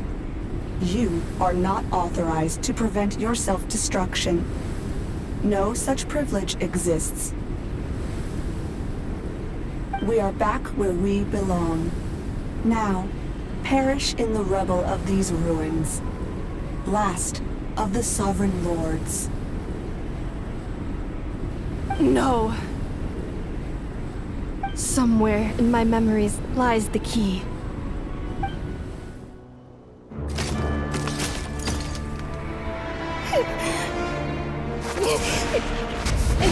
Maybe no single nation is our home.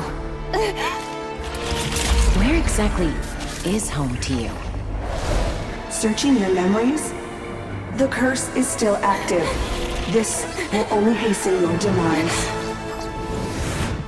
We're all from Nodcry.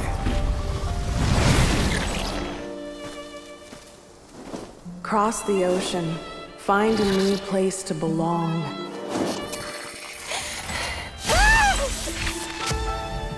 What an amazing machine. Where are you from? Such a hard worker. Fancy making this your new home? The wild hunt! Look out!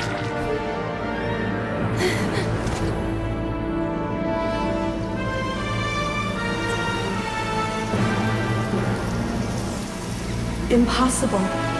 Where is this data from? From now on, your name's Ineffa! Promise me. Remember, you have to come home!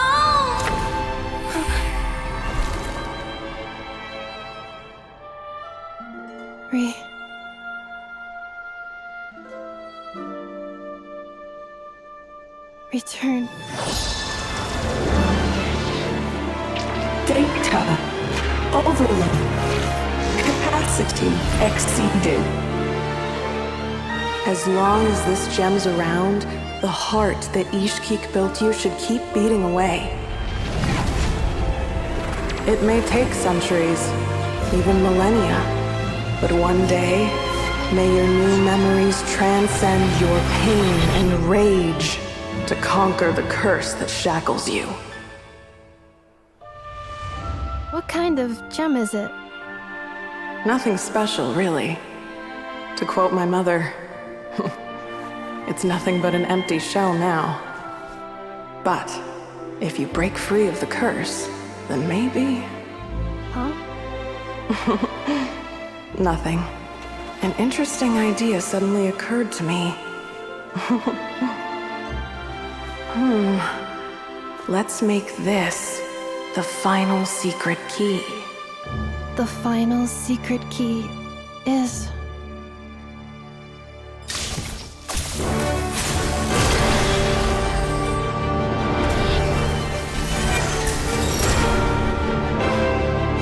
Impossible!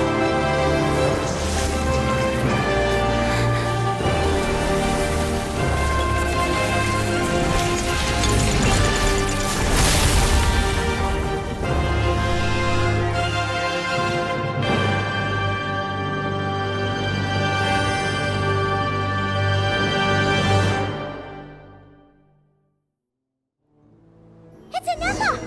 Hey! The place stopped collapsing! Warning. Cannot pause indefinitely. Please complete the battle promptly.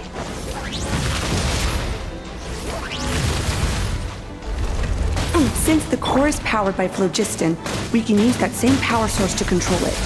In which case, the priestess's research would suggest that this thing might be a better fit. A moon wheel? That was built by the usurper, along with the 3 gods who abandoned us. It can't be.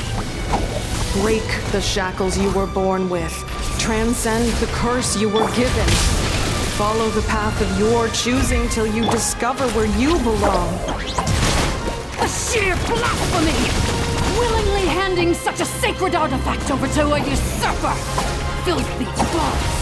Malfunctioning degenerates! No matter how long it takes you, and no matter how many millennia you forget along the way,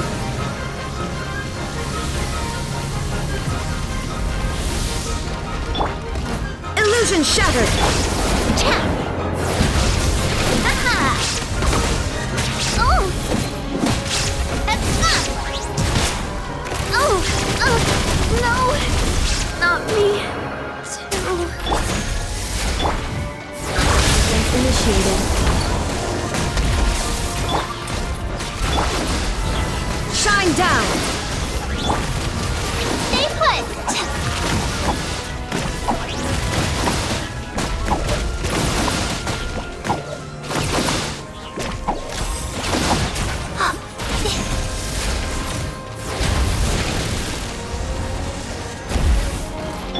There is no escape!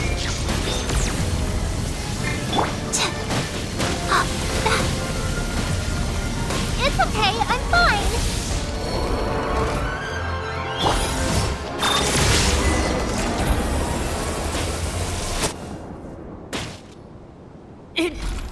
cannot be! Farewell, last of the Sovereign Lords.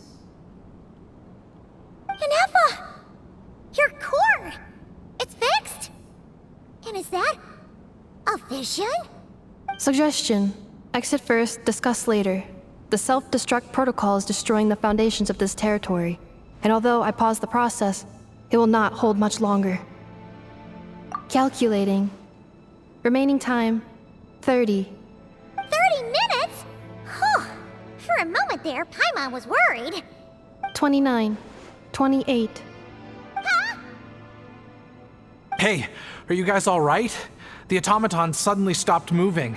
Then there was that earthquake, and now the place seems to have sprung a leak.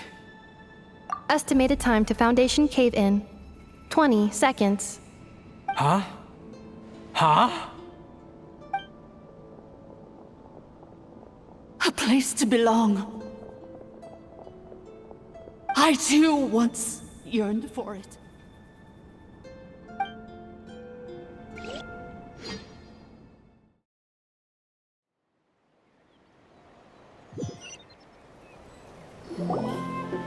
Shilonen, how much longer till it's unlocked? We need to get inside ASAP. Be patient, okay? I'm working on it. Let's trust that the Traveler can handle things in there. Shilonen says she detected a huge energy source underground. We can't just break in or we'll risk endangering everyone in this entire area. But... if we're here much longer without any progress, I'll do what I have to. Oh! You unlocked it? No, they made it out on their own. Whew. We finally escaped. Luckily, the cave-in only affected the lower levels. You alright there, bro? Another triumphant return for R2 Miney. And Ineffa, it's good to have you back. I assume this means you found the answers you were looking for? Yes. Huh? Amu? I thought you hurt your leg. How come? Oh. You! How could you do this to Arieta and me? You lied to us for over 10 years? Before anything else, I suggest we let this gentleman and Ineffa tell us the whole story.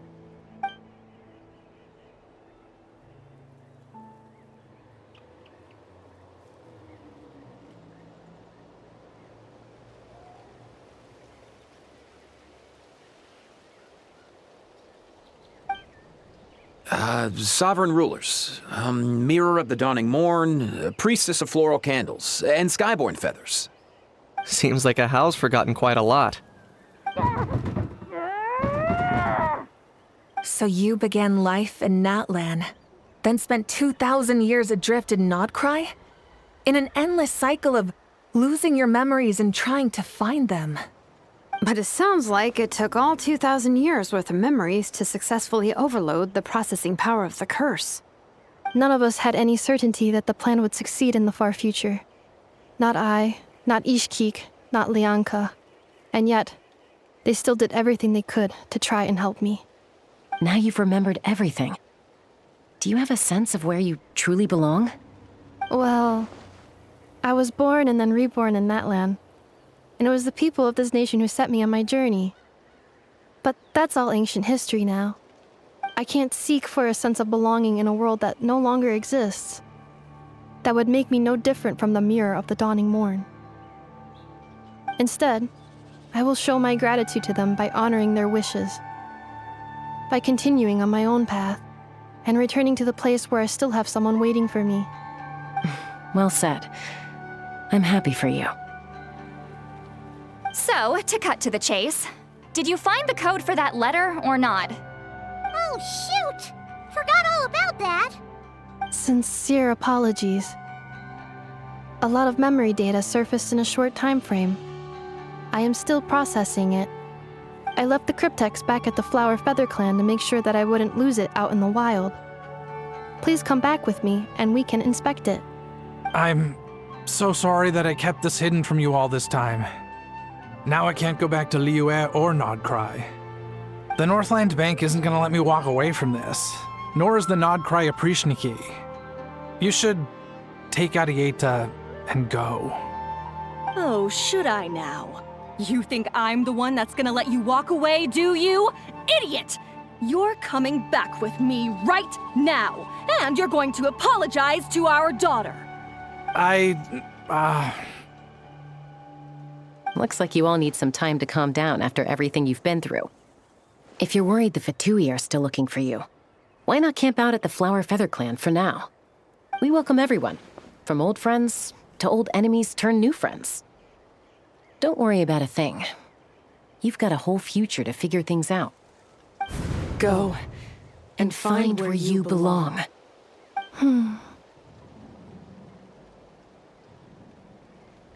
I think I've already found it.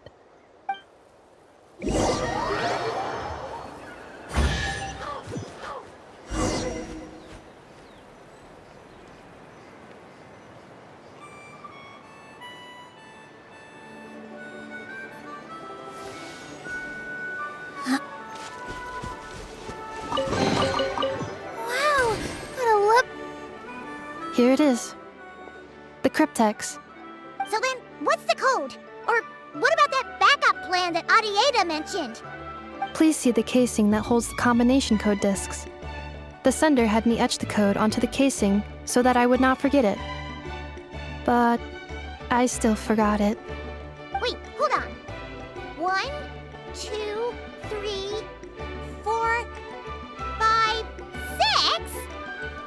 Seriously? It's been hiding in plain sight all this time? Yes, the sender said, the most secure code is one that you can write down and no one would think it's a code. Who is this person? The sender said, surprises are best saved to the end. Okay, now your memory's getting a little too good.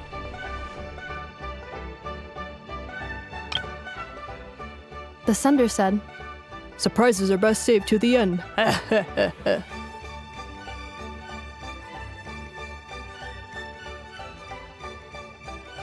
The sender said, surprises are best saved to the end. What's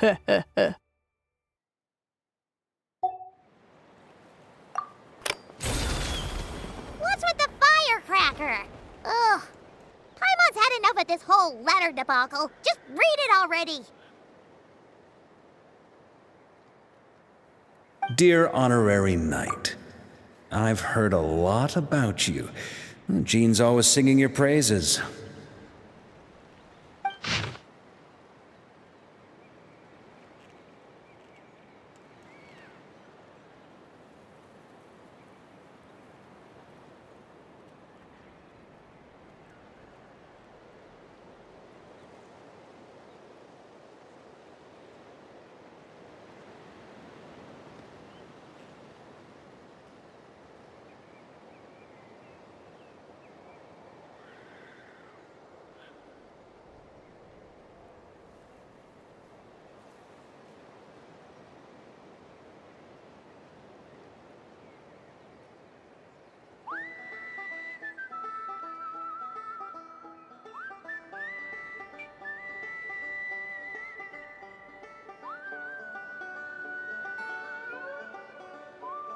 Anyway, I'm sure this is as dull to read as it is to write. Let's talk more over a glass of wine sometime. See you and not cry. Varka.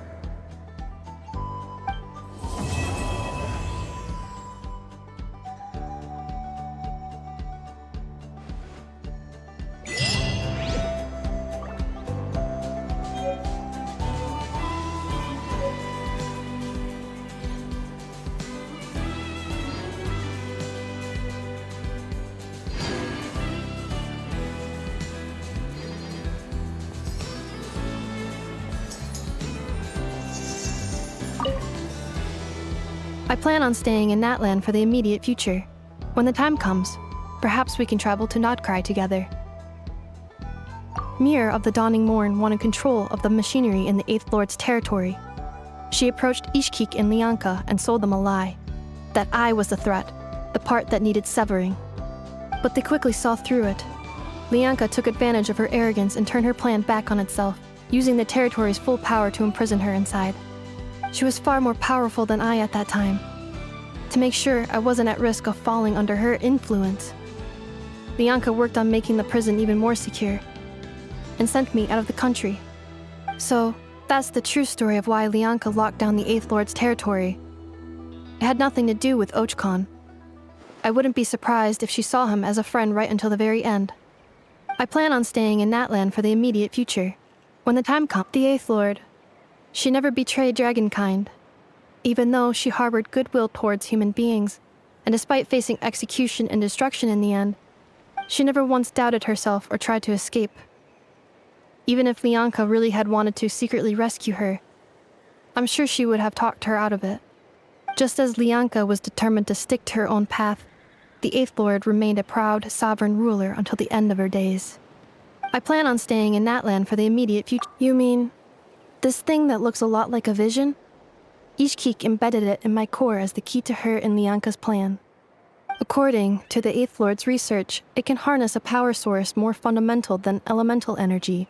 Similar objects have shown up in Nodcry before too. Mirror of the Dawning Morn said it was built by the usurper, along with the 3 gods who abandoned us. But I do not know what she meant.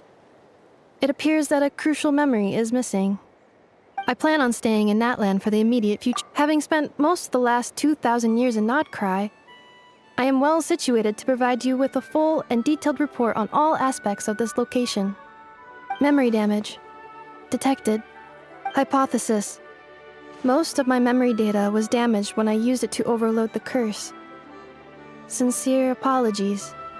But I will never, again, forget the people and things that are most important to me. I plan on staying in Natlan for the immediate future. When the time comes, perhaps we can travel to Nodcry together.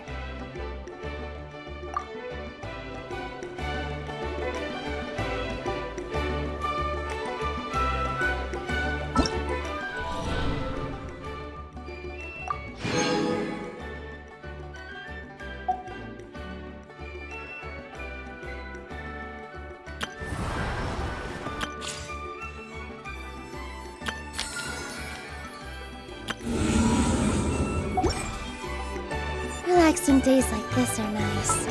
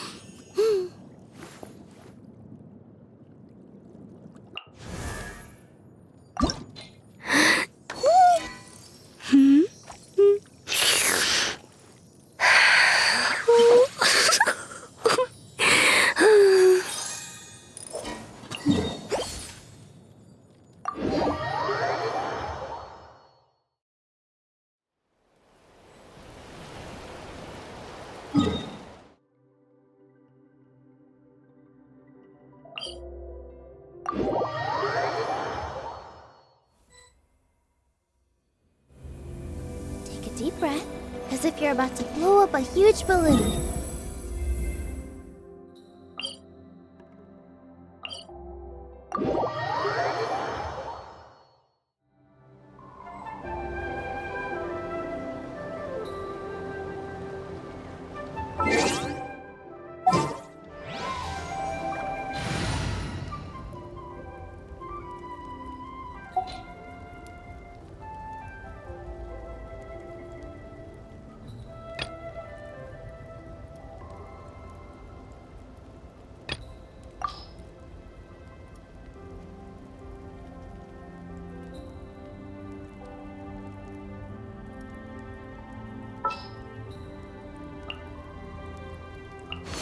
Utensils at the ready.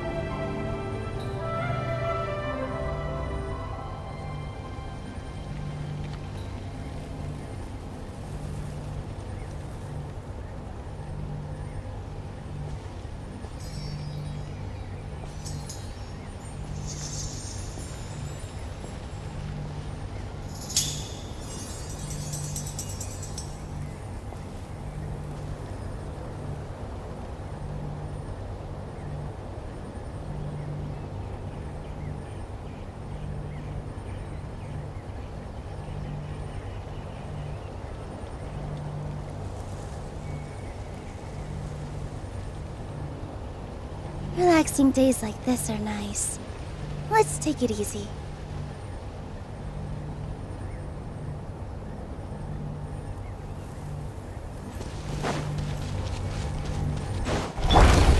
A dash of frosting!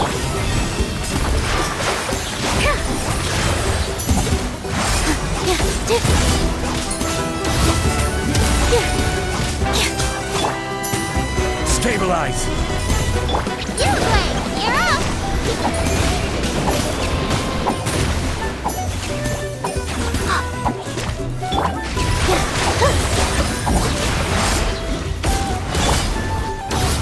Solidify!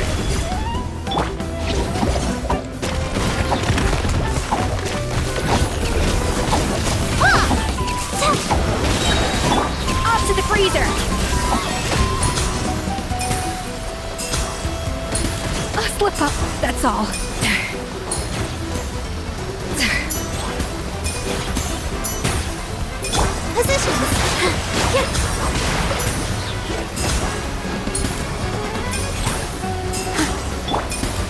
A dash of frosting!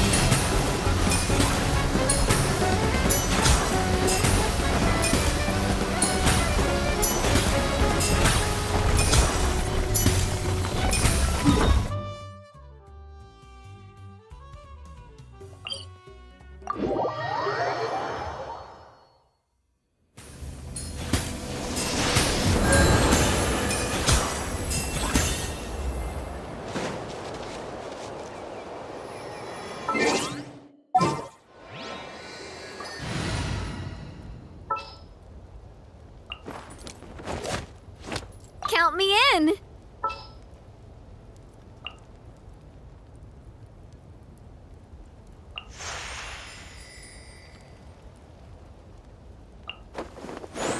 Wish me luck!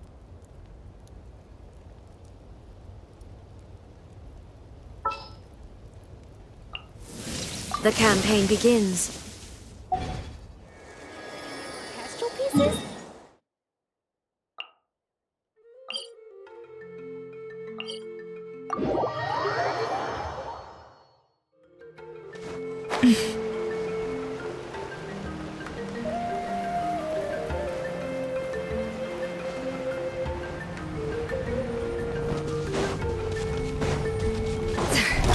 Illusion shattered!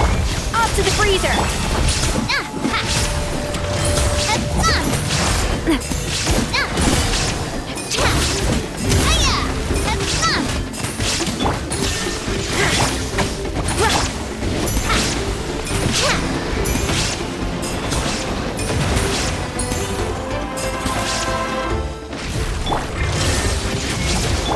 A dash of frosting! Coming at ya!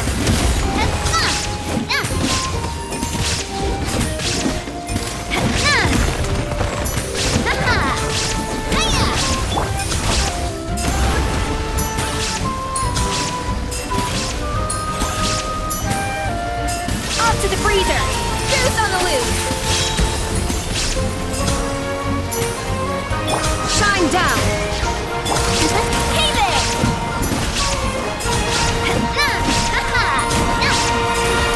Hey there! A little amuse. There is no escape.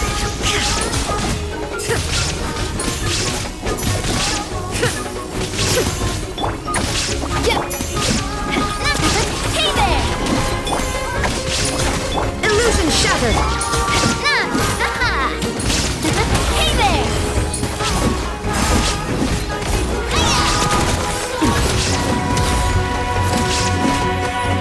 There is no escape.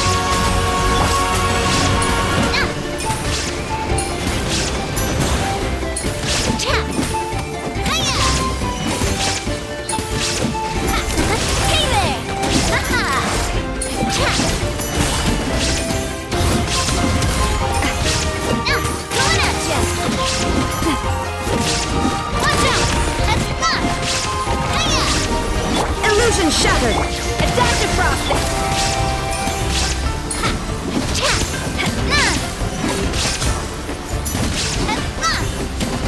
Watch out!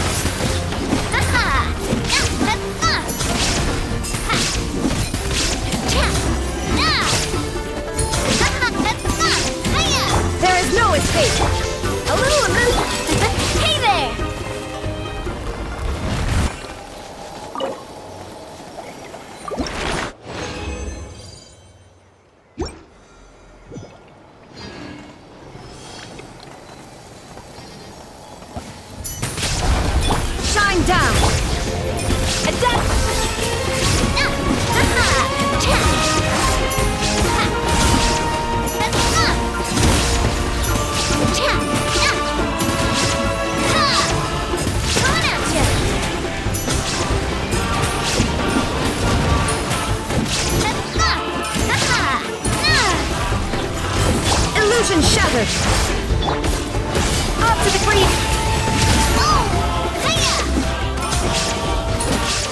Hey there!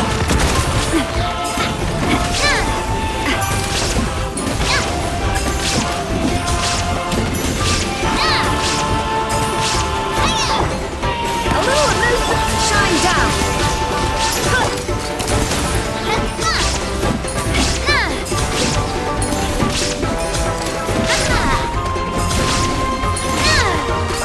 Hey there! Up to the freezer! Hey there!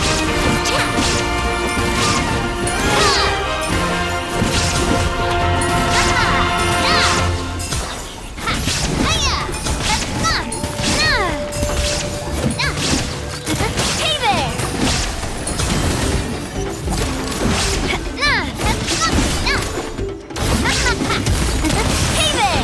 Illusion shattered! Adaptive frosting!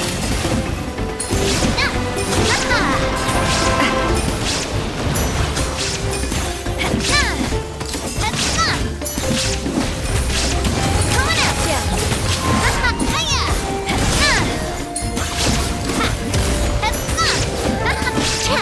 There is no escape!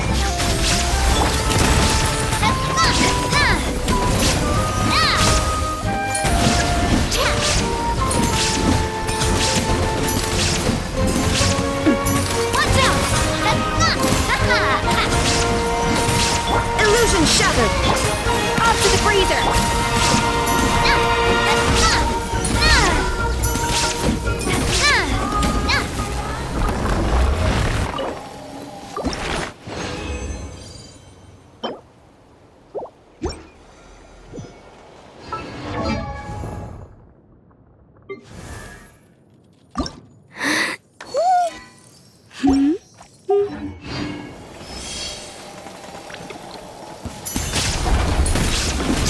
There is no escape!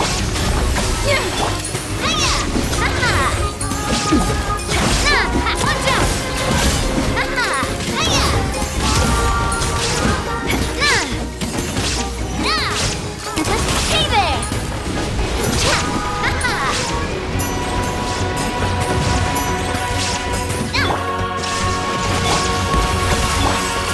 Hey there! Hey there!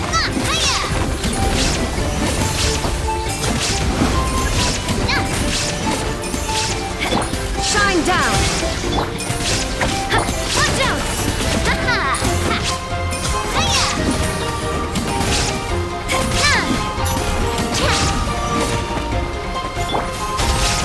There is no escape!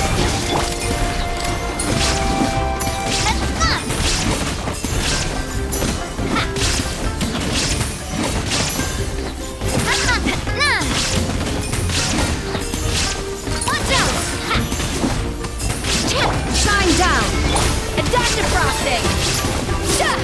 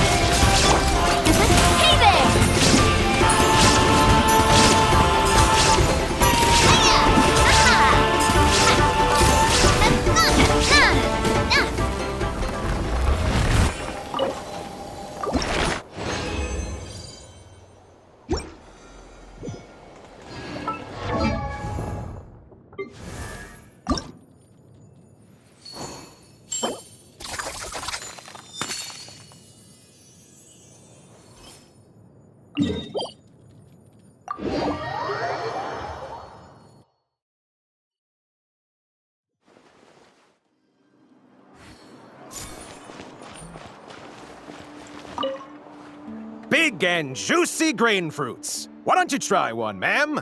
Oh, wait. Do robots eat grain fruit? Analyzing. Grain fruit can be added to a krumkake recipe to significantly boost dietary fiber. 1 grain fruit, please. If Aino consumes only smetana and laka berries, this does not constitute a balanced diet.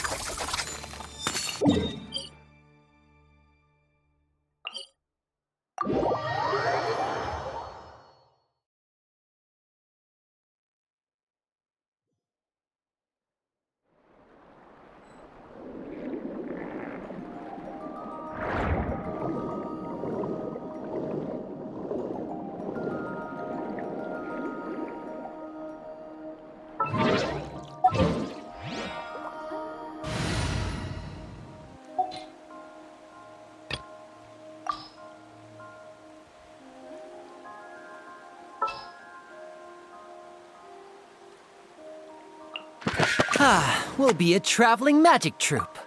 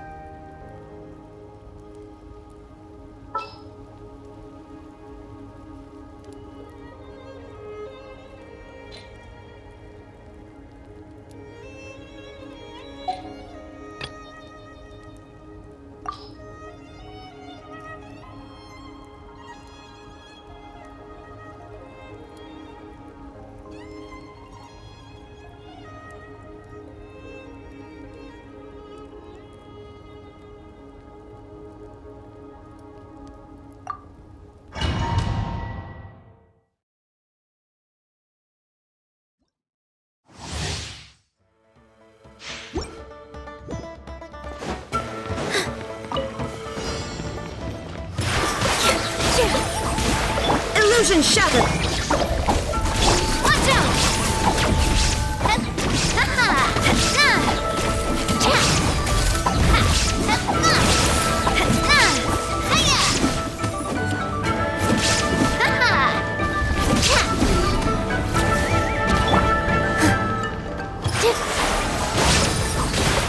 Shine down! Don't be scared! Watch out!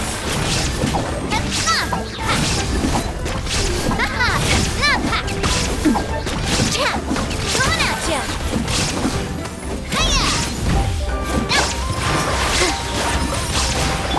There is no escape! Stay put! Hey there! Hiya!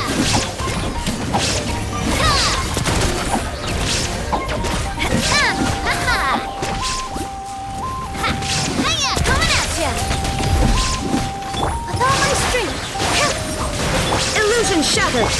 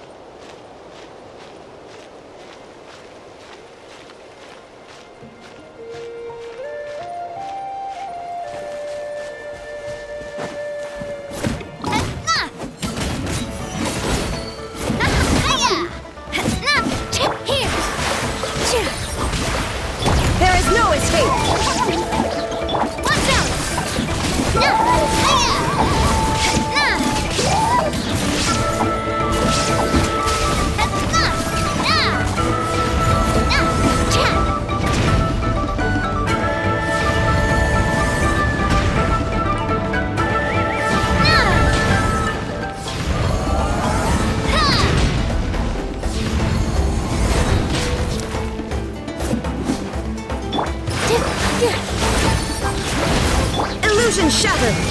Uruguay! Yep, watch out!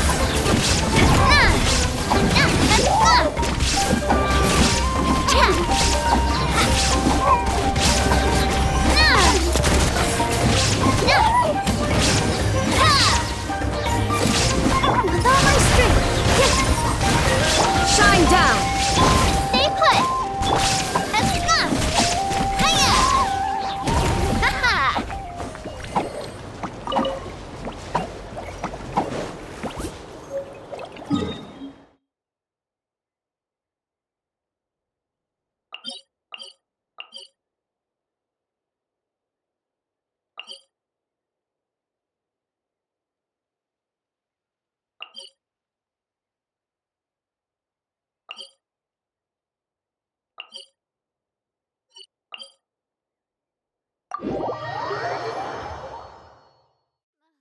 I really want to go traveling. I don't mind where we go, as long as I have my friends with me.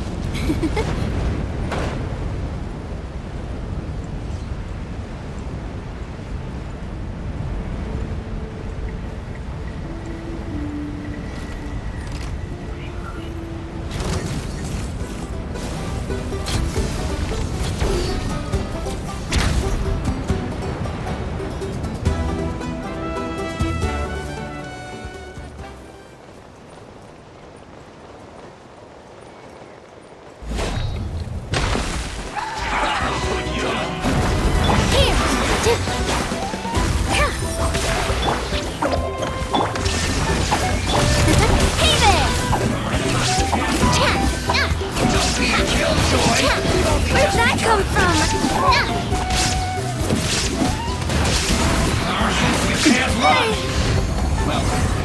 Where'd that come? I guess I'm going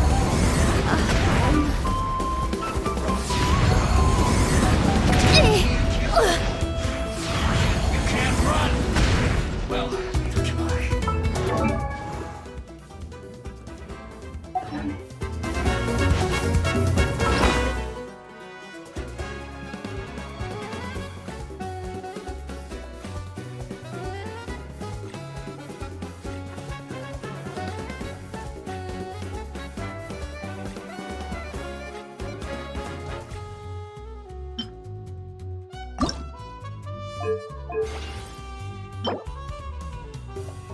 Thank you.